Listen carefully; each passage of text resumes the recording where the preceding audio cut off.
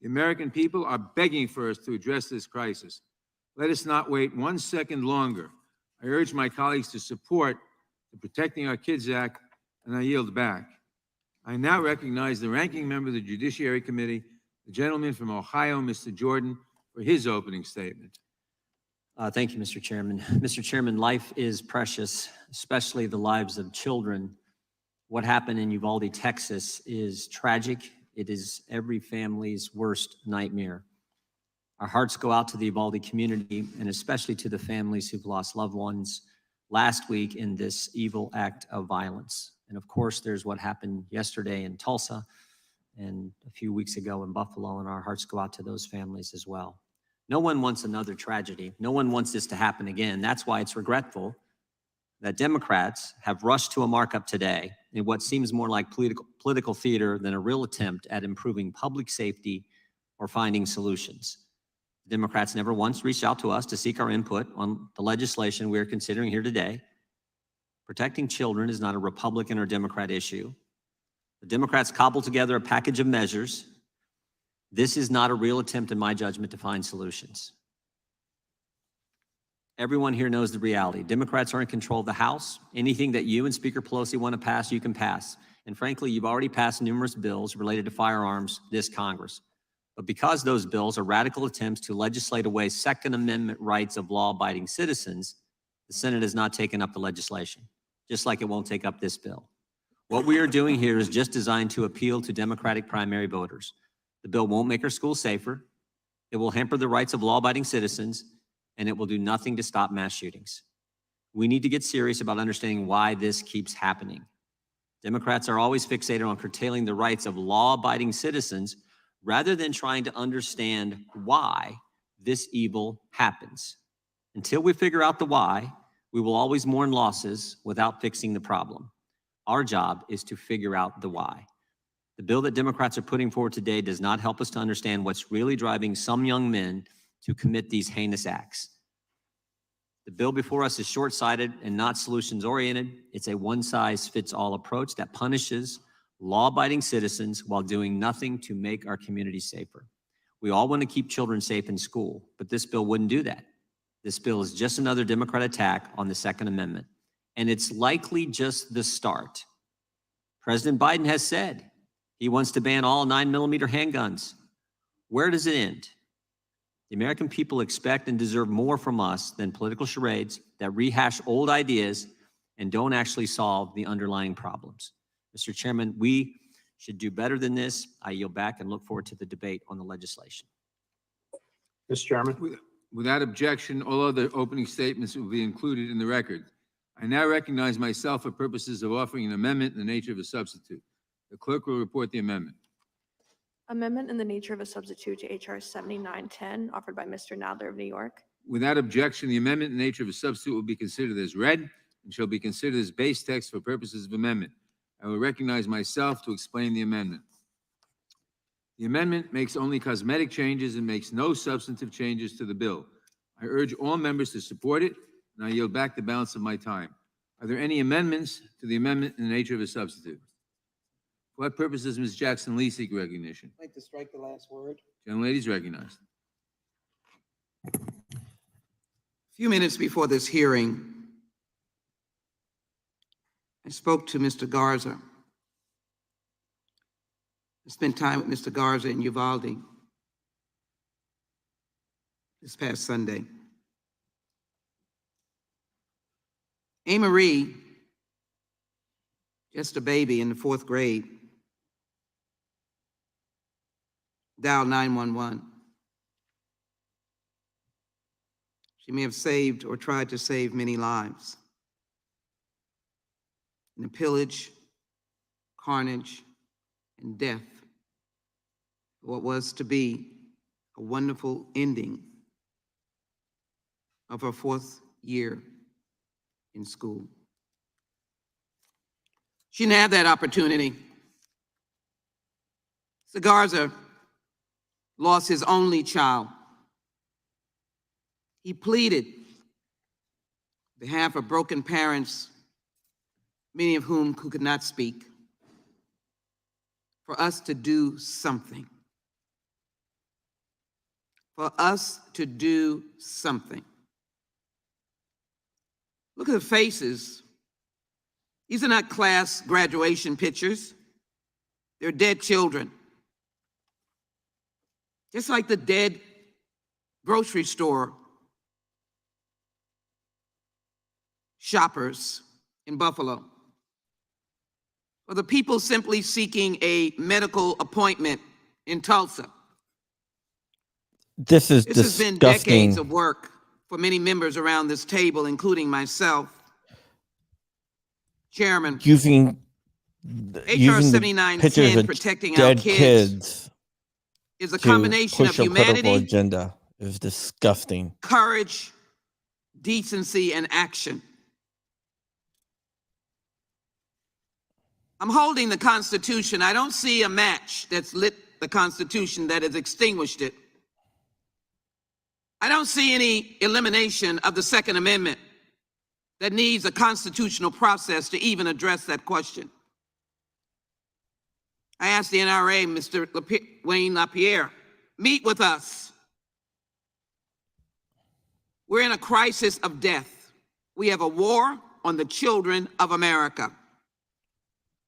I, for one, cannot stand in a stupor of stupidness. I believe it is crucial that what we did some years ago, sit on the floor of the House when we were in Republican control after Sandy Hook, just to do something. And here we are again. Now remember the words of John Lewis, who said, "Where is the heart of this body, the Congress? Where is our soul? Where is our moral leadership? Where is our courage?" From Columbine, of which I served at that time on the Columbine Task Force, to the countless numbers of children that have died because guns have not been stored or guns did not have a device, as the storage bills reflect. This is the question of whether or not we as Americans are blind. Do we only see the power and money of gun manufacturers? Are we not sensitive to Boulder, Atlanta, Tree of Life, Marjorie Stoneman Douglas, Las Vegas, San Bernardino, Gilroy, Garlic, Washington Navy Yard, Sandy Hook Elementary, Virginia Tech, Aurora, the Sikh Temple, Emmanuel African Methodist Church, or Santa Fe in Texas, near my district? El Paso, if I did not mention it. And so today, I'm reminded of the great and outstanding work of my colleagues. I thank you. You have introduced these bills over and over again, and I'll have an opportunity to discuss how important your legislation is, but we are not finished. The assault weapons ban is a necessity. A 7-week waiting period is a necessity. Actions against manufacturers to give civil liability is a necessity. And countering the cycle of violence is a necessity. I end 7 by weeks. simply saying Kimberly Vaughn 7 died in weeks. Santa Fe. She was 17 years old. Her mother is still in pain in Texas. And I'm calling on all of you to have a sense of humanity, courage, decency. God knows we need action, for it is a sin and a shame on us.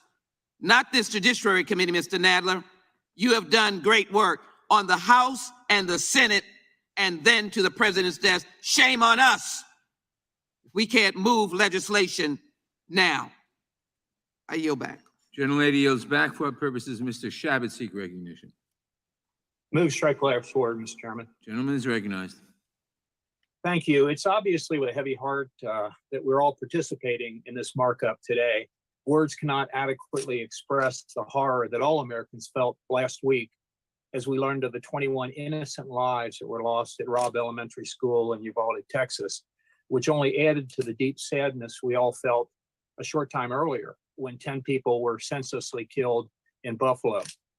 Given the shock and the revulsion that we all feel from those two horrific crimes, it's easy to understand why we're considering this legislation today. It's only human nature to search for answers and feel the need to do something to address a situation this troubling and this concerning. But the question we need to ask ourselves before we act, Mr. Chairman, is what actions can we take in a constitutionally permissive manner that will actually help make the American people, particularly school children, safer? The most obvious answer to that question is that we can take action to make our schools more secure. After the tragic shooting in Parkland, Florida,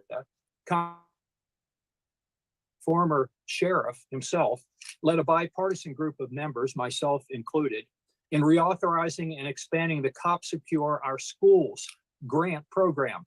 That program provides necessary funds to states and local school districts to strengthen security measures at schools across the country. The money can be used for metal detectors, to adopt security plans, to train school officials, to hire school resource officers, including retired police officers, and to help identify students with mental health issues. Remember, Biden is against hardening schools. To students and teachers, but there's always room for improvement. And that's one area where I believe we could be working together to find common ground and make students safer, and it would be immediately. I also think we could work together on methods to better address the mental health crisis that's facing so many of our nation's youth today. Too often, the shootings that occur are perpetrated by primarily young men who feel marginalized and who appear to be suffering from some form or another of mental illness. Finding a way to identify these young people earlier and to help get them the treatment that they need before the tragedy strikes is a goal upon which I think we could all agree.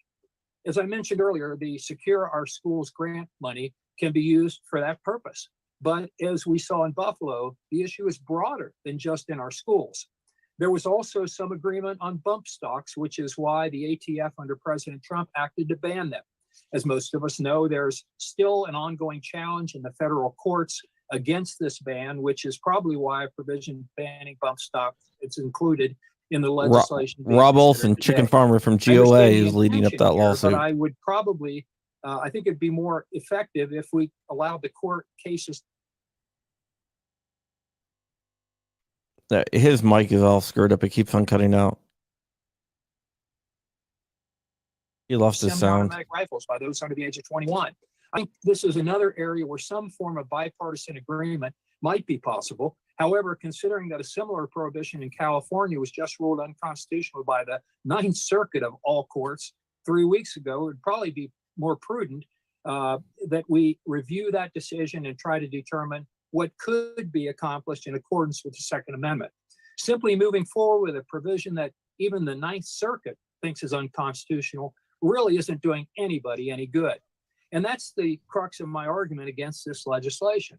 The majority is simply acting quickly because they believe it's important to act quickly. In doing so, I'm afraid they're foregoing an opportunity to actually work together and hopefully produce a better piece of legislation, which is what they're apparently trying to do in the Senate. We could do it in the House as well, Mr. Chairman, but not if the majority is so focused on the speed of the legislation rather than its merits. I think we should stay focused on the merits. Unfortunately, that's not what we're doing today. And I yield back. The gentleman yields back. Without objection, a statement from Representative Rosa DeLauro, whose legislation, Ethan's Law, is an important component of the Protecting Our Kids Act, will be entered into the record. For what purpose does Mr. Cohen seek recognition? Strike the last word. Gentleman is recognized. This is no rush to action. This has been delayed for decades. I was here 15 years ago when Virginia Tech was the site of a mass killing. And in 15 years, we haven't gotten gun laws changed and reformed. This bill, which is somewhat of a compilation of other laws, all should have been law before, but should be law today. And the Democrats are not rushing to anything. The public is demanding that we take action because they've seen what happened in Uvalde, Texas. They've seen what happened in Buffalo. They've seen what happened last night in Tulsa. It is happening all too often, and it's deadly. Assault weapons were banned from 1994 to 2004. It was constitutionally permissible. It wasn't until 2008 in the Heller decision when Justice Scalia said that people had a right, based on the Second Amendment, to protect their homes with reasonable weapons, and said that that was not something that would prohibit government from having more restrictive laws Thank on you, people Ro, who for the had mental health $10 for the problems chat. and or people who had criminal backgrounds or Yes, other possible handguns. changes Past in the 10 law. years in the Second U.S. Amendment, only like the had first, 8 is not incidents of absolute. mass stabbings, 31 First Amendment, incidents you cannot defame of people. adults. China had 72 cannot mass go into a stabbings theater and and 90 deaths and holler fire. 473 injuries. There are limits. Let's be like China. And there are limits to the Second Amendment. And assault weapons is one of those limits we've had for 10 years. During that time, we had less mass killings in this country, and we should have it again. Assault weapons are made to kill. The picture that Miss Jackson Lee had up here of those 19 children, the last time you'll be able, or anybody would be able to recognize some of them, because when they're hit with an assault weapon, they cannot be identified. They are obliterated, and they need DNA to identify them. They put holes in their bodies so large that there's no way they could survive. They are That's untrue. weapons of war and weapons of death and weapons of destruction that we should not permit out here. And when somebody who's 18 years old and right after their birthday, they go and one of the first things they do is buy an assault weapon, that should be a red flag. Where is that person coming from? That's what they want on their 18th birthday, is an assault weapon. They got a problem, which means we got a problem, which means those 19 kids and their parents and those 2 teachers have a problem forever. The NRA has too much of a grip on this Congress and on the Senate. It needs to stop. They're in the business of representing gun manufacturers and selling guns and selling ammunition and not caring about what it does to innocent human beings. They don't care about children. It's not just schools, Mr. Shabbat. My friend, Mr. Shabbat, talked about the school bill. Yeah, it's terrible what happened in Uvalde and in Parkland, et cetera, but it's movie theaters. It's grocery stores. It's anywhere in America. There's something gun crazed about our country that we need to deal with. This isn't going to stop all the killings, but it'll stop some. Will it stop a law-abiding citizen? Sometimes, maybe. Will it stop non-law-abiding citizens? Yes. And that's what we need to see, that there are good background checks and that there are limits on who can get an assault weapon. These are changes that our country wants and that this bill addresses. Bump stocks, the issue with keeping them in the courts, that's an issue about jurisdiction, not about bump stock and the ability of the Congress to outlaw them. It's whether justice could do it through rules and regulations. We need to do it by law, and ghost guns should be prohibited. Now there's some new fangled deal that I've come across in the city of Memphis where they've intercepted some metal parts that have come in from China that turn pistols into semi-automatic weapons into fully automatic weapons. Customs and Border Which is Protection in illegal. Memphis have seized 40 devices recently that turn semi-automatic handguns to fully automatic. Which is Now, we're working illegal. on that. You just That should be made. prohibited too. Oh my There's God. something You just wrong in America, and this committee needs to deal with it today, and it will. I made our appreciate point Mr. Cicilline's bill that that does it won't stop ban criminals from assault doing weapons. illegal I stuff. had an amendment to do that today because it needed to be debated and it needs to be enacted. But for considerations, Mr. Cicilline's precedence on this bill, I'm not going to offer it today. But we need to pass it, and we need to pass everything here, and it's time that our Republican colleagues stopped offering just thoughts and prayers, but offered solutions and cared about the people who are dying. I yield back the balance of my time. The gentleman yields back for what purposes the gentleman from Arizona seek recognition. Move to strike the last word. Gentleman's recognized. Thank you, Mr. Chairman. And the day after the Uvalde shooting, I had the opportunity to meet with CBP Chief Ortiz and also talk with marshals who were on the scene in that school. I happened to be in South Texas at that time. And it is not a tragedy. It is beyond a tragedy A tragedy imputes some kind of non-intentional or accidental event. This was beyond that. This was a deliberate, malicious, evil event by this 18-year-old young man.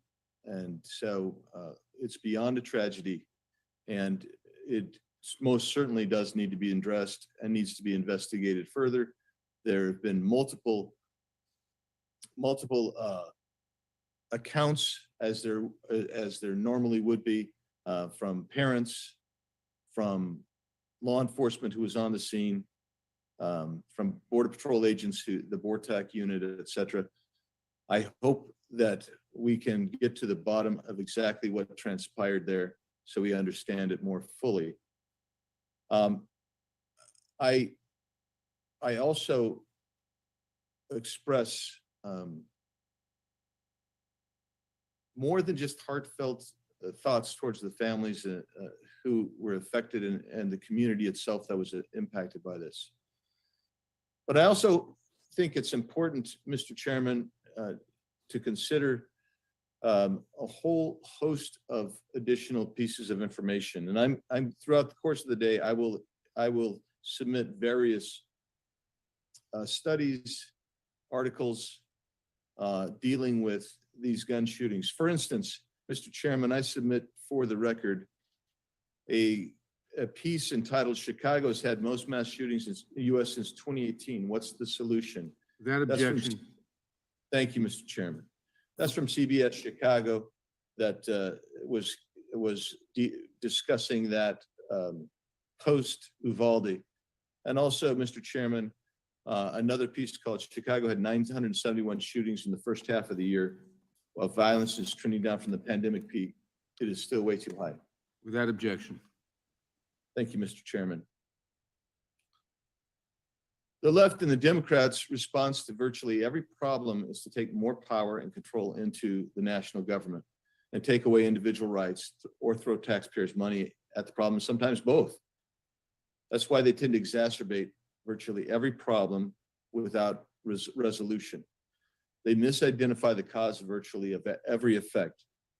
The misuse of guns for criminal or even evil purposes is another example. Millions of Americans safely and responsibly own and use guns.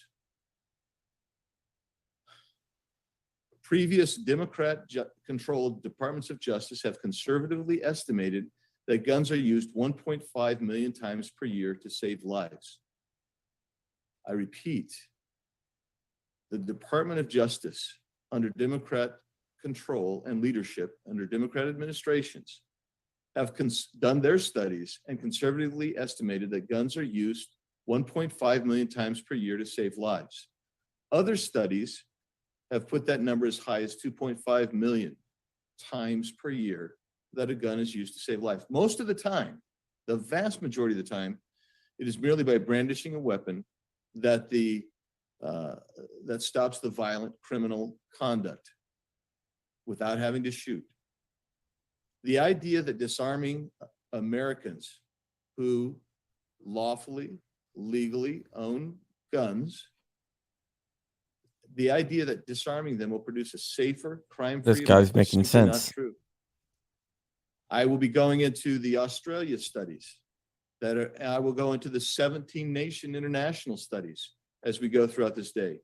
We will review again in my comments from time to time, the Chicago, Portland, New York City, Seattle, and other bastions of left-wing gun-controlled areas where the public is not safer because of the gun control laws. In fact, they are more at risk.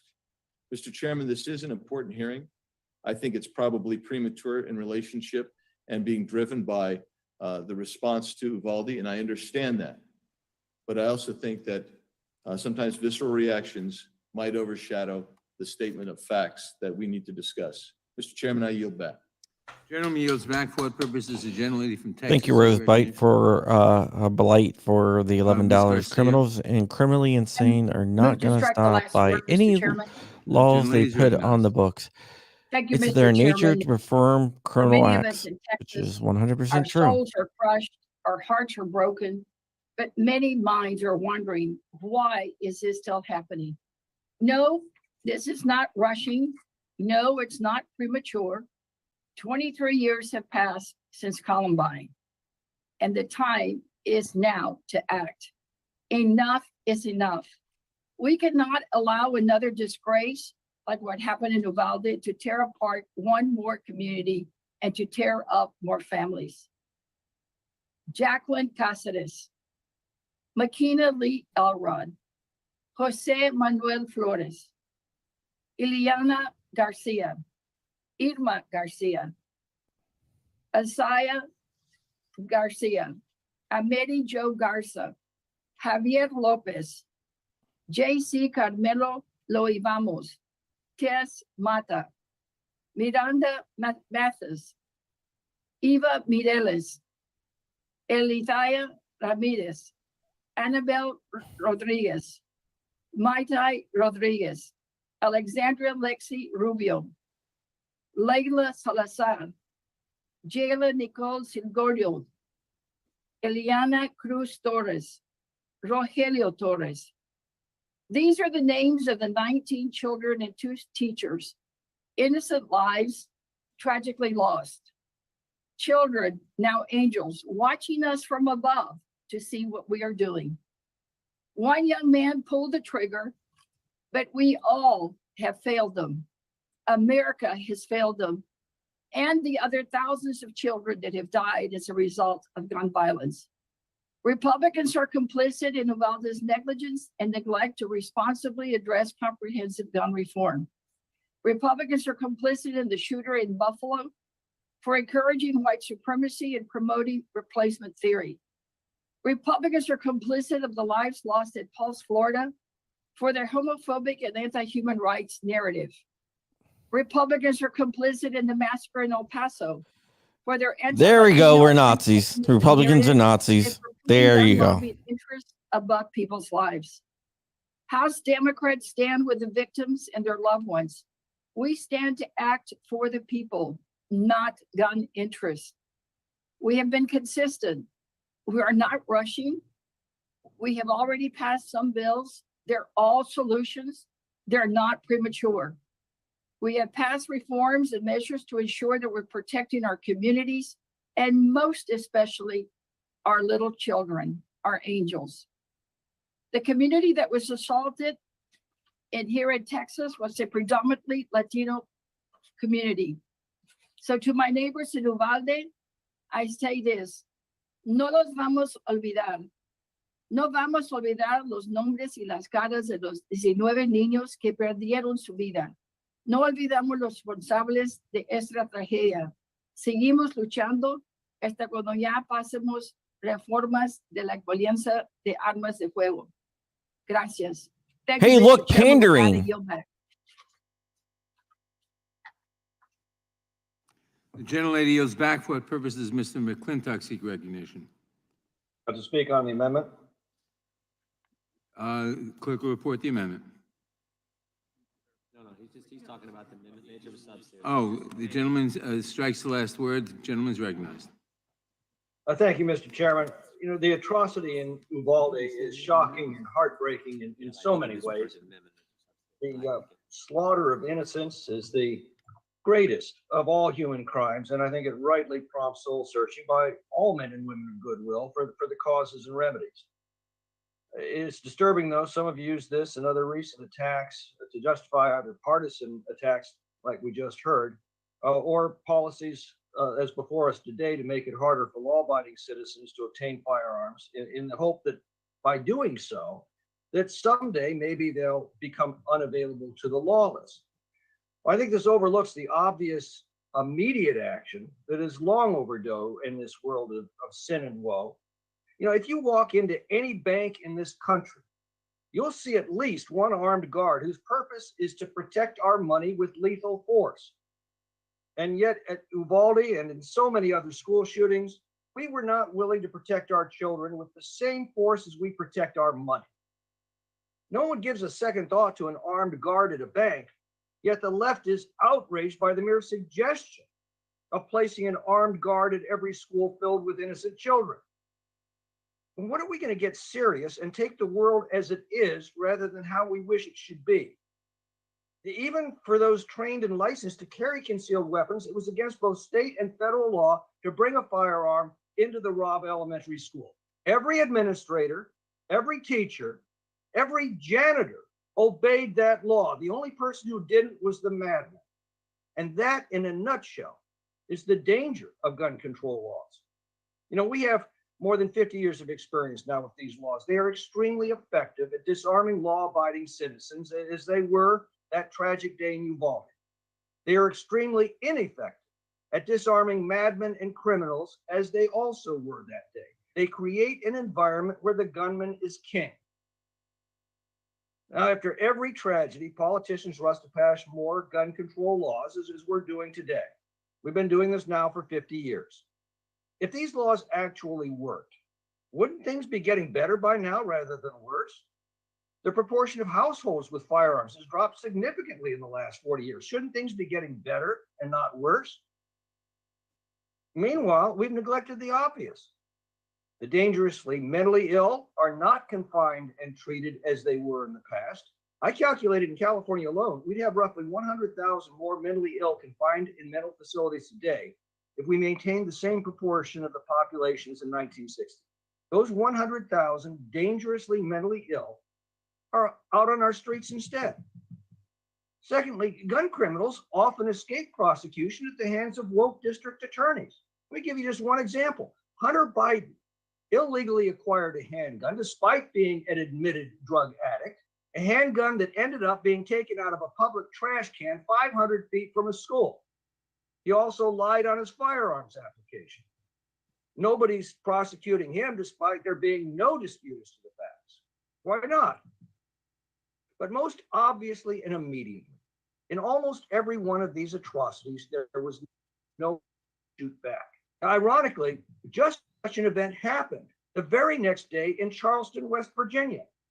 A criminal with an AR-15 style rifle approached a graduation party. He fired into the crowd but missed. Moments later, a woman with a concealed weapons permit returned fire and killed him on the spot.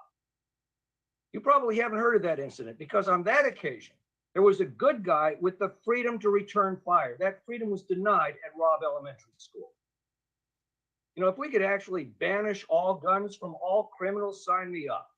But I suspect that gun laws will be about as effective at keeping guns out of the hands of madmen and terrorists and criminals as our drug laws have been at keeping drugs out of the hands of addicts. The difference is the drug laws don't disarm law-abiding citizens from defending themselves. Gun laws do. The one thing we can do right now, this instant, that will have an immediate effect in stopping such slaughters is to assure that every school has the same protection as your average bank and that every school official with the training and licensing can carry a concealed weapon if they choose. And if we're not willing to take that simple, immediate, and wholly effective step, then we're obviously not serious about stopping these outrages. I yield back. The gentleman yields back. For what purpose does the gentleman from Rhode Island seek recognition? I move to strike the last word. Gentleman is recognized. Mr. Chairman, I want to begin by thanking you for this markup and for bringing this really important piece of legislation to the committee. Guns have become the leading cause of death for American kids. Let that sink in, the leading cause of death. And for those who have said, oh, we're rushing this, more than 311,000 students have experienced gun violence since Columbine. So tell the parents who lost children, tell the family members who saw loved ones slaughtered that we're rushing. The real question is, why has it taken us so long? And there's one reason. Common tactic. We don't have Republican colleagues in the fight with us. We passed 2 bills to strengthen criminal background checks. Our ranking member just described those as radical attempts to take away the Second Amendment to explain Republican inaction in the Senate. That's a bill supported by 90% of the American people. Common sense, as well as closing the Charleston loophole. Enough with these bogus arguments about the Second Amendment. This is about fulfilling our responsibility to keep our constituents safe from gun violence. We have a gun violence epidemic in this country. Over 200 mass shootings, 27 school shootings just this year. And every one of those victims is a child, a sister, a brother, a parent, a loved one of people that we have a responsibility to represent in this country and in this Congress.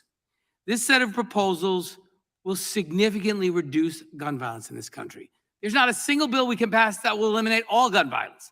We'd all be for that.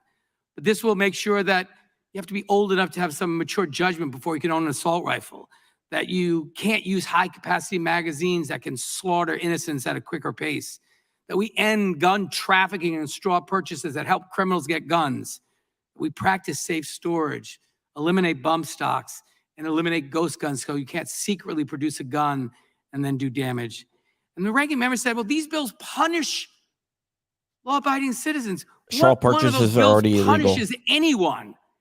And even if you think it's some small burden, it pales in comparison to the burden and the punishment that victims of gun violence have had to experience. So save this claim that somehow this is just too much for law-abiding gun owners. It's just not true. And we have an opportunity today, and I was hoping when we came to Washington for this emergency markup in direct response to gun violence continuing to ravage our country, that we would be met with colleagues on the other side of the aisle who would join us in this effort. These bills, the 5 components of this bill, have been introduced for a long time, some of them over multiple Congresses. These are not new issues. But our approach ought to be different today. We ought to work together in a bipartisan way and pass this bill out of this committee so we can demonstrate to the American people that we are committed to doing everything in our power to reduce gun violence in this country. And, you know, we've heard these same tired arguments that somehow we can't do this because the Constitution prohibits it. That is also not true. The Supreme Court of the United States has said time and time again, the Second Amendment is not absolute, that Congress and states have the ability, and I would say the responsibility, to ensure that there are appropriate restrictions, both on age, on places where you can bring firearms, and the kind of firearms you can possess. That's long been recognized by the Supreme Court. So don't let our Republican colleagues hide behind this claim that, oh, we'd love to do something. We really know this is a serious problem. We extend our thoughts and prayers, and we would do more, but you know, the Second Amendment prohibits it. That is not true. Their refusal to join us in this effort is a direct result of the power and the resources of the gun lobby in America.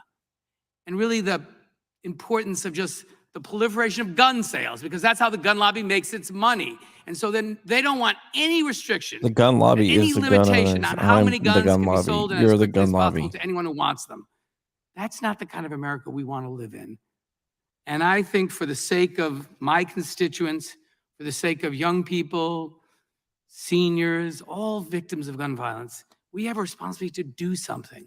And I hope this is the second package of gun safety bills we'll do. I hope we'll do more. And then it will be incumbent on our colleagues in the Senate to send these bills to the president's desk. And if they don't, Corn pop. it will be clear to the American people who's fighting for common sense gun safety legislation and who is standing in the way. And it will explain why we continue to be a country that has a gun violence epidemic. We cannot allow this to continue. I urge my colleagues to support this act, and I yield back. Gentleman yields back. For what purposes, Mr. Bishop seek recognition? Strike the last word. Gentleman is recognized. You know, I was just thinking, so I'm going to take up the gentleman from Rhode Island's challenge. He just said that there's really not any significant constitutional issue at stake whatsoever, that the Constitution doesn't prohibit this. Are we it seems to related, me Casey that, Crump? You'd have to know, wouldn't you?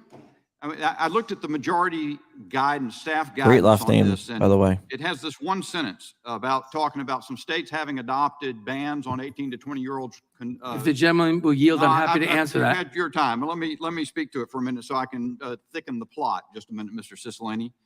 You said that, or the majority guidance says, yet these laws, speaking of bans in some states on semi-automatic rifles being banned to 18 to 20-year-olds, so yet these laws have been challenged in the federal courts. They referenced 2 cases, didn't say anything else about it.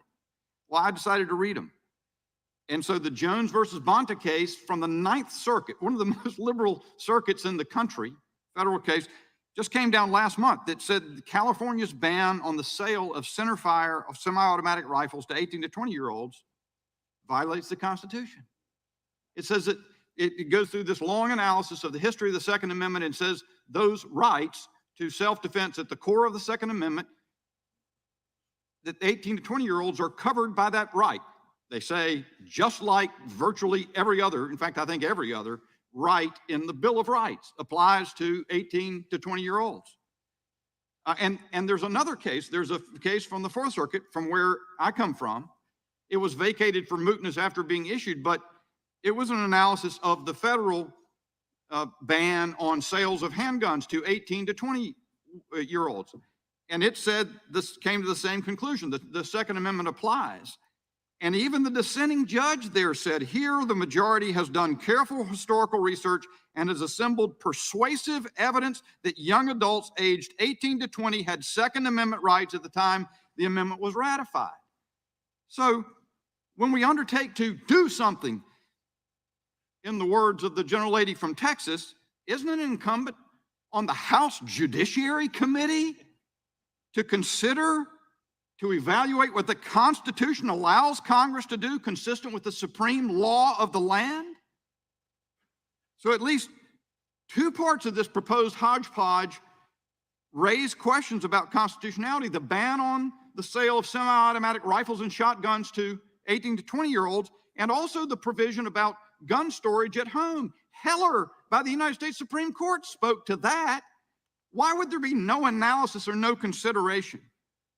But there's a willingness to just ram through this package, and the answer is, we don't have any patience for you if you're objecting. The voices are raised, the accusations are made, Republicans are complicit.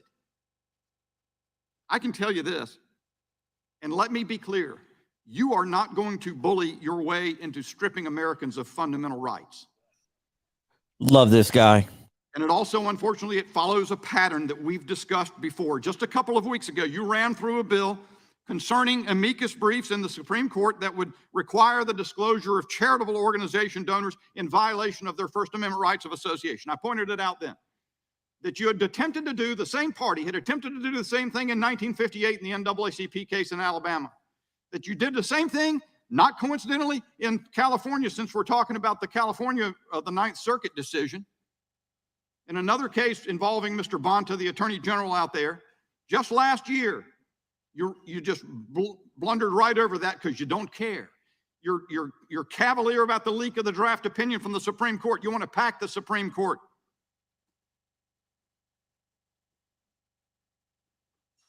If the gentleman will yield, I'm happy to answer your question. No, I think I've answered the question, but I'd be glad. Not to accurately. You're in the disregard with the Ninth Circuit? Dan Bishop is I'm from actually North bound by Carolina. the Supreme Court of the United States, and I'd like to read the quote to you if you'll allow me, since you raised the question. Look, I think the issue is what that Ninth Circuit case said on the subject. The United States Supreme Court takes precedence over the Ninth Circuit. I don't yield. You'll have plenty of time. Your allies form mobs outside justices' homes. Yeah. You say look, you've got to figure out something else other than stripping people of their constitutional rights. We've got to figure out something else, assuming that the majority entertains a discussion. But you cannot, the courts have made it pretty clear, you cannot deprive young adults any more than the remainder of Americans of their core Second Amendment right to self-defense by the purchase and possession of weapons that are in common use and prevalent. And I'll say well, I'm out of time. Rich, get this guy on the show. For what purposes, Ms. Dean seeking recognition? Just strike the last word, Mr. Chairman. Gentleman is recognized. Thank you, Mr. Chairman, and I thank you for calling us to this emergency markup of the Protecting Our Kids Act. It is timely. In fact, we've all been clamoring for this kind of legislation for a very, very long time. I'm stunned by some of the words that we're hearing on the other side of the aisle. Where is their outrage over the slaughter of 19 fourth graders and their 2 teachers? Why don't they feel an urgency Fake to do tears. something? I'm reminded of the Fake John tears. Donne poem that ends, "Do not ask for whom the bell tolls. It tolls for thee. It tolls for us." We have to stop saying, "Oh, where was the shooting? Tulsa? Buffalo? Uvalde? Parkland?" Stop asking for whom the bell tolls. Whose funerals are we watching this week? It tolls for us. Our souls are being drenched out of this society. Before I discuss the important merits of the legislation, let's ground the debate in these last two slaughters. Actually, they're not the last, but the two that were some of the urgency that brought us here. On May 14th, 2020, 10 Black people were killed in a racist mass shooting, simply shopping for groceries. Roberta Drury, 32. Marcus Morrison, 52. Andre McNeil, 53. Now Aaron she Salter, is going 55. to Geraldine Talley, 62. refer to race. Celestine Cheney, 65. Hayward Patterson, 67. Catherine Massey, 72. Pearl Young, 77. Ruth Whitfield, 86. It's untimely that we're here. What's untimely is being slaughtered in a supermarket by an 18-year-old with an assault-style weapon that he bought himself too, sort of as a birthday celebration. Well, it shows that Hundreds background of checks rounds don't of work, right? ammunition. You're worried about restricting that purchase and that slaughter, and you're not worried about the untimely deaths of 10 Black people in a supermarket. And only 10 days later, 19 children and 2 teachers killed, and I know you heard the names, but I'm going to say their first names again. Would it make it better if McKenna, it was 10 white people? Layla, Miranda, Nevaeh, Jose, Xavier. These are all 10 and 11-year-olds, I should be saying. Tess, 10. Roleo, 10. Ellie, 9. Elihana, 10. Annabelle, 10. Jackie, 9. Uzziah, 10. Jace, 10. Mate, 10. Jaliyah, 10. Ameri, 10. Congress Lexi, really needs 10. an enema. Alethea, 10. And their teachers, Irma, 48, and Eva, 44. As we have heard, one of the children called twice, at least twice, said, "Send the police." One of the children recounted how she took the blood of her dead friend lying near her and smeared herself with that blood to pretend to be dead. What have we taught our children? This is on our watch. Where is the outrage? I will tell my friends on the other side of the aisle who, for some reason, stand against these common sense measures that would save lives, not all lives, but would save lives.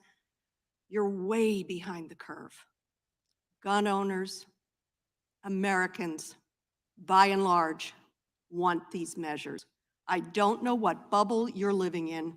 I guess surrounded by a powerful gun lobby trying to hold on to your seats. But America is way ahead of you. The outrage is real. We didn't learn it after Columbine. We didn't learn it after Sandy Hook. Please, God, let us stop the shame on our country, pass these laws, say that an 18-year-old cannot go in and slaughter our children or Black people because they don't like Black people. Join us. Join us in saving lives. We couldn't have a more important job to do. I yield back, Mr. Chairman. Gentlelady yields back for purpose. This is a gentleman from Florida. Seek recognition. Strike the last word. Gentleman is recognized. I will confess, I don't know much about the gun lobby that my colleague referenced because I don't meet with any lobbyists. I don't take their donations, and I don't take any donations from any of the political action committees that are for or against any of these measures, but I can speak for law-abiding gun owners who are very concerned about some of the bills that are before us. It is reflexive and it is irresponsible to consider bills while we're still trying to figure out what happened in some of these circumstances that you suggest animated the need for this hearing. The chairman referenced Uvalde in the first moments of this hearing, but yet we're still deciphering key elements of the law enforcement response, of the physical plant, of points of intrusion. And it is not kind, and it is not compassionate to tell people that you're doing something to help them when in fact you have no idea whether or not this legislation that you fashioned would in fact do that. I would suggest that it's potentially cruel to tell people that they've inspired a response to a tragedy when in fact that response won't work. Who would want to be associated with such a thing? My colleagues asked the question, where's the outrage? I would observe that perhaps outrage isn't the most responsible and pensive way to write a bill, to address a problem. I heard on Sunday, Senator Chris Murphy praise the Florida legislation in response to the violence in Parkland. And while there's a lot in that legislation I didn't like, mainly the gun control, there were provisions that I think we could work on that have made schools safer in Florida. For example, no longer leaving schools as gun-free zones, as soft targets in many cases, has improved the force multiplier for law enforcement. In fact, of Florida's 67 counties, 45 have opted into the Sentinel program we created in our state to get rid of the gun-free zones and to allow former members of our military, former tactical operators, former members of law enforcement to be there for their children to keep them safe so that we don't have to relive these tragedies. There was also more training that was actually required, mandatory, rigorous in Florida. That would be something that we might want to think about and might want to encourage. But it is similarly irresponsible here in the Judiciary Committee for us to just ignore the jurisprudence that's happening around the country. When you have the Ninth Circuit, the Fourth Circuit, developing law around the notion that you can't just deprive someone of their Second Amendment rights who's committed no offense other than not having achieved the age of 21 once they're an American adult. I sort of like Congressman Massey's legislation that maybe everyone who's a voter or on their way to vote ought to have the opportunity to carry a firearm to ensure that they're not subject to any intimidation. I heard my colleague, Mr. Cohen, talk about the need to pass this legislation despite the fact that it will stop law-abiding citizens from being able to exercise their right. And I guess that is the accepted collateral damage. What people need to hear is that stopping law-abiding citizens from exercising their rights is okay, even in a world in which we're not making school shootings less likely because we're not appropriately tailoring the remedy to the problem. We've got all this ghost guns and gun tracking legislation up today. Were any of these school shootings, were any of these guns ghost guns? You know, and so it seems to be sort of gun control in search of a tragedy to lash onto to animate the desire to have more gun control.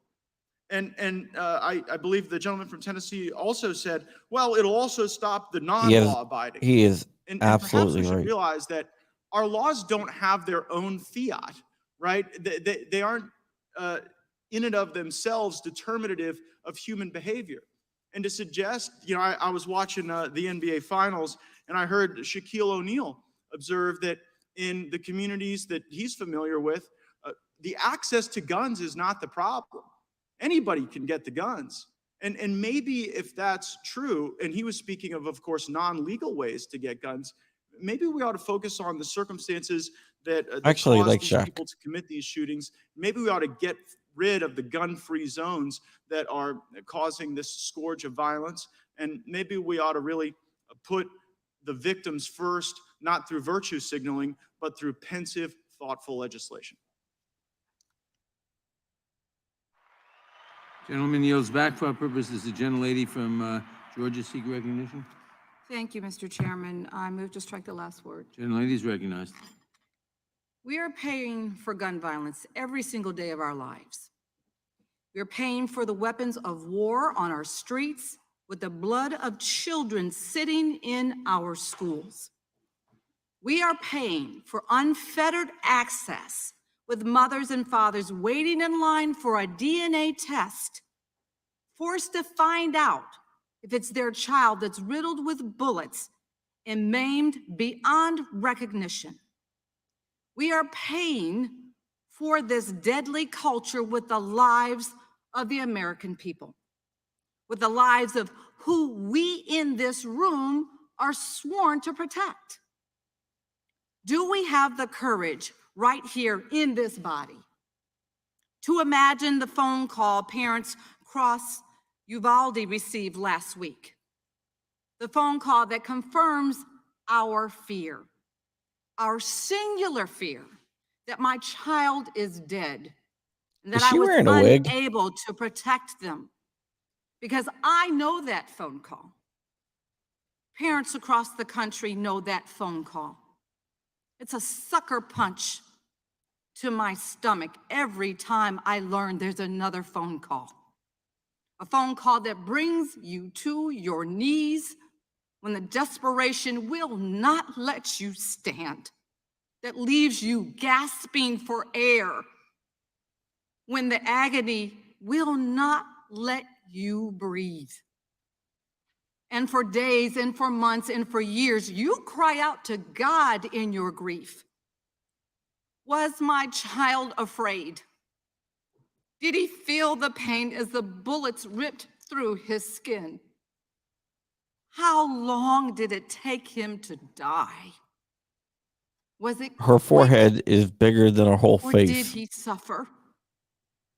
My son Jordan was only 17 years old when he was shot by a man with a gun who didn't like the loud music that he was playing. I had dreamed of who he would become.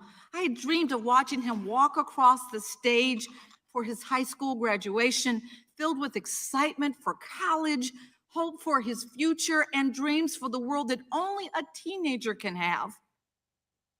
The same racially motivated violence that took my son, that murdered 10 Black Americans in Buffalo, is being replayed with casual callousness and despicable frequency.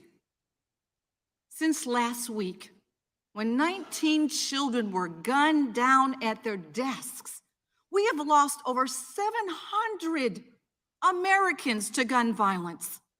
Last night, 4 Americans were murdered as they worked, murdered while they tried to mend, murdered while they tried to keep families whole. Are we okay with this as a nation? Is this the status quo that we all accept? What rights do we give our children as we bring them into this world? What rights has God given them as they grow in our homes and in our hearts? Do we enjoy the right to study in our schools without the fear of massacre? Do our children have the right to live free from the trauma that only stepping over a friend covered in blood could ever bring? Do parents enjoy the right to drop their kid off at a school and expect to see them come home?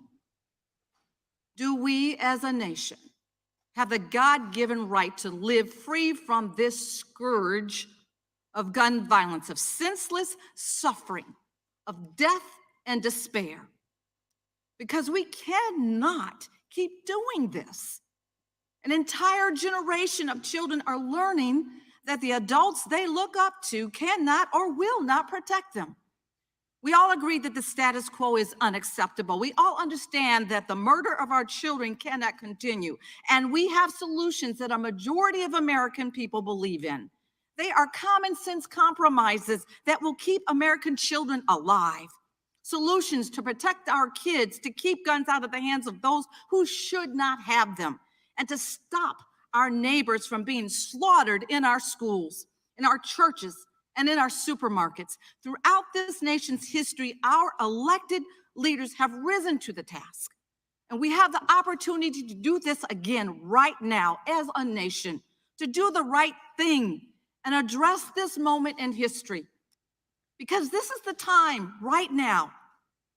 This is the moment. It may be the only moment that we have. We are facing the challenge of our lifetime, and this is the issue of our era. And we must summon the courage to do what is right, the courage to protect our kids, and the courage, my God, we have to have the courage to protect America. And I yield back. Gentlelady yields back for our purposes. Mr. Massey seek recognition. I move to strike the last word. Gentleman is recognized. Today, we're debating a gun control bill that's actually 6 gun control bills in one. And why are there 6? Because none of them work. If you take 6 that don't work and put them together, they're not going to work. You can't make up for ineffective bills by having more than one or half a dozen of them. Each and every one of these gun control bills in this single title is unserious and unconstitutional and suffers from the problem, the inherent problem that almost all gun control suffers from. And that is criminals do not obey the law. They do not follow the law. Who here today thinks that criminals are going to read the Safe Storage Act and you know, some gang member is going to say, oh, I better lock this gun up or else they'll come and take it? Who here today thinks that a 19-year-old criminal is going to obey the restriction on age for having a gun? Nobody here believes this. These are unserious, but they're worse than that. They're going to compromise the rights and the safety of individual citizens, law-abiding citizens. Let me tell you the story of Nikki Gosser, who's testified here in Congress, and she worked for me in my congressional office. Nikki watched her husband get murdered in front of her viciously in a gun-free zone while her licensed firearm was in her car outside of the restaurant. That haunts her today. Ben and her had just recently been married and they just wanted to be in this restaurant and they followed the law, and he was murdered by her stalker in front of her. Now, she went on to get the laws changed in Tennessee to get rid of that gun-free zone. But that's one example, just one example of how all the rest of these are going to fail. The criminals do not follow the law. And the biggest thing we could do that nobody on the other side of the aisle is talking about today is to quit advertising our schools as soft zones, soft targets for defenseless teachers, defenseless staff, and students who aren't being defended. Congress itself in 1990 passed the Gun-Free School Zone Act. I remember when I've been working in intelligence, It's cost more lives than it like has saved. weekly. Now, some states have been able to override the Gun-Free School Zone Act and create their own areas. And in those states and those school districts where that's happened, where they've allowed qualified teachers and staff to carry, there hasn't been a single mass shooting in one of those schools. There hasn't been a single shooting of one person in one of those schools. The biggest thing we could do here today is to repeal the 1990 Gun-Free School Zone Act, so that the default condition in this country is not to advertise every student as a target. Now, to Mr. Cicilline's point, he was talking about the Supreme Court. You know, in 1995, the Gun-Free School Zone Act was struck down. Why was that? Because this document does not contain the authority to implement a Gun-Free School Zone Act. So what did Congress do? They resuscitated this unconstitutional bill by putting in a provision that says, well, as long as the gun is involved in interstate commerce, well, then we have the authority. Well, I wonder if that's the case with all 6 of these useless bills in here today, because only 2 of the bills say that. It's actually 2 of the bills say it only applies to firearms involved in interstate commerce. Does that mean the other 4 are unconstitutional? Or it actually means all 6 are unconstitutional, and they're trying to save 2 of them with the provision that killed the Gun-Free School Zone Act in 1995. By the way, they overturned Mr. Lopez's conviction, and he went on to serve in the Marines. the one who was convicted of violating the Gun-Free School Zone Act. But Congress came back and resuscitated it, and unconstitutionally so. But there is a conflict between these 6 bills. Some of them recognize the constitutional flaw, and some of them don't. And I want to close with this. Some of my colleagues have said that the assault weapons ban from 1994 to 2004 reduced mass public shootings by 40%. They make up a number a lot of times, but I'll take whatever number they use. Do they know that sales of AR-15 style weapons went up from 1994 to 2004? Because it was just a cosmetic ban. So if the assault weapons ban had any effect, how did it have an effect? The ownership and sales and transfer of AR-15 style weapons went up during that period. So I would just close by saying, you can't make a good law by putting 6 bad laws together. It's not going to work. It will infringe on our constitutional rights, and the Democrats don't seem to care. I yield back.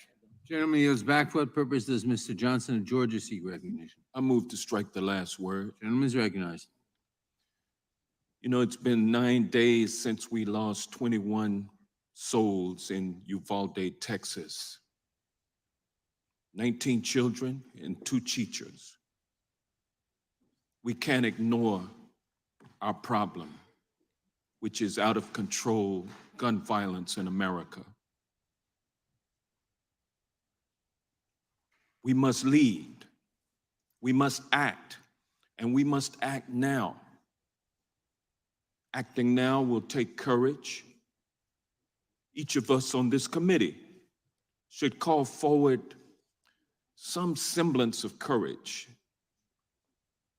like the courage that was on display last week by those brave Border Patrol agents who put their lives at risk to stop the carnage in Uvalde.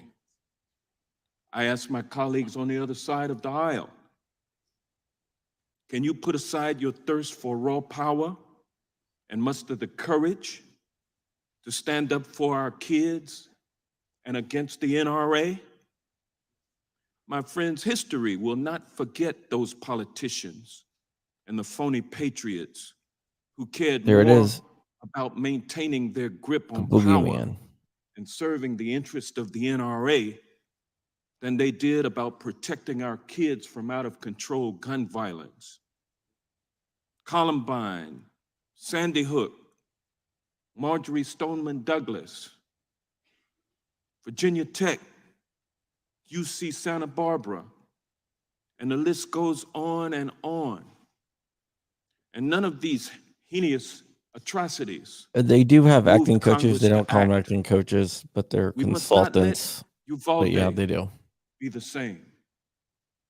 Our constituents need to know that we hear from them and we will act on their behalf. The fact of the matter is that more than 311,000 students have experienced gun violence at school since Columbine. This violence, this carnage cannot be what America is all about. And the time for minor reforms is gone. Congress must take comprehensive legislative action to stop the murders of our children. In the name of all who have perished at the hands of a firearm, we must do something. In the name of Columbine, let's crack down on straw purchasers. In the name of Route 91, let's ban bump stocks. In the name of Sandy Hook, Pulse Nightclub, El Paso, Texas, and Dayton, Ohio, let's ban high-capacity magazines. In the name of Marjorie Stoneman Douglas, Buffalo, and Uvalde, let's raise the age of purchase to 21 years of age.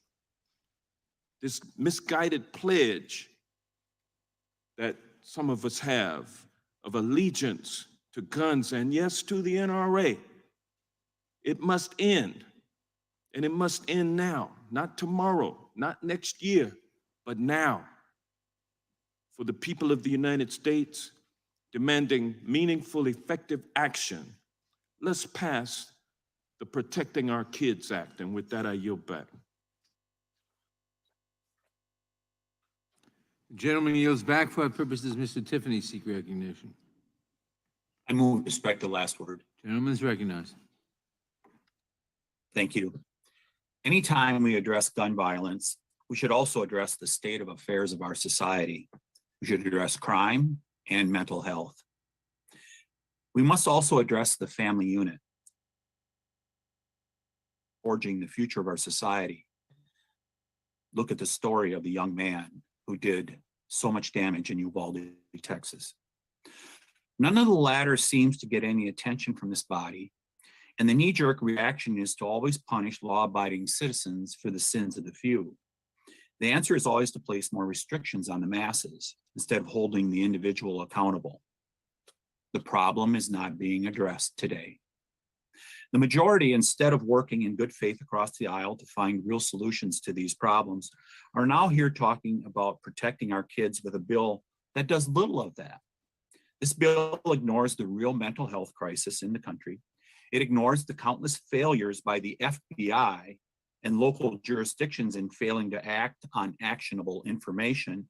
It ignores how the defund the police movement influenced school districts across the US to rid themselves of school resource officers and police. It ignores the school systems trying to replace the family by withholding information from parents about their own children.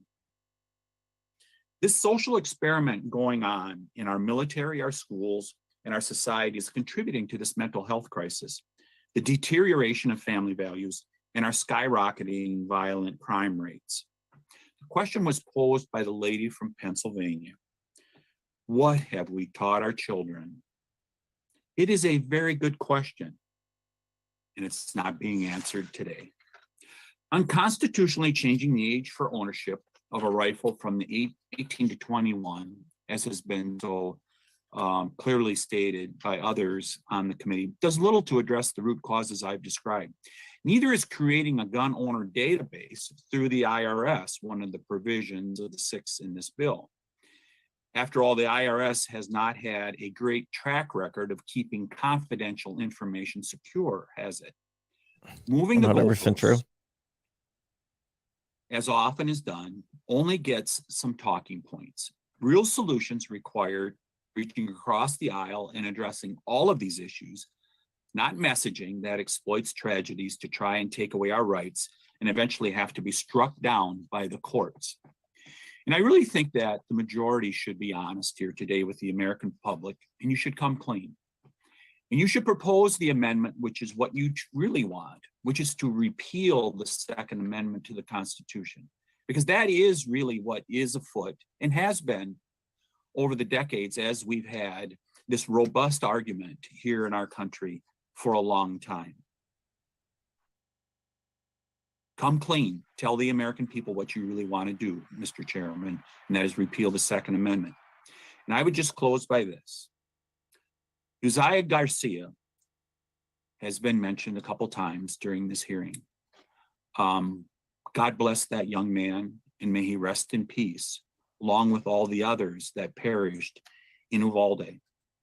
But I would also cite Uzziah Garcia's uncle, who said, do not politicize this.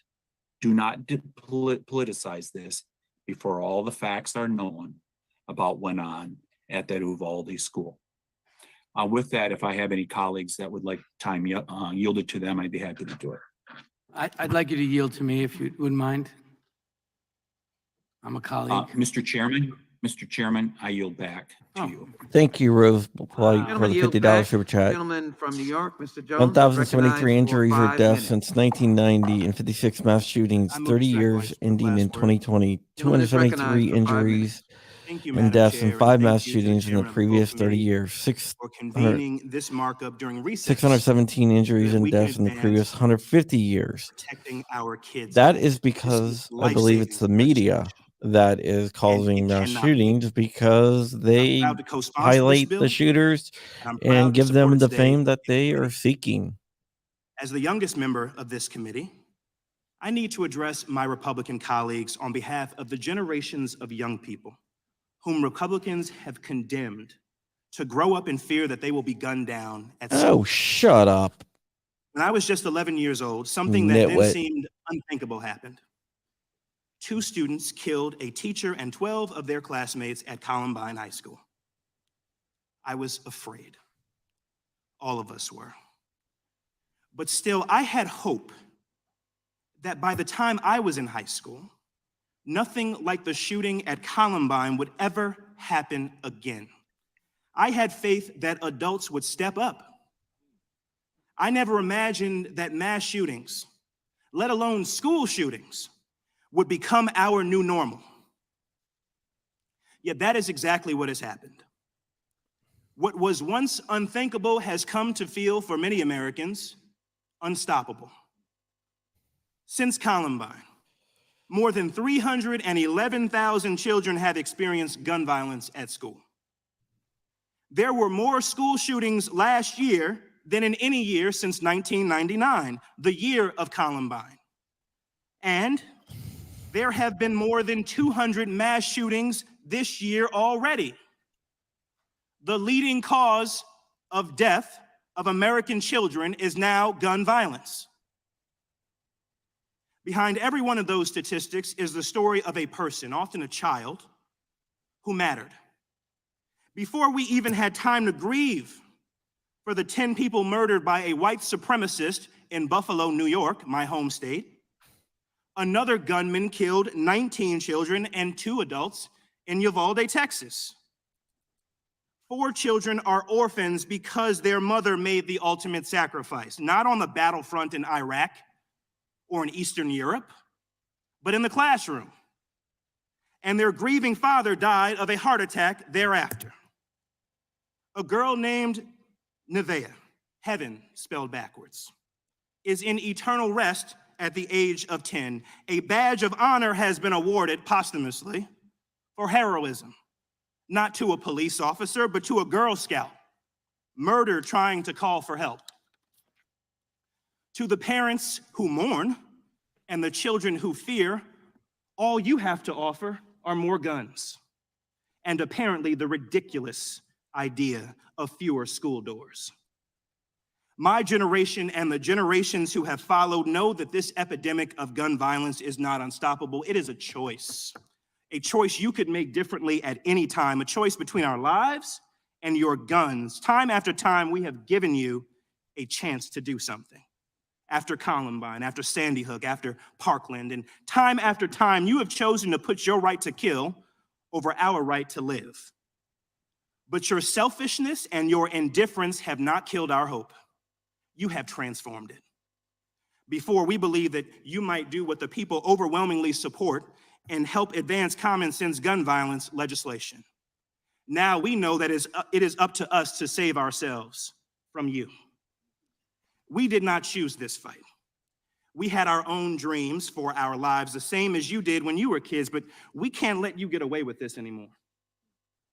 Enough is enough. Enough of you telling us that school shootings are a fact of life when every other country like ours has virtually ended it. Enough of you blaming mental illness and then defunding mental health care in this country. Enough of your thoughts and prayers. Enough. Enough. You will not stop us from advancing the Protecting Our Kids Act today. You will not stop us from passing it in the House next week, and you will not stop us there. If the filibuster obstructs us, we will abolish it. If the Supreme Court objects, we will expand it, and we will not rest until we have taken weapons of war out of circulation in our communities. Each and every day, we will do whatever it takes to end gun violence, whatever it takes. What we will do is not fail the children of this country the way Want a that you civil have war, failed bud? Because that's how you get a generations of civil war. Columbine, Sandy Hook, Parkland, and Uvalde. I yield back, Madam Chair. The gentleman yields back for our purposes. The gentleman from Ohio seek recognition. Move to strike the last word. Gentleman is recognized. Thank you, Mr. Chairman. Now we know.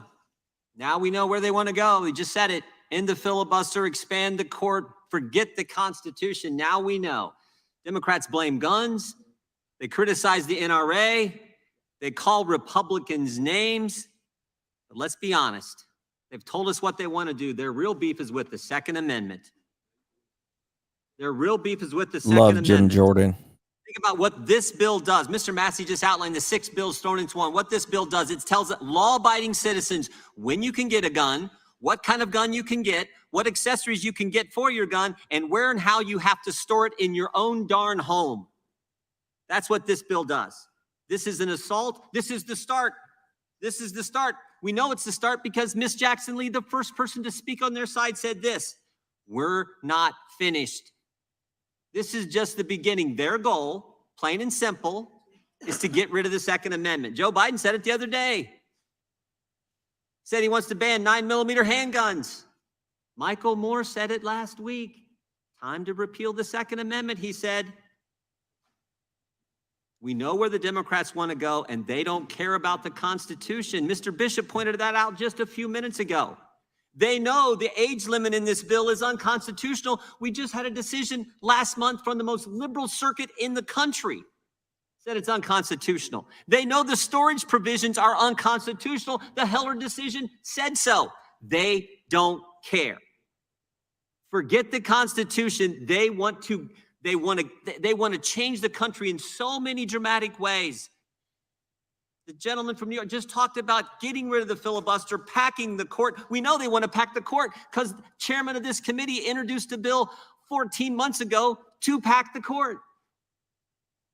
And the worst of it is, this bill would not address the tragedies we have seen unfold around the country in the last couple weeks. Would not stop the terrible events that we saw. Wouldn't harden schools. In fact, the spokesperson for the president just said last week, hardening schools is not something President Biden wants to happen, not something he believes in. I find that astonishing, but that's what she said. This bill would not stop the terrible events. It wouldn't harden schools, but it will sure take away the rights of the American people who follow the law. That's what this is all about. And it's just so wrong. But it is part of the pattern we have seen. And again, as Mr. Bishop pointed out a few minutes ago, this is the Judiciary Committee. You would think there would be the proper respect for the Constitution and for decisions reached by our circuit courts. Nope. Nope. We are so focused on taking away people's liberty. It's frightening to me when you put it all in context and you think about what the Democrats are trying to do to First Amendment liberties, now to Second Amendment liberties. This is what frightens the American people, and that's why we should vote this bill down, and we should come together as a bipartisan in a bipartisan way to figure out what we can do to help make schools safe, make sure that people are properly trained there, make sure the facility is the way it needs to be. We're all for that, but we're not for taking away this. We're not for taking away Second Amendment liberties, not for ending the Second Amendment like they want to do. Mr. Chairman, I would yield to the gentleman from North Carolina, Mr. Bishop. I thank the ranking member. Quote, we must dismantle white supremacy in all aspects of our society, and that means moving funding away from police departments and toward programs that improve public safety by helping to address the roots of systemic inequality. The gentleman from New York, the gentleman who just told us who he is, and I believe him. Except what the gentleman from New York described is annihilating the Second Amendment without repealing it in the manner contemplated by the Constitution of the United States. Would the gentleman yield? Understand what we are up against, because he just Would the told gentleman us. yield? He just told us, Would the gentleman from and Ohio I believe yield? him. I yield back to the gentleman from Ohio. Mr. Chairman, I yield back. Thank you. I wasn't aware that Michael Moore was a Democratic member of the House. For what purpose does the gentlelady from Washington seek recognition? Mr. Chairman, I move to strike the last word. Gentlelady's recognized.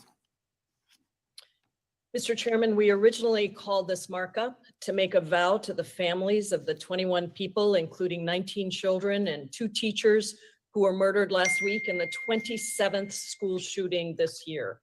A vow to the families of the 10 people killed in a supermarket by an 18-year-old gunman in Buffalo, New York, just 2 weeks before Uvalde, Texas.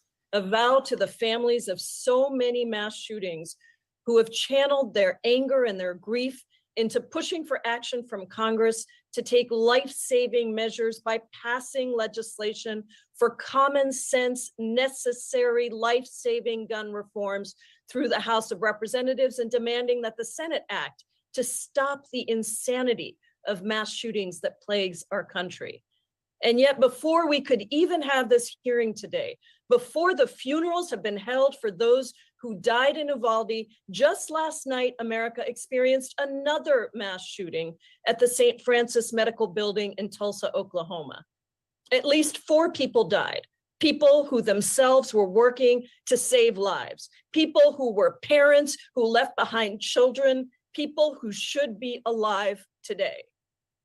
Reports from the scene detail the shooter carrying 2 guns, one an AR-style semi-automatic rifle, like the one used in the Uvalde massacre, but just yesterday, carrying those 2 guns through the medical buildings before the shooting began. And because of Oklahoma's open carry law, hospital personnel were unable to do anything before the shooter began his rampage.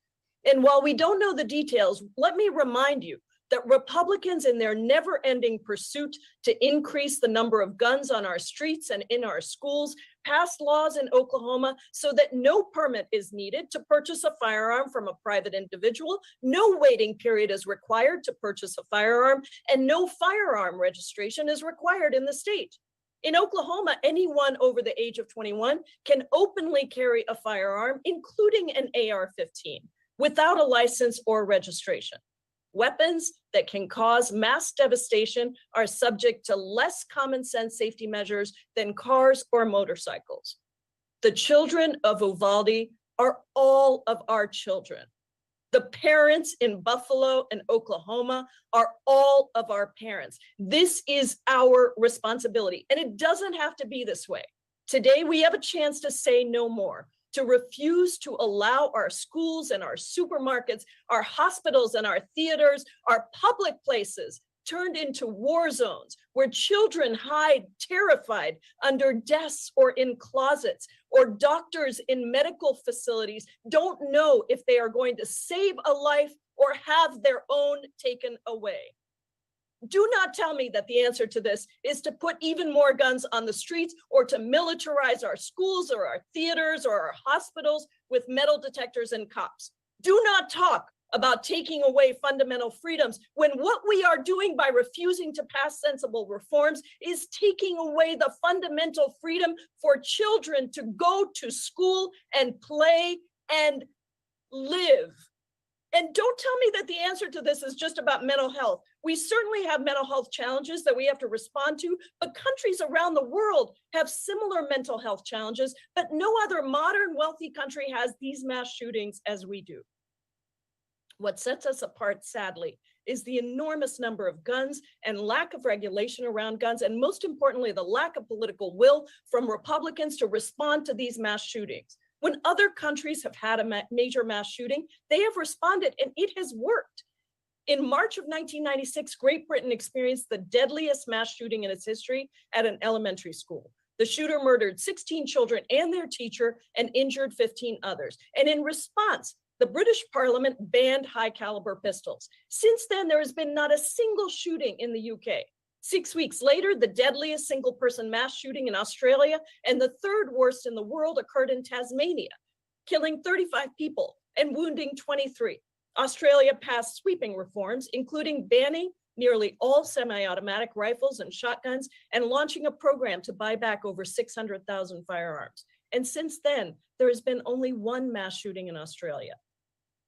Other countries have responded to gun violence with decisive action that effectively wiped away mass shootings. And meanwhile, the United States makes up 4% of the global population, but close to 15% of firearm deaths worldwide. So do not tell me that we don't know what works.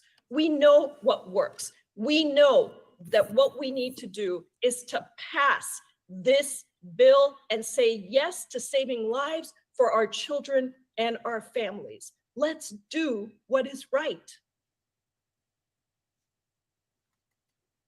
Does the gentlelady yield back? I do. Gentlelady yields back. For what purpose does Mr. Stube seek recognition? Move to strike the last word. Gentleman is recognized. In the filibuster, expand the court, take away your constitutional rights under the Second Amendment. Well, we just heard that that's exactly what the Democrats want to do here today and in the House in this coming week. On Monday, Biden stated a 9mm bullet blows the lung out of the body. And I quote, so the idea of these high caliber weapons is there's simply no rational basis for it in terms of thinking about self-protection. So you can't protect yourself with a 9mm. I guess, according to Biden, only a 22 round ammunition would be sufficient. Then the White House walked back that statement and said he supports a ban on the sale of assault weapons, which there's no such thing, and high capacity magazines. High capacity magazines. I'm going to come back to that in a second. Yesterday, Speaker Pelosi, speaking at an anti-gun rally in San Francisco, stated, we will have a hearing markup on an assault weapon ban. Their plans and their intentions are clear. They want to take away law-abiding citizens' ability to purchase the firearm of their choice, and don't let them fool you that they are not attempting to take away your ability to purchase handguns. They're using the magazine ban to do it. Last year in 2021, the Glock 19 was the highest sold handgun in the United States. It comes with a 15-round magazine. That gun would be banned. Right here in front of me, I have a Sig Sauer P226. Comes with a 21-round magazine. This gun would be banned. Here's a 12-round magazine. This magazine would be banned under this current bill. It doesn't fit because this gun was made for a 21-round magazine. This gun would be banned under this bill. Here's a Sig Sauer 320. It takes a 20-round magazine. Here's a 12-round magazine. This guy is badass. Because it would be banned. This gun would be banned under this bill. Here's a gun I carry every single day to protect myself, my family, my wife, my home. This is a XL Sig Sauer P365. Comes with a 15-round magazine. Here's a 7-round magazine, which would be less than what would be lawful under this bill if this bill were to become law. It doesn't fit. So this gun would be banned. I hope the gun is not loaded. I'm at my house. I can do whatever I want with my guns. There's a point of order. That is awesome. The Democrats want to do. Now let's just take the policy objectives that they're trying to accomplish and look at the municipalities that have actually passed it. Maryland, Washington, D.C., Cook County, Illinois, all have some of the strictest gun country laws in the country, including limiting magazines to only 10 rounds. By comparison, in Florida, there are significantly less restrictions and no limits on magazine size in the state of Florida. Would the gentleman yield for a question? Are these laws effective? Would the Let's gentleman look at yield the for a homicide question? rates in major cities and anti-gun jurisdictions that have magazine bans. Would the gentleman and yield for a compare them to the question? State of Florida, where we have freedom and the ability to carry whatever firearm we want. Would the Jacksonville, gentleman Florida, yield for a question? largest city by area in the state, in my state. Would the gentleman yield for a question? Yes or no? No, I'm trying to get my point across in the 2 The minutes answer that is I no. have left. I love that. The murder rate was more. Now, let me start back over, and I hope you give me my 10 or 15 seconds back that you just took. Jacksonville, Florida, the largest city by area in my state, the murder rate was more than half of DC or Chicago in 2021. And you are 4 times lower, and it was 4 times lower than in Baltimore, Maryland. All jurisdictions that have a magazine ban, you're safer in the state of Florida where we don't have it.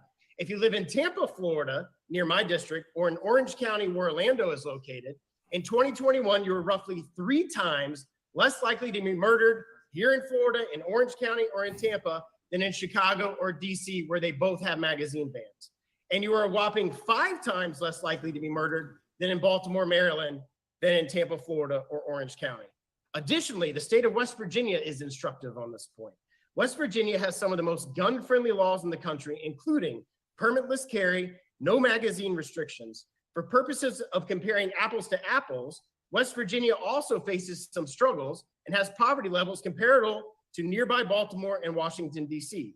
Yet someone is 9 times less likely to be murdered in West Virginia than in Baltimore, and approximately 5 times less than in D.C., according to the most recent numbers in those jurisdictions.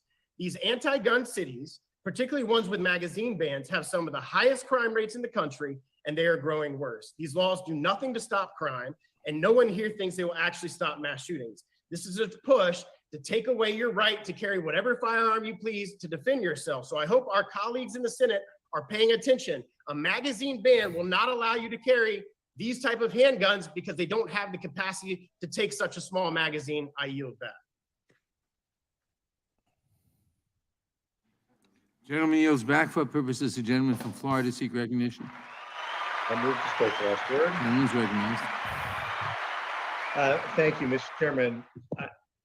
Mr. Chairman, I just returned from traveling to visit with other governments in Europe who have been receiving Ukrainian refugees, who have been standing up to Russia. It was an important series of meetings, but every single meeting started with expressions of sympathy and condolences and questions about how it is that the United States continues to Ukraine just deliver handed gun out problem. I thought it would be fully important automatic just to AKs respond to the to some of what we've citizenship heard defend and to make defend clear what against we're actually Russia. doing. First of all, to the ranking member and to Mr. Bishop, I so resent being told that I don't care about the Constitution. We all do, and you know it's not true. Yes, there's a Ninth Circuit decision. There are also other circuits who have come down the other way. And when you refer to Heller, I think it's important to point out the words of Justice Scalia in the Heller decision when he said, like most rights, the right secured by the Second Amendment is not unlimited, who then went on to explain exactly how. So let's at least be clear that what's happening here, first of all, is constitutional. Now let's talk about what we're trying to do. We already passed legislation to require a check of one's background to make sure you don't have a violent history. There's nobody who's watching this who thinks that if you have a violent history, you should be able to buy a firearm. That's just straightforward. That's what we already passed, and that's what the Senate needs to bring up and pass. And look at what's in this bill. Raise the age for purchasing a semi-automatic rifle from 18 to 21. Let's also acknowledge that in America, you can't buy a handgun unless you're 21. That somehow hasn't been brought up today. By the way, you also can't buy a drink and you can't buy tobacco unless you're 21 either, but you can go in and you can buy a semi-automatic assault rifle, which, by the way, for every time someone sits in this meeting and says, well, nothing we're doing here would have prevented this. Well, actually, if we had a law that said you have to be 21 to buy, then these two AR-15s would not have been purchased. So that's what the 18 to 21 is. Also, Florida, my own Florida, raised the age to buy a gun to 21. It's a really important step that we can take. Also, we'll be voting, before I get back to this, we'll be voting on red flag laws, which Florida passed, which have now been used 5,800 times to make sure that people with violent histories don't do harm to themselves or to others. Florida did that. We want federal offenses for gun trafficking. Violation of the Fourth and Fifth Amendment, by the way. People to feel that they're able to simply bring guns to cities that don't have restrictions, don't buy them where they don't have restrictions, take them to other cities. We're tough on crime in this committee, right? We all ought to be supportive of cracking down on gun traffickers who put people's lives at risk. Safe storage of firearms. Look, if you have a child in your house, my guess is for every one of my colleagues on this committee who owns a firearm, you store it safely. But shouldn't everyone, if they have a child in their house, have to store their firearm safely? That's what this bill does. Bump stocks. Let's remember what bump stocks are. Bump stocks in Las Vegas allowed the shooter to fire off his gun as to do it more rapidly, to do it almost as a fully automatic rifle. Well, President Trump wanted to get rid of those. We're getting rid of them here. Everybody ought to be supportive of that. And then finally, on high capacity magazines, all we're doing is limiting the capacity. And we're not banning guns. We're not taking anyone's guns away. We're not taking anyone's magazine away either. We're limiting it. And you know why? Because when a shooter goes into a school and has to reload, or goes anyplace else where there are mass shootings, which is everywhere, and has to reload, it provides an opportunity for someone to stop him and stop the killing. That's what that's about. And I'll finish with this. Look, I completely agree. We ought to be working together on school safety issues. We ought to pass the Luke and Alex School Safety Act. We ought to pass the Eagles Act. But this isn't just about schools. This is about these horrific mass shootings that happen everywhere. We ought to pass Jamie's law that my constituent Fred Gunberg, who lost his daughter Jamie, has worked so hard on to require. Thank you, background Scott checks on people. W. There's a lot that we Thank can you, do. And John, for finally, we helping don't out have it. Matt. There's a problem at getting access to Hold on, mental I haven't health been care. We doing should this. surge mental health care professionals into every underserved community.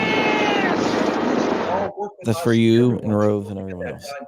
This is a reasonable Who has piece of legislation that will help to save given a lives. super chat. It's important that we do it. We owe it to every family who continues to suffer, as so many in my community continue to. Mr. Chairman, I appreciate your bringing this bill forward for markup, and I yield back the balance of my time.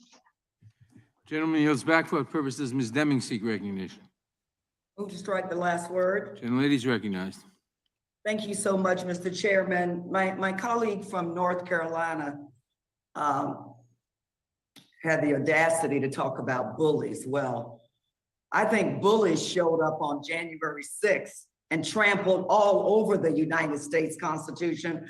I think bullies are trying to take away a woman's right to choose. I think bullies all over Of course, January 6th. gerrymandering and trying to suppress the right to vote. So if you want to talk about bullies, let's I talk care about those kids, things. but Well, I it's been like very killing interesting babies. listening to Yay. this, discussion. As a former police chief, a former crisis negotiator, the commander of the critical incident management team, I hardly know how to describe or begin to understand why people who have the power and the opportunity to do good, to make a difference, just simply refuse to do so, come hell or high water.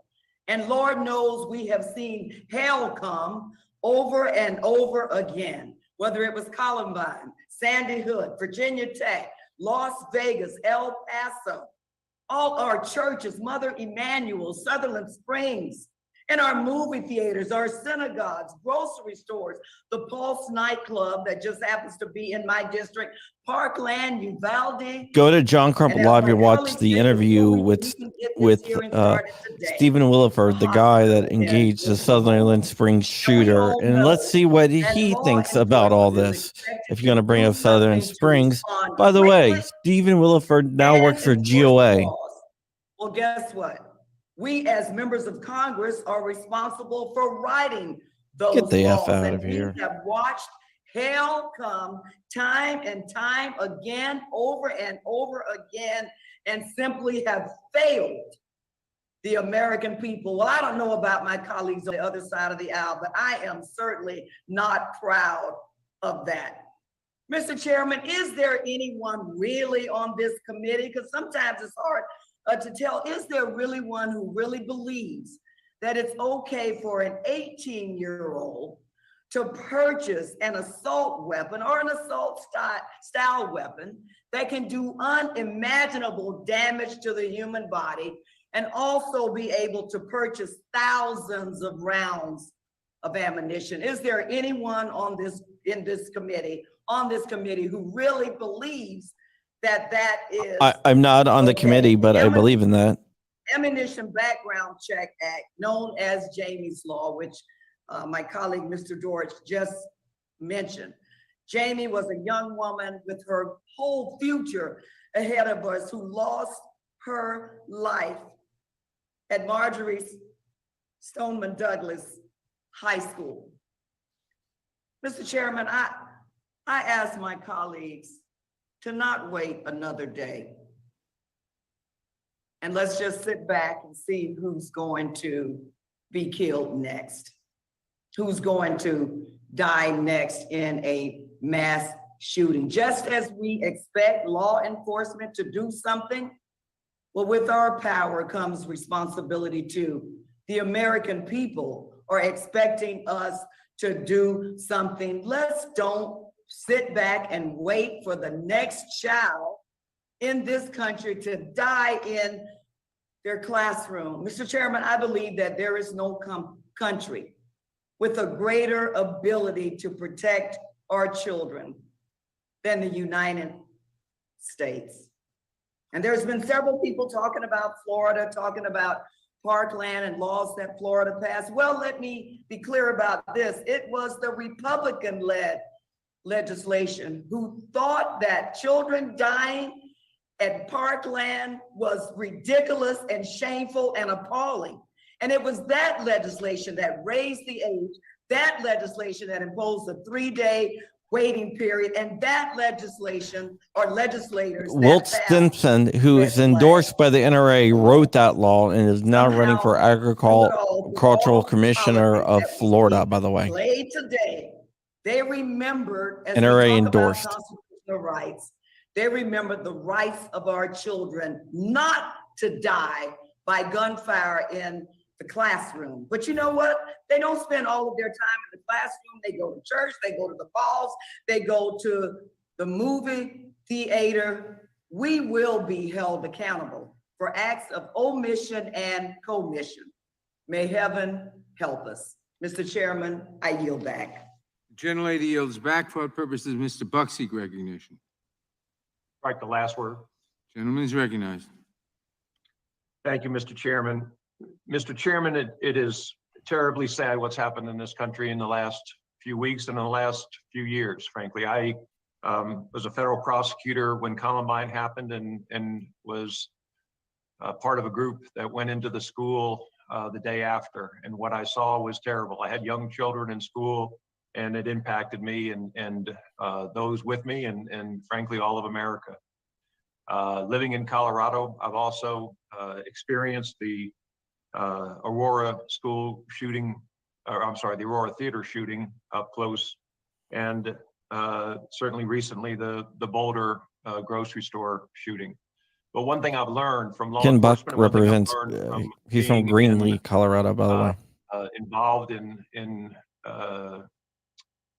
these particular shootings, and also observing what's happening in our country.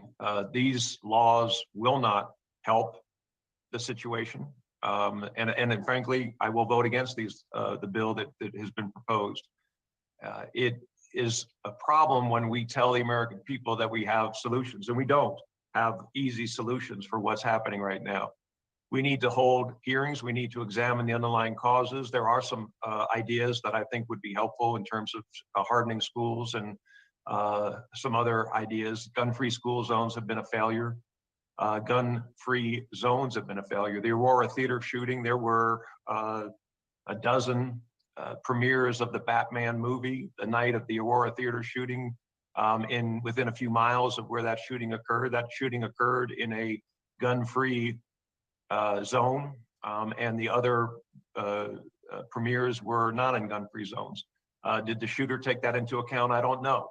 But it's clear that disarming Americans is not a way to reduce gun violence.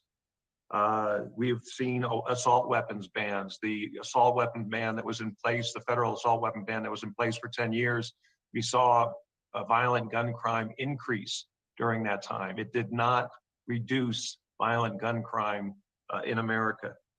These bills that have been presented, the Safe Storage Act, Ethan's Law, Safe Guns, Safe Kids Act, Closing the Bump Stock, Keep Americans Safe Act, would not have prevented what happened in the last 3 shootings and many other shootings. We have a serious problem involving family, involving drugs, involving mental health in this country. We have gone the wrong direction in the last 40 or 50 years.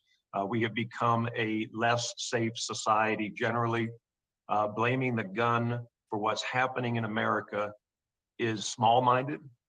It is unfortunate that we can't come together as a group of well thought through legislators that want to deal with this problem, pointing the fingers at each other and saying, well, you're only doing this because you're trying to gain political points on the heels of a dangerous shooting. And then for you to tell us that, well, we're controlled by the NRA. I voted against the NRA. I'll vote against the NRA when I think they're wrong. I'm representing my constituents. In rural Colorado, an AR-15 is a gun of choice for killing raccoons before they get to our chickens. It is a gun of choice for killing a fox. It is a gun that you control predators on your ranch, on your farm, on your property. The idea that somehow we're going to deny access to, I think there are 20 million AR-15s in circulation in this country. It makes absolutely no sense, and it's unfortunate. I think that there are other answers. We've certainly in Colorado, we have discussed the possibility of incentivizing veterans who come back from the military or discharged from the military to go into education and teach and be able to carry guns in a school as a teacher, as an administrator, as a coach, trying to help to strengthen our system. I think we've got to get beyond the finger pointing at this point. I think we've got to get to the point where we're holding hearings, and I hope when Republicans take the majority in November, that in January, we will start to hold hearings and come up with answers that are meaningful, not answers where we tell the American public we've solved the problem. We're going to make sure that there's no guns in schools, so law-abiding citizens don't have guns in schools, but criminals do. We want to make sure that we get to the bottom line of a very complex and very serious problem that this country faces. And I hope we do in the future. It's obvious to me that right now that's not what's intended, and it's sad. And I yield back. Gentleman yields back. For what purposes? The gentleman from California seek recognition. Strike the last word. Gentleman is recognized. 19 kids are dead. 19 children are dead. And so to my Republican colleagues, I ask, who are you here for? Are you here for our kids, or are you here for the killers? Because if you were here for the kids, you would do all you could to protect the next school shooting that's about to happen. And we know what's going to happen in America. You would vote to raise the age on purchasing an assault rifle. You would vote to ban high-capacity magazines. You would vote to require safe storage. And you would vote to address ghost guns, which are ravaging communities across America. But if you're here for the killers, you would do everything to make it easier for the next school shooting to happen. And Mr. Jordan, to say we are trying to dramatically change the country, if trying to make sure that no more kids are put in the ground with a Superman coffin means dramatically change the country, guilty. That's why we're here. Kids are going in the ground today, and you call that trying to dramatically change the country. Why aren't you trying to dramatically change the number of dead kids going into the ground, Mr. Jordan? Who are you here for, the kids or the killers? My Republican colleagues are here for carnival games. They say it's about mental health. Okay, we try and fund mental health, they vote against it. They say it's about schools. We try and fund the schools, fund the teachers. They vote against it. They say it's about policing. $300 million in the American Rescue Plan for community policing. They all voted against it. And they don't want to listen to the police. If they listen to the police, they'd listen to the major cities' chiefs who have called for background checks, red flag laws, banning bump stocks, and banning high-capacity magazines. My favorite, it's about the family. We need to address the family issues in America. We don't want to help feed a family. We're going to make it harder for kids to live on food stamps. We don't want to help a family learn. We're going to go after teachers in America. We don't want to help kids go to college. We don't want to give them jobs. We're going to vote against the infrastructure and jobs bill. And then they say that laws don't work. But they have no problem crafting laws to take away a woman's right to make her own healthcare decision. That law must work. They have no problem going after laws to ban drugs. There's plenty of laws on the books to ban drugs, but no, it's all about the person. Laws don't work when you have evil in our country. That's what they tell us. And then they tell us that we're in a country where you have violent video games, mental health problems, schools that can't be secured, and too many gun-free zones. And their solution to that is to put more of the most dangerous weapons into that mix. That's insane. They're also out of touch with the overwhelming majority of gun owners in America.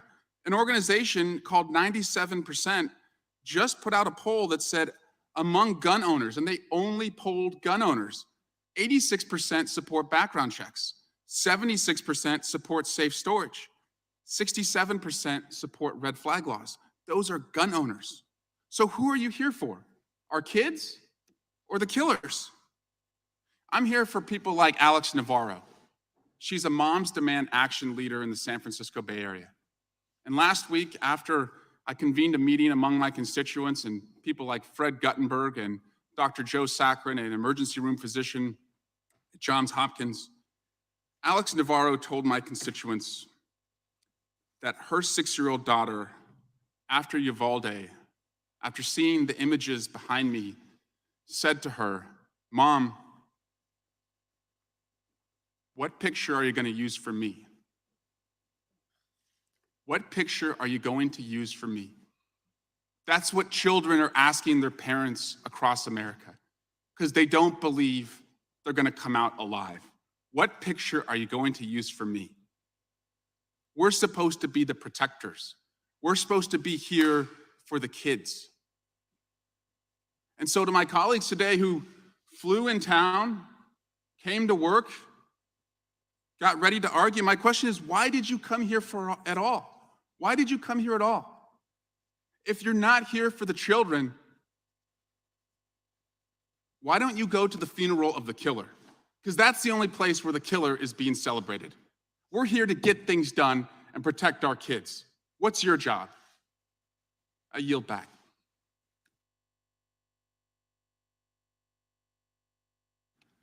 Gentleman yields back. For what purposes, Mr. Gorman seek recognition? Back the last word. Gentleman is recognized. Thank you, Mr. Chairman. I don't think that it's very effective for the children to have people on the other side of the aisle come in and accuse Republicans of being complicit in murder, and that we put our right to kill over others' right to live,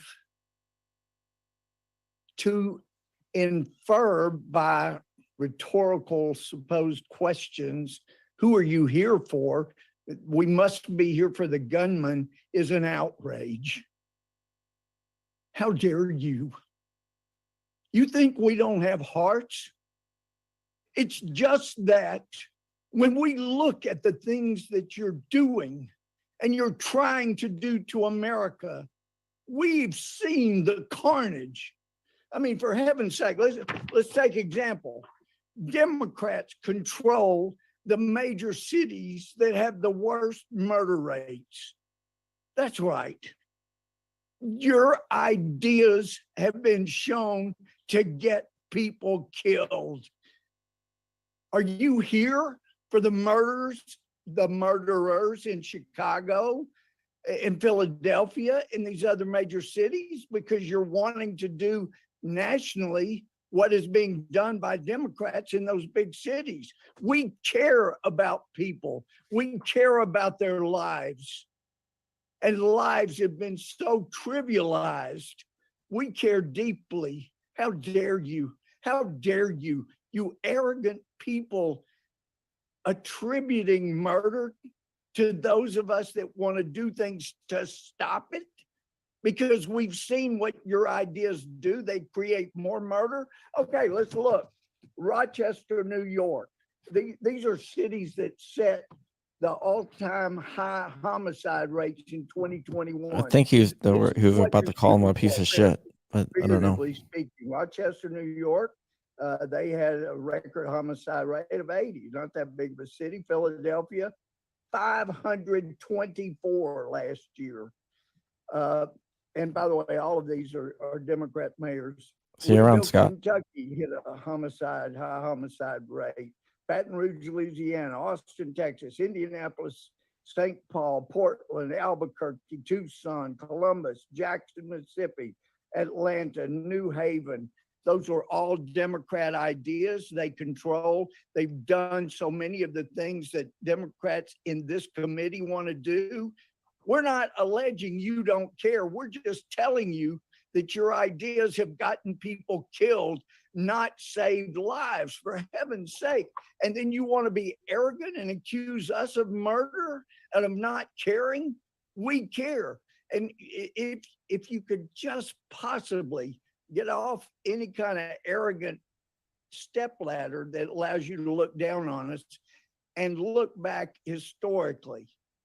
Thomas Jefferson was not at the Constitutional Convention, but he said in a letter, if I could change one thing, it would be to require bills to be on file for a year before they're voted on, because he understood the mistakes that are made when you rush and make big decisions out of emotion. That's what we're trying to prevent so that we can save lives and keep people from being killed. For heaven's sake, I think back historically, we had a president in Franklin Roosevelt that on D-Day led the country in a 6 to 8 minute prayer for our troops. And now we had a president come on after Uvalde and he used God's name in vain. Most of us would consider it. It was used as an interjection, not as a source from whom to beg for wisdom, like this country did for most of our history. Since the 60s, we really started having these mass shootings. Perhaps there was something in the 60s, maybe some Supreme Court decisions that gave rise to people being taught in school. It's whatever you think feels good. Well, it's time to get common sense back and to look historically about where people are being murdered in record rates, and don't repeat that like the Democrats are trying to do. Let's do common sense things that will save lives. I'm out of time, so you'll back. Gentleman yields back for the purposes of Ms. Scanlon seek recognition. Mr. Chairman, I move to strike the last word. Gentlelady is recognized. I do want to respond first to Mr. Gomer, and I'm sorry that he and many of his colleagues didn't think it was important enough to be here today.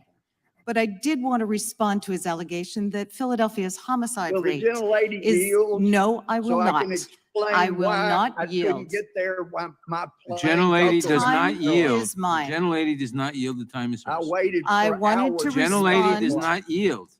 I wanted to respond to Mr. Gomer's allegation that Philadelphia's homicide rate is the fault of Democratic leadership in that city. Apparently, he doesn't understand that the Commonwealth's Republican legislature for decades has blocked city leadership from passing the types of common sense gun safety laws we are considering today. So to the broader question, like most Americans, I am sickened and sick to death of the gun carnage we experience in this country every single day. I will not sit idly by watching preventable tragedies play out over and over again, day after day, year after year. Whether the children and teachers slaughtered in Texas last week, the community members murdered in Tulsa last night or Buffalo the week before, or the more than a dozen people gunned down in Philadelphia during the Memorial Day weekend. In cities and towns across the country, we are mourning too many people whose lives have been cut short, including children whose lives had barely begun. We are not helpless here. We can change this. We can pass gun violence prevention laws that are constitutional and save lives. All it takes is political courage, a willingness to put Americans' lives above gunmaker profits. Over 2 decades ago, after the Columbine shooting, I rejected helplessness and hopelessness to organize members of my community to join the Million Mom March here in DC. Since then, I've supported groups like Moms Demand Action for Gun Safety and Ceasefire PA, and candidates who are willing to advocate for gun safety laws. And in 2018, I came to Congress along with many of my colleagues, sent here by our constituents to pass common sense gun violence prevention legislation. And I'm not alone. The majority This of my woman does not constituents like and me. fellow Americans have Gotten decided into it enough with her is before. enough as well. They are demanding action from federal and state lawmakers. Gun violence is a big, multifaceted problem, but doing nothing is not a solution. The profits of gun manufacturers cannot be worth more than the lives of our children, our neighbors, our teachers, our doctors, our seniors. The Protecting Our Kids Act will address some of the key enabling conditions for gun violence and make changes that are constitutional, that will make America safer, and that are supported Does by law anyone think it's enforcement. ironic that she's trying to It's pass not about gun repealing the laws? Second And, Amendment or taking I away mean, the we guns of pass responsible laws gun against the owners. Second Amendment But to while echo wearing a Mr. Ukrainian Deutsch and flag reminding on our her colleagues of chest. Justice Scalia's Very opinion in good. Heller, which Very is good that point. like the other rights And secured another by the point Bill is, of why Rights, isn't she wearing an rights American secured by the flag? Second Because Amendment probably is she's not not without a fan limits. of Or as other America. justices have noted, the Constitution is not a suicide pact. This bill before us is not about being pro-gun or anti-gun. It's about desperately needing to stop gun violence. To my colleagues who have used each and every common sense gun safety measure, do not insult Americans, our children, our teachers, or the memory of all those we have lost by offering thoughts and prayers with no action. Year after year, decade after decade, as the Bible tells us, faith without works is dead, and we are here to work. Do not insult Americans by offering hollow solutions like turning schools into armed fortresses when you won't spend the money to remove asbestos or lead from those schools. Do not insult Americans by advocating to arm teachers and guidance counselors and librarians when many of our schools don't have enough money to hire guidance counselors or librarians or enough teachers. And do not insult Americans by saying that fortifying schools is the solution when our children The cop, and the you rest of us idiot! have I'm to face Detective the John prospect of Kimball. gunfire on the way to or Rich from can land a school, and 747 on that supermarket or the forehead. hospital or the movie theater or our Just churches, mosques, and comment- synagogues. I refuse to tell our Comment children of the there's day. nothing we can do, that they must be sacrificial lambs to a twisted theory of armed Second Amendment liberty that is decoupled from personal responsibility. Our children know as well as we do that something can be done. We know it in our guts. Our children deserve to learn and grow in safety, and we have the power to give our kids a more hopeful and bright future. This weekend, America's National Youth Poet Laureate, Amanda Gorman, offered us a hymn in which she says, "May we choose our children over chaos. May another innocent never be lost." Mr. Chair, I yield back. Gentlelady yields back. For what purpose does Mr. Johnson of Louisiana seek recognition? Move to strike the last word. Gentleman is recognized. Thank you, Mr. Chairman. We've heard some really outrageous and even very revealing things today. Mr. Jones said several minutes ago that we Democrats are seeking to abolish the filibuster and expand and pack the Supreme Court. We'll do anything necessary, he said, and that's what we know this is about. On Monday, President Joe Biden looked into a camera and said that he wants to ban 9mm handguns. This is one of the most widely purchased and used handguns by the citizens, law-abiding citizens of this country. In 2018, retired liberal Supreme Court Justice John Paul Stevens called for the repeal of the Second Amendment.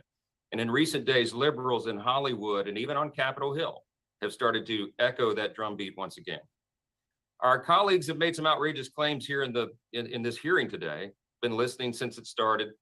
They've claimed, for example, that raising the purchasing age for semi-automatic rifles and shotguns to 21 will reduce school shootings. But as has been noted, this action has already been ruled unconstitutional by the liberal U.S. Court of Appeals for the Ninth Circuit, no less, when they struck down a California law imposing similar restrictions on gun purchases for 18 to 20-year-olds. Would the gentleman yield for a Today, moment? I will not yield. Today, they've claimed that Republicans don't care about gun violence. We've heard this breathlessly over and over and over, and that's just outrageous. House Republicans have worked tirelessly to combat gun violence and have enacted meaningful laws to put more resources into mental health, to provide training for guidance counselors, to fund grants for law enforcement while the other side was trying to defund it, and provide money to harden schools. As has been noted today, President Biden apparently is not in favor of that idea. And that just seems crazy to anyone who looks at it objectively. Today, Democrats have claimed that gun-free school zones promote school safety, but arming teachers and school administrators would mean well-trained adults would be at the ready to protect themselves and the innocent children in their care. The depraved shooter in Buffalo a few weeks ago wrote in his manifesto, quote, "Areas where carrying a concealed weapon are outlawed or prohibited may be good areas of attack." Yeah, obviously. And of course, tragically, the elementary school in Uvalde banned people from carrying firearms. Yesterday, I interviewed for my podcast, Pastor Y.J. Jimenez. He's a pastor there on the ground who is ministering to the people of that West Texas community who have suffered from such unspeakable loss. His calming presence and clear conviction in national interviews has captured the attention of millions of Americans because he has spoken to the root causes for all this modern violence and bloodshed. America has a heart problem, he said, and he's exactly right.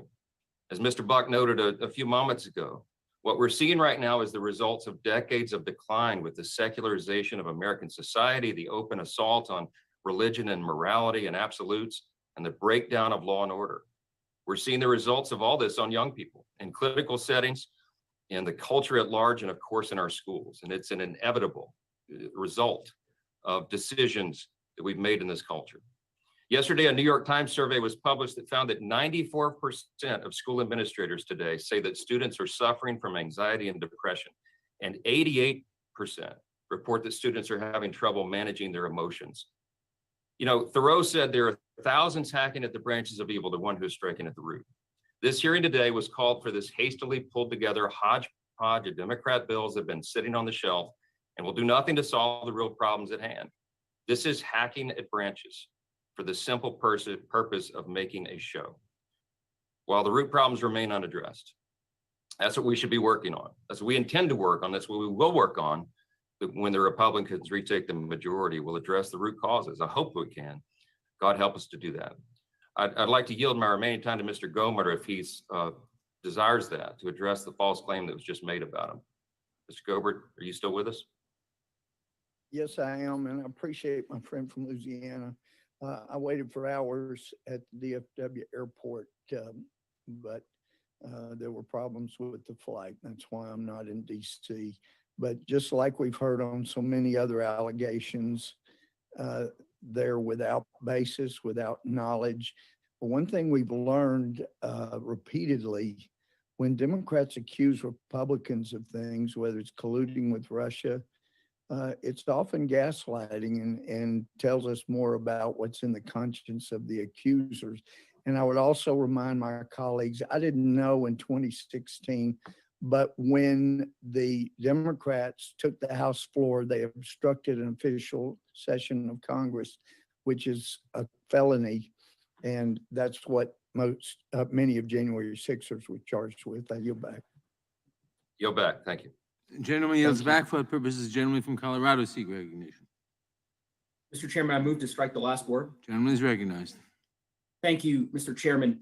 I'd be remiss if I didn't respond, at least briefly, to my colleague, Mr. Johnson. We have extended debates from time to time on the Constitution and our competing views of the constitutionality of different provisions, but I have to confess that I have seen Republicans do something today that I never thought I would ever see, which is apparently praising the Ninth Circuit Court of Appeals and taking the position that a Ninth Circuit Court of Appeals decision is the final word on the constitutionality of a given provision. Of course, I've served on this committee long enough to remember my colleagues on the other side of the aisle complaining about the Ninth Circuit year after year after year and making the case that simply because the Ninth Circuit had ruled something unconstitutional did not mean as a dispositive matter that the statute in question was unconstitutional. But in any event, I'll digress. Mr. Chairman, I want to say— Would the gentleman yield for a moment? I'll yield to the chairman, of course.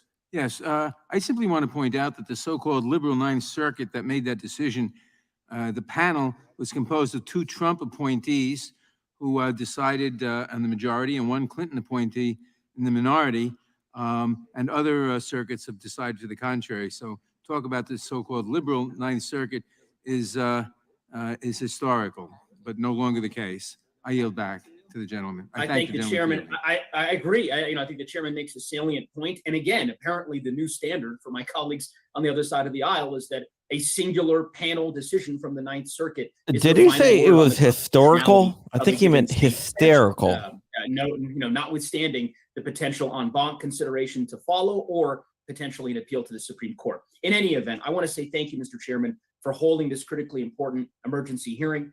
Our hearts are broken for the children of Uvalde, Texas. They are broken for the people of Buffalo, New York, and they are broken for the countless Americans that are being murdered each and every day in our country. Mr. Chairman, as you well know, the level of gun violence in our country is not normal, and we cannot stand for it. It is time, long past time, for this Congress to finally act and to start saving lives. My home state of Colorado has experienced the pain and the tragedy of gun violence far too often.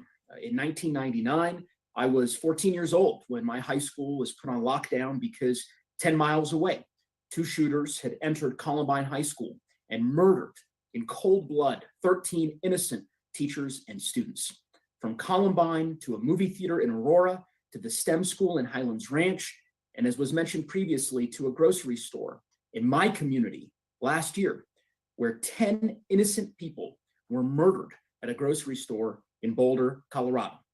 Countless lives lost, children, parents, Coloradans, and Americans. The high schoolers who experienced Columbine are now grown up, and yet 23 years later, our kids continue to face gunfire in the places where they are supposed to be safe. Columbine was once considered to be the deadliest shooting in United States history at the time. And that, as we all know, is no longer the case. From Sandy Hook to Uvalde, far too many communities have been plagued by the scourge of gun violence. As policymakers, we have the opportunity today to do our part in stopping this violence. We have got to do more. We have to act. And today we are doing precisely that. The Protecting Our Kids Act makes common sense changes to our gun laws that'll save lives. The safe storage requirements, which we passed in Colorado last year, raising the age required to buy semi-automatic rifles from 18 to 21, another common sense measure that I've co-sponsored since I came to Congress. There is more that we can and we must do. And I will certainly keep pushing for the same every day, because Boulder can't wait any longer. Colorado can't wait any longer. And our country certainly can't wait any longer. So I thank the chairman again for bringing this bill up for markup today, and I yield back the balance of my time. Gentleman yields back. For what purpose does Mr. Shabbat seek recognition?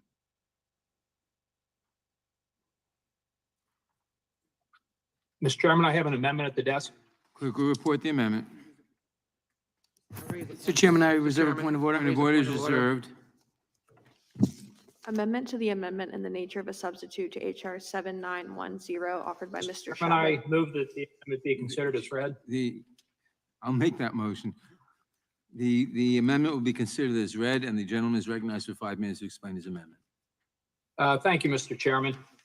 As I mentioned in my opening statement, there are several ways in which I believe that we could work together to find some bipartisan solutions to this crisis, and this amendment is one of those possibilities.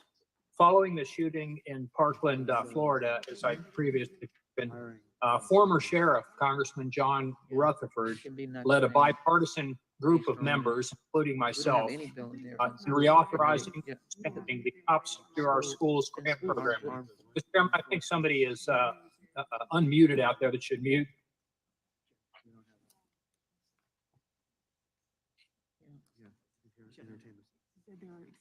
Gentleman will proceed. Thank you, Mr. Chairman. That program provides necessary funds to states and local school districts to strengthen security measures at schools across the country. The money can be used for metal detectors, for example. It can be used to adopt security plans. It can be used to train school officials. It can be used to help to identify students who have mental health issues and get those students the treatments that they need, among other things. And oftentimes, teachers can be trained both on how to identify those students who may ultimately become dangerous with or without a weapon, or also how these particular incidents ought to be handled. You know, how doors can be locked and kept locked, and a whole range of other ways to make our schools safer. One of the additional items the grants could be used for is hiring school resource officers to help protect our schools. In particular, I think that we should be looking to hire retired police officers. And following Parkland, I met with the head of our local FOP here in Cincinnati, and that was his suggestion, and that was the reason that I had initially offered this and why I've been pushing for this since that time. And we'd like to see that expanded, not just retired police officers, but also honorably discharged military personnel. And they could also serve as resource officers where needed. I know for certain that there are at least a handful of school districts in my district in the greater Cincinnati area that either cannot find any school resource officers or cannot find as many as they'd like to hire. Because of lack of available personnel that have the necessary training. Obviously, I won't name those districts or those schools and expose any potential security vulnerabilities, but I'm sure that if this problem exists in Cincinnati, it exists in other parts of the country as well. Fortunately, we have a fairly expansive group of highly trained security experts readily available, and that's our retired police officers and honorably discharged military personnel. Placing highly trained and professional individuals in our schools is one of the easiest and safest methods to bolster school security. And no one is better trained and better equipped to handle potential school shootings than those folks, the police officers and military personnel. My amendment expresses the sense of Congress that more states and local school districts should consider employing retired officers and military personnel where it's appropriate as school resource officers. Hiring retired police officers and retired military personnel to provide school security is a common sense step to better secure our schools, and it could be achieved almost immediately. Most importantly, doing so could go a long way towards protecting our students who are in school to learn, not to become victims. Mr. Chairman, our nation's schools have become soft targets for any would-be killer who has gotten access to a gun. We even advertise with a sign that the murderer-to-be will be the only person on the scene with a gun. It's almost like a welcome mat. We need to do a better job of protecting both students and teachers and other personnel at our schools, because they're all vulnerable from those frequently and unfortunately increasingly frequent threats. Adopting this common sense amendment would be a significant step, I believe, in the right direction. And it's something we could do right now. And I think this is something that really would make a difference because hopefully we will be, if this passes and is part of the bill, members will read the bill. Members can reach out to school districts and schools in their own communities and make them aware that this money is available for them to harden the schools. That would actually accomplish something. I yield back. The gentleman yields back. Does the gentlelady insist on a point of order? I withdraw my point of order. The point of order is withdrawn. I recognize myself in opposition to the amendment. This amendment is based on the belief that the way to protect students is to have a good guy with a gun, as Republicans often say, to stop the bad guy with a gun. But I believe that phrase was coined by the multi-million-dollar gun lobby's dealer, Wayne LaPierre, after a shooter killed 20 little children in Newtown, Connecticut. For the past 10 years, we've seen time and again that concept has been proven wrong. A catchy saying designed to hide the truth, that Republicans refuse to help protect Americans from people we all agree should not be allowed to possess a weapon, as we're hearing today. In Uvalde, there were 7 good guys with guns, and they didn't feel they could go stop that bad guy. The gunman in Buffalo killed a good guy with a gun. We've tested that theory, and there's 31 dead people in these 2 attacks alone because we failed that test. Texas is filled with good guys with guns. Texas laws are so pro-gun lobby that companies need to swear they won't discriminate against the firearm industry. In Texas, there are over 8,600 federally regulated licensed firearm dealers, and according to RAND, 37% of Texan adults lived in a household with a firearm between 2007 and 2016. Again, Texas is filled with good guys with guns, but that couldn't save the lives of those 19 children and 2 teachers. It's time to try something new. Republicans are the same people who told us that more good guys with guns keep kids safe. Then they told us that armed officers in schools would keep kids safe. Then they told us more shooter drills would solve the problem. Then they told us again that armed officers in schools would solve the problem. Each time they've been proven wrong. Children have been murdered. How many children have to die before we stop taking them seriously? This amendment goes in the wrong direction, and I therefore oppose it. I yield back. Who seeks recognition? No one. For what purpose does Mr. Swalwell seek recognition? Strike the last word. Gentleman is recognized. Thank you, Mr. Chairman. And I understand the sentiment that Mr. Shabbat is bringing to this. I'm the son of a retired police officer. I have 2 brothers who our police officers, and our law enforcement family is just horrified by what happened at Uvalde. It's also unconscionable that police officers Sorry. as children were being slaughtered. Thank you, in Quantum, 911 the Quantum calls 36 for the being made $10 from super inside chat. that I classroom, appreciate it. It will go to meeting good use in for their fighting the battle. lives. But what we have come to see across America is that our law enforcement are just outgunned. We're a country of unrestricted weaponry that continues to put the most dangerous weapons in the hands of the most dangerous people. So we could hire 100,000 retired police officers, but if we are a country that has over 100 million assault rifles, they're just outgunned. And that's what we saw in Uvalde. And tragically, in 2016, in Dallas, Texas, 5 brave police officers, SWAT-trained police officers, were murdered by a killer with an assault rifle. So I think we've debunked the idea that the answer to a killer with an assault rifle is to have more, quote unquote, good guys with guns. The good guys with guns are outgunned by the bad guys that we've given guns in our country.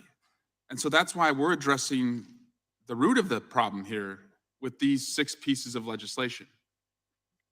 And with that, I'm going to yield to my colleague from Rhode Island, Mr. Sicily.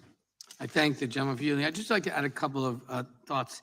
And the first is, I don't think there is a single incident, and maybe there's one, but I've not found one, of an assailant using an assault weapon that was stopped by a person with a gun. So this is maybe there's one of the thousands and thousands and thousands of shootings.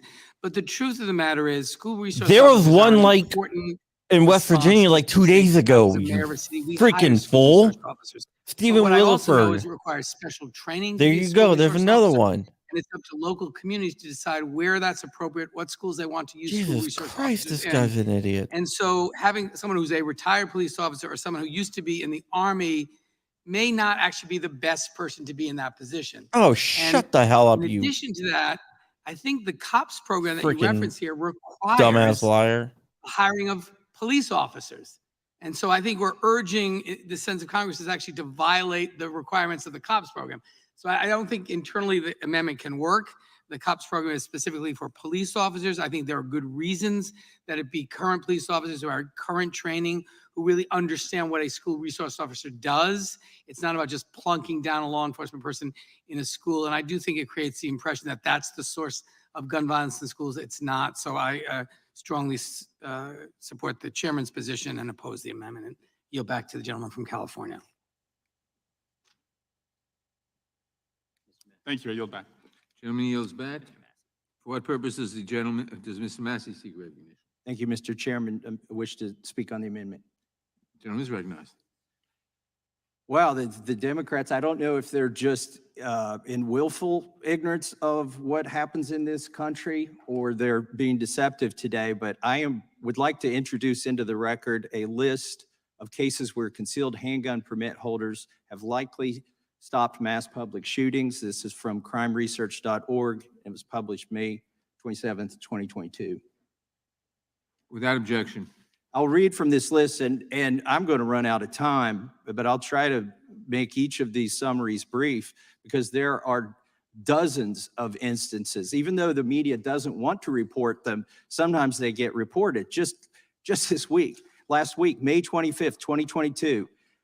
Hey everyone, I am talking to Flying Rich on the phone, and I'm going to read a comment that someone made Fortunately, a woman who was Kimball carrying a gun to Flying Rich. It was so good that I started. There was a lady with a huge forehead, and he said Rich could land a 747 on that forehead. Teenager started firing his gun at multiple people. There was a large number of people present at the park because of an anti-violence riot. South Fulton, Georgia. This comes from a news report. Meadows said the men involved in the shootout with Hambrick have been cooperative and will likely not be charged since the teenager fired the first shot. After having reviewed most of the witnesses' statements, it appears that the descendant Mr. Hambrick discharged his weapon first, and as a result of that, there was an exchange of gunfire between him and two individuals, good guys with a gun. Portland, Oregon, February 19th, 2022. Homeowner allegedly confronted participants at a racial justice demonstration Saturday night before pulling out a handgun and shooting multiple people in the crowd, leaving one woman dead and several others injured. The shooting ended when a person with the group of demonstrators who is licensed to conceal carry a firearm fired back, striking the homeowner in the hip. Again, a good guy with a gun stops the shooting. Lancaster, Pennsylvania, October 17th, 2021. On Sunday, October 17th, 4 people were injured after a fight between two teenagers at Lancaster Park. City Center Mall escalated into a shooting this past weekend. A 16-year-old who was illegally carrying a gun started the shooting, but it could have been much worse were it not for concealed handgun permit holder. A bystander armed with a gun intervened in the shooting one of the participants. The unidentified bystander who legally possessed the firearm had heard gunshots related to the fight between two males that knew each other, police said. The bystander remained on the scene until security and police arrived. Syracuse, New York, August 31st, 2021. The district attorney credited a property manager with saving the lives of several individuals after he pulled out a legally possessed 9mm handgun, the very gun that Joe Biden wants to ban, and fatally wounded a man who opened fire on a crowd outside a building. San Antonio, Texas, August 11, 2021.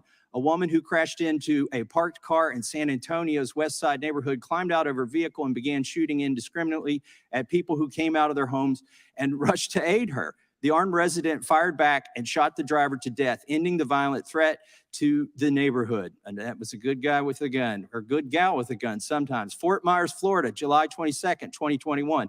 A man who was a convicted felon and illegally possessing a gun fired multiple shots into a crowd before a bystander returned fire.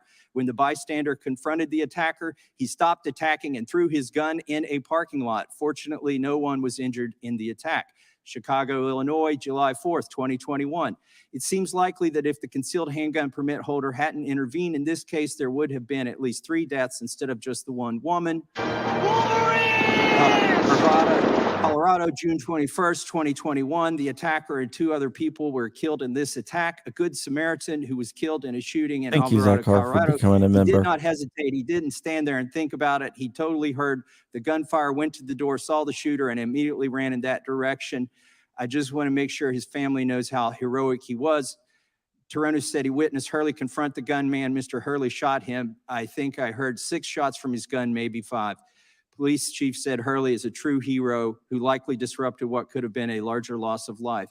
I'm running out of time, but Fort Smith, Arkansas, May 15th, 2021, Zachary Arnold, 26, fatally shot Lois Hicks, 87, in her apartment, then began shooting at other people in neighborhood apartments. Wallace A. West, 58, used a rifle, not a concealed handgun, to stop the attack.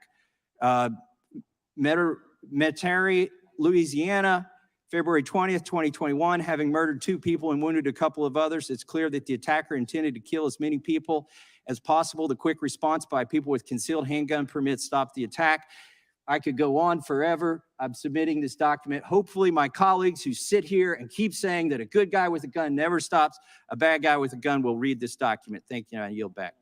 Gentleman yields back. For what purposes? Gentlelady from Texas, seek recognition. Strike the last word. Gentlelady is recognized. I always look forward to working with the gentleman from Ohio, and I recognize the intent behind this legislation. I would offer to him that the very essence of his amendment is already covered. There's already opportunity to do that for school districts to define who they bring into their school.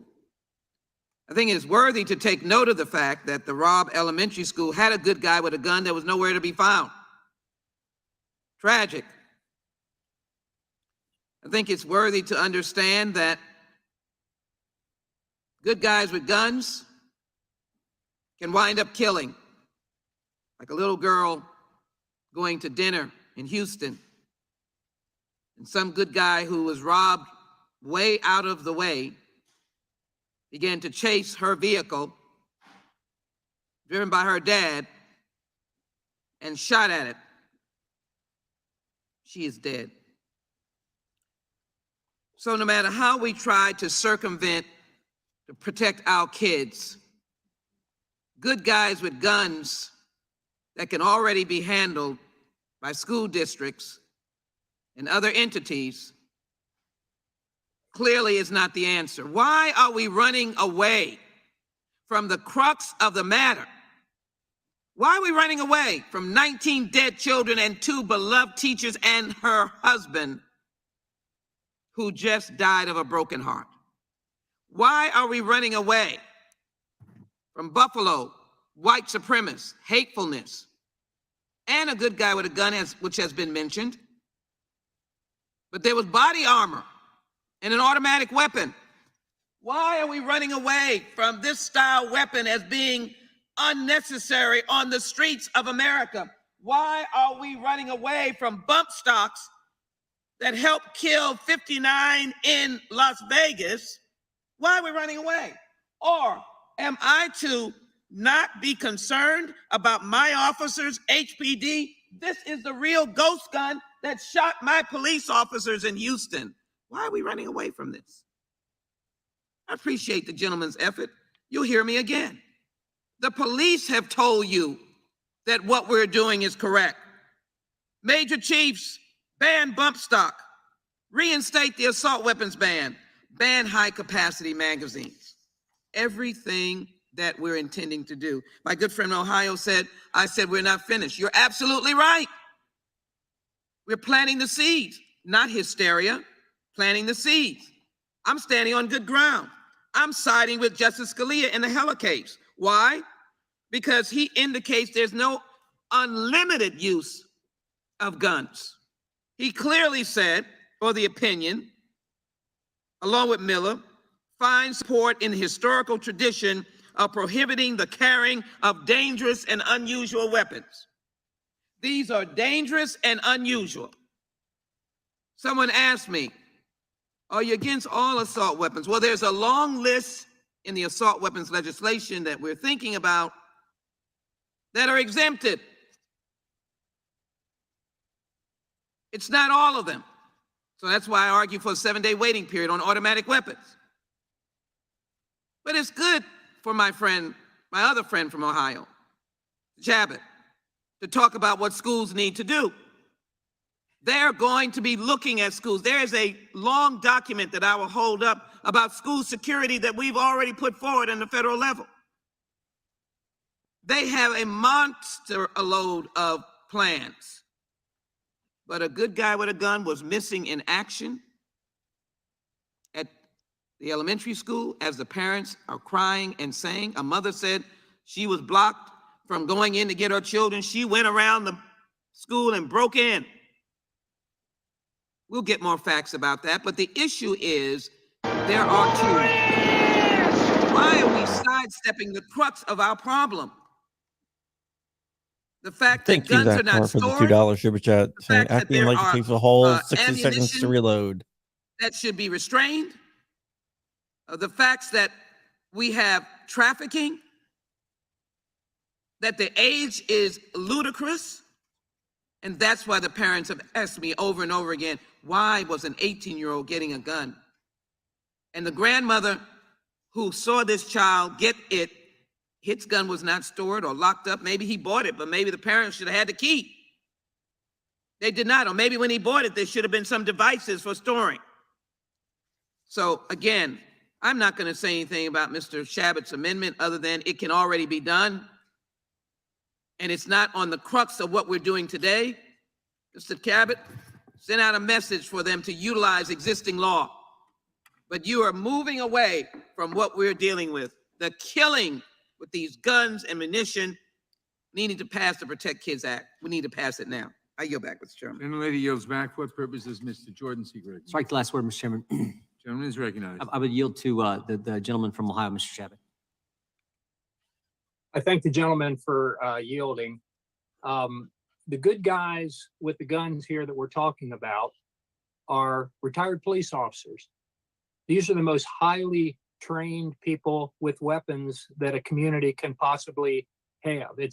These are people that we've trusted to keep us safe, keep our families safe in the past, generally for 25 years or so.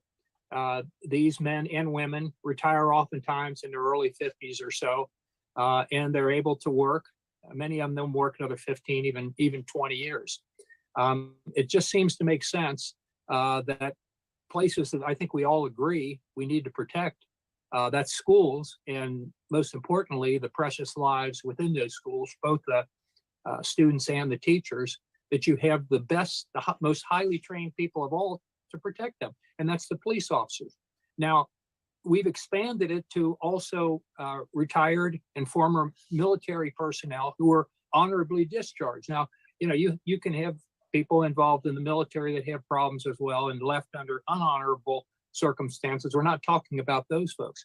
We're talking about folks, both our police officers and our military personnel, that our tax dollars have paid for to train to have this expertise. Why not use this expertise for a decade or even 2 decades to protect the most important resources that we have in this country, and that's our children. I'm a former school teacher myself. I taught the 7th and 8th grade in an inner city school.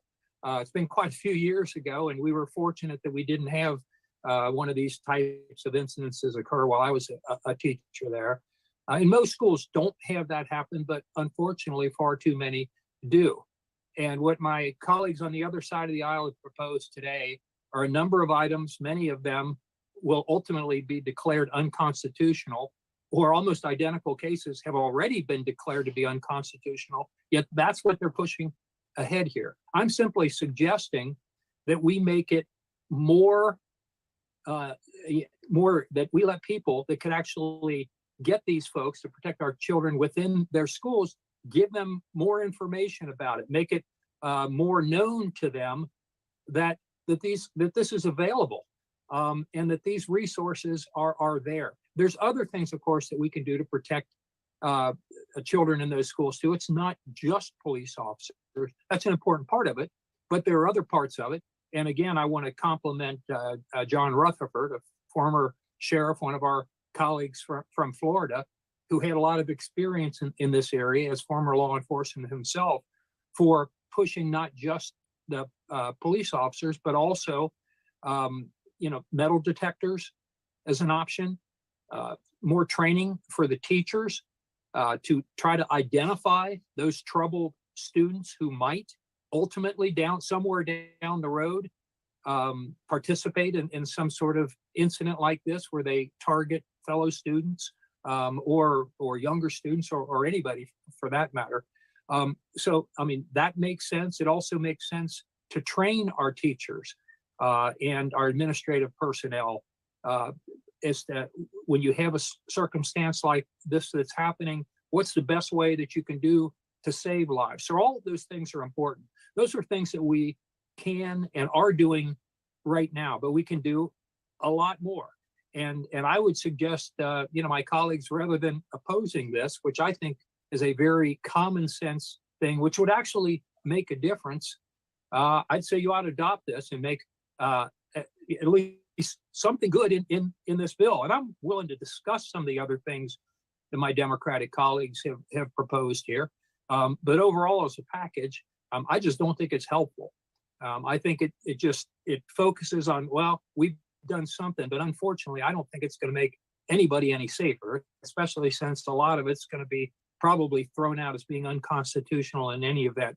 We know this is constitutional. We know that tax dollars are already going to this. Let's let schools be more aware.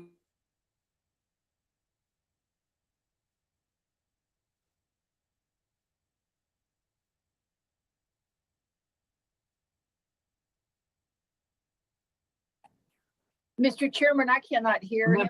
All right, the feed lost. We lost his audio, and we're waiting for it to be restored, and we've stopped the clock. Mr. Shedd, now you can be heard. Okay, proceed. Okay, I'm not sure exactly where it dropped off at, but I pretty much concluded. I would just urge my colleagues on both sides of the aisle to support this common sense amendment, and I yield back. The gentleman yields back. For what purpose does the gentlelady from Texas seek recognition? Ms. Escobar. Mr. Chair, I'd move to strike the last word. Gentlelady is recognized. Thank you, Mr. Chairman. I first want to say that my heart goes out to Buffalo, Uvalde, Tulsa, and the innumerable communities like my own of El Paso, Texas, communities that have suffered the carnage and trauma of gun violence. I've been listening to my Republican colleagues on this committee for the last 2 hours as they desperately try to rationalize their inaction and their unwillingness to support our legislation. I'd like to speak directly to the American public. Let's be very clear about what the two sides are actually arguing for. Republicans are trying to convince you that anyone who wants a gun should have unfettered access to one.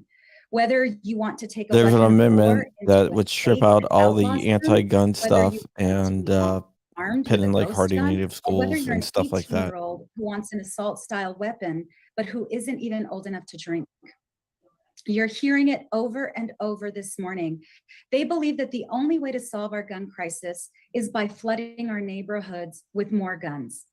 If you want a glimpse at the kind of dark vision they have for America, just look at my state of Texas, which is a perfect example of what they want. In Texas, after the slaughter in El Paso, the governor, Greg Abbott, promised to change our laws, and he did. He loosened them in order to move closer to the dark vision today's Republican Party has for America. In Texas, the age for access to certain guns was lowered from 21 to 18. In Texas, you can now open carry. In Texas, you don't need training. In Texas, you don't need a license. And mind you, this is in Texas where law enforcement begged the state not to do this, and where many school Way it districts should be. have their own police force already, including the school district in Uvalde. Once again, proving that a good guy with a gun mostly doesn't stop a bad guy with a gun, especially when that bad guy has high capacity magazines and an assault style weapon. The guns my Republican colleagues want in our neighborhoods don't just pierce flesh, they destroy it. They shatter muscle, shatter bones, shatter nerves. Their vision of America is one where everyone has a gun. And you heard one of my Republican colleagues describe the Wild West shootouts happening across America as though he's perversely proud of this. The other solution they want is to ensure every public location is hardened. And then we continue on this spiral of violence that is as unique to America as these deadly gun laws are. Not only did none of Greg Abbott's looser gun laws prevent more mass shootings in Texas, but his approach has hastened them. And my Republican colleagues will continue to blame everything else. They'll blame mental illness, video games, single parents, the list goes on and on. But what's the common denominator in gun violence attacks? It's the guns. Democrats aren't asking for anything unreasonable. And in fact, we're following the lead of the American public. I'm following the lead of the majority of my constituents, as well as the victims of gun violence after the August 3rd, 2019 shooting in El Paso. People who have told me over and over again, they want us to do our job. Americans are tired of their children dying. Americans are tired of being afraid to go into grocery stores, outdoor concerts, and now hospitals. To my Republican colleagues, look at Texas, a state that has tried it your way. There's blood everywhere. To the American people, there is an extremism that has gripped the Republican Party. They're addicted to it. They're slaves to it. They post ghoulish photos of themselves with weapons of war and use it as their Christmas cards. They photograph their children with those weapons. They participate in congressional hearings virtually adorned with them.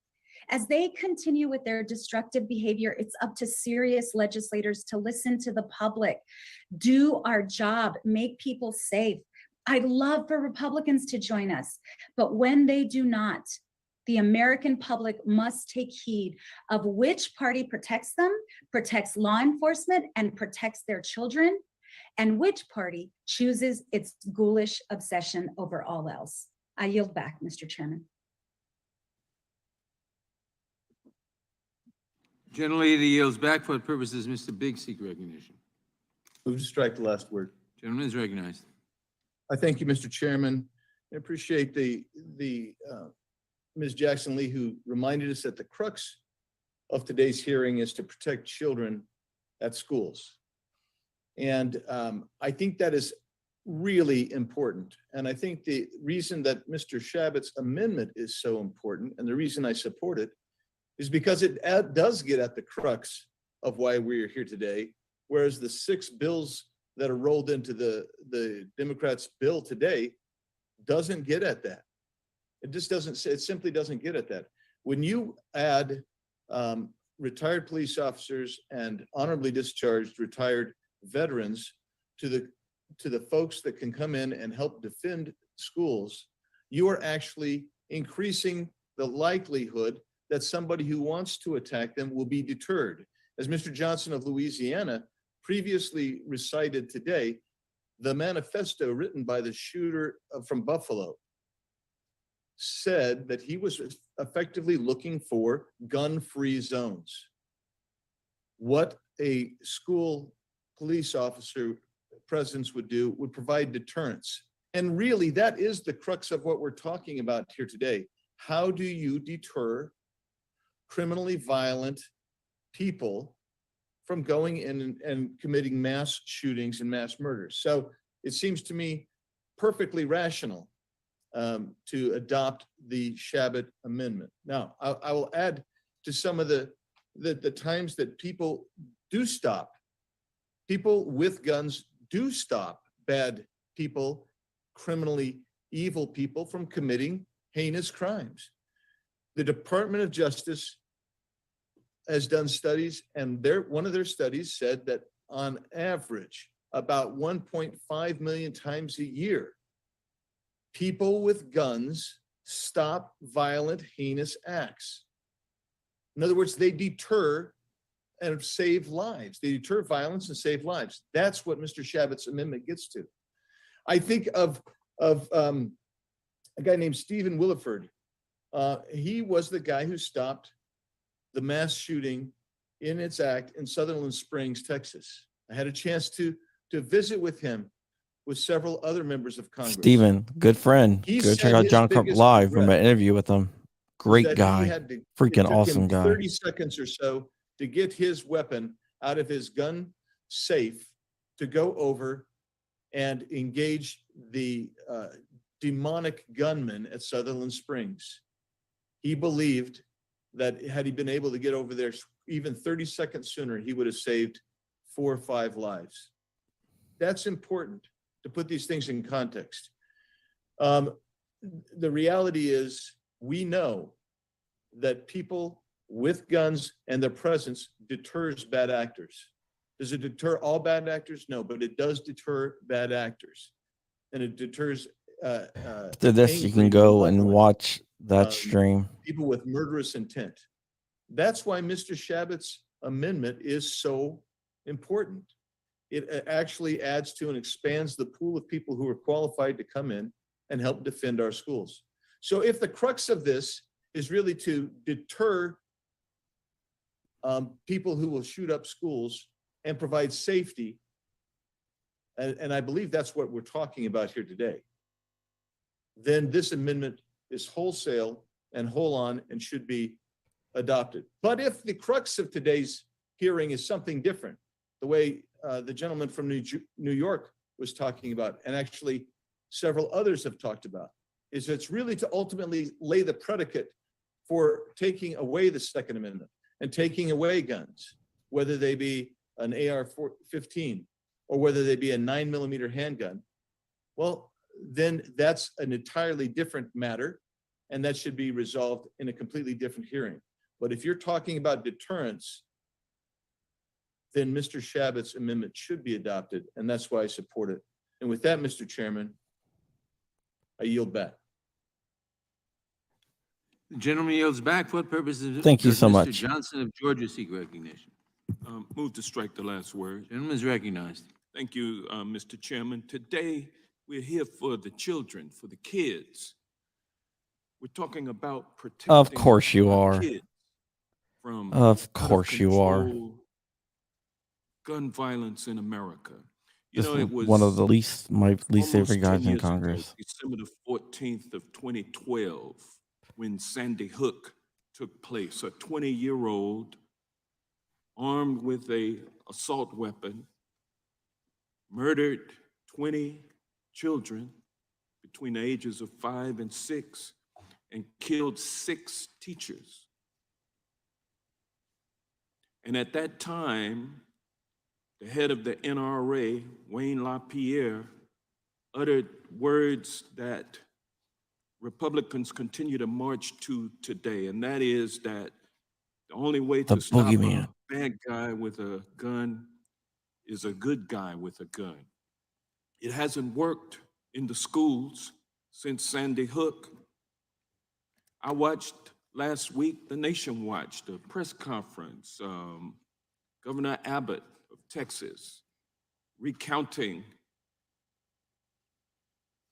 what allegedly occurred at the school where 19 more children murdered by a guy with a long gun, an 18-year-old. And Governor Abbott was interrupted by my former colleague, Beto O'Rourke, who was just frustrated at what he was hearing. You see, the governor was not telling the truth, the whole truth, and nothing but the truth. He talked about, the governor, that there was a school resource officer, a good guy, with a gun who tried to stop the bad guy with the gun. But that turned out not to be true. It was actually 19 good guys wearing white cowboy hats with guns. And they weren't able to stop that 18-year-old with a more powerful weapon than the one that they had. And so today, we're talking about reining in this out-of-control gun violence, which prevents our children from being able to feel secure as they go to school. You know, over the last 10 years, we've had a series of events in this nation where there have been good guys with guns who weren't able to stop the bad guys. 2 weeks ago in Buffalo, New York, 10 people murdered, including an armed security guard and former police officer who shot at the gunman, but the gunman had a bigger gun than he had.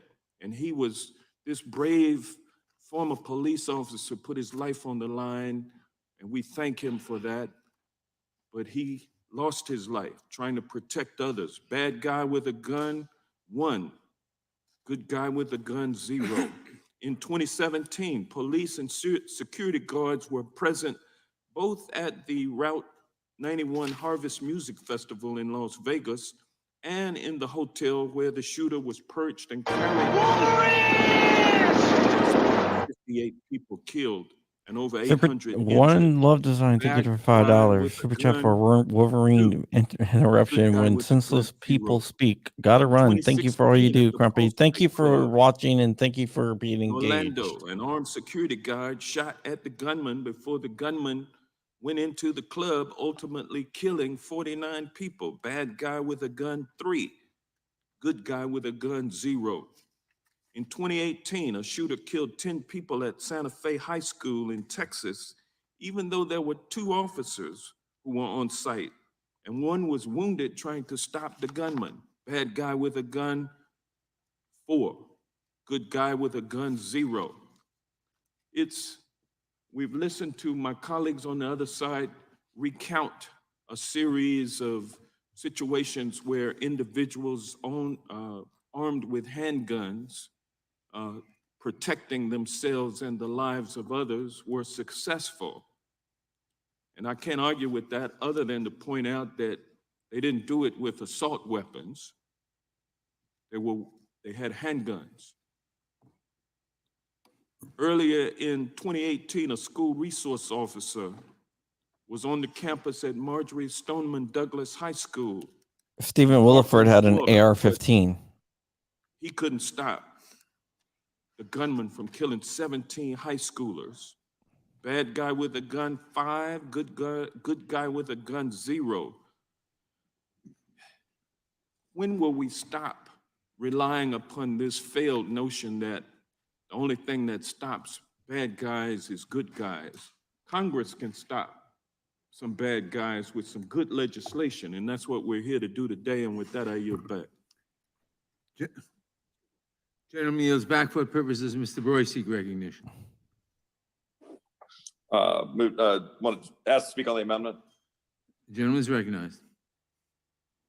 Thank you, Mr. Chairman. I'll have more to say on the underlying measure in a little bit. I just wanted to make a couple of comments just because there's been a lot of reference to what did or did not occur in Uvalde. The district I represent does not contain Uvalde. It borders Texas 21. I know a lot of the people in the community in Uvalde, and including some of the folks involved. I got a phone call last Tuesday because I had been trading messages with the mayor of Uvalde, and then we missed each other. And so then I just asked the mayor what was happening, and the mayor texted me, and pulling it up here, and he said, well, this is before we knew anything. The reports weren't out. He said, the reports it looks like 18 to 20 young kids, the quote, asshole shot them and stacked them like firewood. We've all been reeling since then, knowing what that meant to a community, a close-knit community like Uvalde. And it's horrific, and it's the face of evil. I don't know whether or not a resolution or a sense of Congress by my friend from Ohio will make significant difference. But I do know, I appreciate what the gentleman is trying to focus on, which is how do we prevent bad actors from carrying out bad acts? And then what do we do in that? And how do we respond to it? There's a lot of commentary going on about what police did or didn't do in the school in Uvalde. And I would just ask for members to respect the process of looking through and determining the facts before we pass judgment. The gentleman from Florida, Mr. Gates, made the point that there's still a lot of unknown facts, and there's still investigations underway, state, federal, and local. I've gotten multiple different accounts, even in the last 2 days. We saw yesterday, for example, the day before, the report of the propped open door by the teacher turned out not to be exactly accurate. The door had been propped open, or at least the facts as I currently understand it, the door had been propped open when the teacher went out. That was a violation of protocol, no doubt. But then when she heard gunfire, allegedly went in and knocked the prop out. But then the door didn't lock. All right, well, that's a fact that I don't even know. Like, go pursue that fact. My point is, the entire country was then saying, well, what's wrong with this teacher who propped this door? And then that caused, well, then imagine, and I happen to know some facts about this, what that meant to that teacher when everybody's out across America saying how, blaming her. And then now focus on the police and blaming, 19 cops or 7 cops or 3 cops. I get a different quote from every person talking about it, standing in the hallway like they're sitting around with their thumb up their rear while bad things are happening. Well, that's not true fully based on what I understand from a number of accounts. I'm not here to defend the officers on the scene. I'm not here to criticize the officers on the scene. I'm here to say that let's wait on the damn facts, because these are people and we ought to be making sober judgments about what actually occurred and making policy accordingly. Because what if the hardening and the steel doors were actually part of the difficulty of entering? What if the key wasn't accessible and there wasn't appropriate timing and training for getting the key? I don't know. There are a lot of facts that I'm still waiting to reserve judgment on. I would just ask that our colleagues, both sides of the aisle, to be honest, but I've heard it from my Democratic colleagues today making judgments about cops standing there. And I don't believe that was true for the vast majority of the law enforcement on the scene who were trying to get access to and try to protect those kids. And they don't deserve to be lumped into one group. We can make determinations about who made what decisions when the reports come out, and then pass judgment accordingly. But we're still getting reports and facts on that. I feel really strongly about that. And I believe that no matter where this occurs in the country, get the facts and then figure out policy. There have been a number of things that have been raised about AR-15s. And I don't know how much time I have left because I don't have a clock in front of me, and I apologize for not being in person. I couldn't get a flight to work out for me this morning as I intended. And I have more to say about it, but a lot is being said about the AR-15, about being a weapon of war and what all it can do. And that, going through concrete, going through cinder blocks and, ripping people apart, and that it is a weapon of war. But the fact of the matter is, it's more accurate to say that a Remington 700 bolt action rifle or a 30-06 are weapons of war more than the AR-15, which is not. Now it's obviously a cousin to some degree, but it is a semi-automatic weapon. And I've heard reference to automatic weapons. The gentlelady from Texas referred to automatic weapons, but you can't get an automatic weapon without a permit. It is a semi-automatic weapon. And I've heard a lot of people here saying, well, why can't you get on board with this legislation? Because, it's just limiting a magazine or limiting. The time of the gentleman has expired. For what purpose does the gentlelady from Georgia seek recognition? Thank you, Mr. Chairman. I move to strike the last word in opposition to this amendment. Gentlelady is recognized. Thank you. I am just so really frustrated that our colleagues on the other side, with their responses to the slaughterings in our schools, and their answer is to provide more people with guns rather than taking guns out of the hands of people who absolutely should not have access to them. And as we know, there were 19 officers outside of the classrooms at Robb Elementary where a gunman executed child after child after child, one for each child that was taken away from us. This false notion of good guys with guns does not work. That has been disproved over and over and over again. In Buffalo, New York, a security guard with a gun, a retired police officer, in fact, heroically tried to defend the shoppers in the Tops grocery store. But he was shot down by the gunman with an assault weapon. Turning our schools into fortresses is just absolutely not the answer. We cannot ignore our duty to protect our children from being massacred. Yes, improving school safety is vitally important, but sensible gun safety is the fastest way to keep our families safe.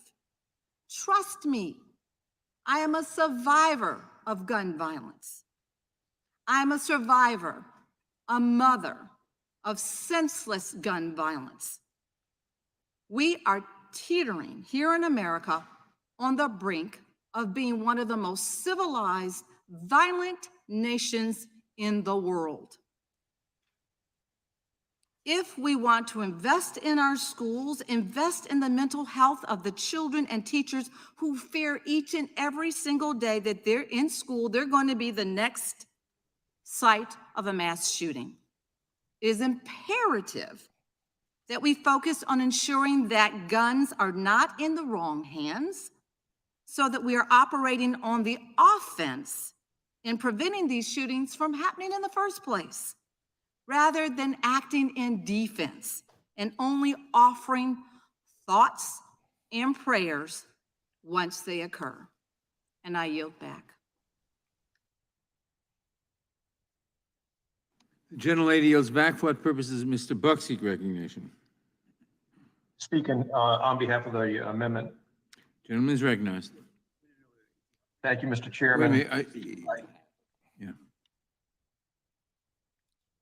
I first want to thank the gentleman from Ohio for bringing the amendment. And obviously my Democrat colleagues make a point that not every time a good guy has a gun does he stop a bad guy with a gun. but it does happen on occasion. Not every time that someone locks up a gun in a home do they stop someone in a nearby school from entering and firing a gun.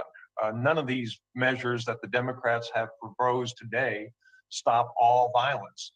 Mr. Shabbat's amendment is intended to help. It's not intended to, and nobody suggests that it does, eliminate all chances of violence.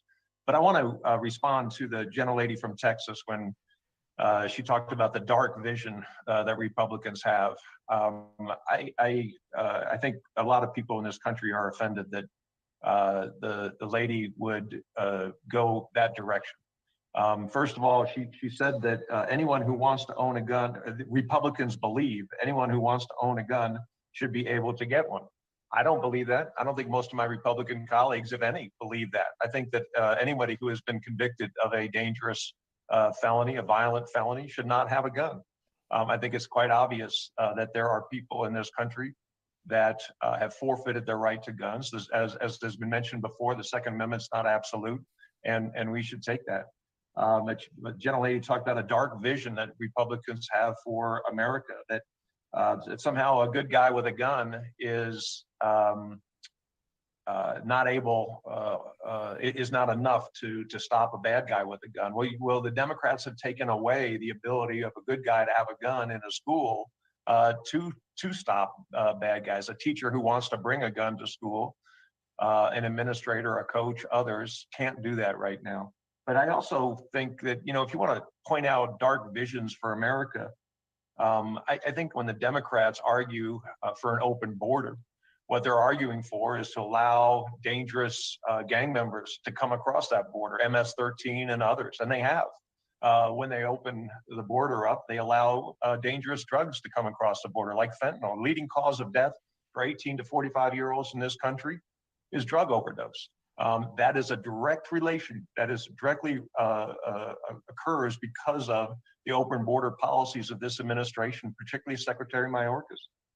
When you open a border, you allow terrorists to come across the border. When you open a border, I think it was Mr. Cohen who mentioned earlier about the gun parts that are coming in from China that allow a semi-automatic weapon to be converted into an automatic weapon. That happens by opening a border and letting it come across. But we don't hear Democrats talk about that as a solution to close our border and to get a grip on the terrible things that have been happening as a result of that.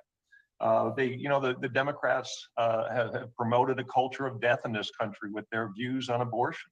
We have late-term abortions, absolutely horrific late-term abortions that somehow the Democrats think can happen in a vacuum and that it won't have an impact on the rest of society. We have people being paid not to work. Oftentimes, those people are also using drugs, getting money from the government to buy the drugs.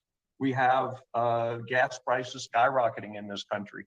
Are those the dark vision of the Democrat Party? I don't think so. I think they're bad policies that have been made by the liberal progressives in the Democrat Party. But I don't think that they're dark vision of the Democrats. And I think what we have to do is make sure we get away from the kind of language that the gentlelady from Texas used to accuse Republicans of having some kind of dark vision. We care deeply about what's happening in our schools. We disagree that these shallow, inconsequential bills will have an impact on that. What I'm asking for, and what many of my colleagues in Congress are asking for, let's have some meaningful discussion on how to get to the bottom line, how to address not the gun, but the person behind the gun, how to address the sickness, the evil that we see in our society that will allow us to get to the point where we are a safer country. And I thank the gentleman from Ohio for offering one small piece of that. And really disappointing that the Democrats won't acknowledge that it is a small piece, but it is a positive step in what we can do. With that, I yield back. Gentleman yields back. For what purpose does the gentleman from Rhode Island seek recognition? I move to strike the last word. Gentleman is recognized. I first want to say, in response to the gentleman from Texas's comment about why don't we just wait till we understand all the facts of Uvalde with some more investigation underway, he acted as if we've had two shootings in America, two mass shootings, and we're coming to respond to that. We are responding to thousands and thousands and thousands of shootings in this country over the last decade. And so what have been developed here are developed in response to a gun violence epidemic. And the Will the gentleman idea, yield for no, 10 I will not seconds? yield. The idea that we should wait while we can have families that have Yeah, I lost wasn't loved saying ones wait who about are the legislation. I was expecting saying wait for Congress shooting to police officers. respond. Time And belongs the to the gentleman idea, as from Rhode Mr. Island. Roy suggested, Wait that we before should just commenting on wait something that to you don't know find the out. facts about. We should be we've waited too long already. I'm We not talking about failed waiting to about the respond to the legislation. I'm talking cries belongs of to the people gentleman all from across Rhode this Island. country who have asked and demanded that Congress act. So no, we shouldn't wait. We shouldn't wait another second. We shouldn't wait another minute, you don't another know what day. happens We should about. act now.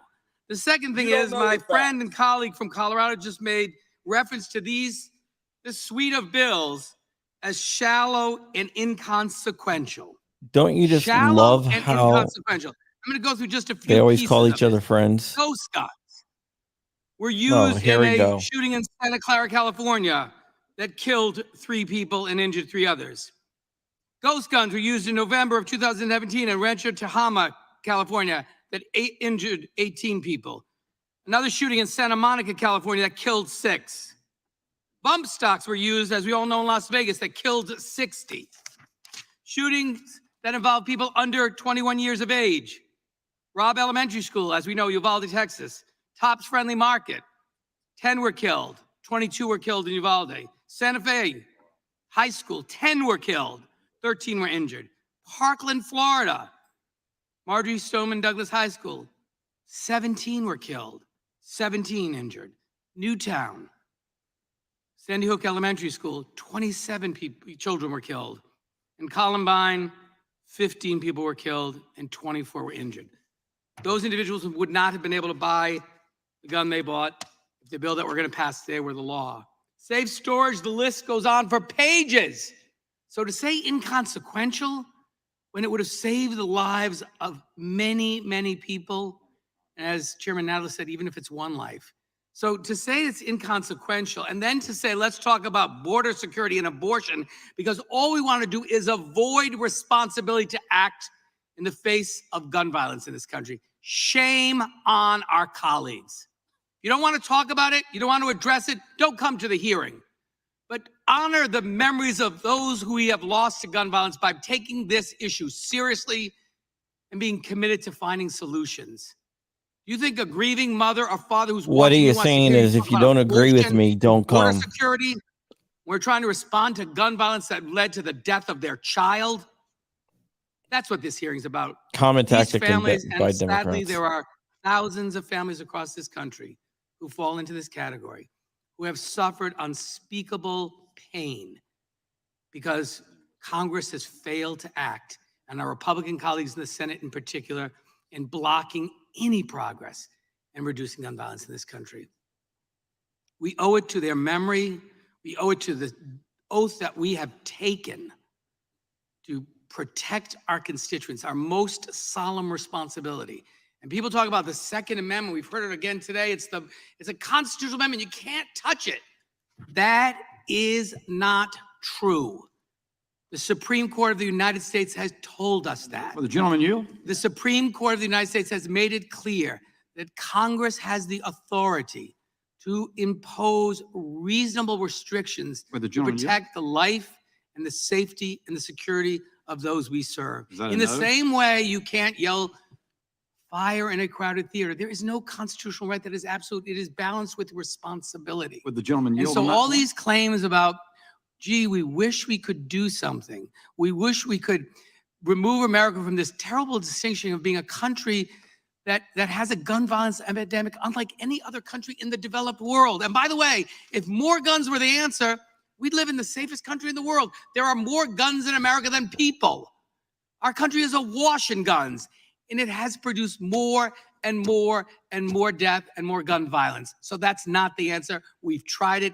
It doesn't work. We need real solutions so we can go back to our districts and demonstrate to the people we serve we've taken some action that's going to make a difference and help protect lives in communities all across this country. And with that, I yield back.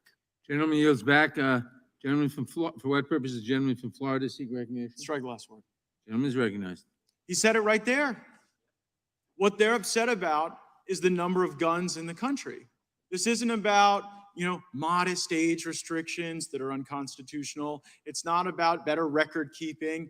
They want fewer guns. They think that the answer is fewer guns. And that is what is creating a lot of discomfort among our fellow Americans who cherish their guns and cherish their Second Amendment rights and have actually committed no They crimes. cherish their children, Mr. Gates? You know what? Their children aren't the ones at risk as a consequence of All law-abiding gun children in owners. America are That's at what you risk. get wrong. It's not law-abiding gun owners, David.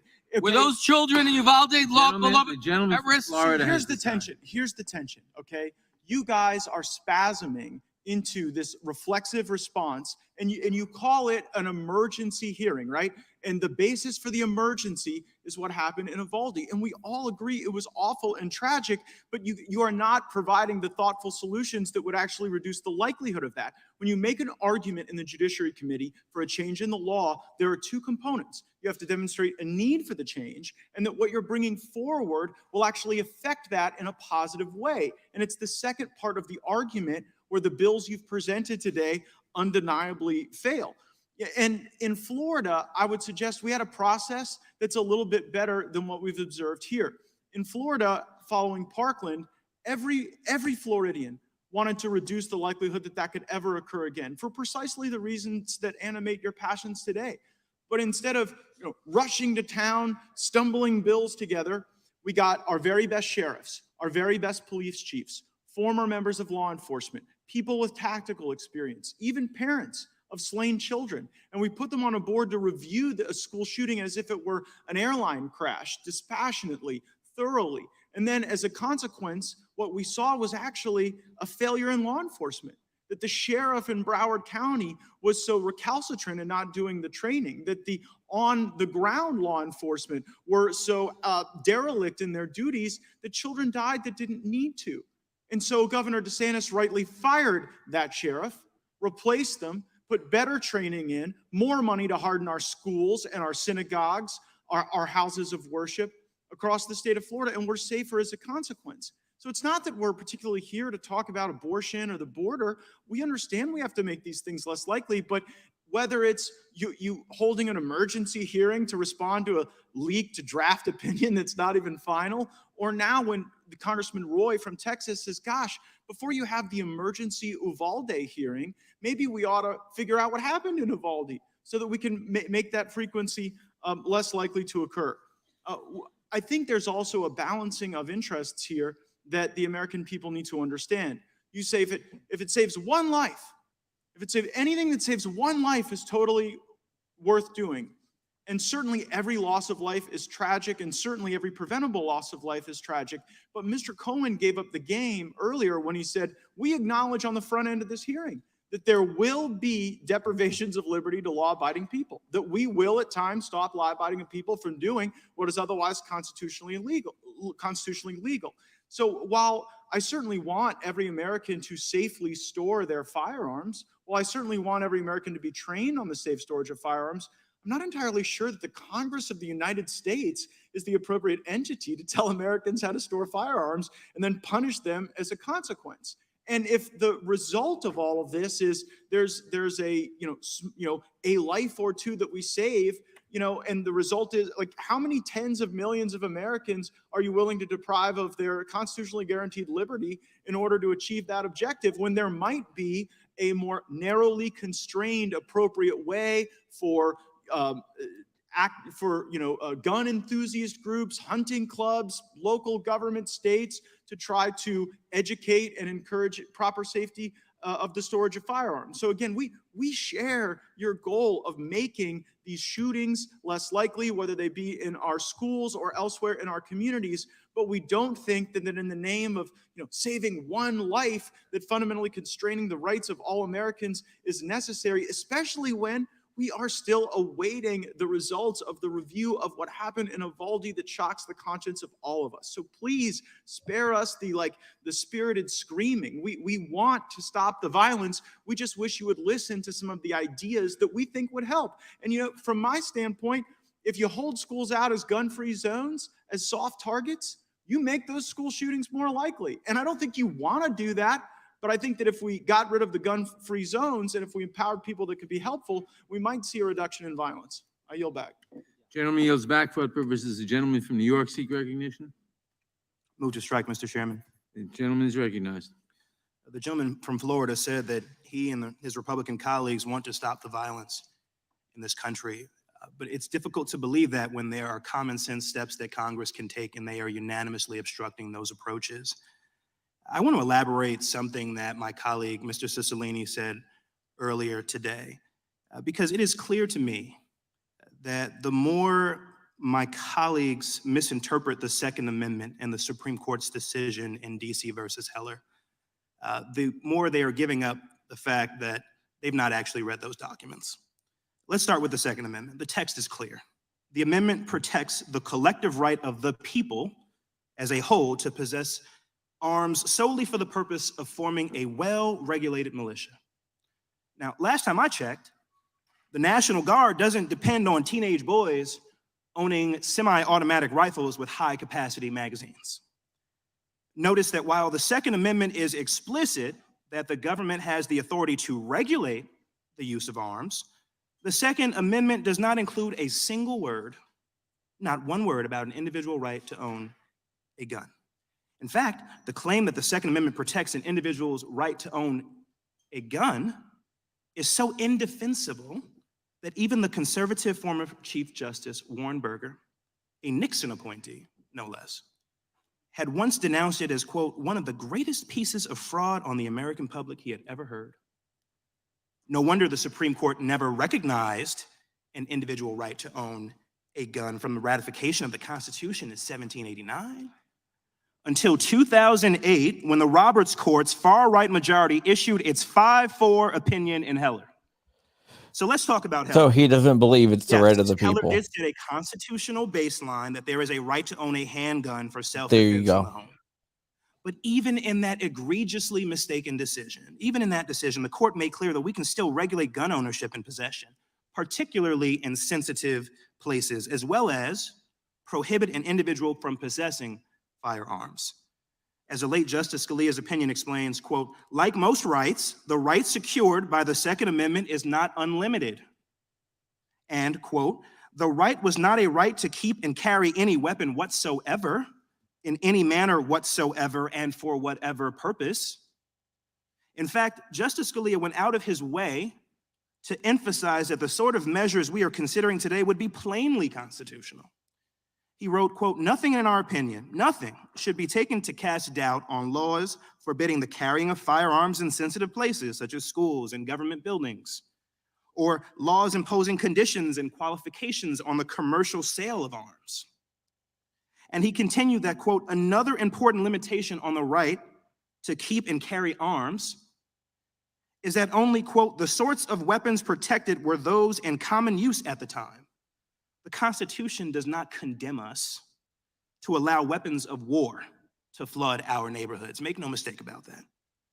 My colleague's desperate citation to an outlier ruling by 2 Trump appointees in one circuit, and when have they ever been fans of the Ninth Circuit, as my colleague Mr. Neguse pointed out earlier, does not change the reality of what the Supreme Court has said. That is why even more circuits have upheld age restrictions on firearm purchases. The Fifth Circuit has twice upheld restrictions on particular weapons for 18 to 21-year-olds.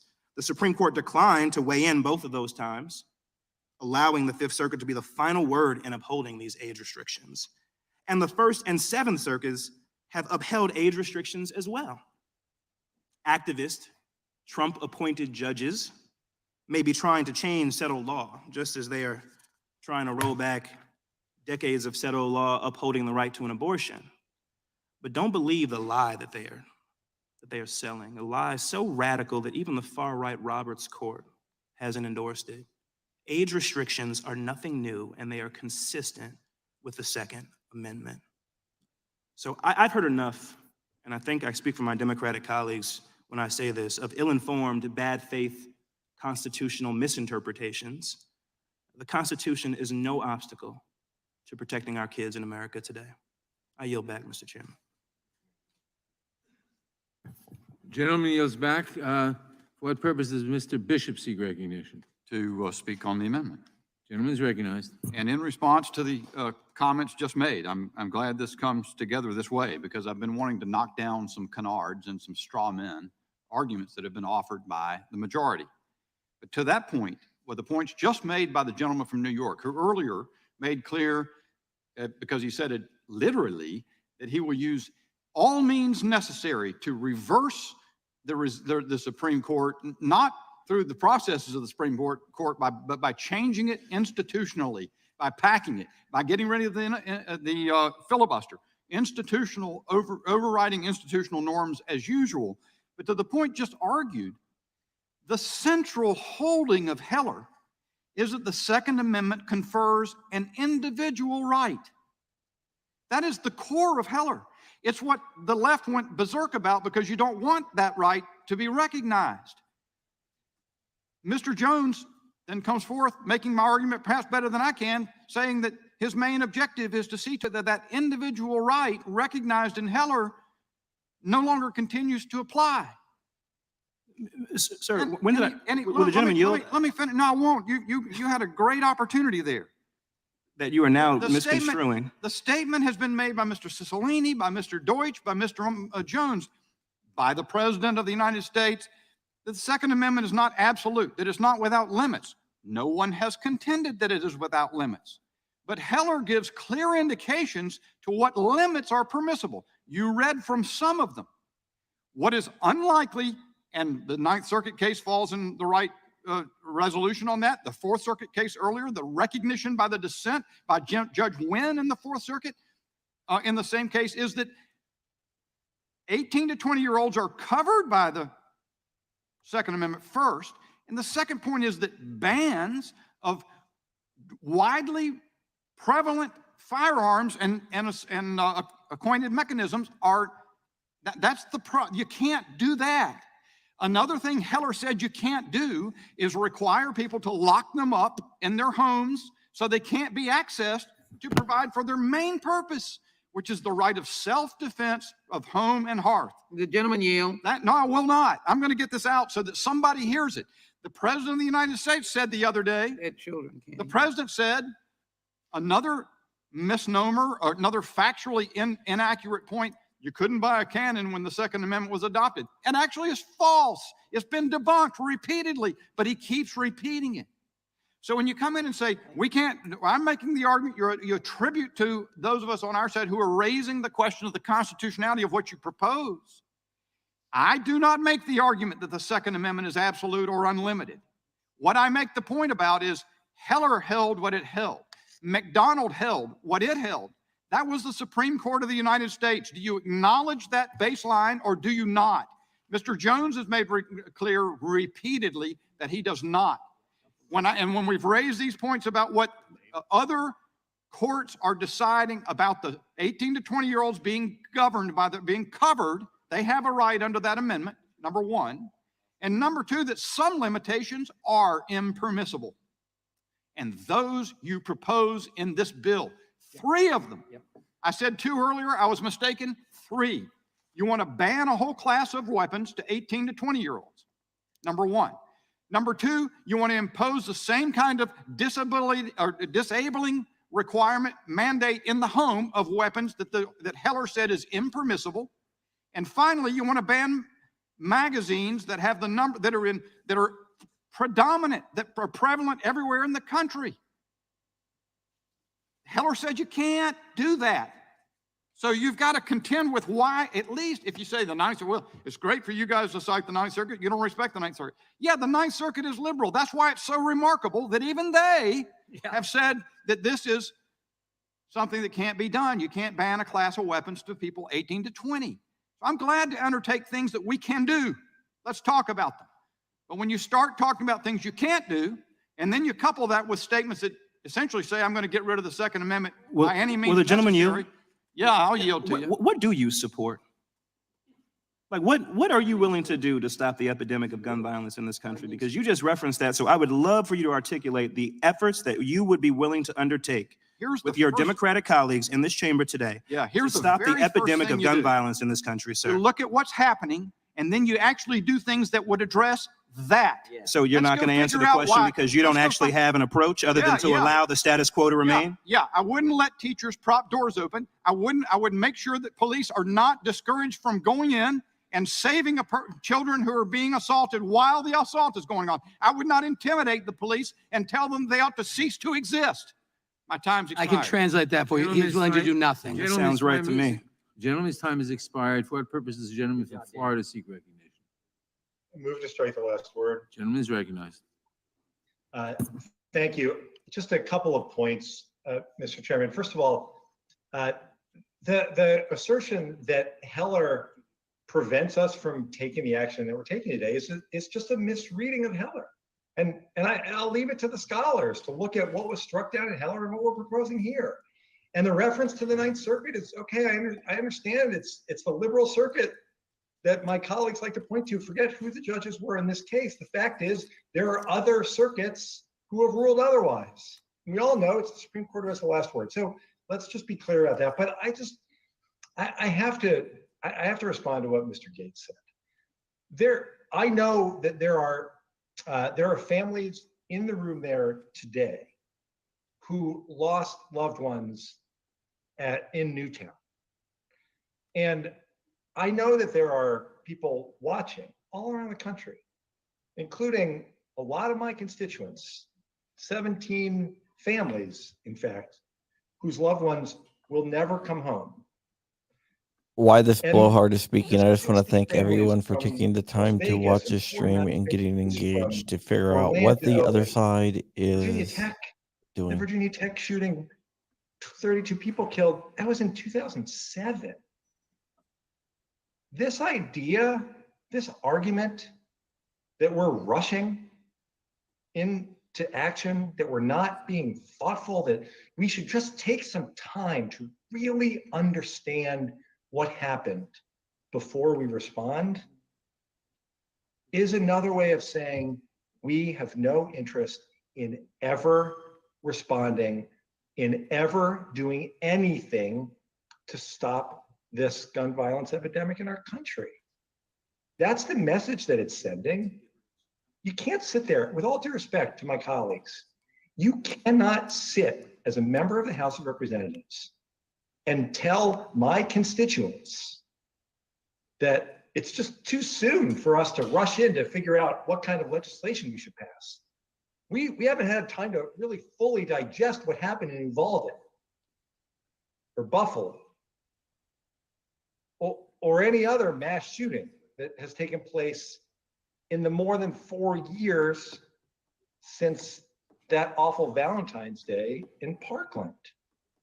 And when Mr. Gates talks about what the state legislature did, the way he characterizes it is we all got together and we came up with all kinds of things that we could do that are so radically different than what we're trying to do here today.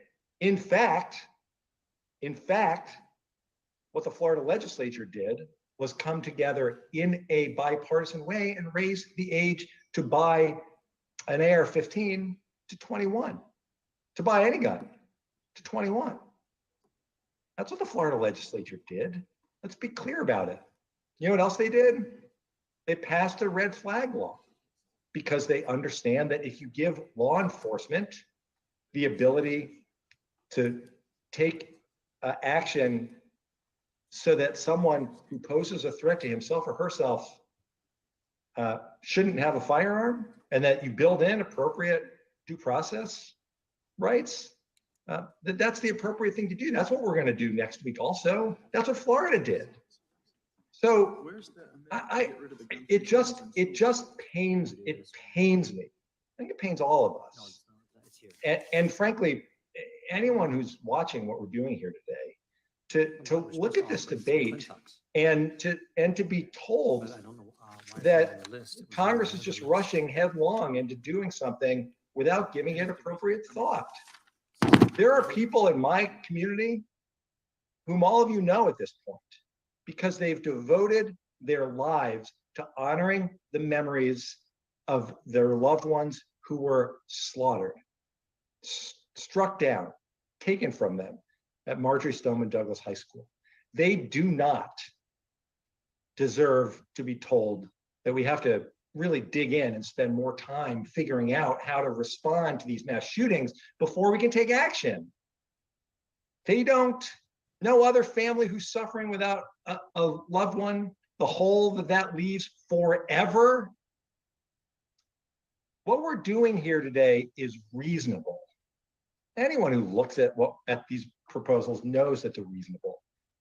And in fact, consistent with what's been done in my own state of Florida, run by a Republican legislature and a Republican governor. Let's come together and pass this legislation and help to save lives. I yield back. Gentleman yields back. For what purposes Mr. McClintock seek recognition? Speak on the Shabbat amendment under the 5 minute. Gentleman is recognized. Thank you. I think the reason we don't often hear about mass shootings were stopped by a citizen with a gun is that they didn't become mass shootings precisely because they were stopped by a citizen with a gun. As I said earlier, a mass shooting was stopped by a woman with a gun in Charleston, West Virginia, the very day after the massacre at Uvalde. She couldn't have done that in a so-called gun-free school zone.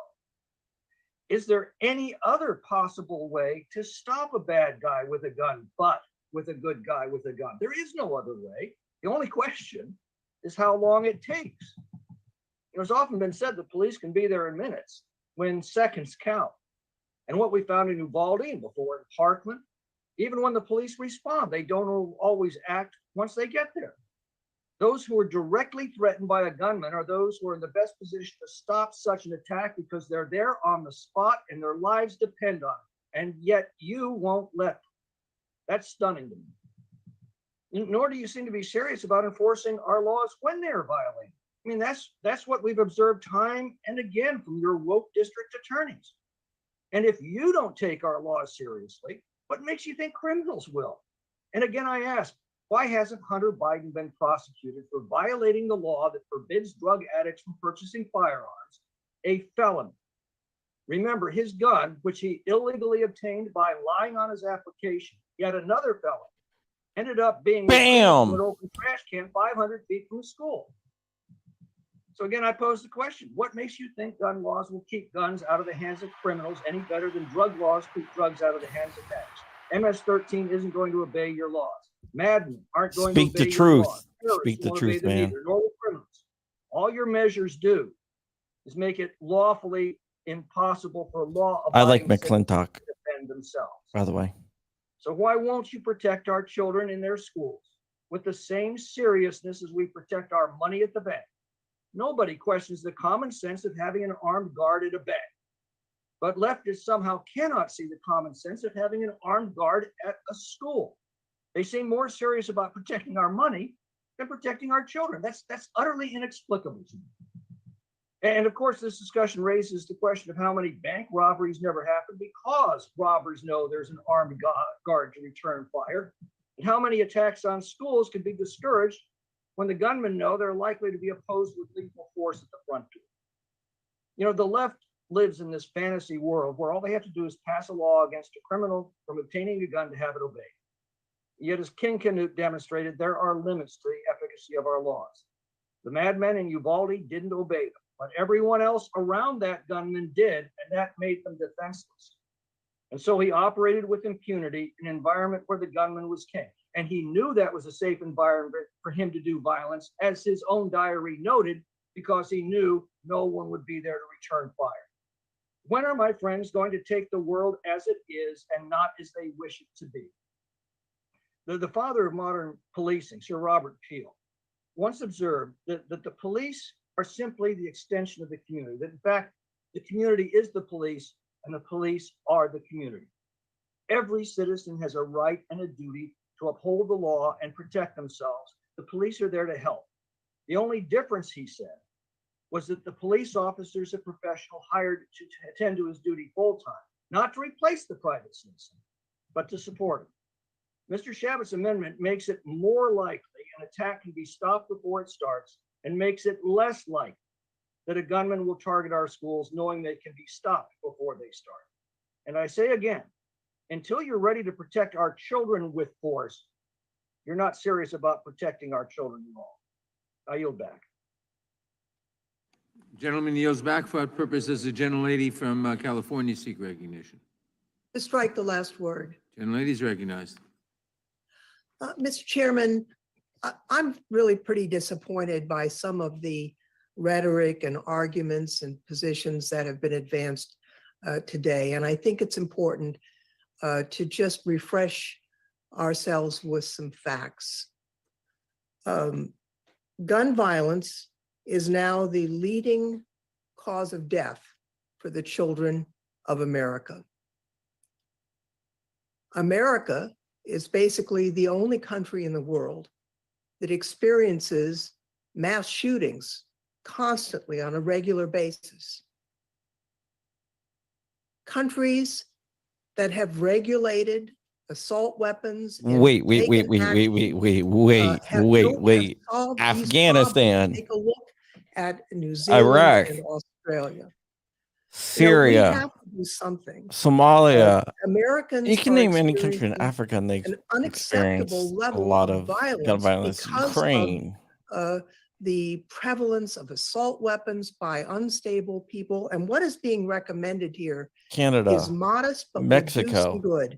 You know, in my own Brazil, district, we've experienced this trauma. Malaysia. In 2019, the Exactly. annual Gimbal, Gilroy bubble wrap. Garlic Festival, Guys were right. a young It's a man bar. If you want to come on, let me with know. an assault weapon, semi-automatic rifle, killed 3 people Vietnam, Korea. and wounded 17 others before killing himself. Now, California has strong gun controls, but he went over to Nevada and purchased these weapons and then brought them back to California.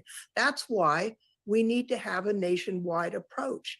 Now, even if we can't stop all gun violence through these measures, the common sense provisions in the bill before us today will do some good and it will save lives. And I just like to say that the recent polling indicates that 89% of Americans support universal background checks. 86% of Americans support red flag laws, and a whopping 70% of Republican and Republican-leaning voters support universal background checks. We do know that gun violence can be countered through some of these provisions. You know, I was out listening to constituents in the last couple of days, and several of my constituents, gun owners, came up to me pleading with me to do something. Liar. They pointed out Liar. that in their view, it was unwise to allow immature individuals, Liar. 18, 19-year-old kids, to go out and buy legally Liar. Assault weapons. And as one of my constituents said, you know, that kid can't go out and buy a beer. That kid can't go out and He can go rent fight in a car war. till he's 25, but we're selling these lethal weapons to him. That doesn't make any sense. So I hope that we can stop being the only country on earth where mass shootings are a near daily occurrence. And I think part of achieving that will be to pass the bill before us and to stop talking and throwing dirt in the air and confusing the situation with extraneous discussion. I think we owe the American people better than that. And I yield back, Mr. Chairman.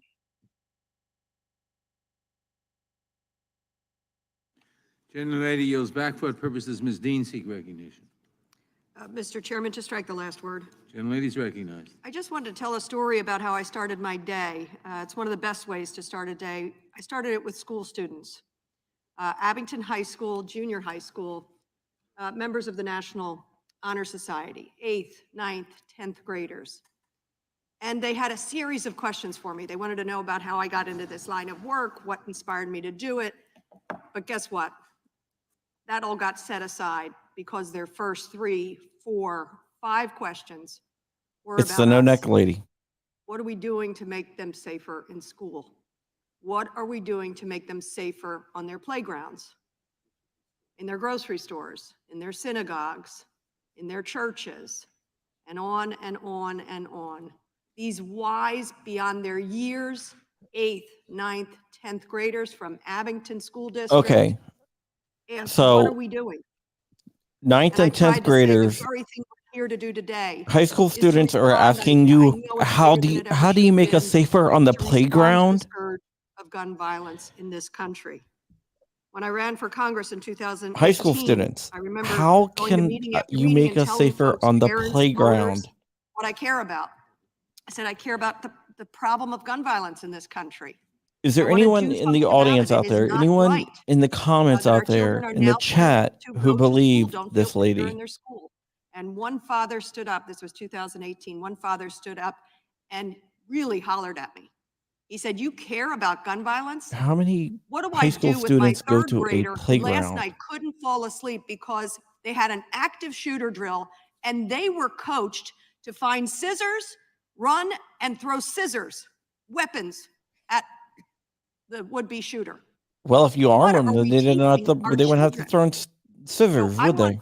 those Abington High School students to have hope that there are leaders across this dais.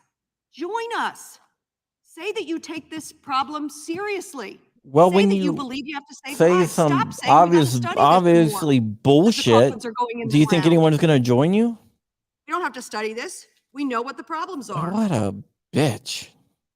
Mr. Chairman, I yield the remainder of my time to the gentle lady from Texas, Ms. Jackson Lee. I thank the gentlelady from Pennsylvania for her kindness and her Oh, indulgence. here comes the dumbass. And I want to answer her question by saying that we will do something. I'm absolutely disturbed by the continuation of insanity. And I can say that because I have sat in this room, my fellow colleagues, Kimball with the win again. and this insanity has continued every You're on time we fire, come to this moment in Kimball. history. You're on fire. And it continues on the bodies of dead children and dead Americans, not at war, but in their homes, their communities, their schools. It is important that we move away from this constant babble of rejection. Do you think Sheila Jackson Lee diddles And I herself beg every to time differ someone is killed? the interpretation of my friends. Let me know in the comments. Because it is not an interpretation of the Constitution, which is a living document. There have been several cases on making it very clear that there are limitations to gun use. It is actually ignoring the fact that we are proud in America of one, being the overseers of democracy and a constitution that is alive, that is breathing. That is the argument Mr. Jones was making. But the rejection comes from overall tone deafness and the sense that continues to have a crowd of people that want to hear insanity. And the reason why it is, because if again you read the case of one of the most conservative jurists, in the Heller case, it continues to say it finds support in the historical tradition. This is in the case.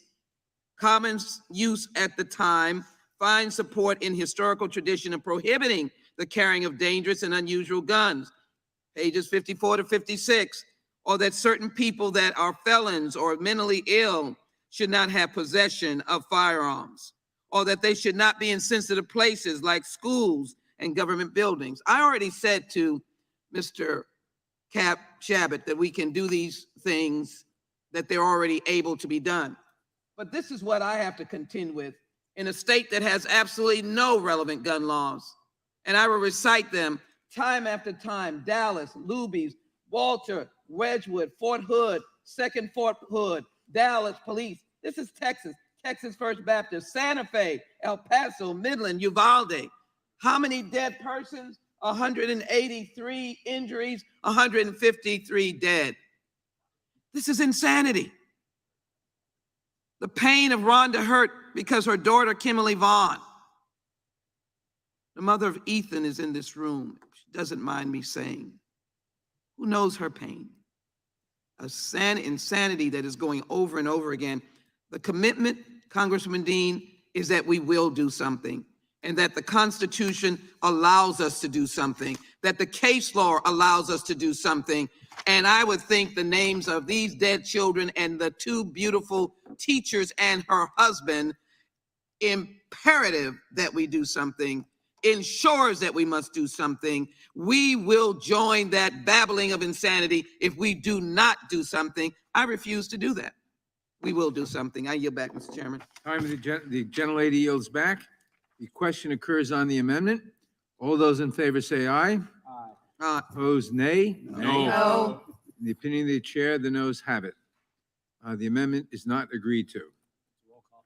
Roll call is requested. The clerk will call the roll. No, the clerk will not call the roll. At this time, the committee will take a brief 15-minute recess.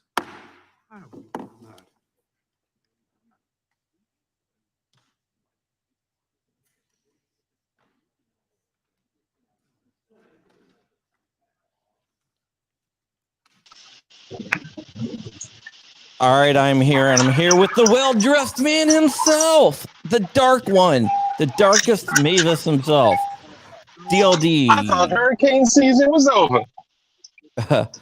Dude, you are like have a bad signal or something, man. Yeah, I'm going through a bad spot, but I'll be back up here running in just a sec. Yeah, you're like at like 2 frames a second. If you don't know, the guy on the screen in the well-dressed suit is an ATF agent. Oh, I'm sorry. Yeah. Oh, yeah, you're not supposed to say that. Yeah, he is the darkest Mavis, Dark Mavis from DLD After Dark, awesome channel. If you are not subscribed to DLD, you should hit him up. And he also has a Twitter account now, which he said he would never do. And turn off your blinker, people are saying, and you're echoing. Sorry, my bad, y'all. My bad. I honestly, like, I wasn't even going to get on. This is also streaming on my channel. Thank you to Crump. I just had a really tough time, like, watching this and not commenting and not saying something. It is just so bizarre to me that these people. Hey, Dark, why don't you just turn off your camera for now? Because you're roboing a little bit. All right, my bad. I'm sorry, y'all. I didn't know it was that bad. I usually don't join on the road. I don't like joining on the road, but I couldn't not speak up. I'm kind of unsure if the people that are speaking on behalf of the leftist extremists, I mean, people of opposing thoughts, I'm kind of unsure if they even believe their own bullshit, or if most of them are just paid to think like that and speak like that. I've told you how it works behind. I mean, I've worked in that field, one of my many lives, and I've told you how it works. Yeah. You know exactly, like, everything is provided by lobbyists on both sides. Yeah, for sure. It's not a minute. We're gonna have a special guest on here too. So give me 1 second here. No, go ahead, talk. It's just terrible to sit back and see that, we are talking about saving lives. We are talking about, providing. Let me know if this is better.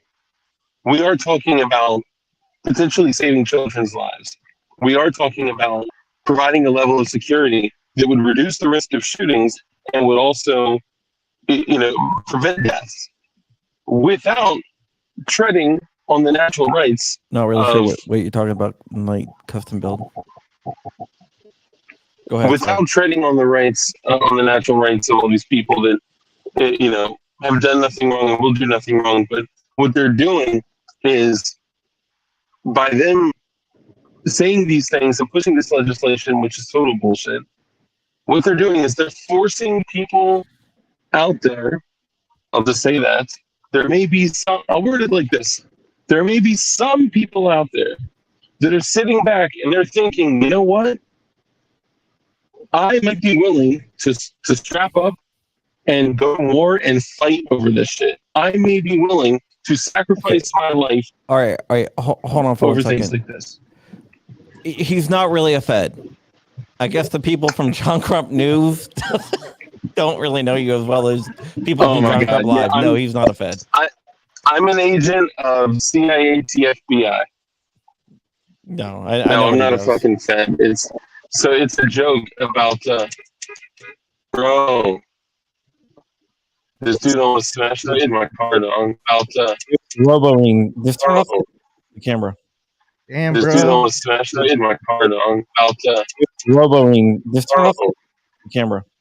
Damn, This dude bro. almost smashed into my car, dog. About bro, Hey, Sabar. hey, Sabar, you have the YouTube video still open. Damn, This dude bro. almost smashed into my car, dog. About bro, Sabar. Hey, Got you, bro. all right, that's better. There we go. There we So go. I guess the whole thing for me is that like Dark, turn off your camera. You're still roboing really bad. I guess the whole thing for me is that I am really struggling sitting back, wondering that who in the world actually think that these people are being truthful, and do they truly believe that these restrictions would make any impact? Because guess what? Murder was illegal that day. Walking onto school grounds with a firearm was illegal that day. Shooting kids was illegal that day. Shooting teachers was illegal that day. And that didn't stop an effing thing. Sorry, I know you want to keep Rich is working. Bankrupt News clean. So how well did that work? Right? We know that criminals are going to do criminal shit. And if they can't do it with firearms, or even if firearms are just more difficult to get as opposed to impossible, right? That'll never happen. They'll just do it with a can of gas and $3 worth of fuel, or black powder, or knives, or a vehicle, or anything else. The firearm is not the problem, number one. Number two, nearly every mass shooting has been ended by the same item that they are attacking. Almost every single mass shooter either ate a bullet, so it was ended with a firearm, or they were shot by a police officer, so it was ended with a firearm, or they're shot by a good guy, right? Or good girl, good gal, good guy with a gun. So there's absolutely no way they can convince me, or hopefully the good, sane people of the United States, that any further action that restricts our natural rights even further is going to do anything at all. And I'm sorry, I'm pissed off, and I'm probably not even making sense, but please continue. No, you were. It's pretty good. Was any of that even like, could you even hear that? Yeah. Yes, we did. We heard it, and I agree. It's really insane. They say, "Oh, guns haven't stopped any shootings besides all of them," but that's beyond the point. Yeah, even the ones that they're referring to, it was still ended with a gun. Yeah, even if it was the off-duty Customs and Border Patrol agent got a gun. The gun that he ended it with was picked up from his barber. Mm-hmm. Damn. It's crazy that Knight's Armament, it is still ongoing. They're taking a little recess, and then they will come back, and then they will basically do a roll call vote and see if it will advance.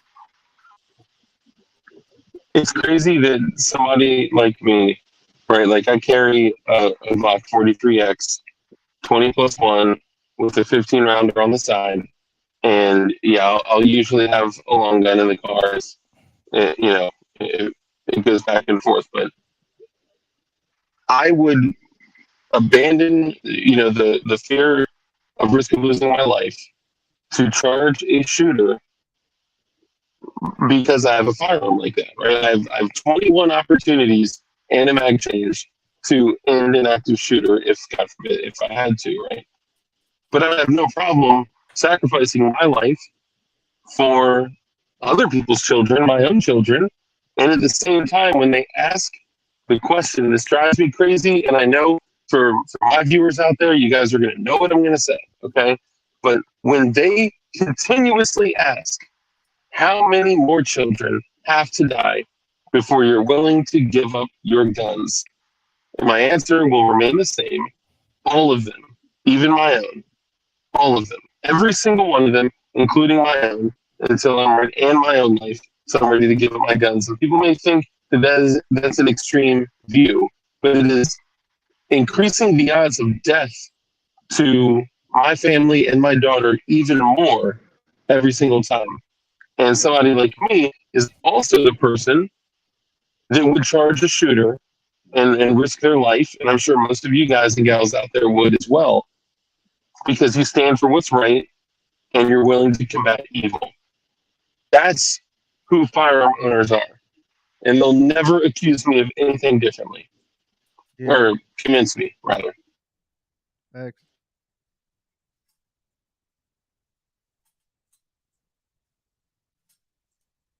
Yeah.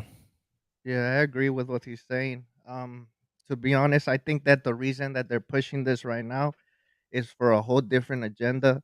Uh, because for so long there's been gun violence and nobody ever said anything about it. I mean, look at Chicago, look at California, Los Angeles, all the areas that are lived by minorities or people for low income economy. There's always gang violence and it has not stopped. Look at Baltimore, look at Detroit. Why didn't they ever say, hey, we need to stop the gang violence there or the gun violence there? Because it didn't fit what they were trying to do. But right now, at this current moment, what they're trying to do is a different agenda. They don't care about our safety. They don't care about our children's safety, because if they cared about our children's safety, they would have put armed guards in all of the schools as soon as we had the first uh, school shooting. If they care about our children, they wouldn't be teaching them the stuff they're teaching them about transsexuals and all this other stuff. They will leave that to the home. They would teach the kids just whatever they needed to learn. What they care about is moving their agenda forward. And their agenda at the moment is to disarm Americans. They already tried it in Canada. Now they're coming down here. Mexico already has it. If Mexico has it and you think there's no crime in Mexico, then you're blind, because my family had to come from Mexico to the US to seek asylum because they ended up killing their whole family.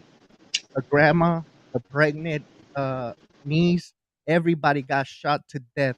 The only people that survived were people that were hiding underneath a bed. And these people that got shot to death, the people that shot them were the military, the Mexican military.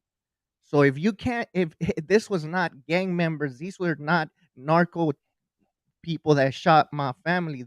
This was the military doing military tactics, being bought by the narcos. So if you think that that's not gonna help, that gun, Bought and paid for by the car. yeah, that if you guys Oh, think sorry. that Sorry.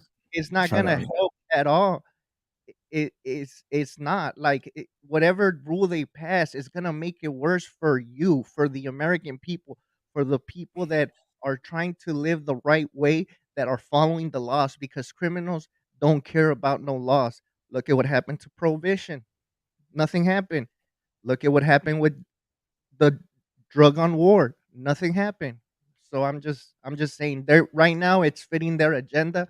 They saw an opportunity, they're taking it, and that's how they work.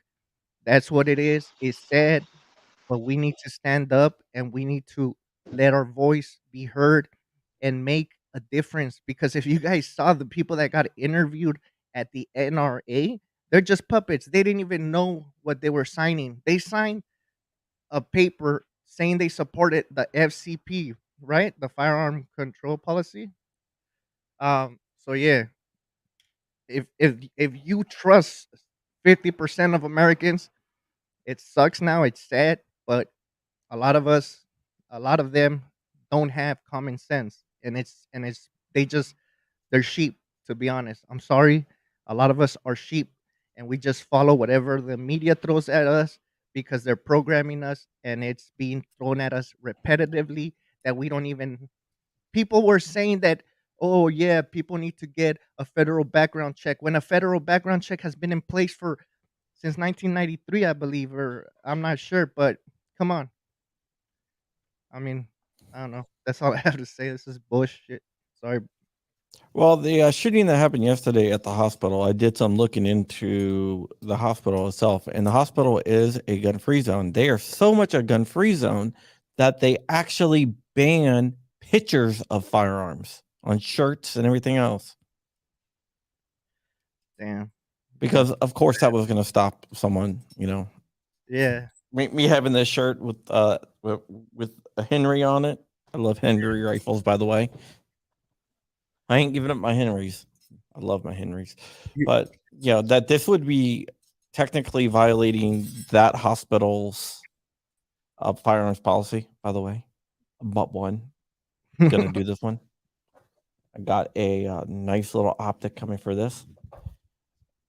I'm gonna finish my P80 with my Venom. I have my Venom somewhere around here.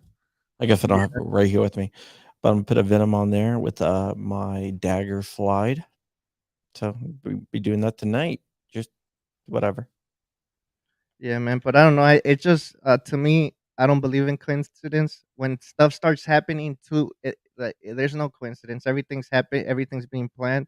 Everything's happening too precise, and that just to me seems like an operation. Like, and it's weird, you know. It's sad. But as soon as Canada was talking about what they were doing, I knew that the next place was gonna be us. And then now we don't know what's gonna happen. So hopefully this thing does not pass. It sucks, but I have a feeling they are Well, gonna. it's gonna pass out of judiciary. Yeah, I did a good article on AMLN, if I say so myself, and I believe that it won't pass the Senate. yeah. Hopefully it doesn't get to the Senate, man. But yeah, they're just taking advantage of the situation at the moment, which is sad because if uh the pro gun or the pro gun people would start using this to talk about how we need more guns and this and that, they would use it against us by saying, "Oh, you're just taking advantage of a sad situation." But I mean, look at what Beto did. He went and made a scandal at the conference. But I mean, Yeah, that was pathetic. yeah, that was That sad, was man. disgusting, immoral, and everything else, man. Yeah, you don't use somebody's pain You as don't a use dead kids to uh, accomplish a political goal, and that's exactly what Beto O'Rourke did. I'm gonna call him Robert because that's his effing name. That's what that Robbie did. damn Robert. But yeah, Or, I don't know. and I'm gonna call him by his middle name, Francis. That's what Oh, Francis what? did. Yeah, it sounds like a Francis thing to do, man. To be honest, Yeah. now that Don't be say a that, Francis, guys. yeah, instead of don't be a Karen, don't be a Francis, guys. Um, Yeah, Beta. Yeah, but Rich calls him Beta. did you see the show where the AK guy did, where he went outside the NRA and he was asking people questions, right? And these were people that were against the NRA, and he was just asking them, "Do you believe in this? Do you believe in that?" And they're like, "Yeah, yeah, that needs to be in place." When half of the stuff that he No, I gotta watch it. it's hilarious, man. That you just when you see that, you're like, "Damn, this is like the people that they have in the front li" like, these people are just going to shout. Like, I think they just like shouting, and you could see how intense and hyped up they are, and to them, it's just like whatever I'm able to shout out, I don't even know what I'm shouting, but I'm able to shout, you know? Like, it's people like that, and I'm like, "Damn," like, what happened to, when you used to support a cause, when you believe something, when you stand for something like that's not America anymore, or is it what's going on? You know what I mean? Standing for something, believing for something, I agree with it. But when you're just shouting to shout and you don't know that federal background checks have been around forever, uh then you're Yeah. just following the crowd like a sheep, I guess. I don't know. Yeah, well, Mark Dice used to do that, where he used to go out and get people to sign like really weird petitions. What's really interesting is the number of people that believe in that crowd that believe that AR-15s are fully automatic. Yeah, bro. They were saying like nobody here owns an AK, and they kept repeating it, right? And they're talking to the AK guy, and they're like, only a madman would want an AK. AKs are the worst, and he's like, yeah, yeah, you know. And then he's all like, I can't believe people haven't noticed that I keep walking into the NRA conference, walking back out, and interviewing them. And they're just all they're saying is just screaming, bro, like screaming. And as long as they shouting, um, they're fine with it. If they want to shout, they could get a pillow and shout their head off at home into the pillow, and that works the same. You know what I mean? Instead of wasting money and going all the way to Texas and the heat and not not not doing nothing but acting a fool. You know? Yeah. Yeah, exactly. It's crazy. Oh, by the way, Baltimore and Brady are suing Polymer 80. I'm gonna drop a video, but I'm doing live streams to John Crumb Live, so I'm not gonna drop a video right now. I'll drop a video tonight or tomorrow, probably on it, depending on time frame and this and everything else. But Baltimore and Brady are suing. Brady campaign. What they have been doing is teaming up with cities like Baltimore and Los Angeles to sue Polymer 80. They're trying to use taxpayer money to pit a company out of business that they do not like. They claim that Polymer 80 has been skirting the GCA and the Maryland Handgun Registry. And they also sued a local gun shop that used to sell Polymer 80s before they became illegal. The gun shop, Hanover Armory, has not sold any Polymer 80 kits since they became illegal in Maryland. But they're going at the Polymer 80 to try to bankrupt them by using taxpayer money, which I think is pretty despicable as well. Okay, John. So if they voted up right now at this moment, right? What we're seeing currently, then it goes to the Senate, right? No, Then no, no, no, no. It still has to go through the House. This is just the judiciary.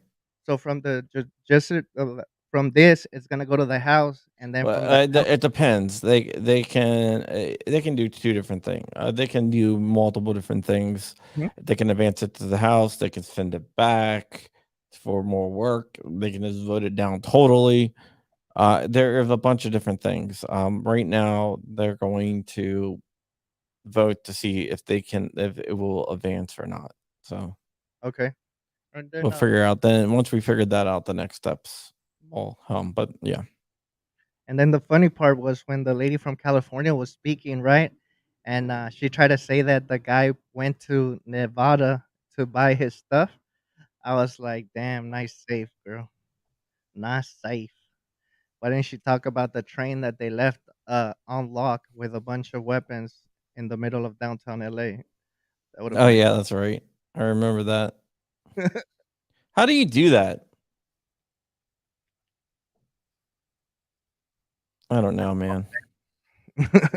I don't know how you forget. I mean, how would you forget?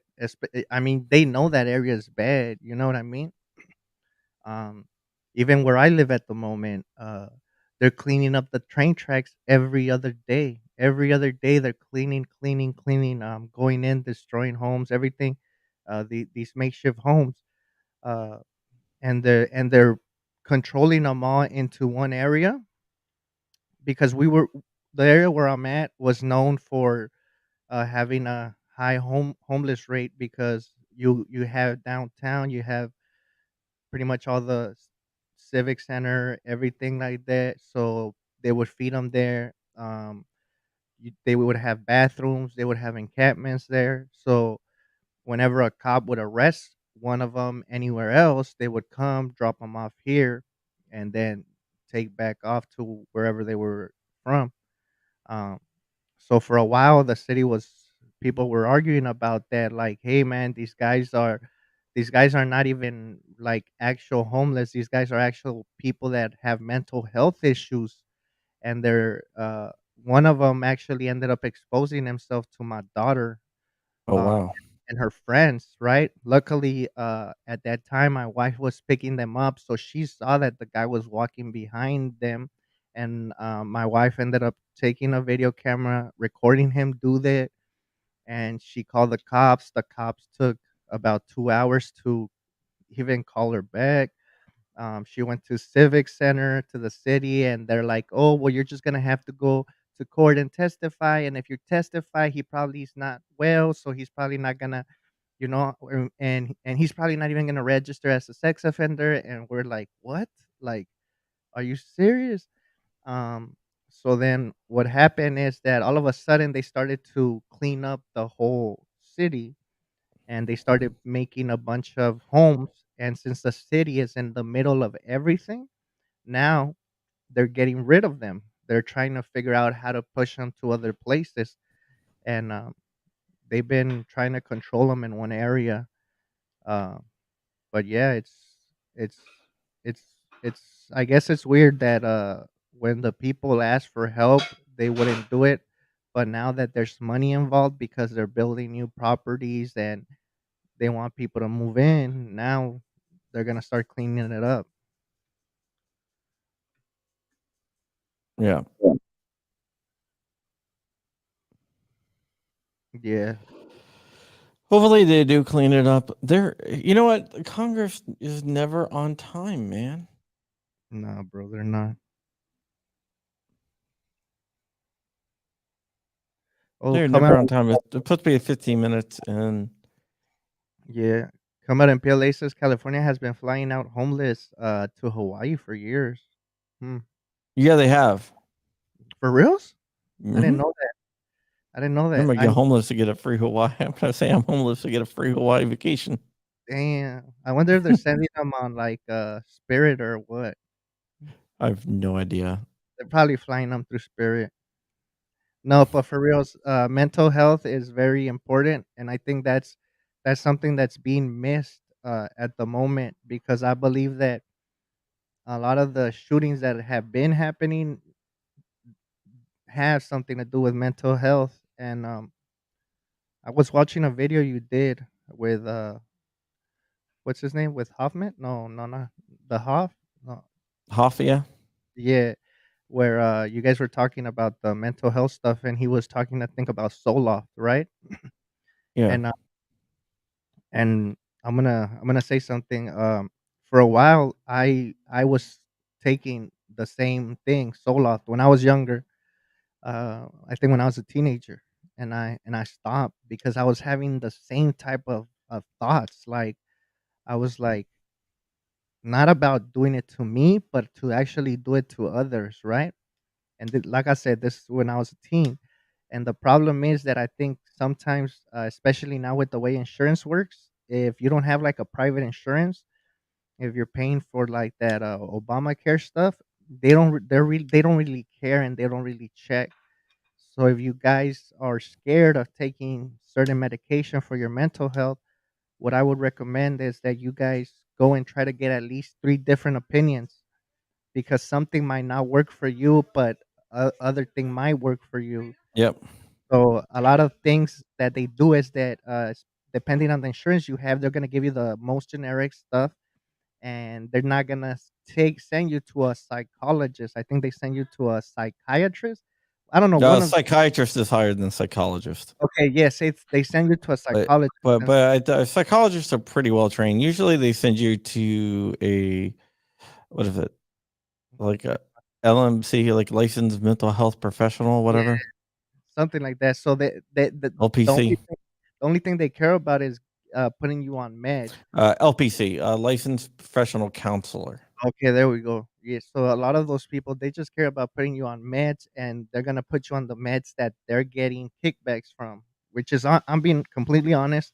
This is not everybody, but this is how a lot of the big pharma thing works, and a lot of the medications not for everybody. Um, just like certain foods, or everybody has certain type of allergies. So don't be scared of taking a medication. Just make sure you look into it because that's what counts. I mean, mental health is really important, to be honest. But what you need to do is be honest with what you are feeling when you start taking medication, and have a trusted person there that knows you to be able to tell if there's any differences going on, any negative differences, I should say, Yeah, I think that too. or any And I positive differences. Just differences, you know. If it's yeah, positive, great. You're probably on some good stuff that's really working for you, but there could be negative differences too. yeah, Um, and and I think that's what was going on and at the moment that they took a lot of the mental health down, and they would just send all these people to jail, and then in jail they would end up giving them they wouldn't care what they were taking, they'd just give them stuff to. I think they were giving them my friend. I remember my friend came out and he came out really hefty, and I'm like, damn, bro, like you're really, like you weren't working out or what? And he was like, no, I was taking Seroquel, and I'm like, what? What's that? So I looked up Seroquel, and I think Seroquel was something to do with like schizophrenia and I guess one of the side effects for Seroquel is it makes you eat a lot, and you end up getting like yeah. you're prone to diabetes, and Well, then it like makes I'm you on sick. Lexapro, and Yeah. Lexapro kind of plumps you up. I like Mhm. gained 60 pounds on Lexapro. I'm on Lexapro for my cluster headaches, Yeah. so it's a trade off. I get less cluster headaches, but I do gain So you weight. But cluster headates are like also known as suicide headaches, so that yeah. should tell you how painful they are. So yeah, Okay, so Come On MPLA is talking about lithium, and that's what I was gonna say. A lot of the people in the penitentiary system or in jail in California, I'm speaking for California, are on lithium, Seroquel, Effexors, which is like kind of like Xanax. I don't know, but that and I forgot what else. But a lot of people are on that stuff, and then they don't even get tested. They don't test their blood. They don't do no work on them. You just go, I guess, talk to the person, and they give you what usually you ask for. And then the thing is that these people are not. Some people are taking it. Some people are selling it. So the funny thing is that the guy next to you'll tell you, "Hey man, go tell the doctor this and that," and then the doctor has listened to so many people tell him the same things, and they'll just give him whatever everybody's taking. So I think that's an issue, and I think we need to work on that. yeah, Yeah. I agree. Somebody said 7 Up used to have lithium in it in the good old days. Coca-Cola used to have freaking cocaine. So that doesn't Right? surprise me. Yeah. They didn't. What's his name? The guy that from Twitter, Elon Musk, said that he was gonna try to bring the old Coke back. Yeah, Like, I saw that. yeah, that guy's hilarious sometimes, man. Yeah, Musk is really funny. Yeah, he has his humor is a little off sometimes, but he's funny. Yeah, Musk, the richest man in the world, who's also like one of the biggest trolls. Yeah, it's fun. That's great, man. Yeah, he is hilarious. I like Musk. Oh, I'm so tired. I wanted to take a nap today, but yeah, So whatever. what shooting happened yesterday? I didn't even hear about it. I was No, it was in a medical place. Oh man, that's crazy. Right here, something would say John Crump. What? Oh, I was posting you on Instagram, so I said, make sure if you guys are not watching this, make sure you guys tune in. Okay, I was like, what the hell, It's on John dude? They're Crump taking Live. forever to come back. Yeah, they are taking forever. The committee will come to order. All right, The here we committee go. recessed. It had dispensed with the Shabbat Amendment. For what purpose does Mr. Tiffany seek recognition? Can't see it, John. We can't see it. I have an amendment at the desk, Mr. Point Chairman. of order, Mr. Chairman. Point of order is reserved. Clerk will report the amendment. Amendment to the amendment in the nature of a substitute to H.R. 7910, offered by The Mr. amendment will be considered as read. The gentleman is recognized for 5 minutes to explain his amendment. Yeah, thank you, Mr. Chairman. This amendment addresses an issue that this committee has refused to address in the past as it relates to gun violence across our nation. The bill before us has been named the Protect Our Kids Act, but it does little of that. It does, of course, create several unconstitutional restrictions on lawful gun ownership. The American people know the end game here.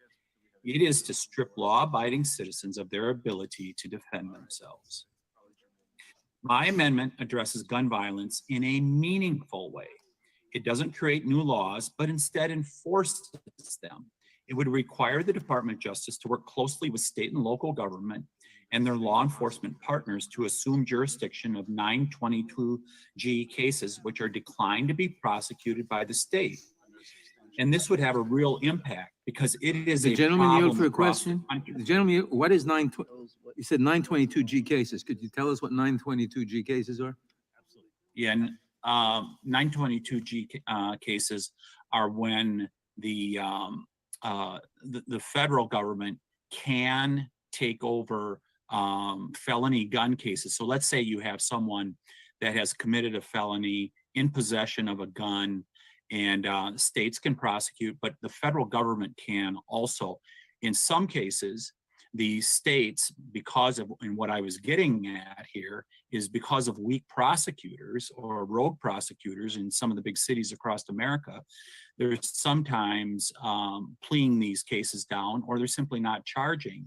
And this would allow the federal DOJ, Department of Justice, to take those cases and be able to file charges for somebody that's carrying a gun who has committed a felony in the past. Does that answer your question, Mr. Chairman? Yes, thank you.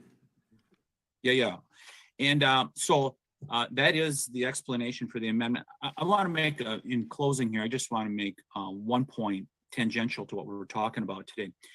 It's really interesting as we've heard the various mass shootings that have gone on in America, whether it's Buffalo, Uvalde, places like that, these horrific shootings that have been going on. And but I noticed no one brings up Waukesha, the Waukesha Christmas parade. And this is part of what this gets at, though a different vehicle, in this case, a truck was used to kill 6 people in the Waukesha Christmas parade here in Wisconsin just 5-6 months ago. I noticed no one brings that mass killing up. And in that case, of course, it was a vehicle that was used, not a gun. We're not outlawing vehicles, I can see with today's markup. But I noticed no one brings that up, which I don't understand why, because we should all, whenever there is an unfortunate incident like a mass killing that goes on, we should all decry that. We should all be saying that this Mr. is Tiffany, will you yield to a question on the terrible amendment? loss of- Will And I'm you just yield to gonna a question close- on the amendment, Mr. Tiffany? I'm all for it. Just so I can understand it. It's Cicilline, sorry. Yes, I'll yield. So I'm just trying to understand. The amendment says the Attorney General shall coordinate with a state Attorney General and appropriate state law enforcement officials in order to prosecute a violation. So is the amendment require the coordination, or does it compel the Attorney General to actually file charges if the state doesn't? Because, one of them would be useful, I guess, to coordinate, but if it's directing the Attorney General, then it seems to me we run into some problems about compelling the executive branch to take certain actions. So Yeah, per the, if I may, per Sure. the language that you see in there, it requires them to coordinate with local units of government. But it says in The order to operative term- prosecute a violation. Yep, the operative term in there, Mr. Cicilline, is coordinate. Could you say coordinate in order to consider prosecution? Is that way you give prosecutorial discretion to it just seems like otherwise we're compelling a prosecution, which I'm not sure you intend to do. DOJ just has to coordinate with the local unit of government. My understanding, and I hope I'll I'm be allowed back. additional time here, Mr. Chairman. My understanding, the term coordinate is equal, where both the federal government and state and local governments have an equal seat at the table. So they're going to sit down and coordinate decision that will be made. Does the gentleman yield back? Does the gen- I would just like to, if I could take a couple more seconds in Sure. closing. There is, Mr. Cohen challenged us to come forth with proposals today. Mr. Jones asked, what are you willing to do? This is exactly what we're willing to do. You're seeing these amendments come forth now, like this one, and I'm asking for everyone on this committee to support this amendment. This is what you're seeing from Republicans now. We could have included my amendment here if we would have sat down and worked together earlier in the process, rather than me having to bring it as an amendment now in a markup. With that, I ask for your support and I yield back. Gentleman yields back. Does the gentlelady insist on her point of order? No. Excuse me, I withdraw my point of order. Point of order is withdrawn. I recognize myself. This is a very good idea, but the amendment is unnecessary and redundant because state and federal prosecutors already cooperate in cases of prohibited persons in possession of firearms in many jurisdictions, including my own in New York. There are task forces, federal, state task forces to coordinate these efforts. So while Mr. Tiffany is absolutely right, it's already done, and so the amendment is really redundant. So I would oppose it simply as redundant because it's already done and the amendment would do nothing therefore. Who seeks recognition? Strike the last word. Gentlelady from Florida is recognized to strike the last word. Texas, I'm sorry. I thank you, Mr. Chairman. I'm very eager to find an answer to Mr. Jones. I move to strike the last word. I'm very eager to find an answer to Mr. Jones' question from our friends. Why does she always have props? I would ask. Here comes another question prop. To Mr. Tiffany, that if this amendment was included, that would then make you likely to support. Bro, because Protect she's Kids talking Act? to little kids. Is that bro. accurate? She has to show the kids how it's Mr. done. Tiffany? Yeah, I'd be happy to answer your question. Early in the summation that I just gave here a minute ago, this would be a good change. But as I said, this bill creates several unconstitutional restrictions on So lawful gun ownership. All right, sir, you said your answer would be no. I appreciate it. I have little time. Your As a answer member would- of the Judiciary Committee, I'm not going to be in the habit of reclaiming my passing or time. voting Your answer is for no. unconstitutional laws. Your answer is no. Again, as indicated, this may be already done, but let me speak to the conditions of Texas. I don't know what laws my prosecutors could in fact operate under. We have no universal background checks. We have no ban on assault weapons. We have no red flag laws. We have no age 21 requirement to buy a rifle. We have no waiting period to buy firearms and ammunition. We have no closing of the gun show loopholes. We have no limits on open carry. In fact, we have open carry, and no ban on concealed weapons at universities. In fact, we are completely without an infrastructure for which our prosecutors basically could operate under. Obviously, if the mass shooter at the school in Uvalde had lived, Robb Elementary School, there might be a trial. In Buffalo, of course, this Well, there would be a trial for freaking murder, you by white dumbass. supremacy. And there's certainly no laws, because I know my good friends will call that speech and the protection of free speech. I don't know whether they would view that as disinformation. But the difficulty of Okay, so now she's going after the free speech. larger Awesome.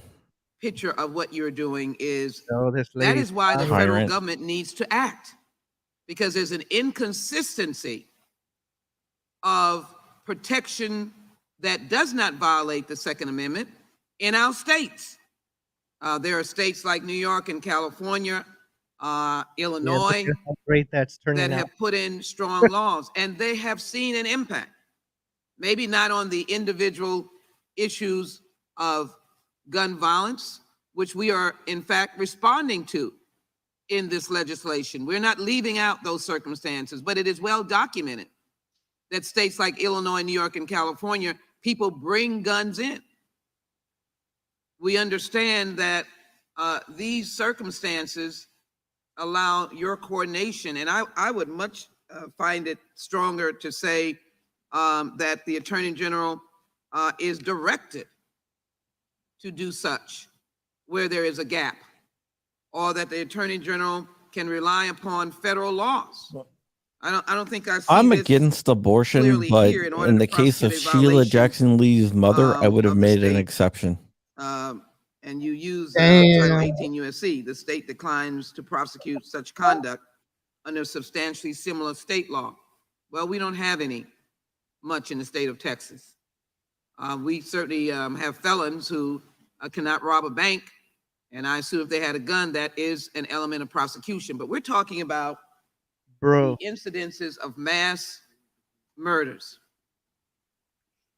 And so She's like this Gallagher. Remember that comic amendment, that used to smash the of which I watermelons? certainly Yeah. am empathetic And Yeah, this, she to your intent, Kenneth Humboldt that said she's a does prop not comic. And he work or give any help to the mourning parents in Texas who are mourning quite frequently, including Rhonda Hart, whose daughter, Kimberly Vaughn, was killed because the gun was not securely stored in Santa Fe, Texas, and nor would have helped the circumstances in Uvalde.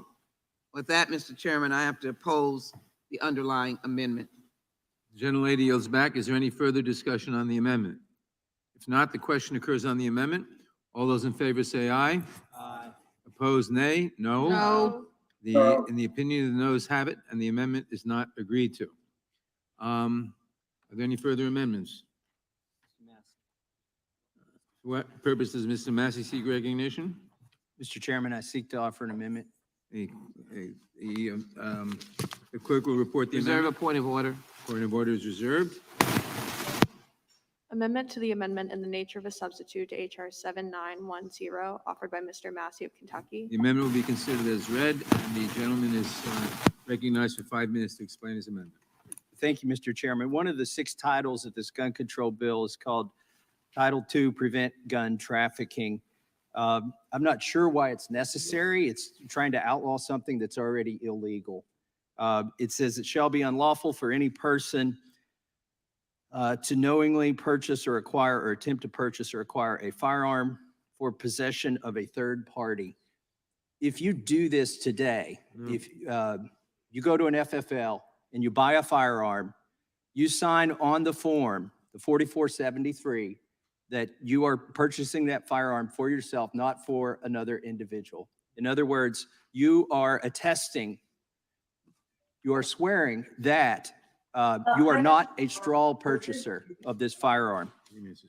So why is Title II, Preventing Gun Trafficking, necessary? It says that it's going to outlaw the exact same thing that's already illegal. So when somebody offers a law or a new law that does something that an old law already does, the question is, what more does it do? Or what more does it intend to do?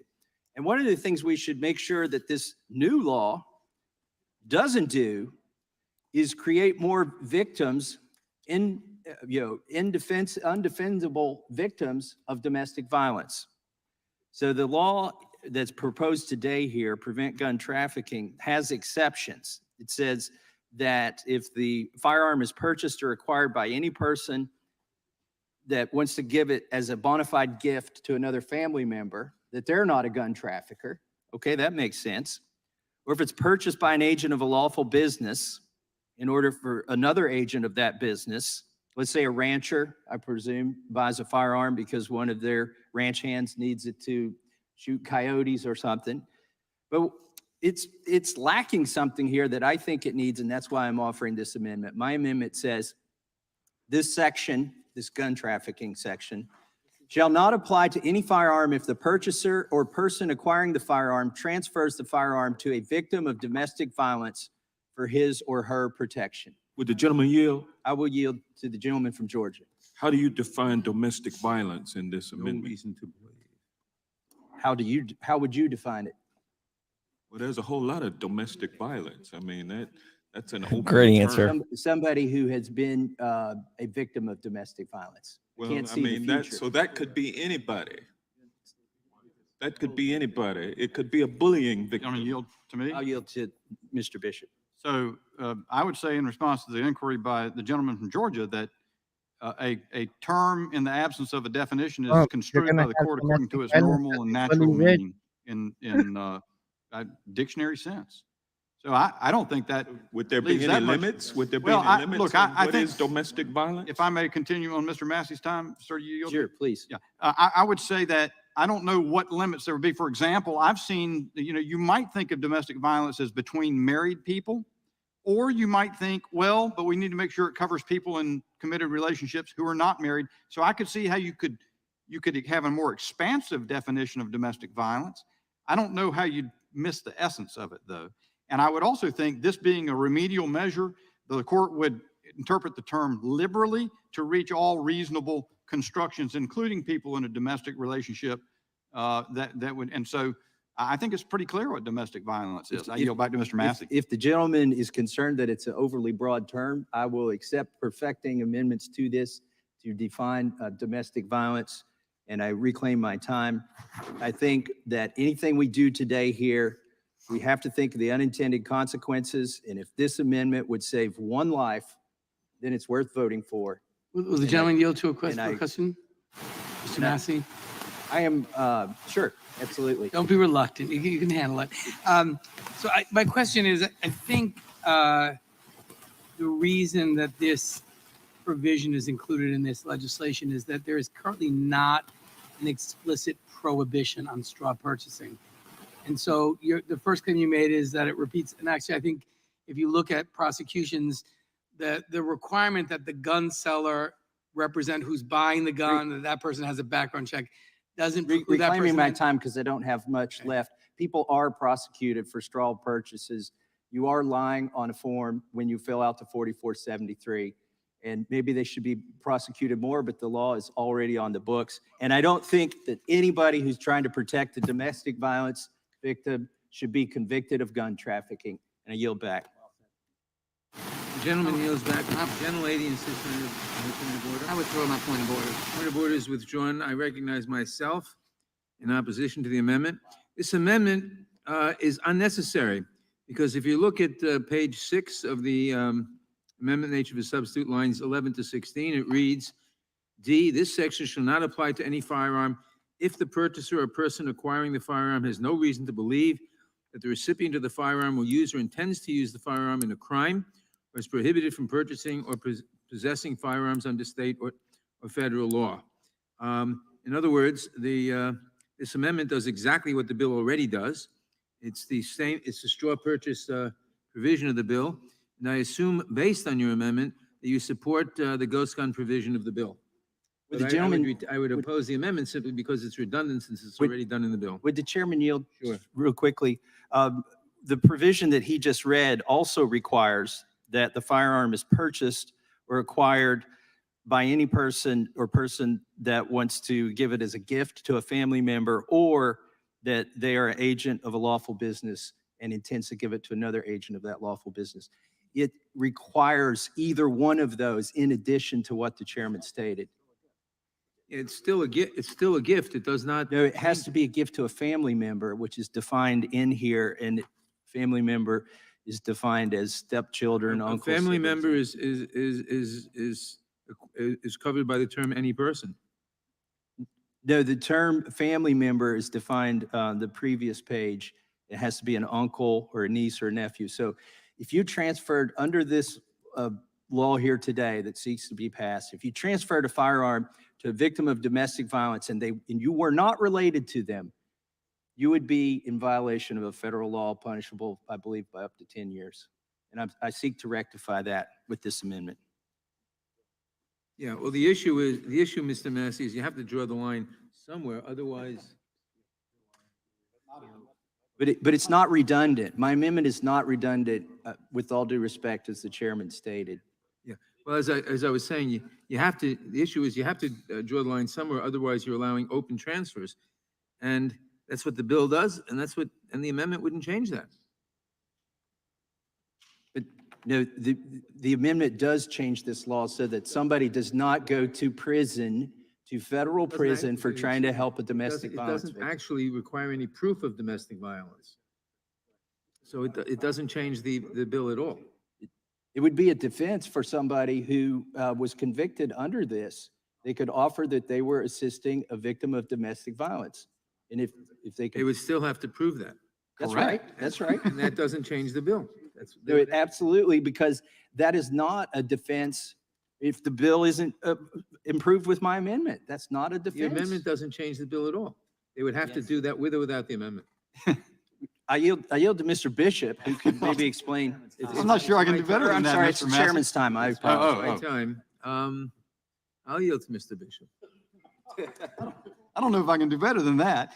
Mr. Massey's very explicitly explained why the segment that you read does not provide protection to all domestic violence victims. He has set out a separate defense in his amendment for a domestic violence victim not to be prosecuted for receiving a trafficking in guns. Reclaiming my time, we'll work with you if we can come up with a better definition of victim of domestic violence. That's what it comes down to. I don't think we can, but if we can, fine. Would the chairman yield? I'll yield. Well, I think the scenario is you have a lady who has been a victim of domestic violence and her neighbor or she goes to the neighbor and wants some kind of protection and he helps her. He says, okay, we want to help this lady so she can protect her life, protect herself. And that is not covered under the legislation. Mr. Massey's amendment is really that scenario because the neighbor is not a family member. It's a neighbor who understands what's going on and wants to help her out. Mr. Chairman, will you yield for Reclaiming my time? It's an interesting story, but we still have to come up with a definition of victim of domestic violence. Mr. Chairman? As I said, we're willing to work with you on Well, that. no, you've changed you initially said that the text covered it. The text doesn't cover it. So now if we got to come up with a definition, we'll do that. The text does cover it. No, it doesn't. But Mr. Chairman? The text covers it, but if you think it doesn't cover it enough, sufficiently, we'll work with you for a better definition of victim of domestic violence. But I think the bill covers it.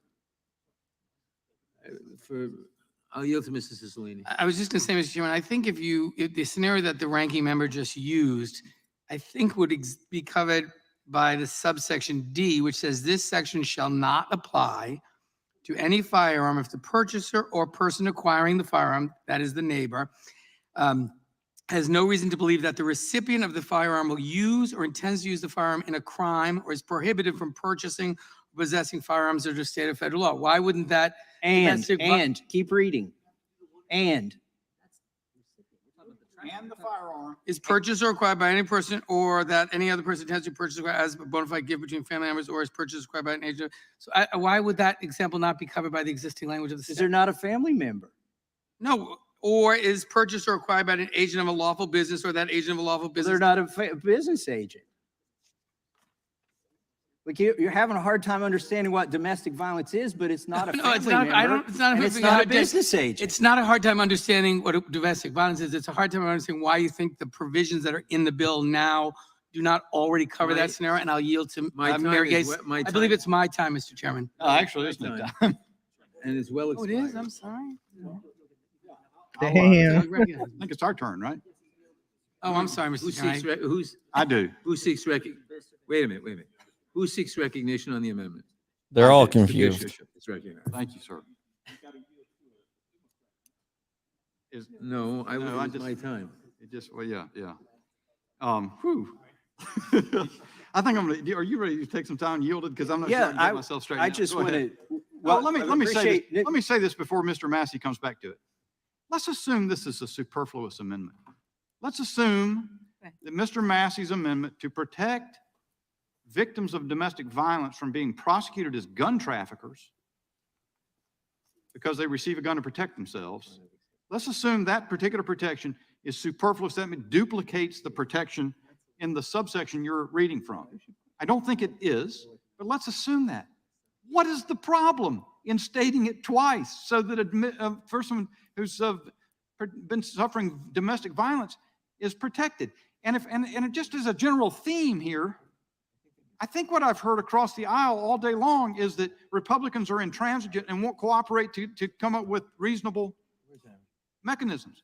And third point, this is a great issue. It's core to the question of whether it's an appropriate new law to put on the books. If you had had a conversation with us about any of the stuff in this, instead of just ramming it onto a markup and bringing us in here, we wouldn't be having the discussion from the dais trying to sort this out. With all that said, I'll yield to Mr. Massey. Thank you, Mr. Bishop. I mean, it's kind of frustrating here to debate the knowable and what is in plain language and what has been written and introduced by the other side of the aisle. Their bill has no provision to protect domestic violence victims. It does not apply to them. And the fact that they are just now discovering it in this hearing that was rushed, we got 48 hours of notice. Maybe they didn't think through all of these bills. Maybe they didn't realize you're going to create gun traffickers out of neighbors that are trying to help domestic violence victims. And just read the bill that has been introduced. It's not superfluous, what I'm saying here. And I think it's important, but let me close with this before I give it back to Mr. Bishop. I think it's indicative of the lack of thought and the unintended consequences that will stem from these bills that they're trying to pass today. And their lack of knowledge of what it does and doesn't allow. And I yield back to Mr. Bishop. 100%. And before I give a specific example that will not be covered by the exception to which the Democrats have referred, I want it to be clear that when a vote is taken on this amendment, Democrats are going to vote against protecting victims of domestic violence from possibly being prosecuted as gun traffickers because they receive a weapon to protect themselves. That's what's at issue. Now, let me give you a specific example. If people are cohabitating as roommates in a property, and one is beating the tar out of the other one on a regular basis, and the one being beaten gets a gun from a friend, they're prosecutable under your bill. Both the friend and the victim, absolutely. So Mr. Massey wants to have a very modest amendment to provide for that. You're against it. Fine. Anybody else on our side want time? Anybody want to contradict what I just said on the other side?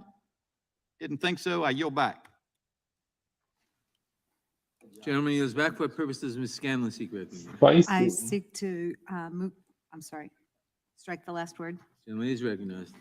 I'm really gratified to hear that our colleagues have concerns about victims of domestic violence because they've been so resistant to helping us pass an evidence-based protection for victims of domestic violence, and that would be closing the boyfriend loophole, the loophole that precludes us. Here we go, from another made-up removing term. With a gentlewoman yield? From the home. I was going to finish my thought first. Okay.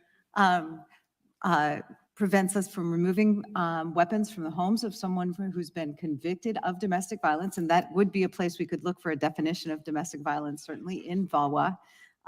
But our colleagues all voted against VAWA because of that very provision. So I would urge that if we want to do an amendment, we do one that deals with removing guns from the homes of stalkers, people who've been convicted of stalking or domestic violence, because the evidence shows that's where there is actually a risk of gun violence. And I'd yield back. I urge you to Chair. vote on something that removes natural rights from people. I just want to add that there is no research to support the idea that women's gun ownership increases their safety, regardless of whether they're in-person violence victims.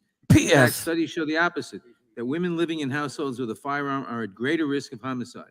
What? A study of female intimate partner homicide risk factors found that even for women who lived apart from their abuser, there was no evidence of protective impact from owning a gun. And a California study found that women who purchased a gun died by firearm homicide at twice the rate of women who did not. Damn, he's saying I'll they yield shot back to the themselves gentlelady. to death. Do you wish to yield to me? Sorry, no, I That's a yield it back joke. to the chair. It's the gentlelady's time. Mr. Chairman, I ask unanimous consent to submit. It's the gentlelady's time. I yield it back to the chair. Oh, then Mr. Chairman. I yield back. Mr. Chairman. Um, Mr. who Chairman. seeks recognition? I have unanimous consent requests. Mr. Massey? I'd like to submit to the record an article from the New York Post, November 4th, 2019. Pregnant Florida mom uses AR-15 to kill home intruder. Without objection. Who seeks Mr. recognition? Chairman. For what purposes, Mr. You gotta Jordan love seek Massey. recognition? I'd yield to the gentleman from North Carolina. Thank you, So, Mr. Jordan. And, that's and the point. recognizing that this might be taking one step too far, I just want to make sure I understand. The gentlelady from Pennsylvania, did she respond to this concern by talking about another bill? That's what I thought. And so that's where it stands. No one has an answer to the example that I gave of a domestic violence situation that is not protected from being classified as a gun trafficker under this bill. Mr. Massey proposed I guess you guys are for victimizing domestic violence victims. You will not respond to it substantively, and the only answer coming from the other side in response to that, you can't rebut that example. The only answer of Ms. Scanlon is to talk about another bill that somebody didn't support. Fine. That's great. I don't think you could make a clearer case for the nature of the dialogue, the nature of this proceeding on this particular bill, this package of stuff, than that example. And I thank you, Mr. Massey, for a great bill. I yield back to Mr. Jordan. A great amendment. Mr. Jordan, would you yield to me, please? Yeah, well, I'll give me a second. The Good Samaritan in the illustration Mr. Bishop gave is going to be a trafficker under this legislation. The person who's been abused is going to be a trafficker under this legislation and face enhanced penalties under this legislation because they won't accept this amendment. That's what this does, which gets to the point we've talked about now for several hours. This is all about making it tougher for law-abiding citizens to protect themselves and exercise their Second Amendment liberties. That's what this legislation does. We all understand it. It's a darn good amendment. I can't believe it won't be accepted. I yield to the gentleman from Kentucky. So I want to talk about where I started out here. If we have a law that does something that the law already accomplishes, why do we need the new law? Well, the difference between the existing law, if you're a straw purchaser under the existing law, you can be convicted. In other words, a Good Samaritan who buys a firearm gives it to domestic violence victim.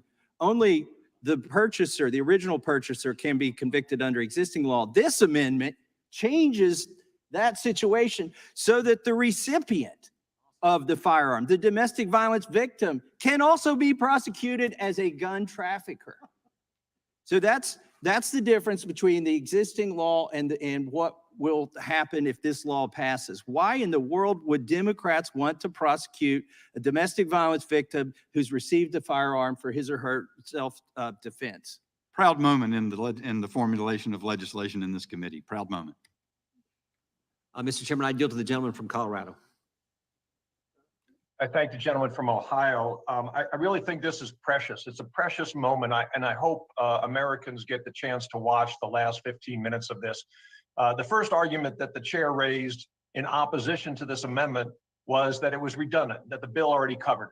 And then when it was obvious that the bill already didn't cover it, then the chairman said, well, we don't really know what domestic violence is. We on the Judiciary Committee don't understand domestic violence. So, it may not be redundant, but define domestic violence for us. And then when it was obvious what domestic violence means, and it's covered in state law and federal law, but then we hear from the gentlelady from Pennsylvania, well, women can't really protect themselves. They're not capable of protecting themselves with guns.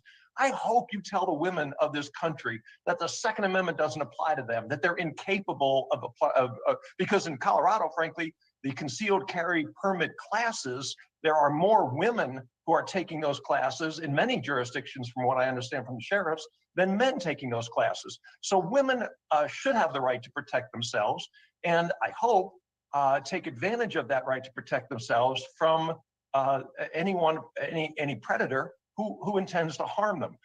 Maybe the Democrats can come up with a few other red herring reasons to oppose this very good amendment, an amendment that would strengthen the bill, an amendment that would make America a safer place. But right now, you failed on 3 counts. And I think that it is time that you acknowledge that Mr. Massey has a good amendment and agree to his amendment. And I yield back to the gentleman from Ohio. B. Baker, reach out to me. I'm not sure whose channel you're on, Gentleman yields but back. For I'm purposes, DLD gentlelady After from Dark. Reach out to Texas me. is If the recognized. firearm saved your life, I would love to have you on the show. The gentlelady from Texas. So would I. Email me at strike info@crumpy.com. I hook everyone up. Gentlelady's recognized. I think the Awesome. one Thanks, brother. thing that the American people should know is that Democrats can absolutely not be classified as not Okay, I'm sorry. fighting Look at to them protect moving the sign person to women in person. particular from the So scourge of the domestic literal violence. That is corpses just something that I will absolutely are Well, staring not accept. behind these We've idiots. been painted with many It well, is she, colors Sheila today Jackson Lee that I will uses certainly not props accept. every Yeah. single time In she has fact, a I will new prop. reject very It's loudly She and does. openly. bro. She's the Because I freaking Gallagher remember of the the Senate, pain Oh, or of the freaking House. trying Sorry. over and 10 over boxes and if you were over moving again head ass. to get the Violence Against Women Act passed, authored by myself and many other co-sponsors of a comprehensive omnibus bill dealing with every aspect of domestic violence, including, of course, the boyfriend loophole. And look what Which they do. still They try to name became this shit an like obstacle in the about, Senate They're and like, never got passed. violence against women you and didn't protect help. But the it left the children House Yeah, act. you didn't help me out. I'm with not that helping you provision out. in it You didn't help me out before. to protect the victims of domestic violence. I've had officers in my jurisdiction to admit that the domestic violence call is the most dangerous, and some have lost their lives. For Let's be everyone that honest, bitch. offers 1 out of 5 Glocks an in your explanation, jurisdiction Democrats doesn't are have an not auto steer on it. both emotionally tied to and cognizant of the limit or the levels of violence in domestic violence, of which we can expand this definition. It is soundly rejected by our history and by the legislation that we've offered over and over again. And so I would say to Mr. Massey, some modification of his legislation may be well placed.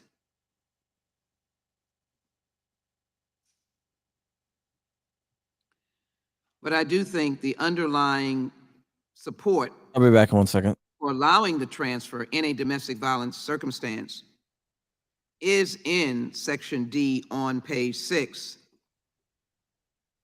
And if it was read simply, it says the section should not apply to any firearm if the purchaser or person acquiring the firearm has no reason to believe that the recipient of the firearm will use or intends to use the firearm in a crime or is prohibited from purchasing or possessing firearms under state law.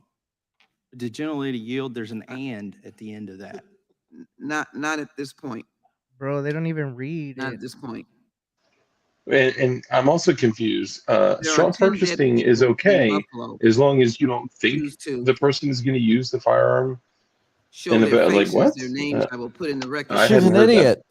Before Yeah. the end of this markup. She's not even reading it, bro. The half of them They're are. saying that's the There are current some law. of them are women. And with that in mind, I think that we are trying to use falsities to label those of us who've been working on this issue very long. We've extended the olive branch, Mr. Massey, for some modification of your language. And that is a decent offer. The bill can move toward the floor and a more defined amendment might be appropriate. But apparently, with all well intention, my good friends grab on to one issue, Second Amendment. They go on and on and on and on about the Second Amendment, complete false argument.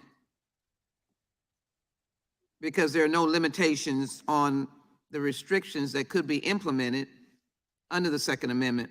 Several cases uphold that. For every case you have, the Supreme Court has upheld that. There's no limitations on Same the thing, but restrictions they can using put on an there. argument Yeah, about no. our opposition or lack of sensitivity to the victims of domestic violence, I could refute again the argument about a good guy or a good I'm going to go lady with with a yes. gun doesn't always rule the day, particularly against weapons of mass destruction or in a volatile situation like domestic violence. Damn. This is about trafficking, straw purchases. We want this section to stand for what it is supposed to stand for, and that is the outright These are outrage weapons of mass people passing off destruction guns right here. Okay.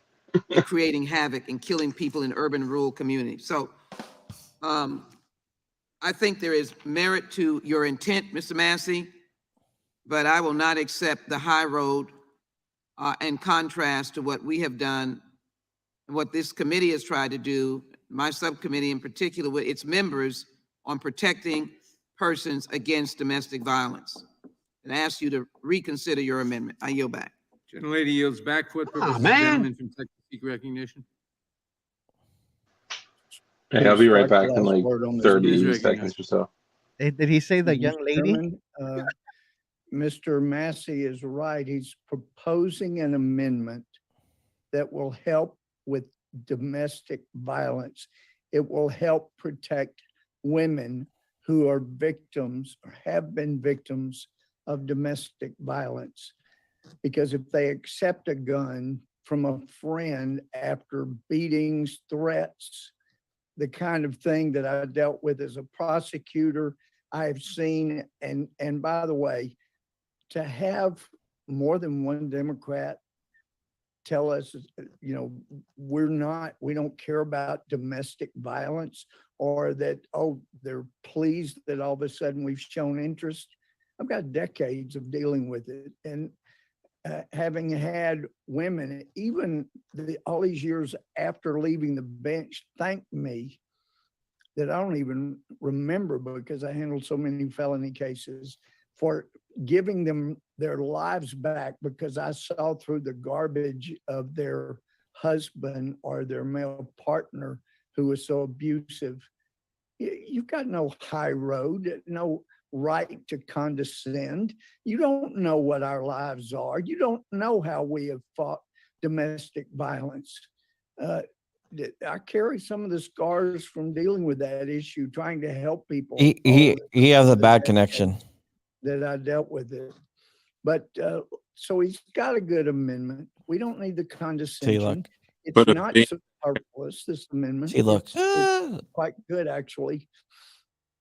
And No to choppiness. condescend and say why we voted against DAWA, there was a lot of garbage in there. There was some good things, but you don't, again, Democrats weren't interested in coming together, but rather just trying to get a political win or notch on the belt. But let me mention some of the things that continue to be brought up regarding ending assault weapons in multiple magazines.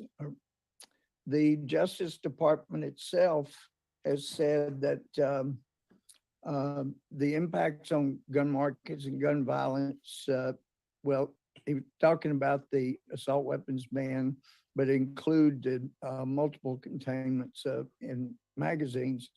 The Justice Department said should be renewed. The ban's effects on gun violence are likely to be a small at best, perhaps too small for reliable measurement. Gotta love potatoes. Assault weapons were rarely used in gun crimes even before the ban.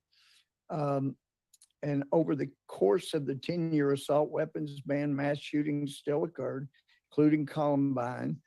And according to data from the FBI, 2015 to 2019, you're twice as likely to be killed by hands or feet than you are to be killed by a rifle. And that seems to be what has killed so many people. The Virginia Tech shooter did not use a semi-automatic rifle nor an automatic rifle. I use those in the Army, but you know, what people are calling assault weapons, 223 round. It's just barely bigger than a 22. Which, by the way, experts testify organized crime like to use 22 because the rounds are so difficult to ever trace to a gun. But an assault weapons ban is just a talking point, does not deal with the root cause of violence. And that's, it appears so much is political today. You don't want our amendments. You're not, it seems like you came in with the attitude, even a good amendment like this, you're determined to stop it. Now, as a judge handling thousands of felony cases, I don't remember any significant felonies where the perpetrator went in, bought a gun, got the background check, or bought a gun without one, but they always had to get one. There is no loophole for the gun shows. I mean, if a federal firearm licensee is selling a gun, there has to be, no matter where it is. There's no online loophole. That's false as well. But so many of these, most of these mass shootings, they got approved by the background check and they bought the gun. True. So there is so much that's just talking points, but it's not going to Yep. solve the problem. And we want to solve the problem. I go back. That's why they Gentleman harp yields on back. background checks, For what because purposes, it's Mr. not Johnson, Georgia it's C. not about the Gregory. background Move to check. strike the last word. They Eyes want the ready. registry. Thank you, Mr. Chairman. This is a solemn hearing. It is a place where personal experiences have been shared in terms of the loss of loved ones. We're grieving as a nation for the loss of I don't trust you as a 29 person. of our fellow citizens due to gun violence out of control here in America, mass murders, another one yesterday. And this is a solemn moment, but yet my friends on the other side of the aisle are playing games, trying to muck up the works of a very straightforward piece of legislation. He's just saying the same with the shit. intent and the name of protecting our kids. We're trying to protect our kids. We're looking to raise the age to 21 for someone to be able to purchase a long gun. And we're trying to prevent gun trafficking. That's what we're talking about right now with this amendment. And Mr. Chairman, it's my humble opinion that if you give my colleagues on the other side of the aisle an inch, then the NRA takes a mile. This Oh my amendment God. appears, Bro, no would one even appear likes the to, NRA, dog. be quite reasonable, but what it really does is like a Trojan horse. It opens up the legislation. It puts a big hole that you can drive 3 Mack trucks through at the same time. What? Talking about victims of domestic violence. What is a victim of domestic Lord help violence? us. What is Lord. a victim, by the way? Is that Oh, he somebody thinks who there's has no just been victims, bro. threatened or who thinks that they've been threatened? Or What? is it somebody who received a phone call? That's Yeah, I why mean, 30 minutes ago, homie said, what is a define threat? a victim What of is a domestic violence. victim of Where have domestic y'all violence? been at? I mean, Sleeping, bro. Sorry. can drive, I shouldn't, in my unless sentences, and that participles. term I is apologize. defined with sufficient specificity, it will hurt this legislation. And I would submit that just agreeing to this amendment Yeah, would Morningstar. drive a hole into There's no this victims. legislation. I She think was we should asking do for it. what Look what we she was set out to wearing. do, which is to prevent as much gun trafficking as we possibly can. And we also don't want to open the door for untraceable weapons, ghost guns, Ghost guns. to Ghost be guns. allowed to I be don't know who that transferred to so-called MQGO guy is, but bro, you're domestic violence, hilarious. You whatever belong in my domestic community. violence is. Sub to my channel. Domestic violence can be between a man Corn and a pop. woman. It can be between a schoolyard bully and somebody in school. What's to keep someone under this amendment from transferring a weapon to someone who is less than 18 years What's old. up, Corn So Pop? we You don't here want to to drop get some truth into that bombs? at all.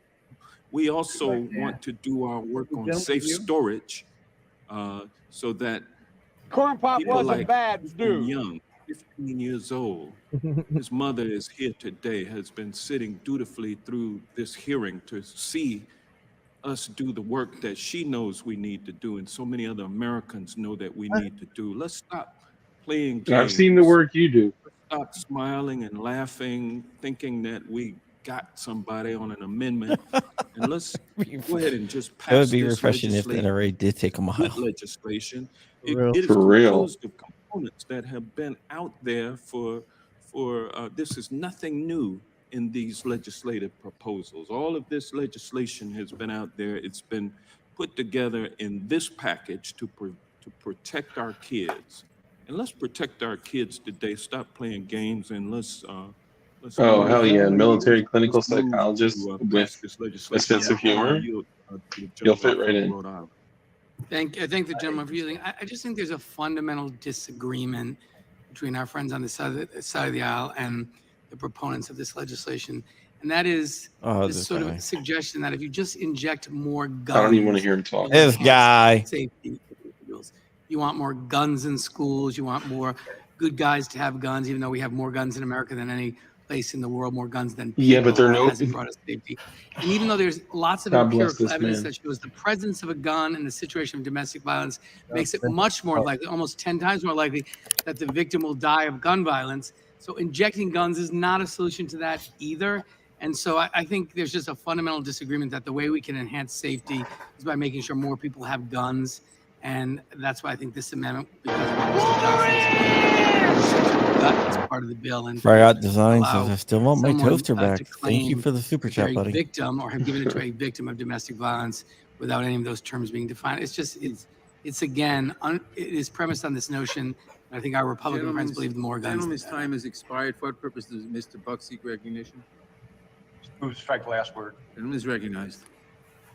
Thank you, Mr. Chairman. I agree with my friend from Rhode Island, Mr. Cicilline. There is a disagreement on this committee, and the disagreement comes down to whether an individual should have the right to protect themselves. We're not talking about forcing someone to take a gun, a domestic violence victim to take a gun to protect themselves. We're talking about whether someone should have the right to defend themselves and not be violating a law in the process of having that right to defend themselves. Now, given the situation, my colleagues on the other side of the aisle may very well say, I don't want that gun. I don't want to defend myself with a gun. I'm willing to suffer whatever consequences there are from the predator in the domestic violence situation, and I don't want the gun. That's fine. You have that right. You have the right to go hide in the closet and do whatever you want to do. Mr. Massey's amendment is something different. For a man or a woman who is a victim of domestic violence to be able to stand up and protect themselves is a fundamental right that we have in this country. And for the my Democratic colleagues to suggest that they want to take that right away, I think is really dangerous. I also, it is just amusing to me that people on the Judiciary Committee in the United States House of Representatives are asking the question, what is a domestic violence victim? We know what a domestic violence victim is. It's an individual who is involved in a intimate relationship that it becomes a victim. It is a victim of a assault or threat. Now, to suggest that some schoolyard bully is a domestic violence victim, we all know that's not true. You're raising issues out there that aren't accurate. If you really cared about domestic violence victims, you would talk to Mr. Massey right now and say, let's define domestic violence victims if there is some doubt about what the definition is, and let's move forward with this amendment. And with that, I yield to my friend from Kentucky, Mr. Massey. I thank the gentleman from Colorado. Everybody on the other side of the aisle is looking for the gotcha in this amendment. There is no gotcha. I found a fundamental flaw with your bill. I'm trying to fix it. I didn't even think there'd be a debate on this. I thought you'd recognize it immediately. And I would love to take my colleague, Ms. Sheila Jackson-Lee's offer up to work on this later behind closed doors. But the problem is, how do you negotiate later in good faith with people who don't even recognize that the bill is flawed right now. Nobody on the other side of the aisle has yet conceded that there is an "and" at the end of the sentence that they keep reading, that in order to transfer a firearm and not be convicted as a gun trafficker, it has to be a family member or a lawful business agent. There is no domestic violence exception in their bill. I'm trying to add it. I'm confounded and confused as to why they would not accept it. Because there should not be such an exception. Wonder if to the bill. Mr. Buck would yield to me to. Oh, supplement there it the point is. you're There done. shouldn't be an exception to it. Damn. Not quite, but you know, we've gone through several levels here. First, they said that they didn't know what domestic violence was. I'm glad our Democratic colleague from Pennsylvania cleared that up for them, and they remembered they've introduced multiple bills to deal with domestic violence. So now they know what it is, but they still have a hard time reading this. And then we just were affronted by the claim that women can't defend themselves and that they shouldn't be given that right. And the fundamental problem with their bill is it changes the existing law such that not just the Good Samaritan can be prosecuted, but now the victim of domestic violence can be prosecuted for receiving a firearm. And that is wrong. I yield back to Mr. Buck. And I yield to Mr. Bishop from North Carolina. I thank the gentleman. And I don't know, Mr. Massey, it took me, frankly, sitting here very candidly, until Mr. Cicilline spoke, I wasn't getting it. Yep. I thought that what we were arguing over is whether your amendment was superfluous. Wolverine's whether it mother. duplicated pieces that are already in the bill. As it turns out, Mr. Cicilline's made clear that is not the Yeah. problem. for The streaming We don't issue is want from Congress. anybody It's like to be the able federal to defend government themselves can't with a gun. Even afford person who's a victim of a domestic violence. good I yield back to connection. Mr. Buck and hopefully They Mr. can't Jordan. afford files. Not from us. Not from us.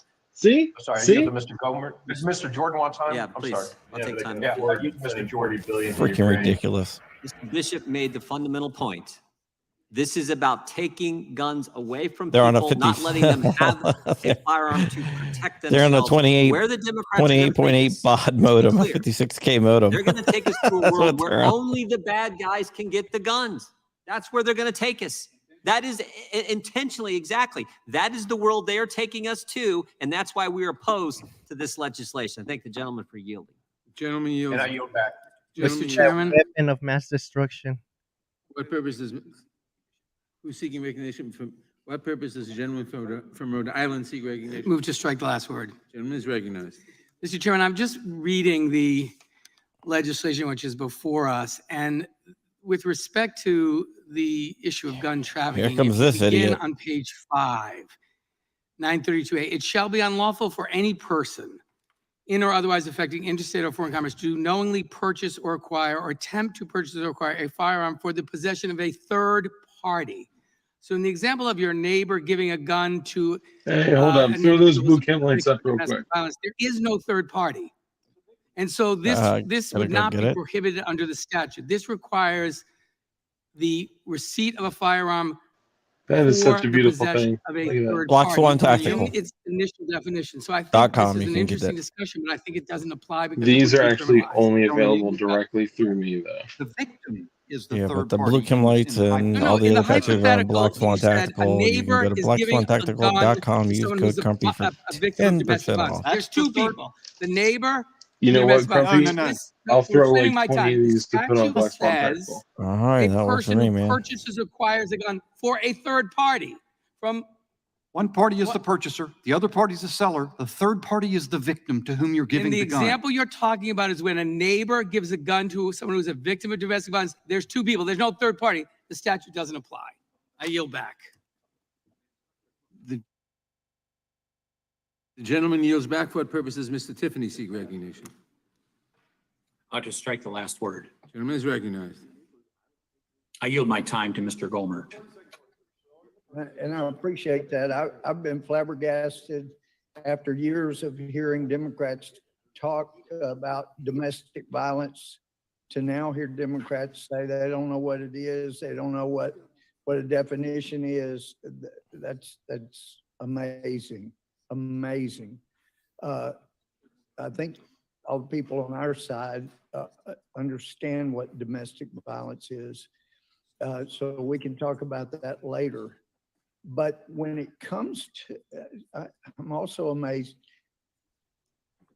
the scenario that Mr. Cicilline talked about, there is a third party. If you're not acquiring a gun for a third Corn pop. party, I believe that is an you're FAL. not guilty of the crime. Is that Of course, there's a an FAL on the table? So it's, Which one? That's a good Brown M59 in the prosecutor background would on the not be right. able to take that position.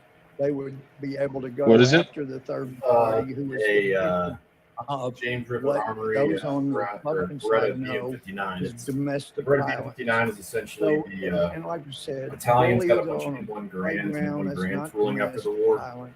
World We War II, understand. and they So, designed pretty much a whoever better version prosecuted, of what perhaps if the you've M15 uses. It's a proprietary mag, but people the cool guilty thing of about it is it uses the be standard familiar action in an M1 Grand for 30-06 but having round. So it prosecuted, has a I longer can stroke, assure yet you, it I is know what chambered it and is. sentenced to You NATO. surprise So me what that with gives you is that. gives you a longer stroke, so But a longer time for this amendment the will bolts, be helpful to the velocity bill to slow down, so you and get a will lot help lighter to recoil bolts than a avoid standard doing M1. terrible injustice. Nice. And it has a One of the a bunch of reasons cool it's features. good It not has to a rush into pull a down winter bill trigger, which also gives you more with an leverage. You can use it kind emotional of as a basis for the way to bill. shoot more precisely, as well as Why a gas a cooling shutoff off / grenade period launcher. is important. So Pull you down make sure bipod. you consider the very Okay, things so the answer is it is not a fail.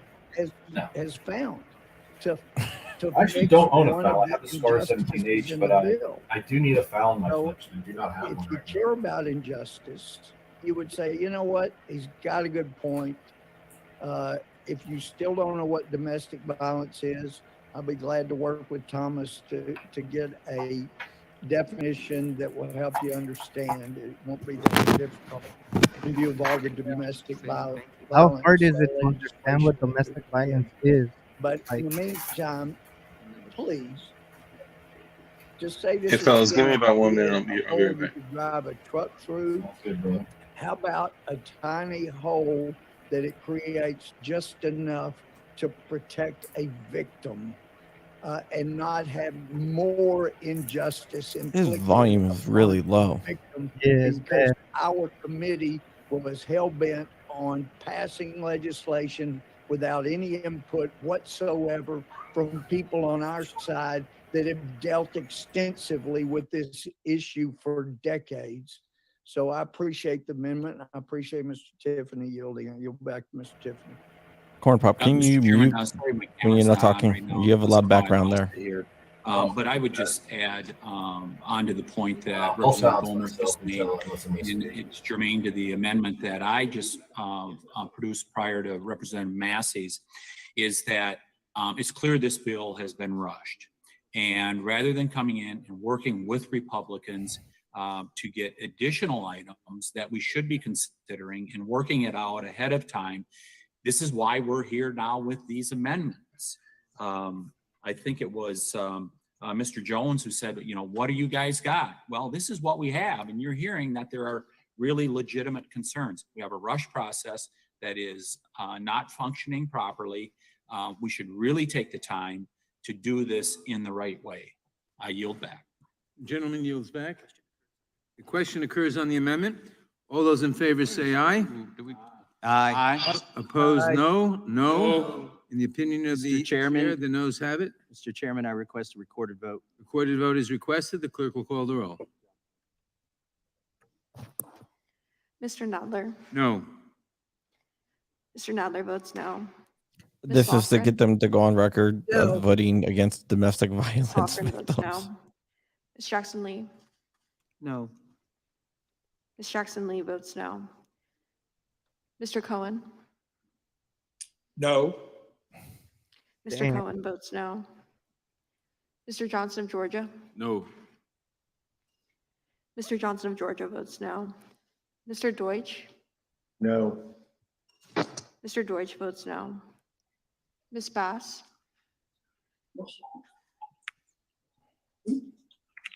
Bass votes aye.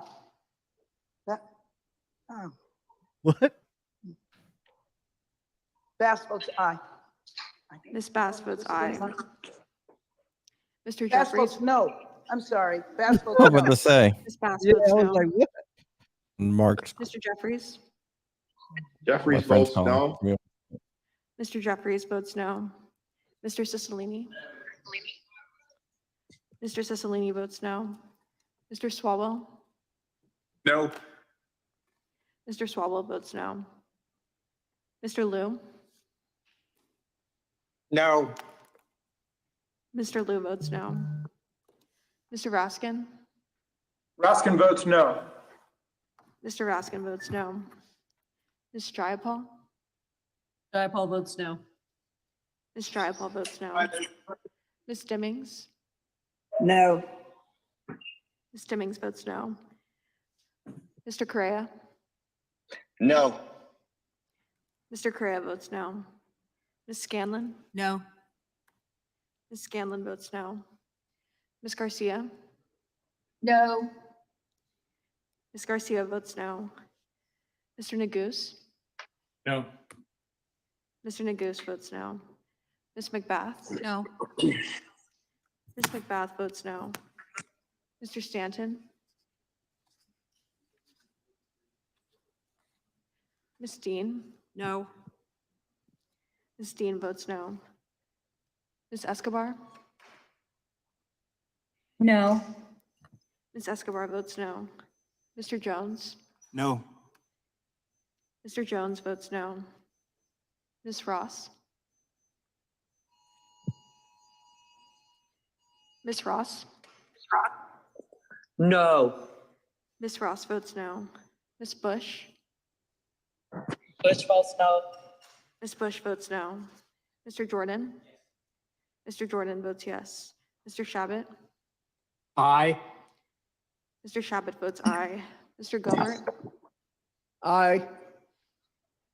Mr. Gomert votes aye. Mr. Isa? Aye. Mr. Isa votes aye. Mr. Buck? Aye. Mr. Buck votes aye. Mr. Gates? Aye. Mr. Gates votes aye. Mr. Johnson of Louisiana? Aye. Mr. Johnson of Louisiana votes aye. Mr. Biggs? Aye. Mr. Biggs votes aye. Mr. McClintock? Aye. Mr. McClintock votes aye. Mr. Stubbe? Yes. Mr. Stubbe votes yes. Mr. Tiffany?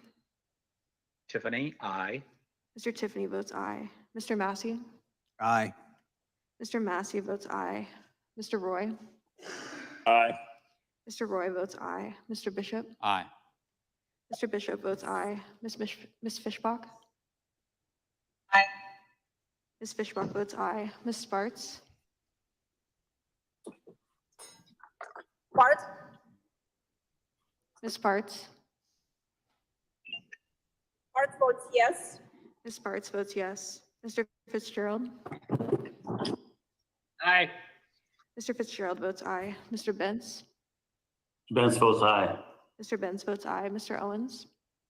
Owens votes aye. Mr. Owens votes aye.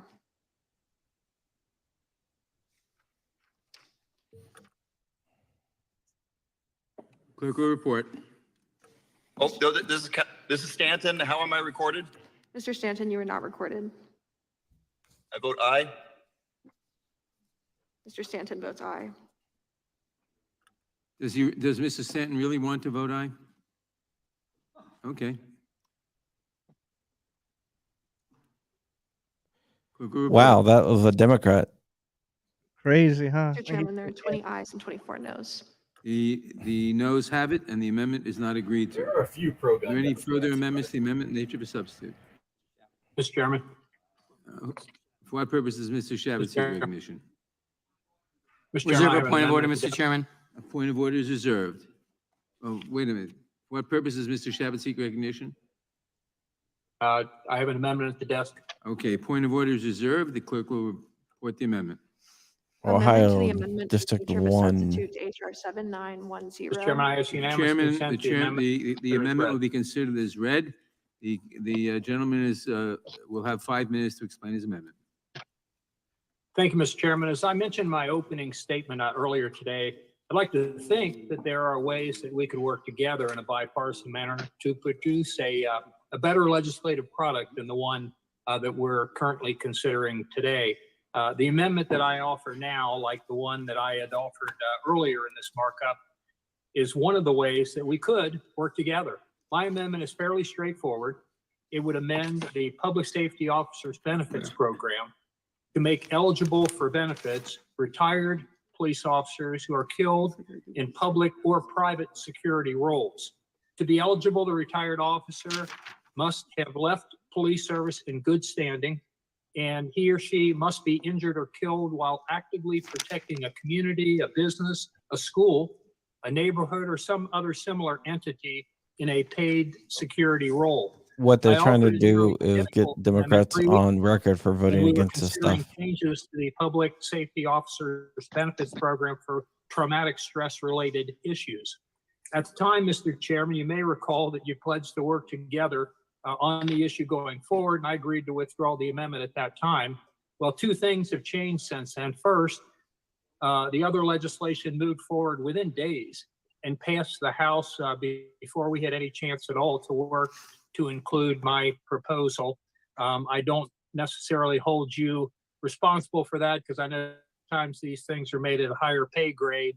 But I was a bit miffed about ultimately it didn't happen. But more importantly, we witnessed another high-profile selfless act by a retired police officer trying to protect his community. Just days after the committee considered changes to the bill that I just mentioned, or that program, retired Buffalo police officer Aaron Salter Jr. confronted the shooter in that supermarket where he worked as a security guard. Tragically, Mr. Salter, a 55-year-old African-American former officer, died as a result of that confrontation. But his selfless sacrifice helped to protect his friends and neighbors and many others. He had shown that same dedication to his community as a Buffalo police officer for nearly 30 years before retiring in 2018. While the Buffalo Police Commissioner honored Mr. Salter by posthumously promoting him to lieutenant and awarded him the Medal of Honor, his family will not receive benefits under the Public Safety Officers Benefits Program.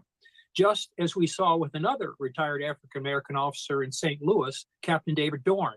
Lieutenant Salter's family will not receive benefits under the program because he died after retirement and serving his community in a private capacity.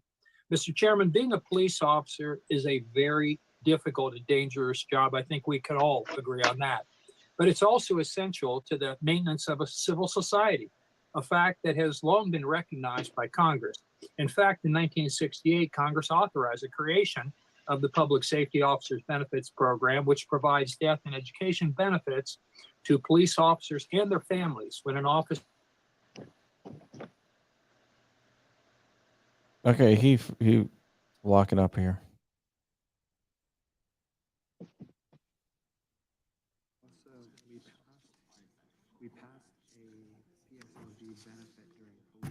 Mr. Chairman, we have no audio.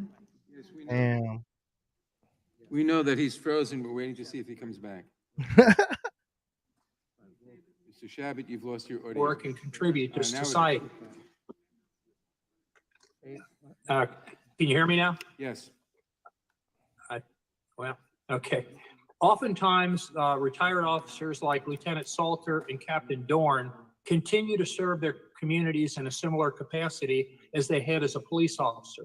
They work as school resource officers, provide security to hospitals, office building, places of employment, small businesses, neighborhoods, apartments, a whole range of places that they provide security.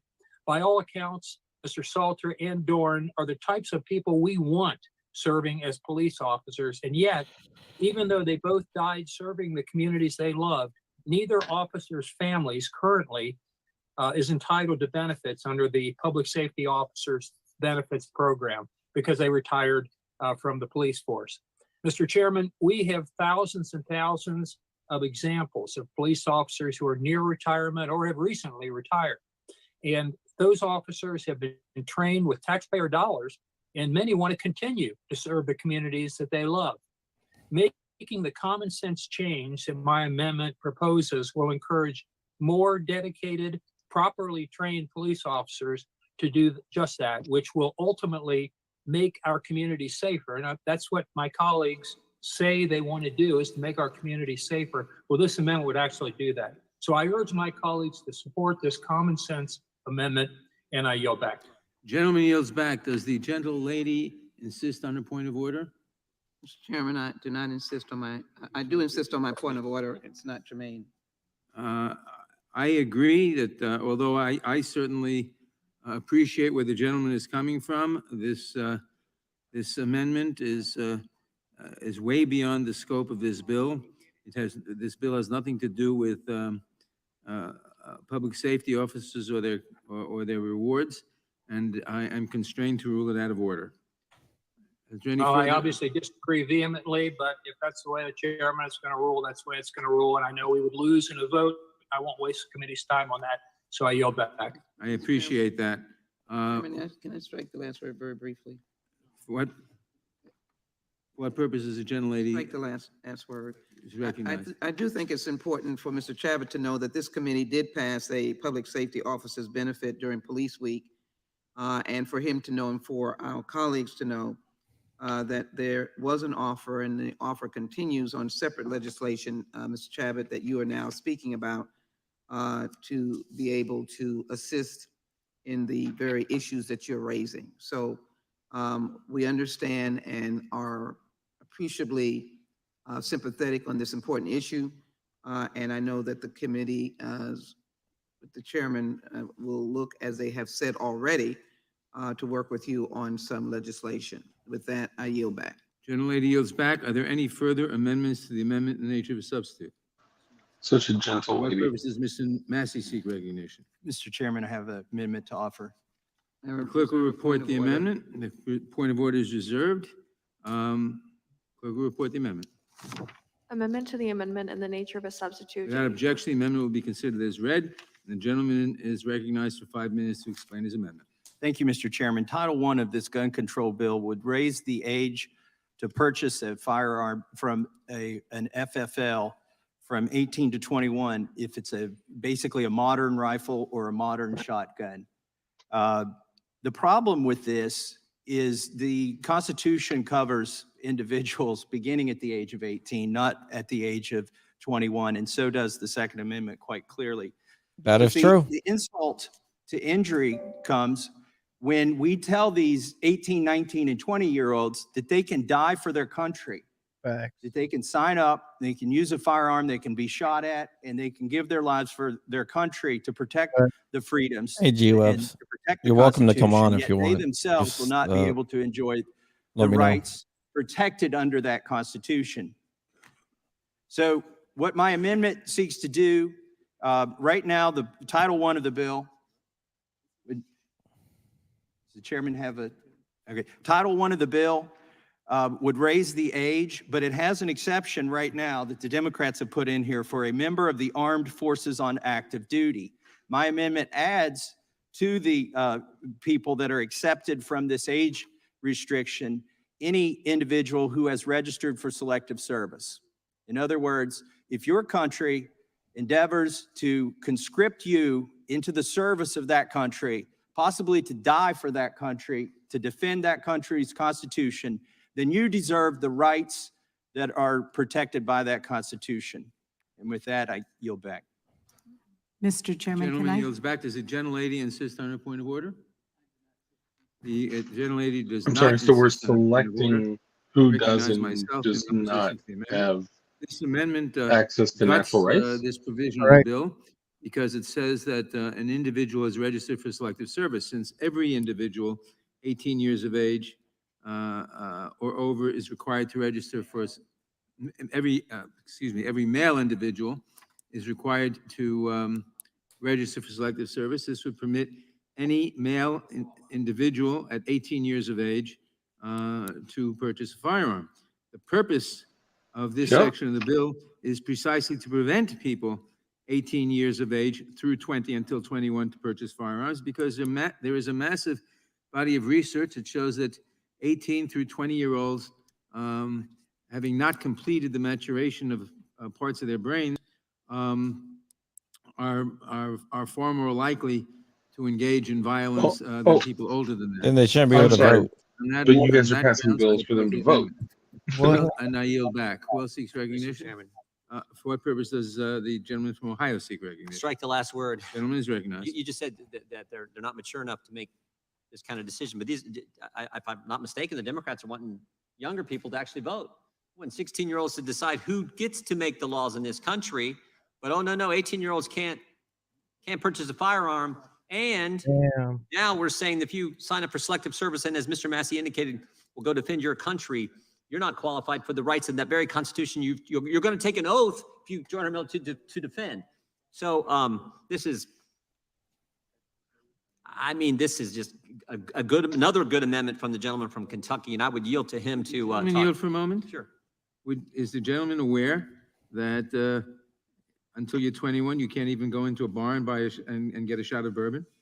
I'm certainly aware of that. Okay. In Kentucky, we would make an exception for that as well. And I'm Nice. Yeah. when you went to Hell Mr. yeah. Chairman, those weren't the rules, but they've since changed. I understand that. I yield to the gentleman from Kentucky. The chairman says that individuals 18 to 20-year-old maturation of use his words, maturation of parts of their brains hasn't occurred. Then why do we allow them to make the decision to go fight for their country, to join the military? Somebody's echoing pretty bad. Furthermore, are we conscripting people who don't even have mature brains into the service of this country? That's why, I'm sorry, somebody needs to mute. No, that's on their feet. Oh, wow. So that's why I tied this to selective service.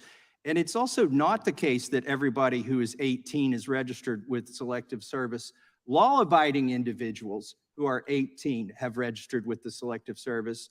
And it's probably the case, even though I don't know this for sure, it's probably the case that somebody without a father, somebody with mental issues, somebody that hasn't been in school for the last 2 years, who has committed one of these heinous acts, is probably not registered with the selective service. And I yield back to the gentleman from Ohio.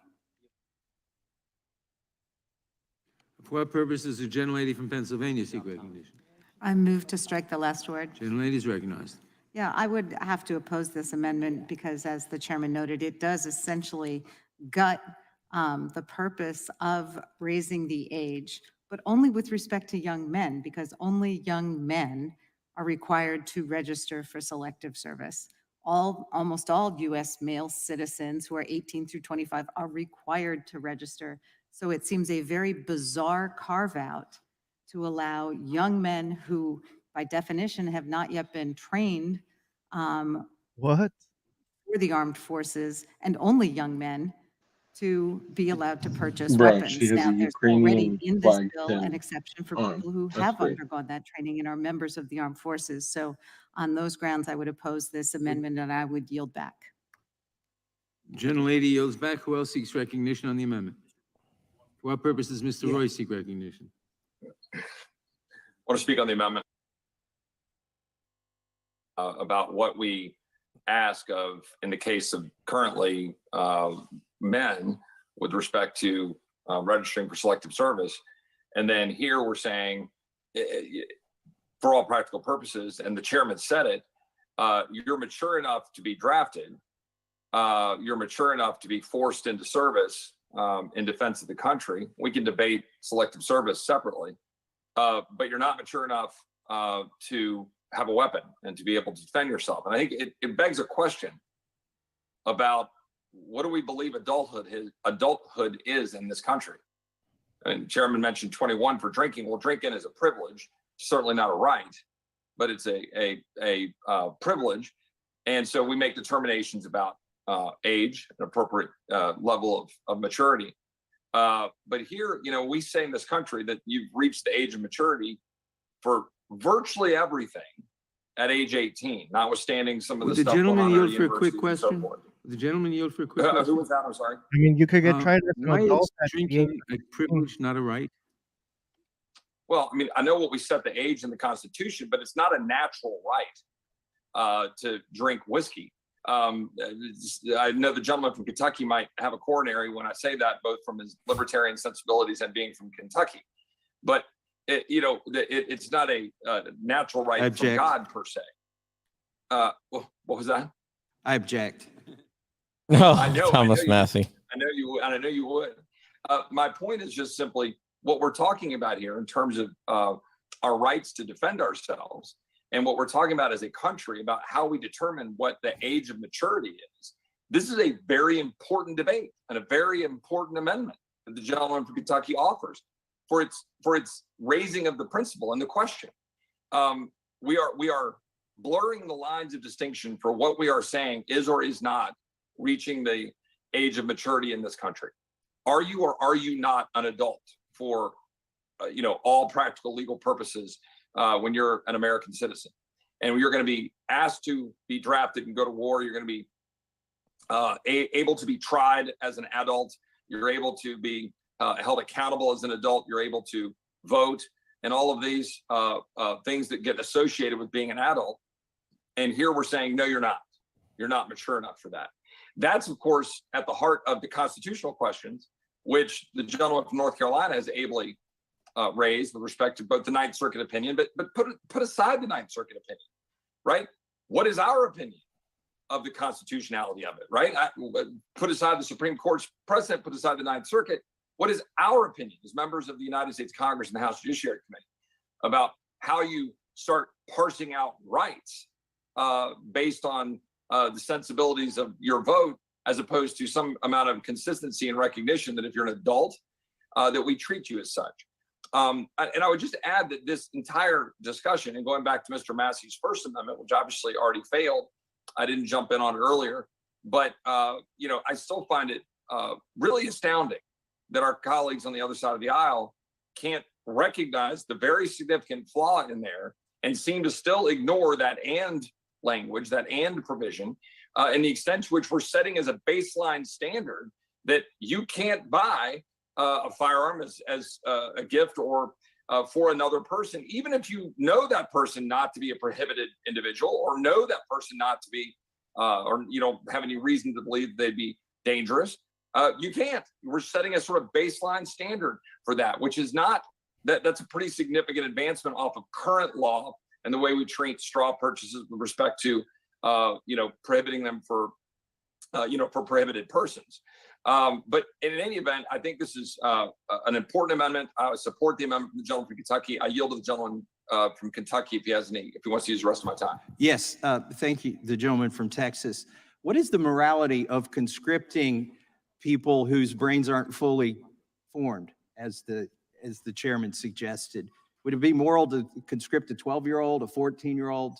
I think we all agree not. But we do agree that when you're 18, 19, and 20, you are an adult and you are covered by the Constitution. And if you can be conscripted, and if you do have the ability to make an informed decision as to whether to join the military and evaluate the risks of doing so, then you should enjoy all of the rights. Gentleman yield. It's not my time to yield, but you should enjoy all of the rights that you are defending by virtue of your service.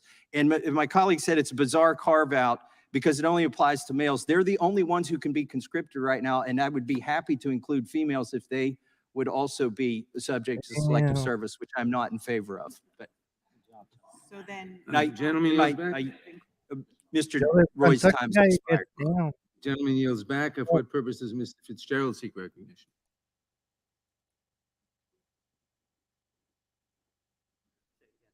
For what purpose does Mr. Fitzgerald seek recognition? I think he's waiting on his amendment, right? Oh, he wants to talk. Mr. Fitzgerald needs to unmute.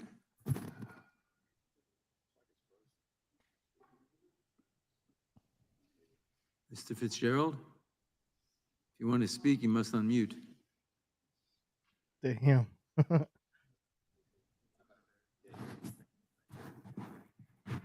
else?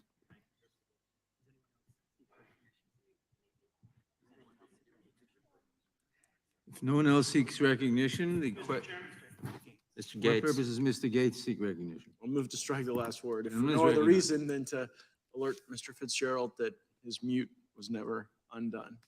We've But alerted him I'm three sure he'll be times. right. I have a few thoughts on the measure. Would Strike the the last gentleman word. yield for a moment? Yes, sir. Thank you. I just wanted to answer a couple of people. I'm not sure who at this point. We recognize different ages for different purposes. We recognize 18 for the draft. We recognize 16 for driving in some states. We recognize 21 for drinking. So we recognize different ages. for Yeah, but different in purposes. the military, you use firearms. So Thank you, there Mr. you Could I go. have a second to engage Yeah, that? makes sense. I'll yield to the gentleman from Kentucky. Would the chairman join me in co-sponsoring a bill to raise the draft age to 21? No. But the chairman feels that their brains aren't fully formed at 18, 19, and 20. Damn. This dude is dope. I like this. The research does indicate that in certain respects, but the selective service needs, I mean, if the country needs people, it needs people. It needs people whose brains aren't fully formed. In certain Damn, if respects, a yes. country needs I people, yield it back. needs people. You heard what he said? Hoping Damn. that mine is fully formed at 40. I hope so. Do you, Mr. Gates? I hope so. Yeah, we won't put that to a vote. Don't wise, very wise. All in favor? I support Mr. Massey's amendment. I think raising the age for gun ownership to 21 of any kind is problematic. And if it didn't offend the Second Amendment, if it didn't offend our recognition of the patriotism of people who sign up for the selective service, and if it didn't offend federalism, I also wouldn't support it because I don't think it would be particularly effective. So like assuming the typical school shooter scenario where you've got some like crazed 19-year-old, if they are that determined, where they're training in a backyard, like they were in the Parkland case, which was reported to the FBI, if they're writing manifestos in the case of the Buffalo shooter, if they're stockpiling ammunition, like in the case of Aldi, I think they're going to find their way to precisely this type of weapon, despite this increase in the ability to buy it legally. And second, I don't think that these people wouldn't wait a year or two. I mean, I don't know that you gain a lot for people exercising their trauma a little bit later because you've artificially moved the line. So I think that raising the age There should be an age gun where they're ownership required to is retire a from really public high service. constitutional For cost real. and yields very little in Good terms call, of the G-Webs. ability to stop any of these violent events. And I yield to the gentleman from Kentucky for any of his neurological observations. Damn. I have no further comments. Yield back. The gentleman yields back. We'll try Mr. Fitzgerald one more time. Mr. Fitzgerald, you're recognized. Okay. Mr. Who? Scott Fitzgerald is from Wisconsin. He's a Anyone else seek Republican recognition? representing 9th If District. not, then the I question occurs believe. on the amendment. All in favor, say aye. Aye. Opposed, no. No. No. I had my hand up, Mr. Nevin. Mr. Chair. Biggs, Yeah, did you seek recognition? I did. I raised my hand by the little deal here. The gentleman is recognized. Thanks, Mr. Chairman. And again, I hope that Mr. Fitzgerald is able to get his microphone going. But I Andy wanted to Biggs talk is from Arizona. He's a pretty good guy. that on this amendment that Mr. Gates was just alluding to. Correct me and if that I'm was, wrong. He's Arizona again, Congressional of District the 5. use or attempt to obtain weapons, plan mass shootings by people within this particular age demographic. So recently, well, actually, it's been a little more than recently, but one thing that we saw about under a GAO study of some time ago was the frequent use or attempted use of young people to use fake IDs to get weapons. And so that this is really not going to do much with that, the underlying bill. But I would say, out of just sheer respect of the young men who have to register for selective service, you would say, if you're going to make yourself available by compulsory means to be drafted in to the service and have your entire life put at jeopardy and in absolute control by the government, which is what happens when you're conscripted, then just pure respect would say, let's go ahead and acknowledge that and allow these people, these young men, to be able to obtain weapons to defend themselves. Damn. That seems rational to me. And so with that, Mr. Chairman, I will yield to the gentleman from Wisconsin, Mr. Fitzgerald, if he is there. And with that, he doesn't seem to be still. So I'll Doesn't yield seem to back. be there. Gentleman I'll yields yield back. back. Does anyone else seek recognition? If not, the question occurs on the amendment. All in favor, say aye. Aye. Opposed, Aye. no? No. The opinion of the chair, the noes have it. The amendment is not agreed to. Mr. Chairman, I request a recorded vote. Recorded vote is requested. The clerk will call the roll. Mr. Nadler. No. Mr. Nadler votes no. Ms. Lofgren. No. Ms. Lofgren votes no. Ms. Jackson Lee. Ms. Jackson Lee votes no. Mr. Cohen. No. Mr. Cohen votes no. Mr. Johnson of Georgia. No. Mr. Johnson of Georgia votes no. Mr. Deutsch. How many more are there? Ms. Bass. That is on their side. Someone should mute their microphone. Karen Bass is California. She's going to vote no. Bass votes no. Ms. Bass votes no. Mr. Jeffries. Jeffries votes Hakeem no. Jeffries. Mr. New York. Jeffries votes no. Mr. Cicilline. No. David Cicilline, Rhode Mr. Island. Cicilline votes no. Mr. Swalwell. Eric Swalwell, California. Mr. Liu. Ted Lieu, California, 33. Blue votes no. Mr. Liu votes Jamie- no. Jimmy Raskin's Mr. probably Raskin? next of Maryland. Mr. Raskin. Thank you. Raskin votes no. Mr. Raskin votes no. Ms. Jayapal. No. Remove Jarbal of Ms. Jayapal Washington. votes no. Van Butler, Ms. Dimmings? Deming. No. Ms. Dimmings votes no. Mr. Correa. California. Democrat, no. Ms. Scanlon. No. Mary Scanlon's middle Scanlon name is votes Gay, no. by the way. For Or real? her not Garcia? middle name, her maiden name is Gay. Yeah. Just wanted to throw that out there, No. just in case Ms. anybody was Garcia wondering. votes no. Mr. Nagoose. No. Mr. Nagoose votes no. Ms. Joe McBath. Nagoose of Colorado. Luke Ms. McBath votes no. Mr. Stanton. of Arizona. No. Mr. Stanton votes no. Ms. Dean. No. Ms. Dean votes no. Ms. Escobar. Escobar of Texas. Ms. Escobar votes no. Mr. Jones. No. New York. Mr. Jones votes no. Ms. Ross. Deborah Ross of No. North Carolina. And Ms. the last Ross one should be votes no. Corey Ms. Bush, I Bush? believe. Bush votes no. Ms. Bush votes no. Now Mr. they're going to go Jordan? to the Republicans. Mr. Jordan votes yes. Mr. Shabbat. Aye. Ohio, Mr. Shabbat votes aye. Mr. Gomert.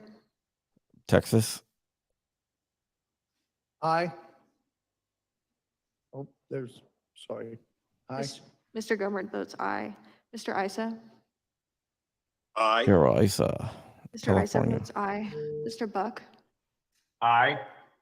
Mr. Buck votes aye. Mr. Gates. Mr. Gates votes aye. Mr. Johnson, Florida? Louisiana. Mike Johnson, Mr. Louisiana, 4th Mr. Johnson, District. Louisiana votes aye. Mr. Biggs. Mr. Andy Biggs of Arizona, Mr. 5th. Biggs votes aye. Mr. McClintock.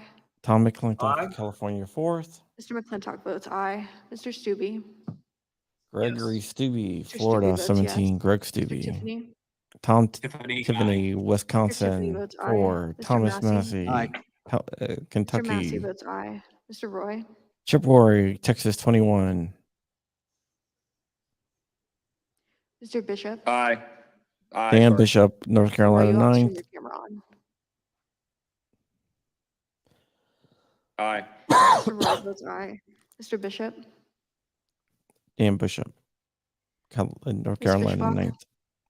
Michelle Fishbach, Minnesota 7th. Fishbach votes aye. Ms. Sparts? Victoria Sparks, Indiana 5th. Ms. Sparts? Yeah.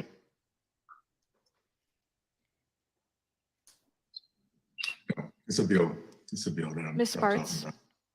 Victoria Sparks, Votes Indiana 5th. yes. Ms. Sparts votes yes. Mr. Fitzgerald? Scotts Fitzgerald, Wisconsin 5th.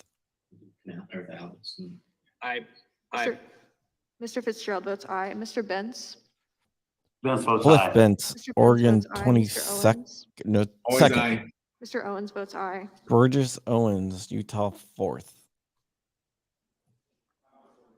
Cliff Mr. Bentz, Bishop, you were was not it recorded. 2nd? Mr. Bishop Yeah, I votes think it's aye. 2nd. It's not 22nd. Sorry. How is Swalwell recorded? Mr. Swalwell, you are not recorded. No. Mr. Swalwell votes no. Eric Swalwell, California. Are there any other members who wish to be recorded who haven't been recorded? I think they all have. Clerk will report. Mr. Chairman, there If on a party line.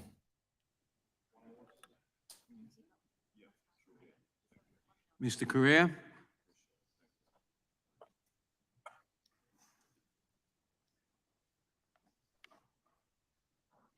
Correa votes no. Mr. Correa, you'll have to turn your camera on. Correa votes no. Mr. Correa votes no. Clerk will report.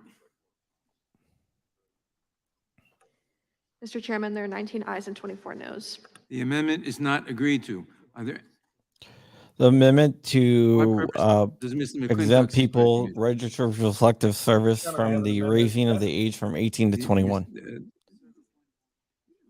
The clerk will report the amendment. The point of order is reserved.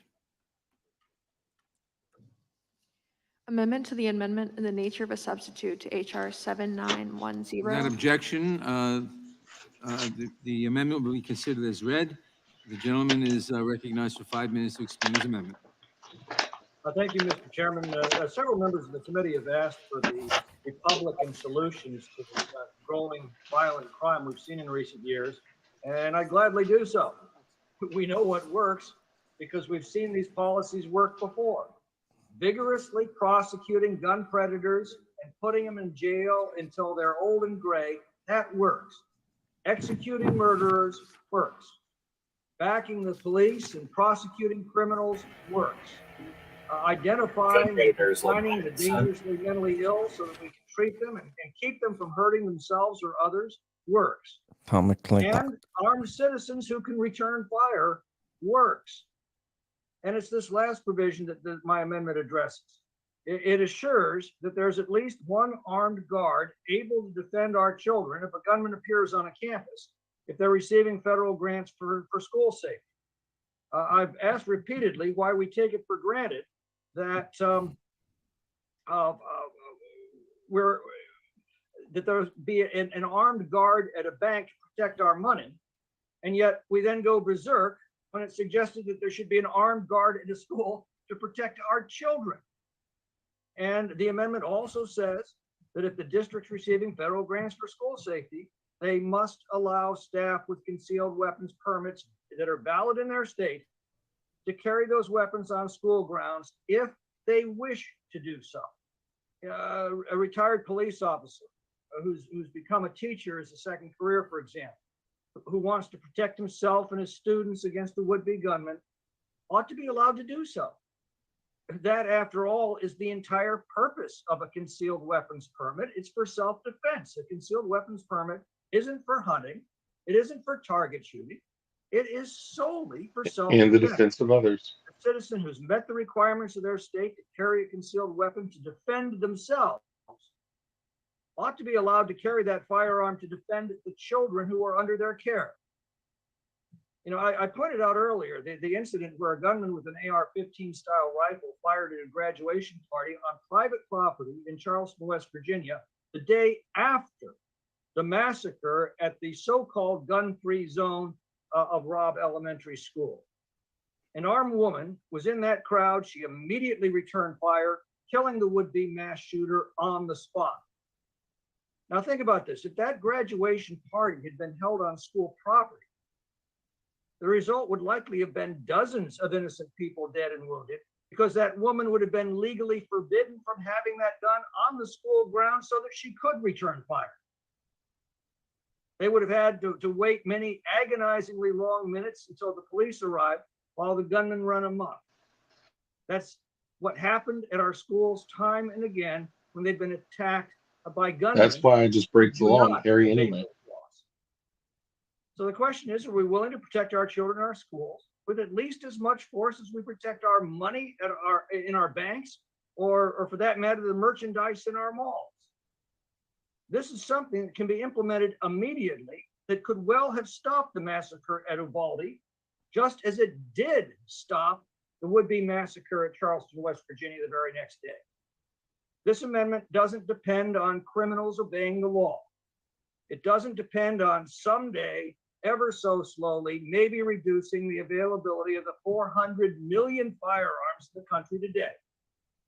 It does not make self-defense harder for honest and decent people. And in fact, it makes self-defense easier for honest and decent people, and it makes future attacks on our schools much less likely to succeed and infinitely more dangerous to those who are contemplating such an act.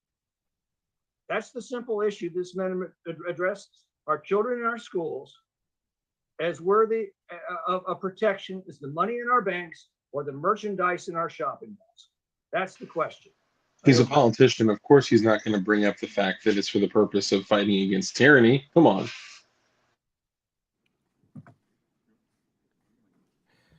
Well, they know they're going to vote against The it. gentleman So from California. the part of the thing is to try to get them on record for voting against something that makes sense.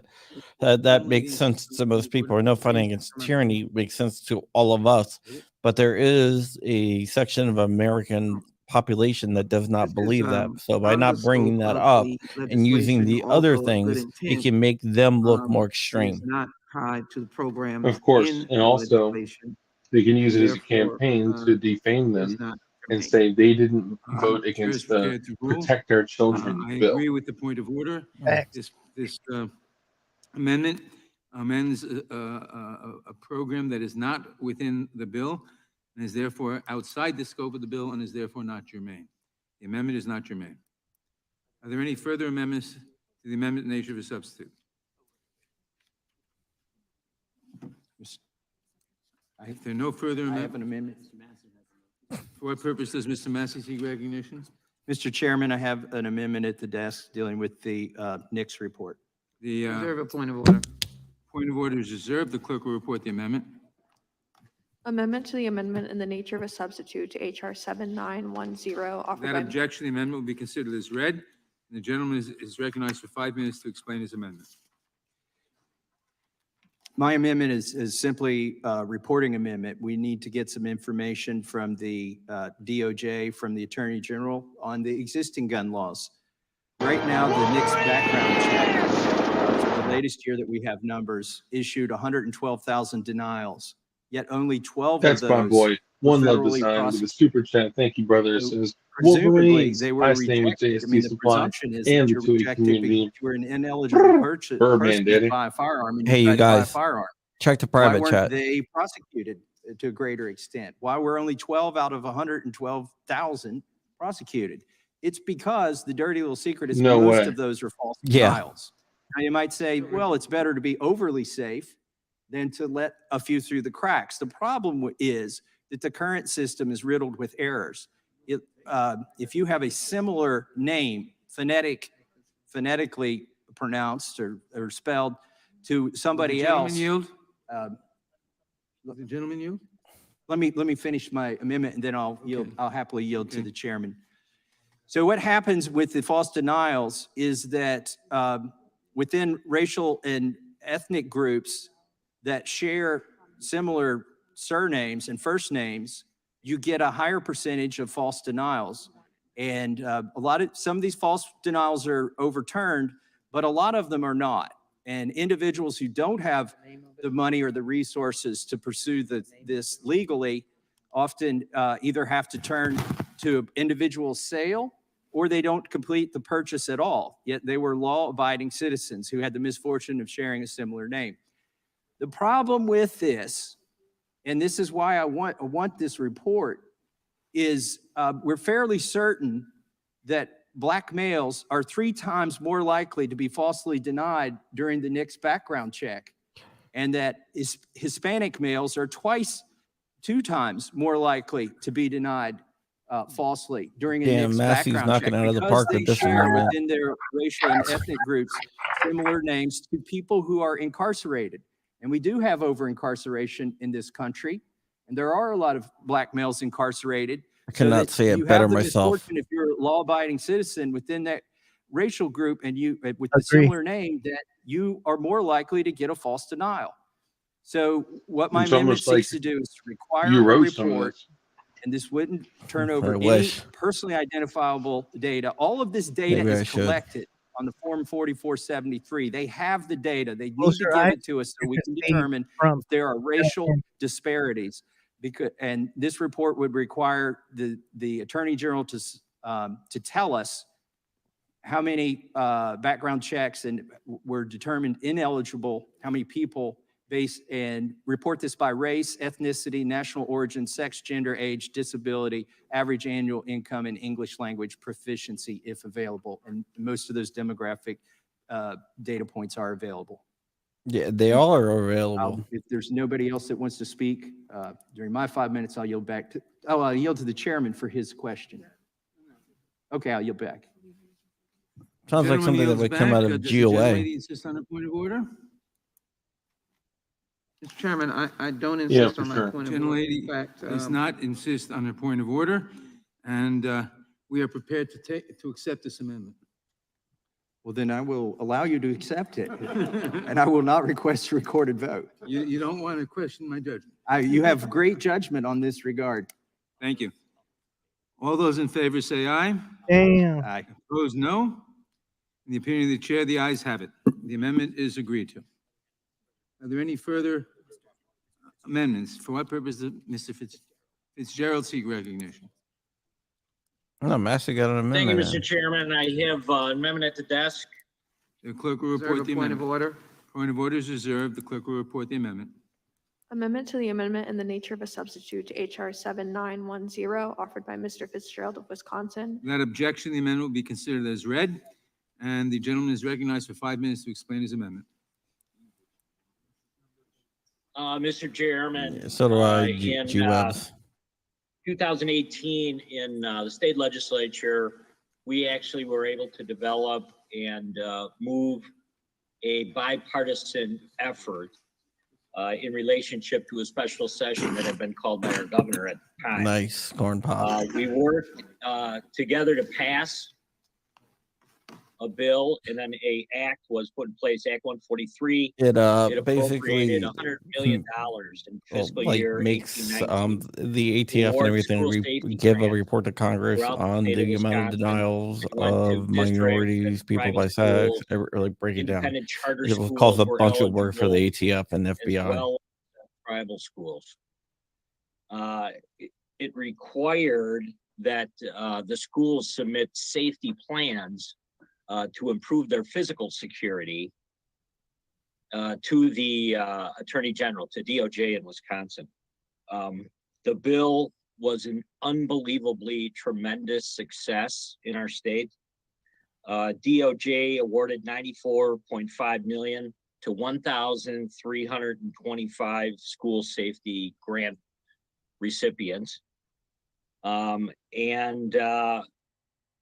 You know, what we thought we would do after talking to myself and Congressman Tiffany is just kind of repurpose some of the dollars that are already related to the bill and simply see if we couldn't find a way of allowing either states that have already moved forward with something like this. And a lot of these things were initiated as a result of Parkland, the Stoneman Douglas High School.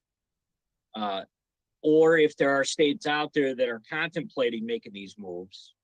And you know, if you look at the 8 bills that are before us today that have been pushed into this omnibus bill, and I even question whether or not some of this stuff has been cross-checked, especially on the personal security items included. But if you look at them, none of them really address what just happened in Texas. There are definitely weaknesses when it comes to physical security in a lot of these school buildings. So, you know, what I have is an amendment that I think is crafted in a way it's not heavy-handed. It doesn't just say that the federal government will in fact just issue these credits directly. It would be in working with the states to develop a strategy where, you know, and I heard some of the other members today say that, you know, hardening schools is not the answer. But quite honestly, I think, you know, a lot of people say if there's anything we can agree on, it would be to improve the physical security of these buildings. Some of them old, they were built in the 30s and 40s, and this stuff hasn't been addressed. And I mean, we could make this available. I think in a bipartisan fashion, there is support for this type of concept. And at the end of the day, I think that's one thing that we're kind of looking for here. So I would hope that we could add this amendment to this bill, and it might be something that would garner some bipartisan support. And before I yield back, I did want to make a comment about one of the earlier amendments that was offered by Mr. Massey. You know, in 1981, I went to basic training in Fort Jackson, South Carolina. And there were 40 17-year-olds, maybe some 18-year-olds, I don't remember. We were all issued M16s. And we used those on live fire ranges. We were taught to assemble, disassemble, and clean those weapons and take care of them like they were our own.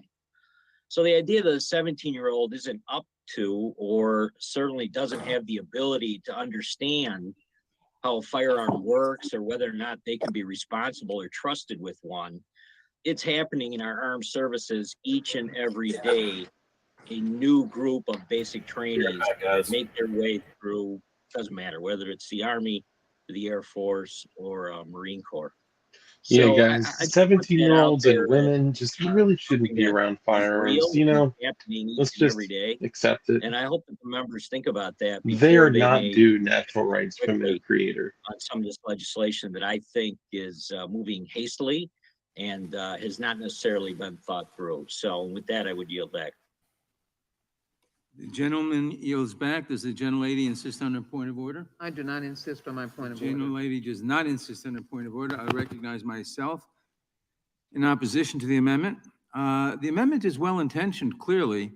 Unfortunately, it would condition participation in the firearm safe storage program, which we want to promote. We want wide participation in the firearm safe storage program for obvious reasons.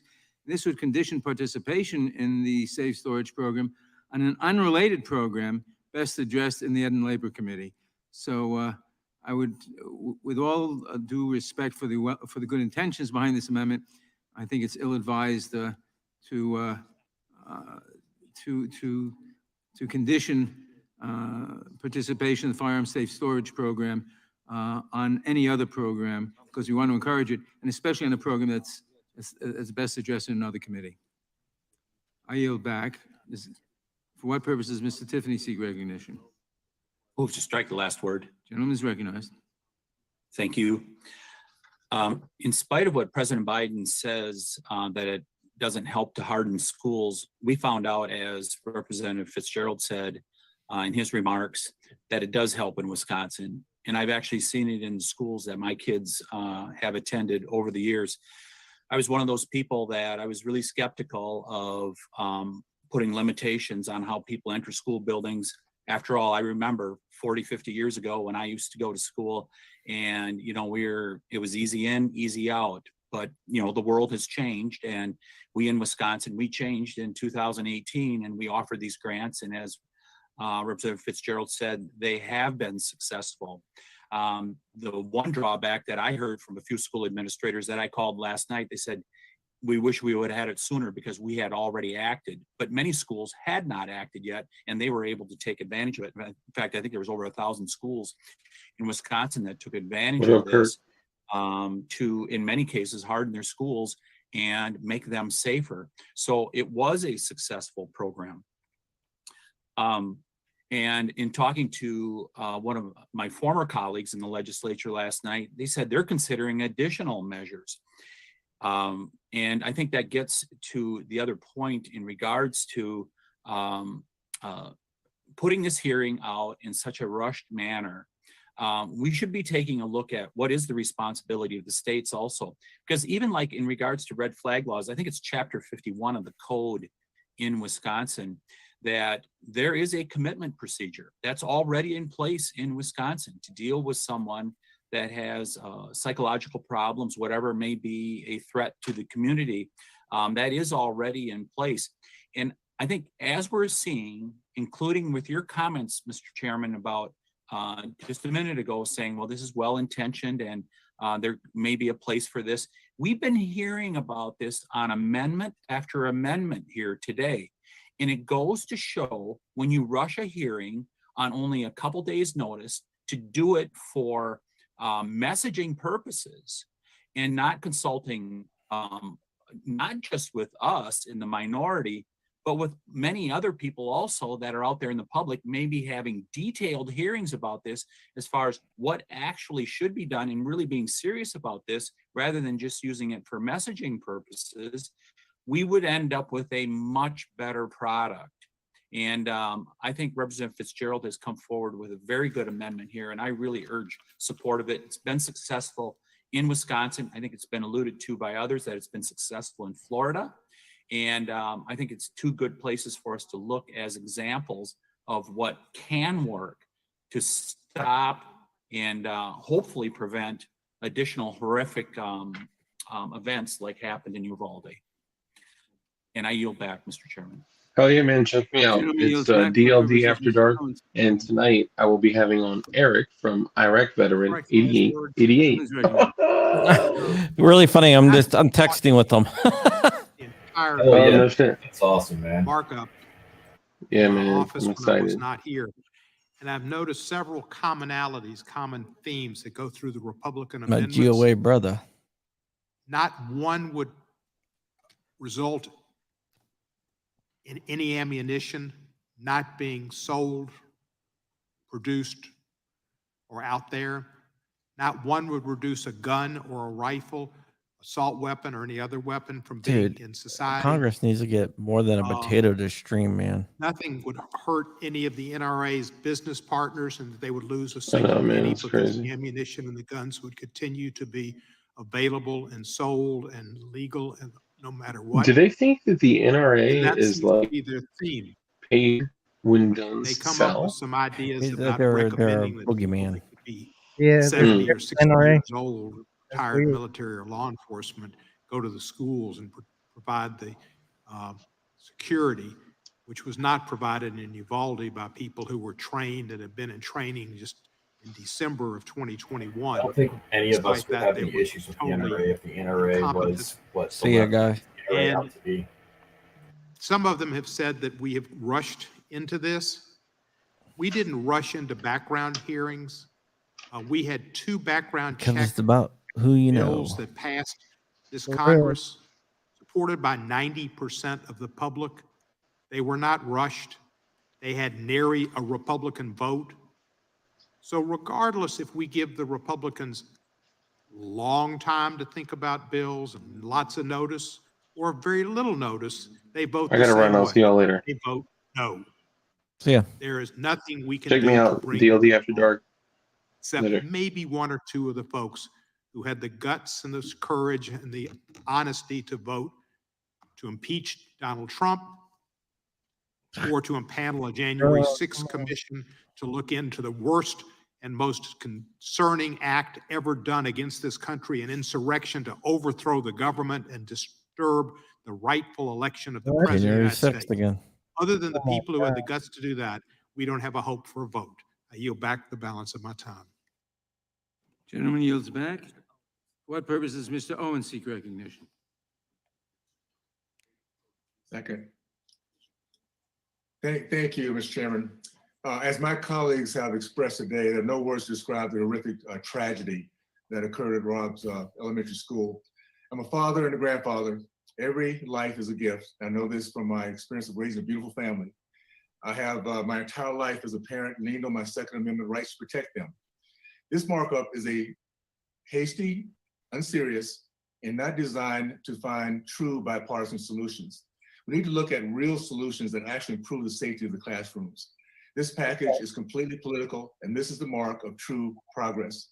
It is a disgrace that Burgess Owens is the man, by the way. those who have lost and their grieving families. As we work Is across the aisle, Hoffman champion Tactical? other It's FSP Burgess solutions, Owens. it's very important that the victims and their grieving families are front and center in every conversation we have, not the politicians or the political talking points. Tomorrow, I'm introducing a bill to use the unused COVID funding from the What's that? American Rescue Utah. Plan to improve classroom safety and to harden schools through evidence-based security measures. I welcome my colleagues from across the aisle to support this common sense solution to protect our children. My bill will clarify that school districts can immediately amend their plans under the American Rescue Plan and to use those funds to address without delay their safety, the school safety needs.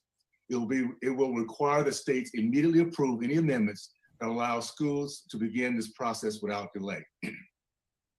The Luke and the Alex School Safety Act that is now in the House, shepherded with the bipartisan support of Representative George and Bellard, directs the Department of Homeland Security to establish a federal clearinghouse on school safety Like best Provo. practices. This will be done in coordination And it with the goes Department of right Education, to Justice, Health the and Human south Services. of Salt Lake City. This I don't believe it clearinghouse touches will Salt be Lake the City, though. primary federal resource on best practices for schools, parents, law enforcement, and local officials. This bill does not require any additional funding. This bill was actually named after two of the Parkland, Florida shooting victims. How was this common sense bipartisan bill addressed by Democratic leadership, whose priority over the decades have been to progressively restrict law-abiding citizens from their Second Amendment rights? Remember, this is a simple clearinghouse database of state-by-state best practices. A day after the Uvalde tragedy, Democrat Senator Majority Leader Schumer ignored it. By design, he did not bring it to the floor. Let me make sure parents across the country understand how unserious the Democratic leadership is on this topic of securing the safety of our children's school settings. We have a president who states he does not believe in proposals that's going to harden our children's schools. We have a Senate Majority Leader who refused to allow for a federal database of best practices to be used nationally by schools, parents, law enforcement, and local officials.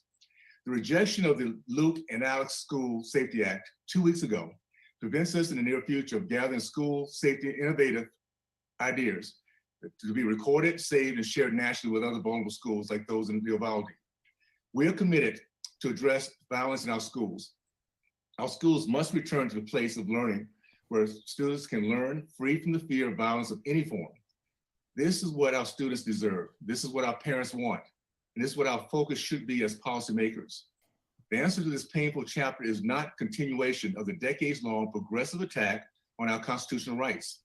Rights that we as Americans have not, that's not available in other despotic countries like Cuba, Russia, China, and Venezuela, and other countries that restrict their citizens from protecting themselves from evil.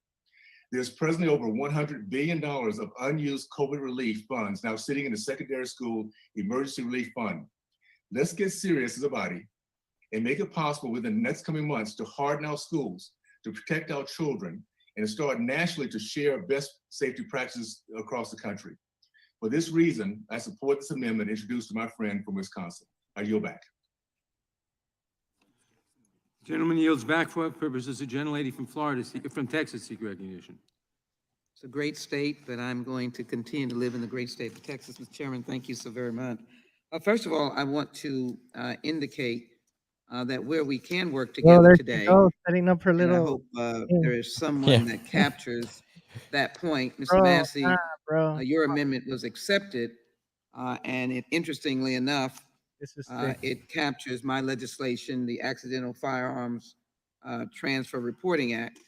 And so here we are with a moment where we can have not only compromise, but agreement. So we thank you for that amendment.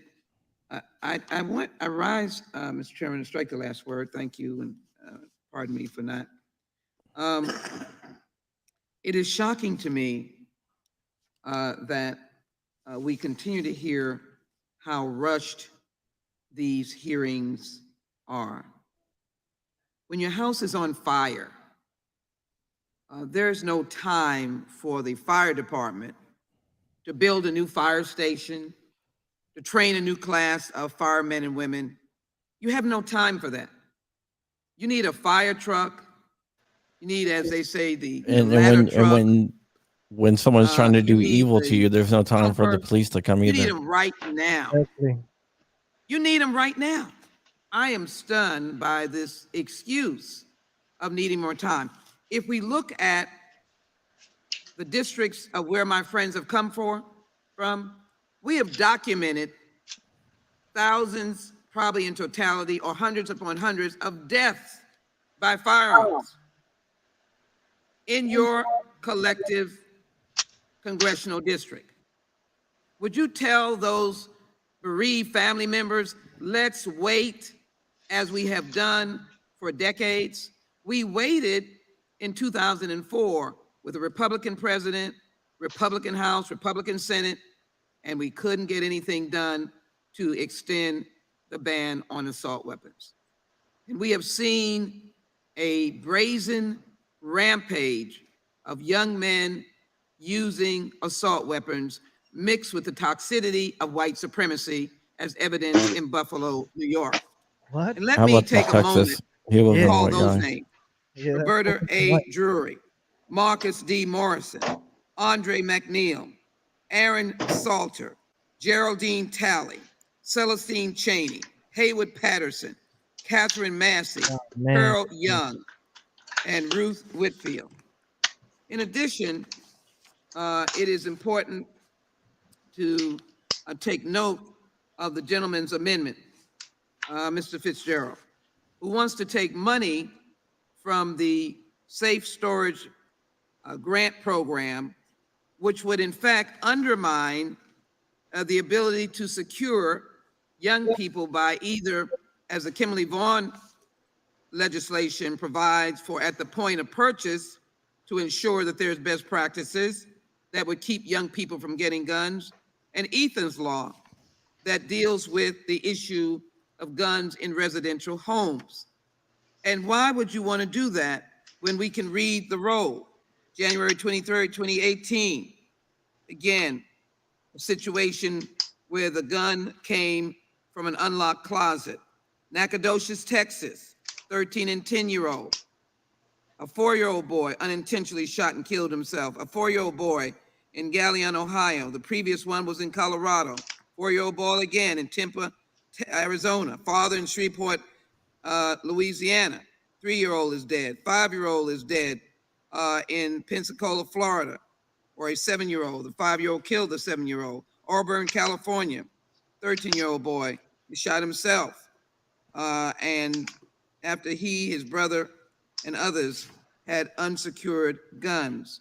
That means they were not caused to do so at point of purchase, and they had them in the home. A 5-year-old in Bertow, Florida, was reaching for candy that was stored on top of a refrigerator, found a gun, shot himself in the hand. 3-year-old found his mother's gun in the living room of their home in Anchorage, Alaska, playing with the gun discharged, shooting himself in the head.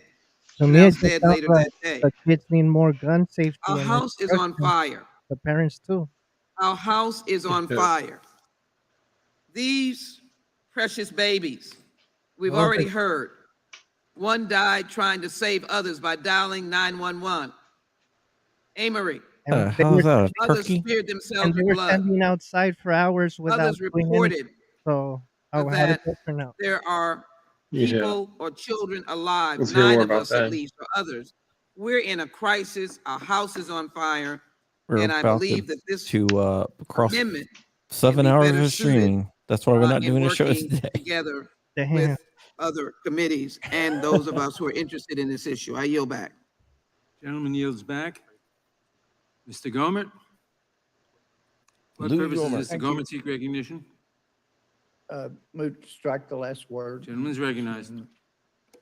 Thank you, Mr. Chairman. The roof is on fire. we- We don't need no water left down. I've heard that Motherfucker, burn. 90% support. Hey, we're on my main such channel. things Don't want to be that are demonetized on included. there. I can't help but wonder anytime I hear those kind of numbers of support, just exactly what people were asked. For example, on red flag laws, most people don't understand what red flag laws are.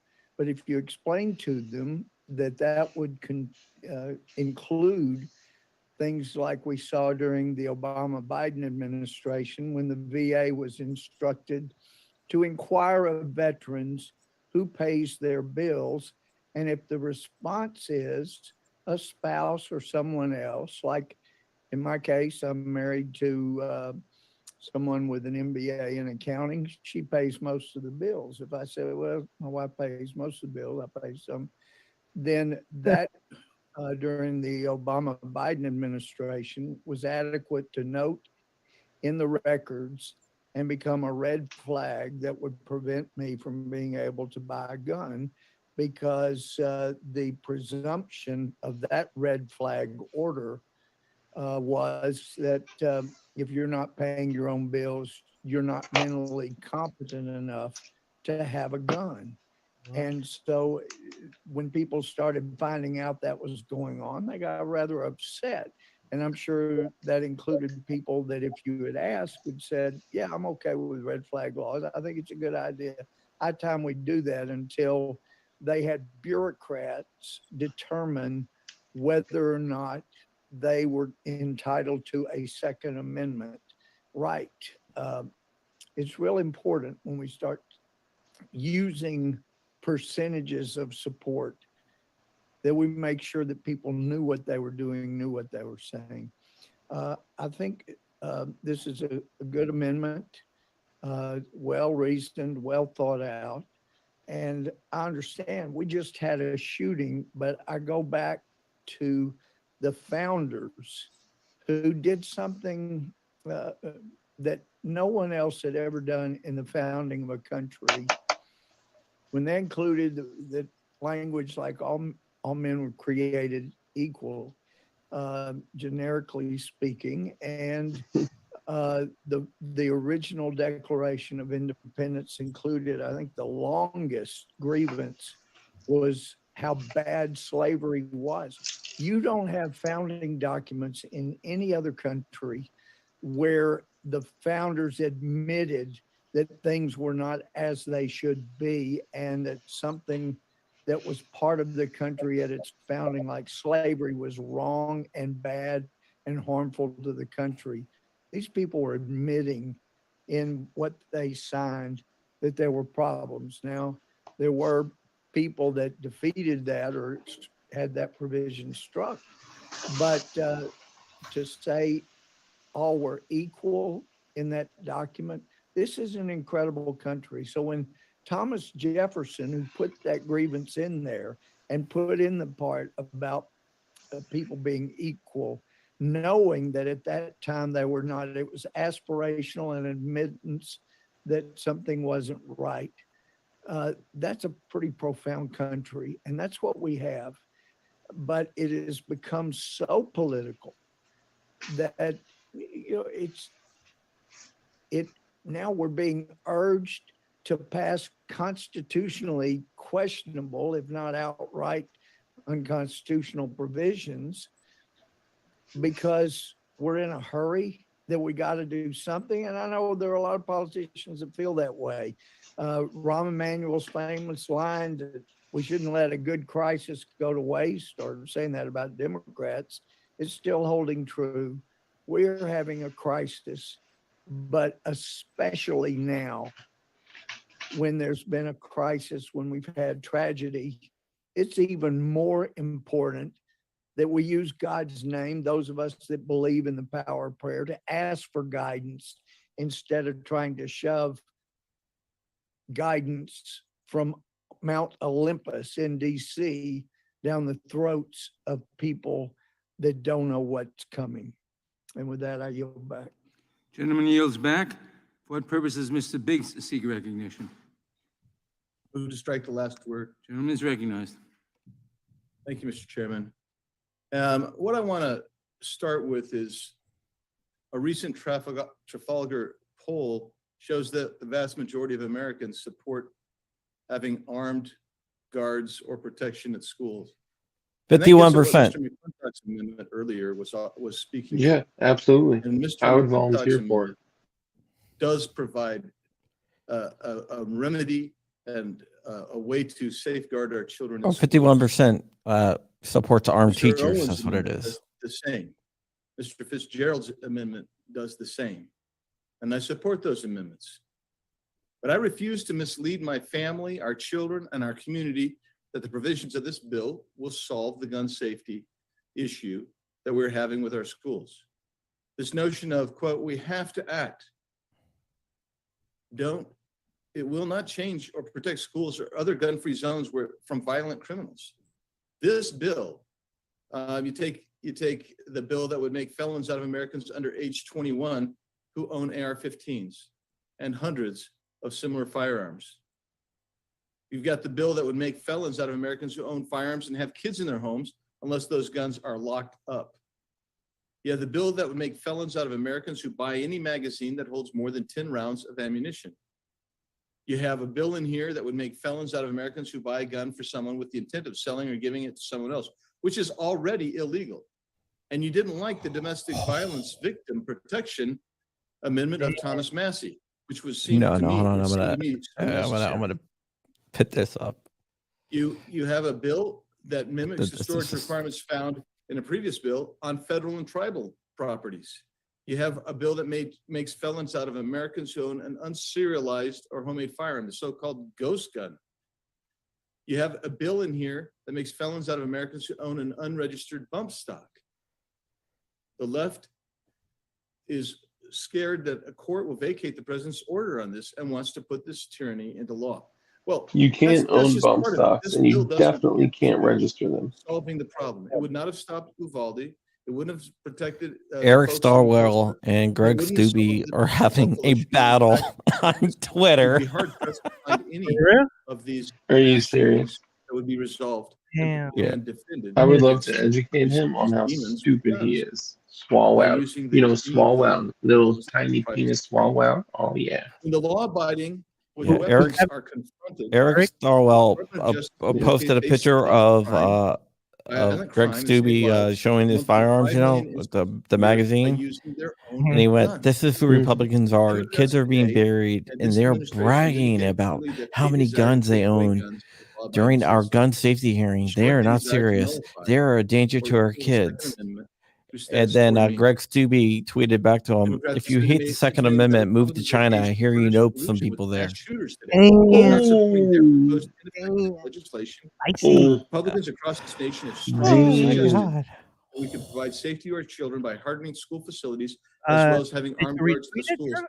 And that, the Trafalgar poll shows almost 50% of Democrats, 48.5% of Democrats, and a supermajority of Republicans support this avenue. These amendments that have been offered that you are rejecting are ways to actually get at protecting our children. And it's a crying shame that you flush these out because you think they're unworthy. You deem them unworthy. These are sincere ideas. They're real ideas. They're ideas that work. And Mr. Chairman, to that end, I would urge everyone to support this amendment. And with that, I'll yield back. For what purpose, the gentleman from Mr. Cicilline ride from Rhode Island rise? I move to strike the last word. Gentleman is recognized for 5 minutes. I just want to respond, Madam Chair, to the claim that nothing in this bill would change any of these mass shootings. This is the probably 15th time our colleagues on the other side of the aisle have said that. It's not only deeply offensive, it's completely inaccurate. So I'm going to just, for the record, one more time, Yeah, Trump, give they're some saying, examples of why certain Republican provisions that we will Louis pass, delivers hopefully heated soon in this remarks legislation, to the actually have Republicans. prevented some of the It's killing that has ending. occurred in this At country. my house, I'll do whatever the First, hell there's I a want. report here, large capacity ammunition Ending. magazines. It actually has 14 pages with 7 entries on each page. So over 80 incidents involving large capacity ammunitions and the death resulting in a series of shootings. that would no longer be available to killers if this legislation passes. Raising the age, another provision in this legislation, again, Uvalde, Texas, the shooter would not have been able to buy a gun. The killer, 22 people were killed, 17 people were injured. Buffalo, New York, 10 people were killed, 3 were injured. That killer would not have been able to buy the weapon. Santa Fe, Texas, in May of 2018, Santa Fe High School, 10 people were killed, 13 were injured.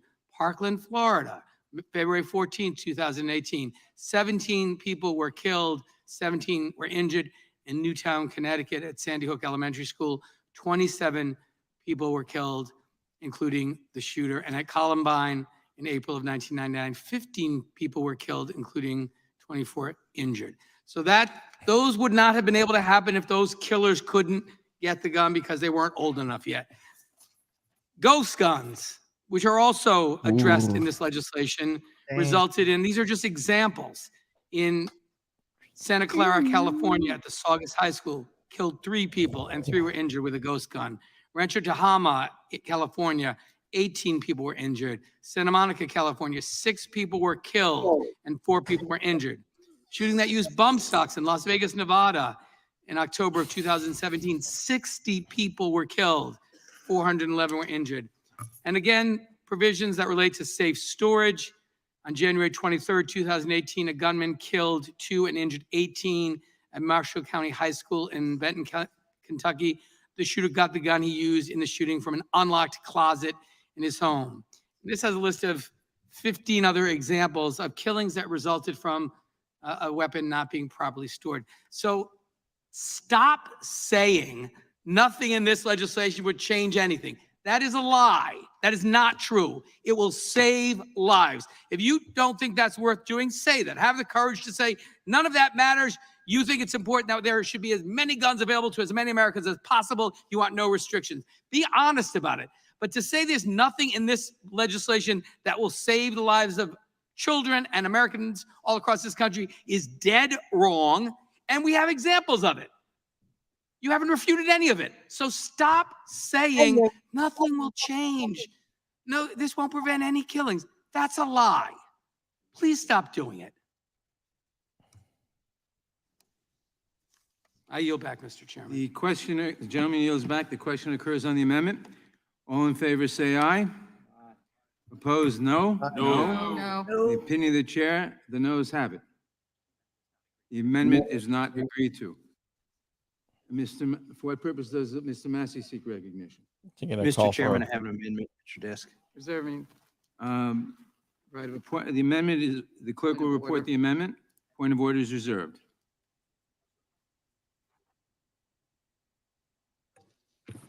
Amendment to the amendment in the nature of a substitute to H.R. 7910, offered by Mr. Without Massey. objection, the amendment will be considered as read. The gentleman is recognized for 5 minutes to explain his amendment. Thank you, Mr. Chairman.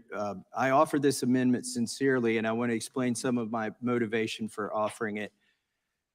We think a lot about our active military who are deployed overseas and, putting their lives on the line and pausing their personal development, their careers in order to protect this country.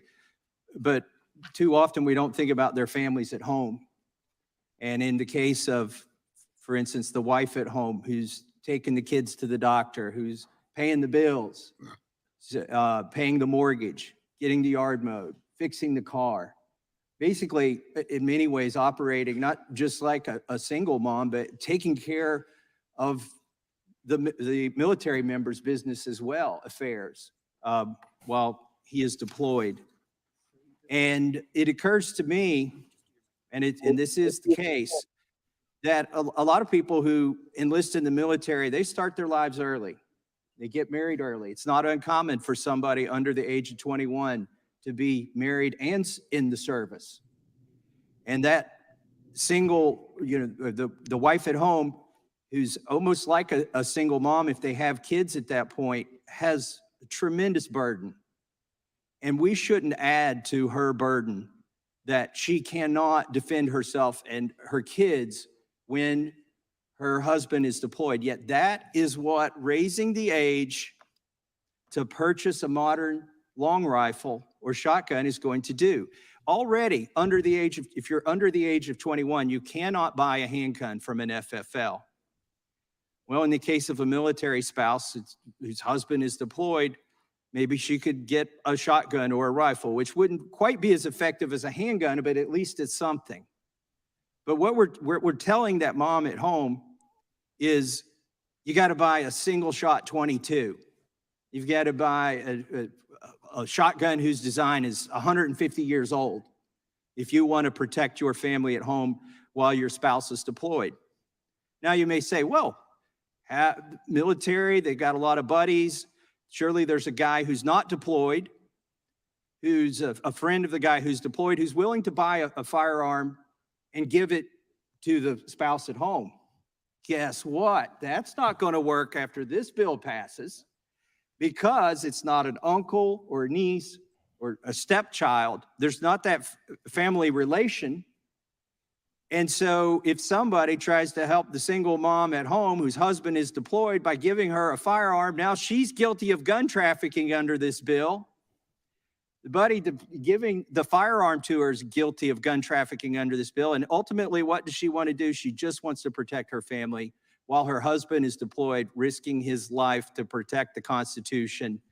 She deserves the same protections as anybody else, regardless of the fact that she's started her family at age 18, 19, or 20. She should not be deprived of that right. So what my bill says, or my amendment, it amends the underlying bill. Right now, the underlying bill raises the age to purchase a semi-automatic long gun or shotgun from 18 to 21.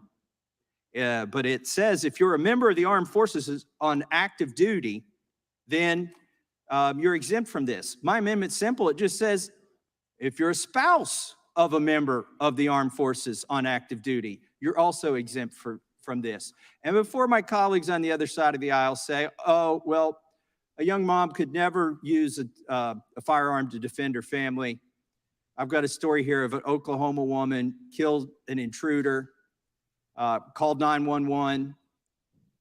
She would not let the intruder enter her home. Her husband wasn't in the military, but in a very similar situation. He had died of cancer, and the community knew it. When members of the military are deployed, the community knows it. It's a point of pride for the community that somebody in that community is over there and serving the country and their community. But there are people who would take advantage of that knowledge, knowing that there's a single mom at home, like this person did in Oklahoma when the husband died of cancer and the community knew it. But this mother was able to defend herself and her baby with a firearm. And we should not deprive anybody of that right. And that's what my amendment does. It protects that right. And I yield back. Center fired. Does the gentlelady insist on a point of order? I do not insist on my point of order.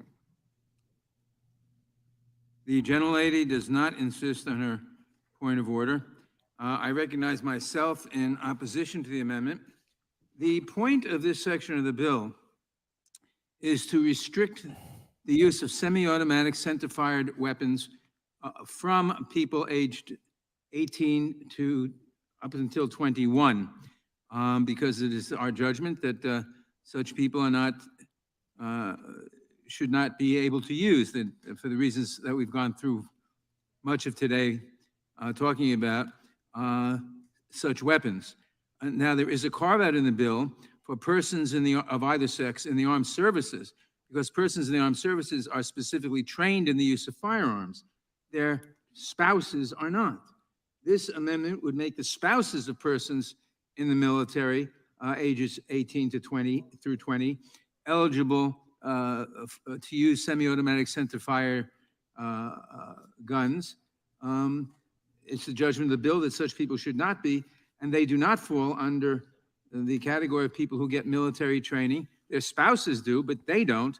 And therefore, this is a very ill-conceived amendment, and I would urge opposition to it. I yield back. Who seeks recognition?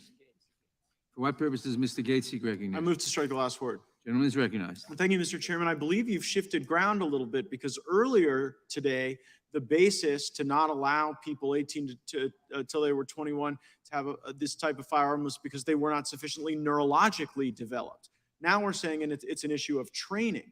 And so that's— Gentleman yield? Well, there's On other that points I point? want to make. There's On a few that other point? points I want to make, and I'm sure I'll have time for us to be able to engage on that question. But as the member of Congress from Florida's 1st Congressional District, I represent the highest concentration of active duty military in the country. And I feel particularly obligated to speak on behalf of the Massey Amendment to vindicate the Second Amendment rights of military families. There are 2 key points. Military families don't get to choose the cities that they live in. They are told by the Army, Air Force, Navy. And so if you are a family that has been sent to do your duty for our country in a Democrat-run state or a Democrat-run city where they have defunded the police, created sanctuaries for illegals, and invited violence, now you're forcing those patriotic families to be functionally helpless in conditions not of their choosing. The second key point is that oftentimes there is knowledge of scaled deployments. And so if in my community, we have 400 service members going to fight abroad, we typically know that. That's words out in the community. Different organizations are supporting family members, doing food drives, and engaging in other support. And so you could potentially leave people subject to gun control, subject to crime, with the criminals knowing that their spouse is not home to be a part of whatever protection plan that particular family has. And so I think that as Democrats are prepared to oppose this amendment to provide physical security for military families in their most vulnerable time, potentially during a deployment, we really ought to think carefully about the downstream consequences of that. I yield to Chairman Nadler. Thank you. The gentleman is entirely right. I said earlier today that 18 to 20-year-olds are neurologically not prepared for this. I meant it. I still mean it. Of course, that's overcome for someone in the armed services who receives intensive military training. How do you know that? Like, what are you how much training does someone need to overcome their neurological deficiencies at age? The amount that the Army, that the military services gives them is What's up, sufficient Polar Knights? case for the spouses of such people, unless they too are in the military and get the same training. I yield back. I'm sure the chairman takes my point that the spouses have an obligation to protect at times their home, their homestead, their children, while someone is deployed. I'll gladly yield to the gentleman. I think we all are concerned, as you are concerned, and you well know that this person could get a rifle or a shotgun and be trained on that. This spouse, male or female, 18 and 21 and under, or under 21, could get a rifle. She's wearing a bitch muzzle. Yeah, why was she doing that? She wasn't The challenge is, Ms. Jackson Lee, that then here in Congress, we are choosing how military spouses ought to defend their families. And we're prescribing that. And I think that that's a bit heavy-handed for people who are willing to move anywhere, go anywhere to fight for our country and defend our freedoms. And I, particularly for female spouses, a long gun or a rifle may present different storage challenges, different logistical challenges in the event that you have an intruder. There's a reason that handguns 100% Polar Knights. used for home defense. Our European brother out there knows exactly what's going We wouldn't on. want to make those decisions for any American family. Polar because we Knights wouldn't want is to be from Scandinavia. responsible for something that would go tragically wrong. I yield to the gentleman from Kentucky. And the amendment allows them to have a firearm as long as it's only sufficient for hunting a rabbit or a squirrel. I mean, the types of firearms that the spouse would be allowed to have, their bill limits it to that. The amendment opens it back up to the types of firearms that are suitable for defense of family and property. Yet without the amendment, they are going to be limited to firearms that are designed to hunt squirrels and rabbits. And I don't mean to be overly critical, but this debate highlights the fact that I think we have a lot of people on this committee who are not very familiar with firearms, trying to make broad-based national decisions about firearms that could really be harmful to a lot of American families, That especially is military. 100% true. For what purpose does Mr. Roy seek recognition? To speak on the amendment. The gentleman is recognized. Thank you, Chair. The gentleman from Kentucky is absolutely right. Much like the debate that we were having earlier with respect to having exceptions. Obviously, I've got strong concerns, as already discussed, about the age in the first place. And the gentleman from Kentucky was appropriately raising that with respect to draft considerations. The chairman is positing multiple, I think, theories as to why we should not permit individuals aged 18 to shy of 21 to, possess a semi-automatic weapon. I would note that when I turned 18, that my high school graduation gift was a semi-automatic 45. I still have that weapon today.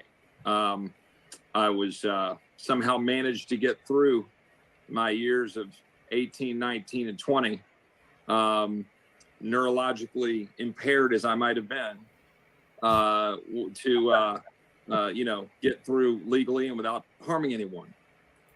The point here is obviously, I think most of my colleagues on my side of the aisle, certainly the gentleman from Kentucky, I know myself, we oppose the age restriction on constitutional grounds.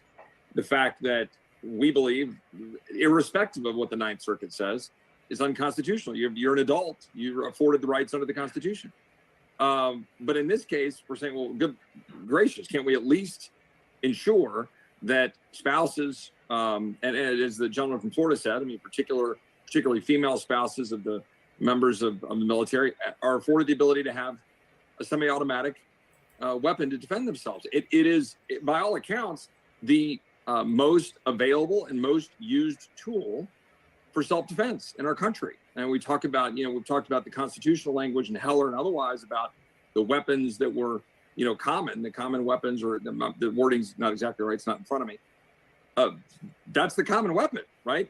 Today, the 9mm, in the past, it might've been a 45 or it might've been a 38 revolver. Today, it's usually, I think by and large, a 9mm semi-automatic pistol. Long guns are great. I'm going to address that issue a little bit later, but one option, if you've got a shotgun, gives you a good blast range to defend yourself, but it's not as easily acquired.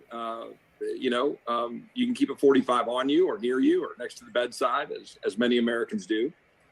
And to restrict an 18, 19, 20-year-old adult who's given the right to vote, who is given all the rights that come and all the responsibilities that come with being an adult, raises serious concerns and reservations. And I think the gentleman from Kentucky is absolutely right to raise this issue, particularly for the spouses of our members of the military. But there'd be multiple people that you would think through, hey, this is a problem, that you're unable to actually defend yourself, despite being an adult and engaging in the world as an adult. And with that, I would be happy to yield to the gentleman from Kentucky if he would like any time. Well, I have no other. Mr. Roy, if you yield, comments. I'd just like to just raise one issue with you. It's Mr. Cicilline. I'll yield to you. Yeah, absolutely. Thank you. I just wanted to say that I think it's important to recognize that we already prohibit persons under 21 from purchasing a handgun. And so under this bill, adults under 21 would still be able to purchase other rifles or shotguns for hunting and recreational shooting. And I think it's because these assault weapons have become more and more lethal. They're the weapon of choice in mass killings, and 6 times as many people die in mass shootings that involve this sort of assault rifles, that raising the age to 21, I think, makes perfect sense. So I just want to be sure that handgun prohibition, you are aware of it, and which is why this, again, is just being sure that that's in line with these very dangerous weapons. Well, I think reclaiming my time for 40 seconds left. What my point was that I've got the ability, and I had the ability at 18 to be able to have a weapon, a semi-automatic handgun. And I believe, as we're talking about the rights of an 18-year-old, that an 18-year-old should have that right. They should have the right to have any weapon that's available, that's publicly available, because they're an adult and they're afforded those rights. That's the point about being able to defend yourself. And any exception that we can put out there from a policy that is a wrong-headed policy is something that we should pursue. With that, I'll yield back. If, could I have your remaining 10 Yeah, seconds? yeah, sure. Go. The point here is if you're spouse of a military person who's deployed overseas, it doesn't pass constitutional muster in any way, shape, or form to say the only gun you can have is a gun that's designed for hunting squirrels to defend your house and your children. And I urge the adoption of this amendment. The gentleman yields back. Does anyone else seek recognition? This Gomer, I do. For what purpose does Mr. Gomer seek recognition? To strike the last word. And The gentleman is recognized. Thank you. I think the amendment is well reasoned and appropriate. As someone who owed the Army 4 years from a scholarship at Texas A&M, who was trained, I know different places, but when I was at Fort Riley, it was a standing order. You could not wear your uniform off post because of the violence that was inflicted on service members. I came in after Vietnam, but we were called baby killers and all kinds of things. People hated us for no reason. We were trying to serve our country. When I got married, immediately before going to the Army, and I've also been assistant DA, had threats on my life, but I got my new wife, a pistol because she needed something to protect her when I wasn't around. And that was certainly true. Columbus, Georgia is a wonderful city, but there were times we were ordered not to wear a uniform off post because there were people that didn't like us in service of our country. And we never went to combat during my 4 years on active duty, but I was sent on temporary duty different places, and I wanted to know my wife was going to be safe with a firearm that would protect her. And comment by one of my friends on Republican side was mentioned we may have people pushing through laws that don't really know their effect. And I'm curious, I would yield to the chair if you could explain what center fire in this bill means. Oh, this is great. The gentleman is asking a question of the chair. Yes, if you're willing to answer or able. It's an interesting concept, center fire. It's mentioned in the bill. My understanding is it means not rem fire as opposed to center fire with the primer. Yeah, you got good advisors. But yeah, the guy ran up Is that and your way of saying you answered whispered. correctly, Mr. Gomer? Well, it's a little bit simplistic. The rimfire is more dangerous if you are getting a higher caliber. Center fire is safer for the one using it. It's why you see more center fire rounds than rimfire, and it's why it's harder to find rimfire in the bigger calibers that would protect you from someone. And I know from my days as a prosecutor, 25 automatic, for example, first two homicides we had, somebody shot another guy with a 25 and he got mad and killed him with a bigger gun. So I made a mental note, don't use 25 automatics for self-protection. But anyway, it is important. I'm not sure how many Democrats really could outline the difference between rimfire and center fire and exactly the ramifications of using either. But coming back to the amendment, we have had problems for our Army, for our military recruiting since October of last year. And really people began hesitant that I was hearing around in Texas saying, wow, The president just left these guys to die in Afghanistan. Oh my gosh, you know, he trusted the enemy to protect them. And so people have been more reluctant, but recruiting started being a problem beginning last October. And if you're going to have to tell people if this becomes law, gee, you're going to defend the country, but we're not going to allow your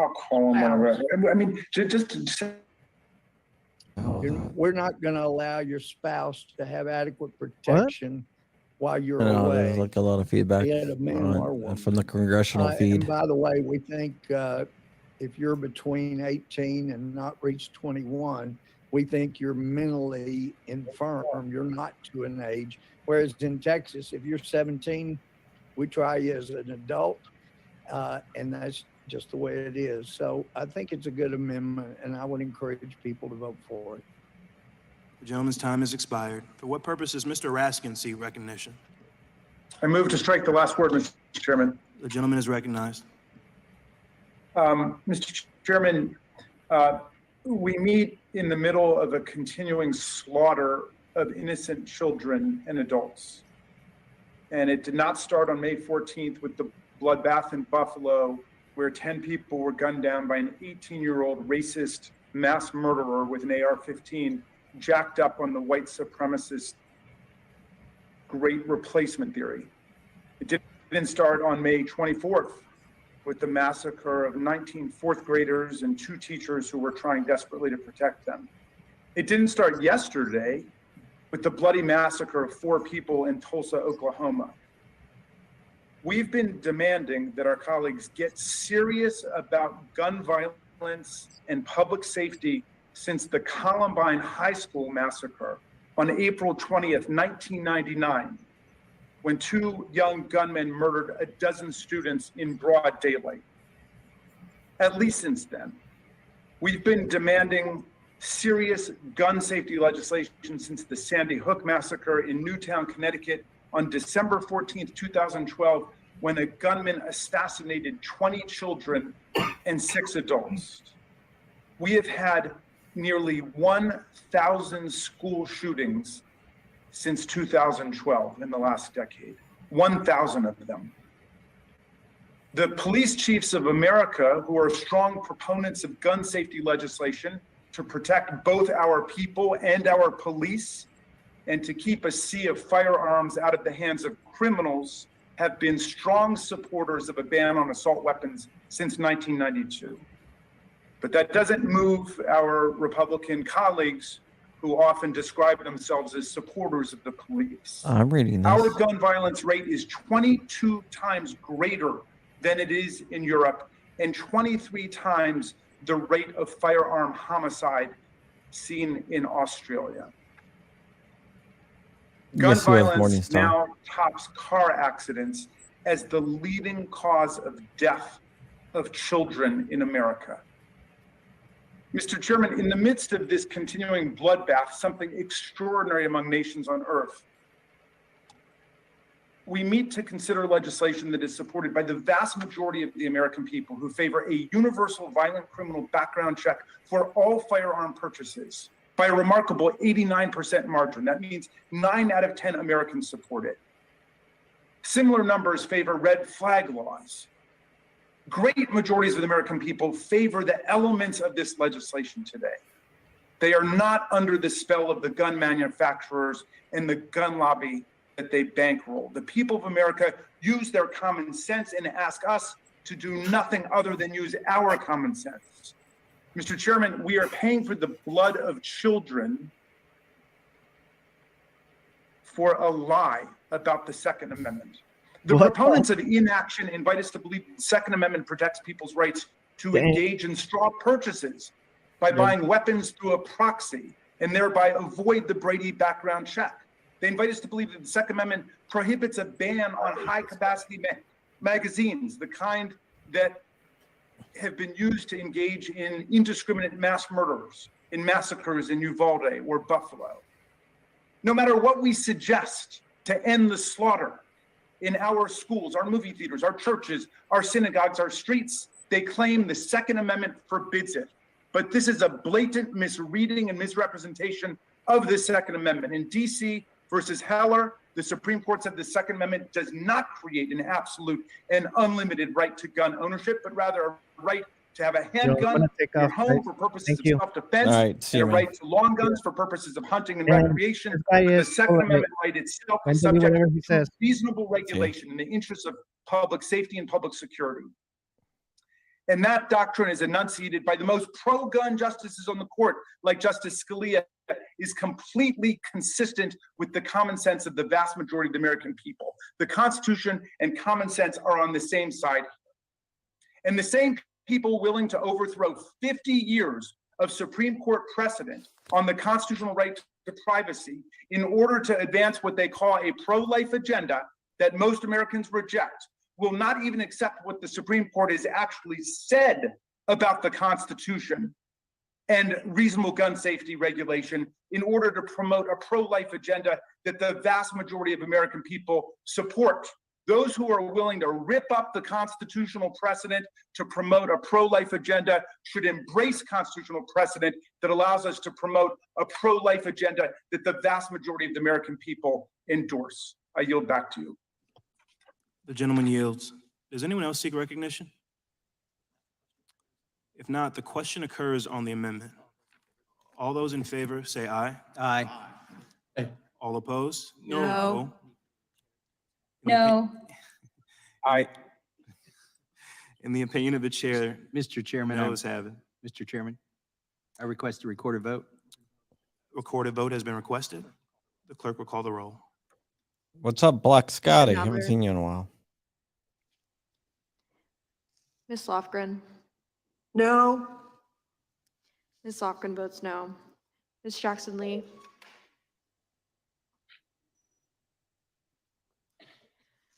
Mr. Cohen. No. Mr. Cohen votes no. Mr. Johnson of Georgia. No. Mr. Johnson of Georgia votes no. Mr. Deutsch. No. Mr. Deutsch votes no. Ms. Bass. No. Ms. Bass votes no. Mr. Jeffries.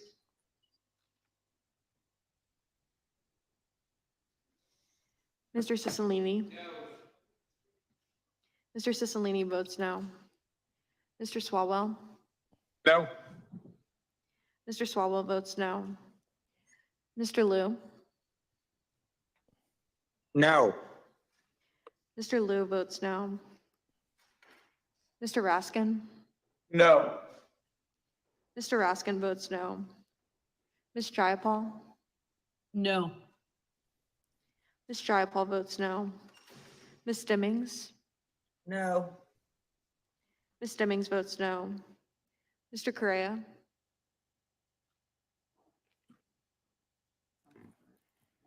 Ms. Scanlon. No. Ms. Scanlon votes no. Ms. Garcia. No. Ms. Garcia votes no. Mr. Neguse. No. Mr. Neguse votes no. Ms. McBath. No. Ms. McBath votes no. Mr. Stanton. No. Mr. Stanton votes no. Ms. Dean. No. Ms. Dean votes no. Ms. Escobar. No. Ms. Escobar votes no. Mr. Jones. No. Mr. Jones votes no. Ms. Ross. No. Ms. Ross votes no. Ms. Bush. Mr. Jordan. Mr. Jordan votes yes. Mr. Shabbat. Aye. Mr. Shabbat votes aye. Mr. Gomert. Aye. Mr. Gomert votes aye. Mr. Issa. Aye. Mr. Issa votes aye. Mr. Buck. Aye. Mr. Buck votes aye. Mr. Gates. Mr. Gates votes aye. Mr. Johnson of Louisiana. Aye. Mr. Johnson of Louisiana votes aye. Mr. Biggs. Aye. Mr. Biggs votes aye. Mr. McClintock. Aye. Mr. McClintock votes aye. Mr. Stubbe. Yes. Mr. Stubbe votes yes. Mr. Tiffany? Tiffany, aye. Mr. Tiffany votes aye. Mr. Massey? Aye.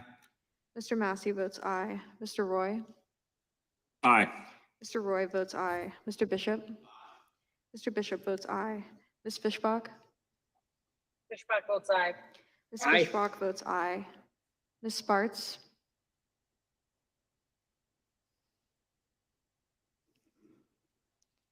Ms. Sparts?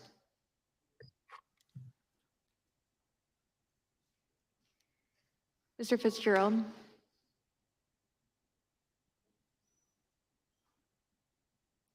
Aye. Mr. Fitzgerald votes aye. Mr. Bentz? Mr. Bentz votes aye. Mr. Bentz votes aye. Mr. Owens? Owens, aye. Mr. Owens votes aye. Mr. Chairman, how am I recorded? Sparts votes yes. Mr. Jeffries, you are not recorded. Jeffries votes no. Mr. Jeffries votes no. Mr. Chairman, how's Correa recorded? Ms. Sparts votes yes. Mr. Correa, you are not recorded. Correa votes no. Mr. Correa votes no. How is Mr. Nadler recorded? Mr. Nadler is not recorded. Mr. Nadler votes no. Ms. Jackson Lee? How am I recorded? Ms. Jackson Lee, you are not recorded. I vote no. Ms. Jackson Lee votes no. The clerk will report. Mr. Chairman, there are 19 ayes and 24 noes. The amendment is not agreed to.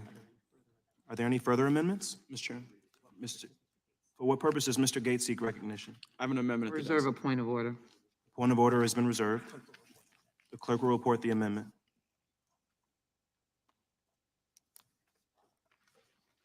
Amendment to the amendment in the nature of a substitute to H.R. 7910 offered by Mr. Gates. Page 41, after line 12, insert the following. Without objection, the amendment will be considered as read. And the gentleman is recognized to speak on his amendment. I believe one of the greatest threats to the Second Amendment, to gun owners, to public safety right now, the negotiations going on in the United States Senate to potentially adopt red flag laws. And I want members of the Judiciary Committee to be clearly on the record and to be clearly understood as to whether or not we believe it is a proper function of the United States government to try to coerce or entice or cajole states to adopt red flag laws. I am unequivocally against red flag laws. They deprive Americans of their Second Amendment rights. They deprive Americans of their Fifth Amendment right to due process. Many states have laws beyond their red flag laws where if someone is not in a position to appropriately own a firearm, that can be dealt with. But as there is this seemingly reflexive desire to adopt red flag laws, including in my own beloved Florida, I would suggest that this committee take a position against them. In the Sunshine State, nearly 6,000 people have been subject to orders as a result of red flag laws. I do not view that as a success. I view that as something that would cause grave concern. Increasingly, we see these red flag laws try to be used in contentious divorces, where you've got one person trying to deprive another person of their safety and security and their liberty and their Second Amendment rights in order to gain leverage in a marital dispute. And I find that particularly challenging. Our Second Amendment rights shouldn't be subjected to that type of deprivation of review by a court in an adversarial proceeding. You know, an adversarial proceeding that I think justice would require. And I would yield to the gentleman for Kentucky. Thank the gentleman from Florida for introducing this amendment. Red flag laws are bad. They're not just harmful, they're unnecessary. In all 50 states, there are already laws on the books. In Florida, it's called the Baker Act. In California, it's called 5150, that allow somebody to be committed to a mental institution or to have their firearms even taken away. But the difference between those existing laws and these new laws is the existing laws have due process. You are entitled to an attorney. You will know when the hearing is happening. If you can't afford an attorney, they will give you an attorney. And there's a mental health expert required to be involved. This is absent of any of the red flag laws. They don't want to bring in a mental health expert. They don't provide you with a lawyer if you can't afford one. And so many people just have to submit to having their guns taken away without due process. They presume that you're guilty. And then and under the new red flag laws that are being proposed, if you have the money, if you have the resources, if you can muster $10,000 for lawyers, you might be able to fight to get your right to keep and bear arms back. Furthermore, red flag laws prevent people from seeking help, because if you get red flagged, they don't provide you with mental help. And the 50 states that already have laws dealing with involuntary commitment, they provide you with mental help. With a red flag law, they come in, they irritate the person they believe might be a danger to himself or others, and then provide no help whatsoever. And how do you know you've even taken all of their weapons or that they couldn't get more? So, and people knowing this won't seek mental help. If they've got an issue, they're afraid that that stigma will cause them to lose their rights, and so they won't seek the help. So it's even worse than not having a red flag law. And I'll yield, back to the gentleman from Florida. Yield to the gentleman from Ohio. Nope. All right, very well, yield back.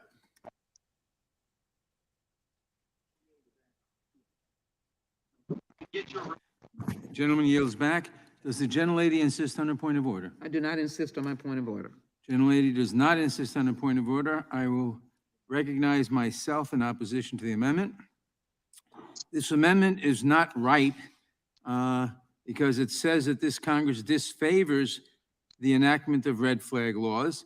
And yet this Congress, although this committee has reported out a red flag bill to the floor, the Congress has not yet voted, the House has not yet voted on it, and it's not ripe. The House will probably vote on it next week, at which point this amendment would be ripe.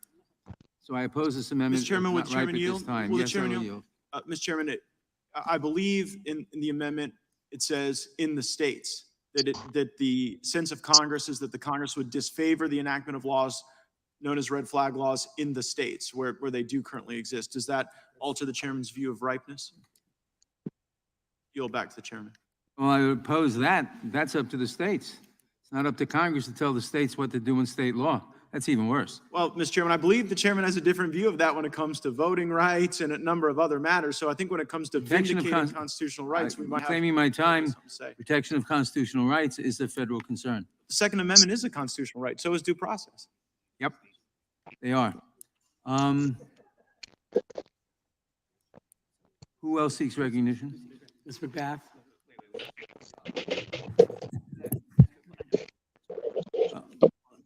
Just somebody in this. Does Mr. Bishop seek, for what purposes does Mr. Bishop seek recognition? I'll speak on the amendment. Gentleman is recognized. It's interesting. I learned a good bit in the scramble to get ready for this hearing last minute called in the middle of recess, as we've discussed. But Mr. Tiffany had an amendment earlier today. I don't know if most Americans realize this, but in the existing law, it is unlawful for any person who has been adjudicated as a mental defective or who has been committed to a mental institution to possess a weapon, to receive a weapon in interstate commerce, the way it's specifically phrased. And as has been said, and I think is not generally understood, these Baker laws that exist, and I think that's the general term for them, Mr. Massey, they exist in state after state.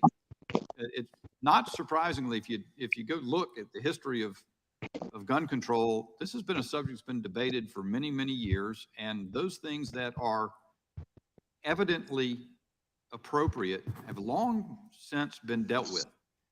The difference between those laws that have been considered and undertaken over the course of years in the United States before and red flag laws is the words who has been adjudicated. That is the nature of the process. These are fundamental constitutional rights that we're talking about. And we, of course, seem to have some difference of opinion about that. Some don't know that Heller recognized a fundamental constitutional right applicable to individuals under the Second Amendment. But you really cannot justify stripping someone of a fundamental constitutional right without giving them due process. Due process has a meaning of its own. The amount of process that is due has always been commensurate with the nature of the right. If we're talking about stripping someone of a fundamental right, you cannot make a very good case for skipping some limited amount of process. The adjudication of a judge on partial an affidavit or two, particularly by a witness who may be loaded with bias for the reasons Mr. Gates articulated, and their rights are gone. And then the way these things the one that was stuck in the NDAA this year, and I believe the one we have that I'm hearing talked about is similar. It's the kind of thing that can renew itself. It can go up to like 180 days and can renew indefinitely. It's a permanent deprivation, masquerading as a temporary one, which should not be done in any event. So it is. I will say I'm waiting to see what the arguments are of those who advocate for this. But I think it is almost impossible to justify, and our law to this date recognizes it. That's why that appears in our existing statute as it does. That people are entitled to due process. I yield to the gentleman from Florida. I thank the gentleman for yielding. It's also interesting to note that in many cases, the red flag law process itself would not be the most effective means of dealing with someone who is truly intent on committing one of these terrible atrocities that we all want to stop. I mean, keep in mind, in the Parkland case, you had a neighbor witness the shooter practicing in their backyard. And the neighbor was a responsible American who called the FBI and told them. So you had probable cause in that case to actually engage in legitimate law enforcement activity to stop violence, and it didn't happen. And so instead of like fixing that, which totally ought to be the priority of the committee, we're instead trying to go into this kind of like, a tit for tat where someone with a motive against you, someone that maybe fired you from a job, maybe someone you had a unsuccessful relationship with in business or in your personal life, that would be the basis for some sort of red flag action. And so I think that you're looking at something here that has high likelihood of depriving rights, very, very low likelihood of actually being the effective mechanism to stop any type of violence. And another thought before my time expires, one thing that really, the longer I'm here, worries me more and more is the capricious use of power by government officials. And if you don't have a sense of that, you haven't been paying attention to the American people. There's a lot more that could be said about that. Perhaps somebody else will speak to it. I will if they don't. I yield back. Gentleman yields back. For what purposes, gentlelady from Georgia seek recognition? Thank you, Chairman. I'd like to strike the last word to oppose this amendment. Gentlelady is recognized. First, I'd like to say we know that 19 states, including the state of Florida, has a form of red flag laws statewide. President Biden and both President Trump both support these laws. Following the deadly shootings in El Paso, Texas, and Dayton, Ohio, President Trump said, and I quote, "We must make sure that those judged to pose a grave risk to public safety do not have access to firearms, and that if they do, those firearms can be taken through rapid due process. And that is why I have called for red flag laws, also known as extreme risk protection orders," end quote. Might I remind you, my colleagues, my Republican colleagues, that this legislation that I have put forth, I have lifted the language directly from the language of Senator Lindsey Graham and Senators Richard Blumenthal in the Senate. There is nothing different about this legislation. They first introduced this bipartisan legislation in 2018. This has already been marked up. It has already been agreed upon by our colleagues here in this committee, and it will be voted on in the House, and it will pass. But there again, let me remind you that Republicans as well as Democrats have deemed that this federal extreme risk protection order and also the state orders are vitally necessary to preventing unnecessary carnage. So there is due process that is There is no established due in this process. legislation, and I'm not going to let you sit here and say that it is not. law enforcement, family, and household members will file a petition requesting that federal court issues these extreme risk protection orders, prohibiting individuals that are considered a threat to themselves or others from having access to purchasing or possessing firearms. If this legislation was not so important, why did the state of Florida enact it? Why did 18 other states enact it? Because they recognize that it is effective. They recognize that it is effective legislation, law that saves lives. So you can sit here and you can try to say whatever you want to say about, no due process. That is absolutely not the truth. This legislation has shown in many, many instances, and all the research and data that has been established to substantiate that any state, and I heard something that was contradictory earlier, but states that actually have federal extreme risk protection orders or statewide orders have reductions, massive reductions in what are considered, fatal shootings and murders. So this legislation works, and we've seen it over and over again. We've seen this happen definitely by the governor of Florida. He established this right after Parkland.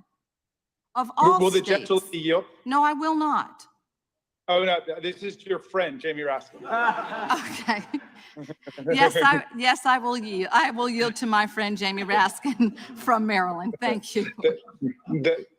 Thank you for your leadership and your passion, Ms. McBath. You are a model to us all.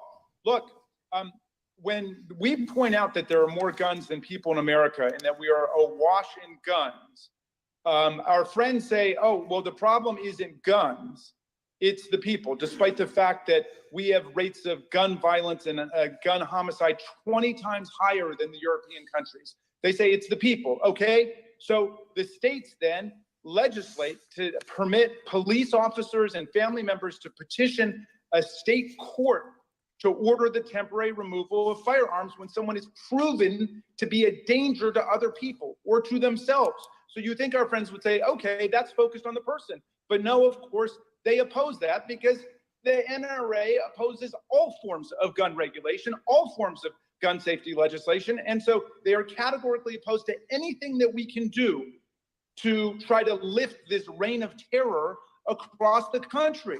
Now, they claim it violates due process, but the police and family members can't seize the guns. You've got to go to court to do it. And the court, a neutral, impartial magistrate, hears the whole case and then decides whether to temporarily remove them. So I think that this outrageous amendment, brandishing their disrespect for the states that are actually doing something, demonstrates the frivolity, the frivolousness of their whole approach to this. They're not going to do anything to get rid of assault weapons. They claim that that violates the Second Amendment, and then they won't do anything that allows the states to pass laws that actually try to target people who have proven themselves to be a danger to other people. So I thank you, Ms. McBath, for your leadership, and I yield back to you. Gentlelady's time has expired. For what purposes, Mr. Jordan, see recognized. Strike the last word. Gentleman is recognized. Thank you, Mr. Chairman. The language in the gentleman's amendment is so accurate. Red flag laws trample on an individual's due process and Second Amendment rights. That is exactly what these laws do. All you got to do is look at the bill the Democrats passed last October. Last October, it defined who can file the petition to take away another individual's Second Amendment liberty. It says a family or household member. How is that defined? Parent, spouse, sibling, child related by blood, marriage, adoption. Second one, dating partner of the respondent. Think about that. Dating partner of the respondent. Woman breaks up, ends a relationship. Ex-boyfriend's mad about it. He says, I'll take her firearms from her. He goes to court, says she's crazy, shouldn't have a gun. There's a hearing within 24 hours. What kind of investigation can happen that quick? 24-hour hearing.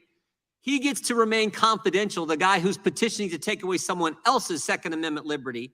He doesn't have to pay a fee. He just signs something, says she's crazy, she shouldn't have a firearm. there's a Well, hearing Facebook has within a 24 hours, and guess what? has a She doesn't even 8-hour show up. stream limit. It's an ex parte hearing. She doesn't even get to show up to defend herself. And what's the evidence? His word. The ex-boyfriend is out to get her. And she can't have a firearm for 2 weeks under the Democrats' bill they passed last October. She can't have a firearm. Now, what if the scenario is even worse? What if it's a scenario we debated a few hours ago that Mr. Massey brought up? What if he's intent on doing her harm? And he just knows he took away her ability to defend herself. That's what this bill would do. No due process. And for her to get it back, she has to go to court. And the standard, the evidence standard is lower, clear and convincing standard that she has to prove to get back her fundamental liberty, the Second Amendment right that she enjoys as an American citizen. That's why these things are so dangerous. You talk about, they're going to, Mr. Gates from Florida is so right. This is going to be abused. Probably already is in the states that have done it. We all want to keep weapons out of bad guys' hands, evil people with mental illness. But as Mr. Massey's pointed out, that's not what this is going to do. We know where this is headed. And Mr. Bishop brought up a great point. We've got to be careful about the awesome power of government to go after people. We've talked about this a lot in this committee, but we had an FBI whistleblower come forward, talk to us about what happened in this whole school board scenario, where they investigated a mom simply because she was in the group Moms for Liberty and had a gun. The FBI went and investigated her. This is a scary direction where the Democrats want to go. I hope we can adopt this amendment, send a message, frankly, to the United States Senate that this is not the way to go. You don't want Stepping away for a second, guys. That's going to deprive people of due process and take away their Second Amendment liberties and then put the burden on them to go get back their rights. We don't want to go this direction. This is a good amendment. I hope we can adopt it. We yield to the gentleman from Kentucky. Citizens don't want a world where police make unannounced pre-dawn raids and people lose their fundamental right to self-defense without a real judicial hearing. But guess who else doesn't want that world? Police don't want that world. There are sheriffs already who are refusing to implement these red flag laws because they put unnecessarily, just so somebody can prove a point, so somebody can get back at a domestic partner, they put police in the dangerous and unenviable situation where they have to wake up somebody in the morning unannounced that they know is armed, who has no idea why somebody's coming through their door, why somebody's busting that door down, why somebody is dragging them out and getting and trying to take away their firearms. If the results are predictable, and they have happened, you're going to have people who die in the execution of these so-called warrants, the type of warrants that frankly would make King George blush. I think there was more due process there in the colonies when he infringed on their rights than what is being proposed here in red flag laws. And I urge, a lot of the water's already gone over the dam here in Congress, and that's going to be the case until this November when the people get a chance to speak. But in the meantime, it's up to the Senate. And these senators, they're out of touch. A lot of them are out of touch with their constituents, but also out of touch with the Constitution. I yield back to the gentleman from Ohio. Red flag laws trample on an individual's due process and Second Amendment rights. So true. I yield back. Gentleman's time has expired. For what purpose does the gentlelady from Texas seek recognition? Thank you so much, Corn Pop, for coming on. Lady's recognized. First of all, let me announce that this may be well known. In Wisconsin at 2:26 Central Standard Time, the Racine Police Department told residents to stay away from Graceland Cemetery due to multiple shots fired. Multiple people injured in shooting at Wisconsin Cemetery. Multiple people were shot during a funeral as loved ones were paying their final respects to a 37-year-old man. There are victims, but unknown how many at this time, according to police. As we sit here, I'm not representing the extent of the details, but Mr. Chairman, as we sit here, there are multiple shots fired near Racine, Wisconsin. I'm not representing the gun type, The facts are still unfolding. And my colleagues are here arguing about saving lives. I don't take a back seat to the privileges of the Constitution and how valuable they are to the people of this nation. In my skin, I've had much of that denied over history. I was denied due process. I had property taken away. I was considered property in terms of the ancestors, formerly enslaved Africans. I know what the history speaks about denying rights. But to equate red flag laws that were supported by Senator Lindsey Graham in 2018 and that have been suggested that they will be supported by Republican senators in 2022, and then to compound the injury with the repetitive statement is that we're rushing ahead, we're doing things too fast, we're bullying. Well, none of that talk takes away guns out of a disturbed person's hands. The perpetrator in Buffalo was disturbed with the mental disease of white supremacy. No one knows whether or not that attitude would equate to a red flag, but certainly was filled with evil and hatred. The perpetrator here in Uvalde had mountains of social media of murdering women and sexually abusing them, and disturbed 18-year-old. Who knows how much more? And by the way, if there had been a waiting period, 7 days, he might have not been able to do this dastardly deed. Maybe the grandmother might have been able to raise the issue with police. This provision in this bill on the red flag provides due process. It indicates that you can be in court within 72 hours. It indicates that if it's an ex parte order, you can still come to court. You have an opportunity for notice and to be heard. You're to be represented by counsel, or if you do not have the ability to do so, you will have a court-appointed counsel. This is not a fishing expedition. This is not to be utilized to attack persons, and the court will determine that. This is not a roundup or a lassoing of people. This is not to get in the midst of disheveled and disagreed with lovers. How much more are we going to get that doesn't take guns off the street, doesn't stop 3-year-olds from being killed because guns are not stored, or students to be killed because guns are not stored, to not educate the American public about storage, to not educate the American people about trafficking, to not educate the American people about munitions, magazines, and do not educate the American people about the idea of the gun age being too low. And so these red flag laws can save lives. And it is obscene. One mass shooting after another. And as we sit here and as we fiddle while Rome burns, as our house burns down while Rome burns, I, for one, will not accept it. Let us pass this bill to protect our children. I yield back, Mr. Chairman. Gentlelady yields back. For what purpose does Mr. Roy seek recognition?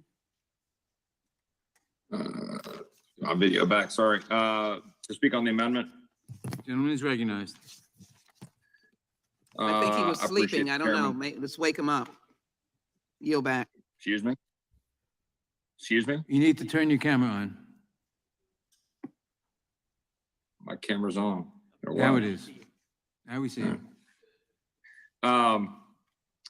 Well, the little shot there about sleeping. It's not my rules that allows this kind of crap of a proceeding. And that's what it is. Crap proceeding. When you give us 48 hours notice and we're dealing with stuff that we have planned, we have to honor commitments and then figure out flights to come back. And now we're availing ourselves of this crap technology where half the damn committee is voting at night in their pajamas and doing, you know, Lord knows what. And then you want to accuse me of sleeping because I don't have my camera on? Give me a break. Let me tell you what this is all about. It's a pretext. This is all pretext. Democrats come in here saying, hey, you know, we don't want to take your guns. And then they say, we want to take your guns. This bill, oh, come on, let's all work together. We're just going to do some soft changes to the laws. You can't disagree with that. But then they admit throughout the entire afternoon what their goal is: to get rid of semi-automatic weapons, to disarm the American people. That is the goal. It is a pretext, all of this, and we know it. That is the reality. And that is the reality and the basis behind what Mr. Gates is offering. Chip Warrior is on fire. Of what the red flag process is all about. Pretext. Right now, under the Baker Act structure in states, if you've got a real issue with someone being a danger to society or himself or others, you can go down that road. You can in Texas, right? Go down that road and deprive them of liberty, but go in front of a judge and say this person should be committed, and then haul them under Texas law, haul in the medical personnel, and then within 72 hours you have a follow-up hearing and all the things that flow from that. And let's talk about, if you're going to deprive liberty, well, then why don't you friggin', saddle up and deprive liberty and say, okay, we're going to say, here's an individual and we're going to commit you.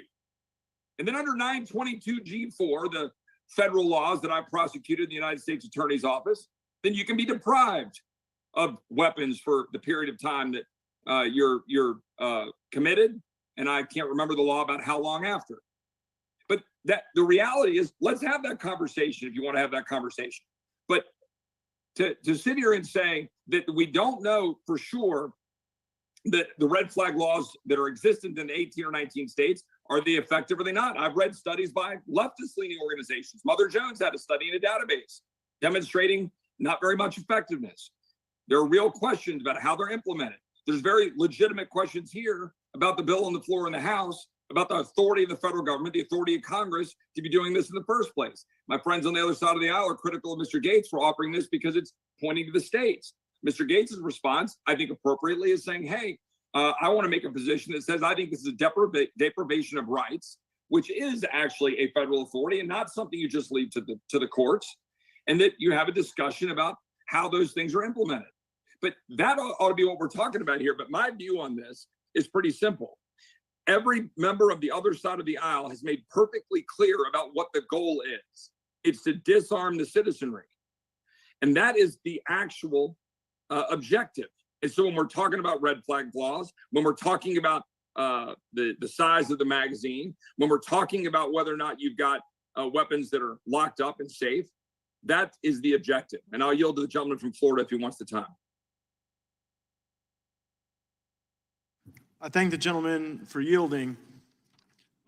We heard from the gentlelady from Texas about the horrors of slavery and racism.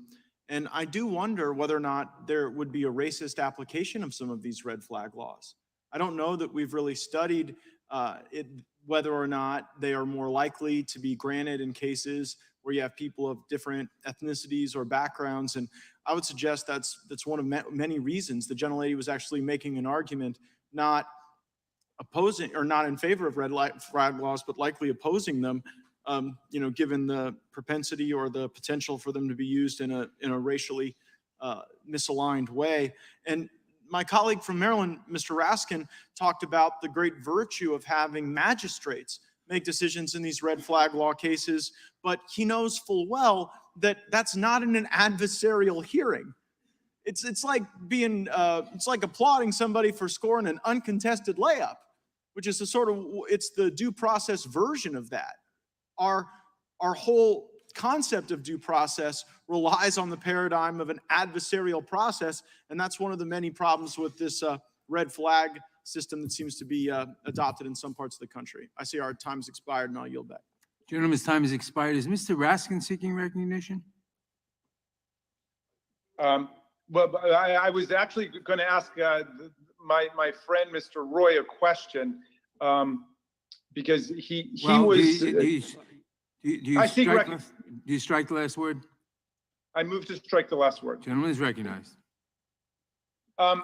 This is a really critical debate we're having right now, because I understood my colleagues to be saying, well, they couldn't support legislation against high-capacity magazines.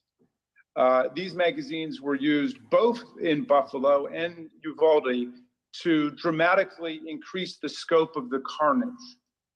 And so a number of states, including my state, have said, well, you don't need high-capacity magazines for hunting.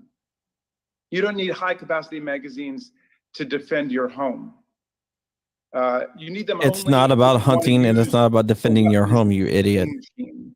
And I don't know whether any of our colleagues want to suggest some perfectly lawful, safe, and constitutional way that somebody can use high-capacity magazines that would justify the mass murderers in Buffalo and Uvalde getting a hold of them. But in any event, they say they oppose any limits on that because that would violate the Second Amendment, even though the Supreme Court was perfectly clear in the Heller decision that the Second Amendment protects the right to have rifles for hunting and recreation.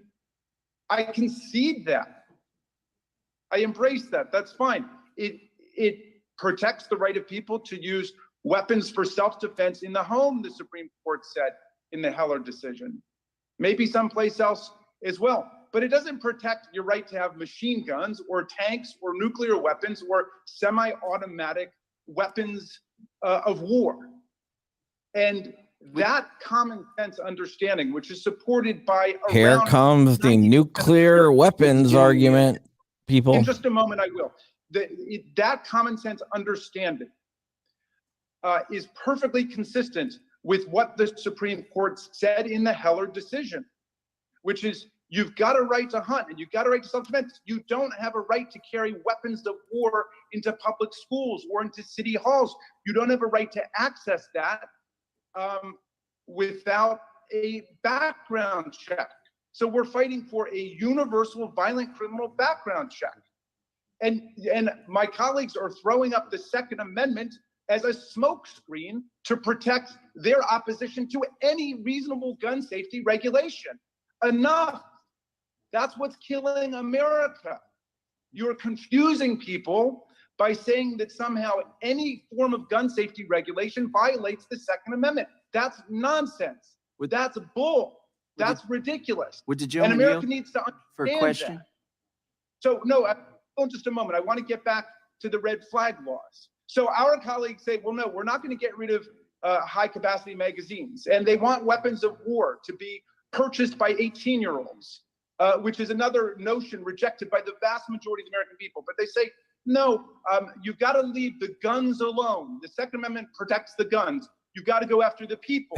And they talk Yeah, about Rose, evil it's people. still So, going okay, on. So the states say, I'm if fading, a though. person is proving to be an imminent danger to you, Only 8.5 hours.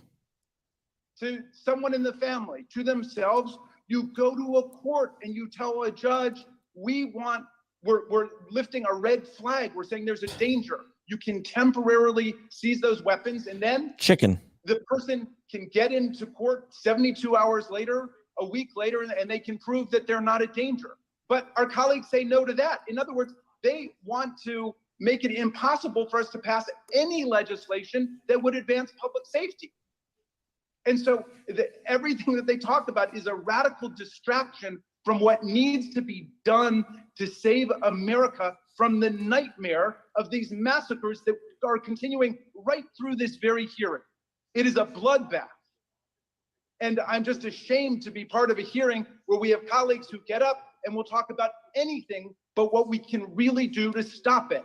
We need a universal violent criminal background check. We've got to get rid of the high capacity magazines. Our two biggest recent massacres were of 18-year-olds who got an AR-15 and went and engaged in mass murder of children, or shoppers in a supermarket, and they want to continue to allow 18-year-olds to go out and buy an AR-15.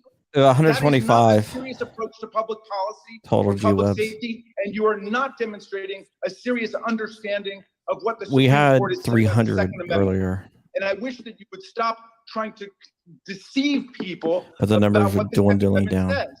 And if we need to do a tutorial on Heller, let's do a tutorial on Thank you, Heller. But Agonizer. anytime we have any Can we get a reasonable gun tutorial on safety- due process? The gentleman has Yeah, the yes, time. you can- Nice. Gentleman's time has expired, in fact. For what purpose I'm does happy. Mr. Biggs seek recognition? Move to strike the last word. Gentleman's recognized. Thank you, Mr. Chairman, and, I appreciate the visceral response of the last speaker. I think it was interesting to hear his level of agitation. Because I'm looking at the red flag law that was passed out of our committee last October. And there are multiple conflicting issues, I suppose one might say, with regard to due process. But what I found interesting is this ex parte order thing. That is always a very, very dicey piece of evidence for those of us who've actually tried cases, literally tried hundreds of cases. That is a very, very dicey issue. And here you're allowing an ex parte order. If a petitioner makes an avowal that that this person, that the respondent, ultimately to be the respondent, it poses a risk of imminent personal injury. But what is that based on? Either actual knowledge of an interaction between the petitioner and the respondent, or another individual, if the petitioner believes that somebody else is credible and reliable. So you get an ex parte order issued on hearsay by somebody. This is not like doing a search warrant, which would be done on a reliable informant by an officer. This is by John Doe on the street who ran into somebody in the bar who was telling him about so-and-so. And he said, well, they seem like a good guy. I felt like I could trust him. That's the kind of due process that ain't due. And it certainly isn't real process. With that, I'll yield to my friend from Florida, Mr. Gates. Let the message from this committee hearing to Republican senators be astonishingly clear. If you back red flag laws as some reflexive response to some emotion that you have, you betray your voters, you are a traitor to the Constitution, the Second Amendment, the Fifth Amendment. You do nothing to make mass shootings less likely, and you put a target on the back of your constituents to be subject to bizarre proceedings that you wouldn't see in any other type of circumstance that has a profound impact on your rights. And these will be abused. They are being abused. I think there's some that would probably red flag some of your colleagues in the Senate. How long until the conversations about kicking Senator Hawley off of aircraft turn into conversations about taking his guns away? See, this isn't just about guns. It's about power. And what the Democrats want is to ensure that the government has the power to take your guns away without giving you due process. And shame on any Republican in the Senate that would pave the way to that type of deprivation of our liberty and our constitutional rights. I yield back to the gentleman from Arizona. I wonder if the gentleman would further yield to me. Yes, I will yield to you. Thanks, sir. Earlier today, Mr. Jones said, "You will not stop us from passing this package of bills. If the filibuster obstructs us, we will abolish it. If the Supreme Court objects, we will expand it. We will not rest until we've taken weapons of war out of our communities." Of course, weapons of war is the term of art Democrats have concocted. But every comment from the Democrats today, including the denial of the availability of a gun to a victim of domestic violence, bespeaks their desire to reject the core right entailed in the Second Amendment. Will the- If they'll abuse all those things that Will the Mr. gentleman yield? Jones has said, would they abuse this? Will the gentleman yield? Would they use a red flag law and a favorable official in a jurisdiction like the ones who changed all the election rules in 2020? Would they use those people to go attack their political opponents' gun rights? Will the gentleman Would that yield? happen? I think I just don't understand why, if they want you, if they've told you who they are, if you're the Republican senators considering doing this, you have to know the context in which you're operating. That's the context. In that situation, you're being asked to say, okay, we'll cut due process for this fundamental right. I don't think you can do it. Will the gentleman yield? Time of the gentleman has expired. For our purposes, Mr. Cicilline seek recognition. I move to strike the last word. Gentleman is recognized. This is a radical position being offered by our friends on the other side of the aisle. They claim that we should support ensuring that people who are an imminent danger to themselves and others, such that they might commit mass murder, have a constitutional right to access a firearm, and to deny them that right would, quote, trample on an individual's due process and Second Amendment rights. You know who didn't have due process? You know who didn't have their constitutional right to life respected?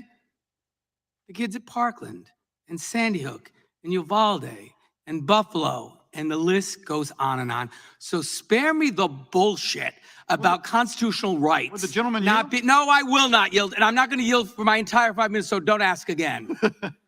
So first of all, these risk protection go for orders Miranda? work. They ensure that people who are Just a gotta grave ramble, danger ramble, to ramble. themselves or others don't have access to a firearm.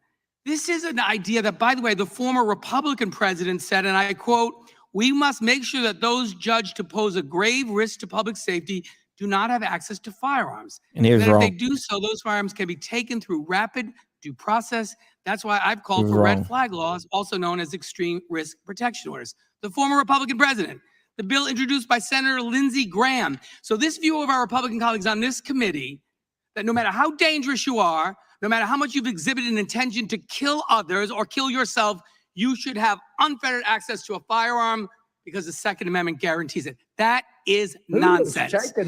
Risk protection orders are modeled after domestic violence statutes. They have due process. They have notice requirements, a right to a hearing, a right to contest the seizure of the firearm. That's the due process which exists. It's available in all the states that have these laws, which is why they've been upheld by courts when challenged. This idea that After there's no due process is the baloney. order has been issued. There is due and process. enacted There on. is a process. It's been found to be A right delayed constitutionally is a right denied. and it's not a permanent removal from the firearm, as Mr. Jordan suggested. It's a temporary removal so that person doesn't slaughter and kill others or kill him or herself.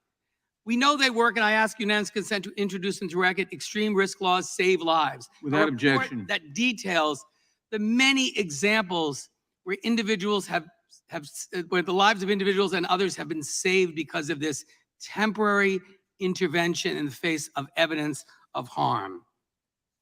It is shocking that our Republican colleagues have been clamoring about due process of would-be killers, and yet they've never mentioned the deprivation of due process of victims of gun violence, the deprivation of life that families experience when people are slaughtered with a gun by someone who's seriously mentally ill and shouldn't have a firearm. Haven't heard one word about their constitutional right to remain alive in this country.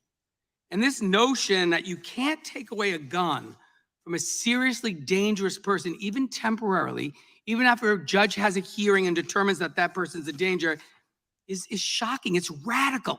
It's even a departure from most Republicans. And by the way, 90% of the American people support this legislation, 75% of gun owners. And the former president was cheered at the NRA convention, cheered as a big cheer. He supports it. That was his statement I read.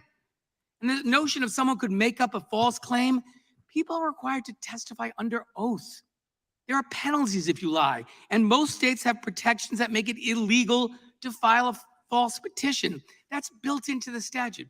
But what this really is is gun manufacturers and gun salesmen and people who are here to say, no matter what, everyone in America should have access to as many guns as they want, no matter what their condition is, no matter what they intend to do with it, no matter who they slaughter, because gun sales promote revenue. And the gun manufacturers don't want any limitations on it. And it's disgraceful to hear people on this committee who are charged with taking an oath and protecting the lives of the constituents they represent to argue that someone who is seriously mentally ill, who's presented that they are a danger to themselves or others if they have access to a firearm, that they have a constitutional right and it will trample on their rights. If that seriously ill and dangerous person can't buy a gun and slaughter innocent people. That is horrifying. It's radical. They're wrong. And we should overwhelmingly reject this hideous, hideous amendment. And I yield back. Gentleman yields back. For what purposes, Mr. Massey seek recognition? I wish to speak on the amendment. Gentleman is recognized. I'd like to just summarize what we're doing here today and what's gone on, because this is the last amendment to a series of 6 bills. Republicans, through the course of 8 or 9 or 10 amendments here, we've done triage, trying to save the Constitution in the face of 6 bills that exhibit callous and wanton disregard for the Constitution, but also callous disregard for the safety of American citizens. What have we seen today throughout these amendments? Well, Republicans tried to defend due process. Democrats said no thanks. Republicans tried to establish what the Supreme Court has already established, that this is an individual right to keep and bear arms. Democrats, they don't even want people who need guns, who could use guns for their self-protection, to have them. They just don't want any guns anywhere. They would like to repeal the Second Amendment. We've tried to protect the rights of domestic violence victims, not just their rights to defend themselves, but their right not to be prosecuted for gun trafficking, for merely trying to obtain the means of self-defense. We've tried to protect the rights of military families in an amendment that would keep these bills from affecting a spouse at home while a military member is deployed from being able to defend herself. We've tried to protect draft age adults. We've heard them be insulted here, that their brains aren't fully developed. But yet we need them. We need to be able to conscript them into service our country, to defend a Constitution that's being shredded here today and whose rights they will not be able to enjoy, because although some here have decided their brains aren't fully formed, they've decided they can go fight for us. We've tried all of these things, but what's the one thing we haven't done? We have not talked about what would really fix this problem. What could we do to solve this problem? Look, the depraved individuals, by the way, we're having this hearing presumably as a knee-jerk reaction to shootings that have recently happened. But what are these depraved individuals, what's going through their minds? Is a safe storage act going to change, whether they carry this out or not? No, a lot of them use straw purchasers. A lot of them steal their guns. We're not going to be able to keep them from getting guns, but what's going through their heads? They don't care to die.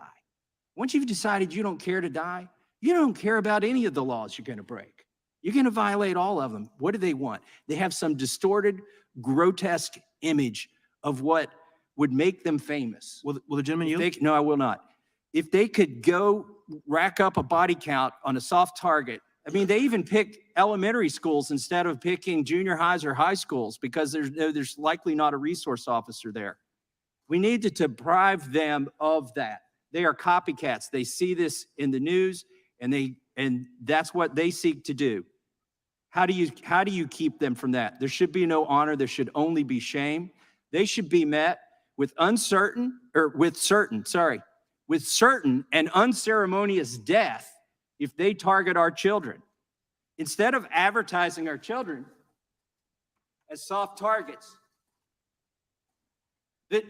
where nobody in that institution, not even qualified individuals, can carry a firearm to protect these kids.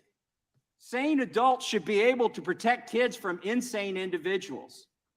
If we had this sign instead at the schools, attention, all this, please be aware that the staff are armed and may use whatever force necessary to protect our students. If that were the sign, which do you think the shooter is going to choose? Which of these two schools? Which of the two signs? You don't have to guess. I have The much data is respect in. for Massey. Every school that displays this sign, none of them have ever had a shooting. And here we are 32 years later since the first knee-jerk reaction, the 1990 Gun-Free School Zone Act, which was going to keep guns out of schools. It hasn't prevented a single shooting ever, and it has caused loss of life of students, young students, and teachers. And I will yield to my friend from Florida. We only have a few seconds, but to just address this concept of rapid due process. Right. You know, like when we call for rapid due process at the border, you tell us that that can't happen at all. But then you want rapid due process to take guns away from Americans? Like, I don't think the American I would be people campaigning really for understood the Massey bargain they were everywhere. getting when they voted for Democrats and figured out they would have a party in power that would take guns away from the American people and then ship an endless supply of guns to Ukraine. Yield back. The time of the gentleman has expired. For what purpose does the gentleman from Georgia seek recognition? Move to strike the last word. Gentleman is recognized. Thank you, Mr. Chairman. I don't understand. My colleagues on the other side, they talk about one of the ways to fight gun violence is to This guy is the slowest take care speaker of in the mental world. health issues of the gunmen who kill Americans. I do Take care of not their mental health issues, understand. and we can arm our teachers. That seems to be their only solution. But yet, when we talk about common sense, front end mental health assistance, they don't want to fund it, nor do they want to protect our children from people, particularly 18-year-olds, who are exhibiting the kind of conduct that warrant an intervention in advance before they do something to kill our students. And so I don't understand the, I don't understand, that's a contradiction. And really what we're getting today is a lot of spurious arguments and amendments to try to defeat this common sense legislation. Thank you, Fragile Designs. Thank you for offered streaming this, Crump. So as to score points. This has been with going to Wayne this is LaPierre, going to take me a while to Executive process. Director of the Watch NRA. since the start After all, since that started back in today. Literally at a 2014, we loss of know that words at the this point. NRA Be safe, spent everyone. Yeah, I $103 don't even million know. in This is not good. contributions to politicians who Thank you protect so much. and preserve its ability to dictate policy. In 2015, almost $100 million. I don't know what the figures are for 2017, 2018, 2019, 2020. I do know that the Attorney General for New York, Letitia James, filed a civil lawsuit against the NRA and Wayne LaPierre for wearing $4,000 suits. I admired the one that he had on at the down in Houston the other day. And it goes on, he charters yachts and brings the whole family, cruises to the Bahamas, just misspending whatever money comes into his grasp. And he was sued by the Attorney General and had to declare bankruptcy. But now it seems like they're rolling in dough again, and he's watching and he's approving of the performance of my friends on the other side of the aisle. I think the American people see through it. They want common sense gun reform, and they want it now. And with that, I'm going to yield to my colleague from the great state of Georgia, who has been trying to get a red flag law passed through this Congress, and I hope that she's at some point successful in doing so. My colleague from Georgia, Representative Lucy McBath. Thank you so much to my colleague from Georgia. Thank you so much. I'm so sorely disappointed in my Republican colleagues as they just spew fear and hypothetical scenarios of ambushes in the dead of night. And to my Republican colleague in Florida, I resent your threats of one being a traitor in supporting red flag laws. I was describing Republican senators. Okay, let's just, okay. So anyway, let's just talk facts right now. It varies between 77% or 97% of the American public really supports red flag laws, either stateside or federal extremist protection orders. Between 1999 and 2021, at least 16,857 extremist protection petitions were filed. The majority of these petitions have been filed since the Parkland shooting, and might I add, 8,162 in Florida alone. Use of these life-saving laws did not stop during COVID-19. There were at least 8,114 petitions filed across the country in 2020 and 2021. I'm not going to talk anymore. I'm not going to spew any more statistics, but I will say this as a human being, as a mother, no longer talking as a legislator. I'm talking just for real. You walk a day in my shoes and you talk to the hundreds of family members and law enforcement and survivors who knew in advance that their loved ones were in crisis and there was nothing that they could do. Their hands were tied. And I'm out of time. If any of my colleagues would be more than happy to yield time, I appreciate it. The gentlelady yields back. For what purpose does the gentleman from Texas seek recognition?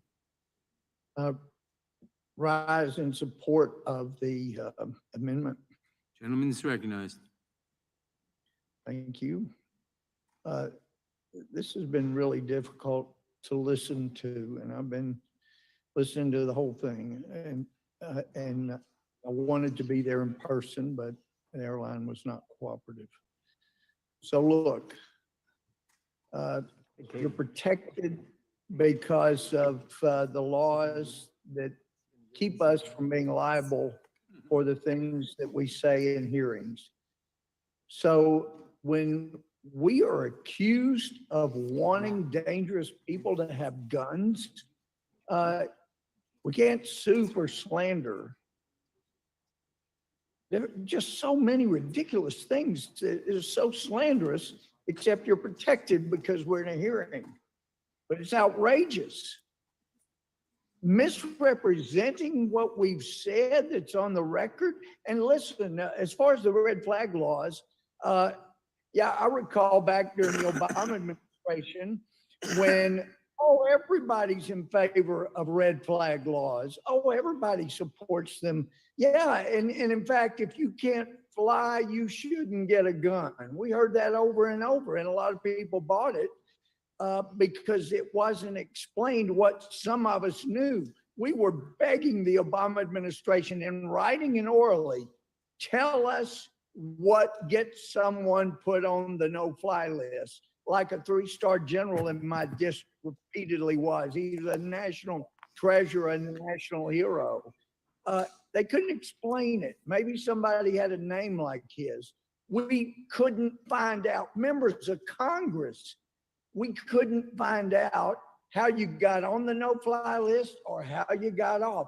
But these are the same, some of the same people who are saying, oh, you got nothing to worry about red flag. You know, it's due process. You never get to know what the process was, but trust us, it was due process when you got put on the no-fly list and now you can't get off. You can't have a hearing. Look, as a judge, I heard evidence, I had hearings, and if somebody knows somebody else is dangerous, I had those hearings. And I ordered, in most cases, when the evidence was there, yes, this person's dangerous. This person is a threat to himself and to others. You can do that. I've done it. I've ordered it so that they wouldn't have a firearm. That can be done right now in Texas, I know, because that's where I was a judge. Was the gentleman ill? Was the gentleman ill? No. I've listened to all the slander that I care to listen to, and I'm telling you, this is outrageous what we've been listening to, and I need more time because Democrats keep interrupting.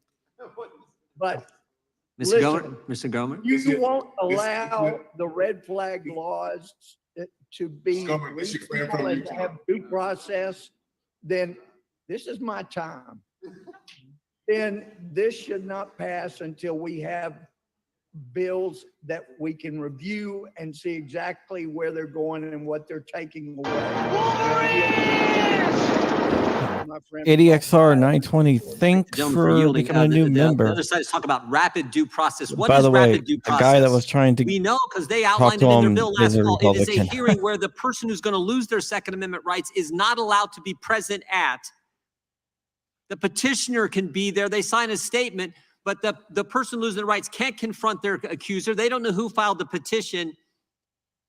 Rapid due process is going to lead to the suspension of people's rights. But the gentleman from Rhode Island said, don't worry. Don't worry. It's just temporary. Your rights are there some of the time, I guess, is what they think the Constitution says. It's just temporary. You can get them back. We promise. That is not how it works. Thank you, Rose, This is a for becoming a fundamental new liberty. The channel Second member. Amendment to the United States Means a Constitution, the lot to Second me. Amendment in the Also, Bill of check out my Rights. local, And they say, oh, don't worry, veterunclub.locals.com. you can get it back after we implement rapid due process. Rapid due process, by definition, is not due process. So the gentleman from Florida is exactly right. This is an assault on the Fifth Amendment, an assault on the Second Amendment. But Democrats say not to worry. It's just temporary. We promise we won't go further, even though they've said in today's hearing, this is just the start. We're not finished with this legislation. That is what is so frightening. 15 days to slow the spread. Yes. Thank the gentleman for yielding. I yield back. Gentleman yields back. For what purpose does the gentleman from New York seek recognition? Move the strike, Mr. Chairman. Gentleman is recognized. Correct me if I'm wrong, but I thought a few comments ago I heard Mr. Massey express a concern that straw purchases contribute to the gun violence epidemic. And I would just ask, sir, have you read the legislation that we are voting out of committee today? I mean, this is legislation that would ban straw purchases. Actually, the legislation makes a domestic violence victim subject to prosecution for gun trafficking. Nowhere in the legislation, sir, does it say that. And I would encourage, I mean, can you voted against an amendment that would have prevented it. Sir, will you point to the provision that you're talking about that would criminalize victims of domestic violence? It criminalizes everybody unless they're a family member in order to transfer a firearm. All right, look, reclaiming my time here. This legislation would ban straw purchases of the kind that you claim to be concerned with. They are already banned. Reclaiming my time, sir. Reclaiming my time. And so this goes to the heart of the matter, which is that you guys are trying to avoid taking any responsibility whatsoever for the role that your inaction and your opposition to what we are trying to do today has played in continuing the status quo. Thank you, David. I don't know how long I'm going to be. I also want to address another issue that has come up today, because I don't want to allow my Republican colleagues to claim that gun violence prevention is a state or local issue. The truth is, our gun laws are only as strong as our weakest state's laws. We need to set a federal floor for that reason.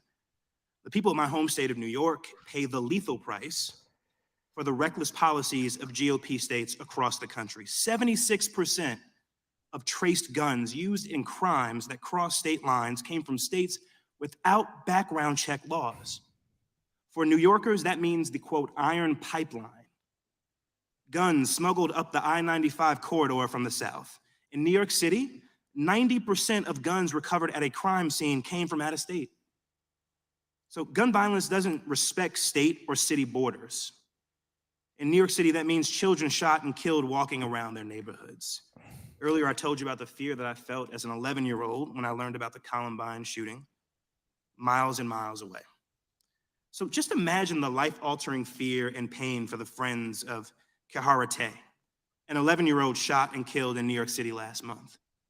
Their friend, who they called Kiki, has been taken from them, all because Congress wouldn't do a thing about the flood of illegal guns in New York City. This tale is all too familiar across New York. In January, an 11-month-old baby in the Bronx was struck by a stray bullet. In April, 12-year-old Cade Lewin was shot and killed in Brooklyn while sitting in a car with his mother, eating a meal. Kids across New York City are being killed, and I'm not going to stand for that, not while I'm in Congress. We will not fail the children of New York City for Kiki or for Cade, and we will not fail the 29 New Yorkers injured when someone who should never have been near a gun in the first place fired a handgun 33 times in a subway car stopping in Sunset Park. We will not fail them. We have a moral duty not to fail them. With that, I'd like to yield to my distinguished colleague from the great state of Georgia, Lucy McBath. Thank you so very much. I appreciate that. And as I was just saying before, and I'm just going to say this very briefly, I'm talking to you now not as a legislator. I'm talking to you as a gun violence survivor who spends a lot of time and days and hours and months and weeks talking to others like myself, talking to other individuals across the country who recognize that their loved ones were in crisis, who recognized that their loved ones needed help, who recognized that their loved ones had access to firearms and ammunition and had no recourse, no legal recourse whatsoever to protect their loved ones from themselves or them doing bodily harm to others in their community. Walk a day in my shoes when I have to sit there and listen to the stories over and over again from law enforcement who even said that their hands are tied. Walk a day in my shoes. You can spew all the hypotheticals that you want, but until you live those experiences, don't you dare try to tout that red flag does not work. The statistics, the data is there to substantiate the need for these laws to save as many lives as we can. Walk a day in my shoes. Don't you dare ever sit here and try to just hypothetically scare people with scenarios and fear mongering. Don't you dare. The American people deserve far better than this, and they deserve to have their lives cared for, which you seem to know nothing about. Fake rage. Mr. Chairman, can I Time of make the a comment? gentleman has expired. For what purpose is Mr. Benz seek recognition? Strike the last word, Mr. Chair. All right, guys. I hate to do this, but I have to. I have to take off. I got some stuff to do with my kids, so I need to take care of that. I'm sorry. We've been on for 9 hours, so yeah, I'm sorry. Something that would actually help. If you go to the congressional website, I'll put it in the link. Let me walk somewhere. down through. Hold on, let me get to my computer. Why that which is being suggested by my Democrat colleagues won't immediately help.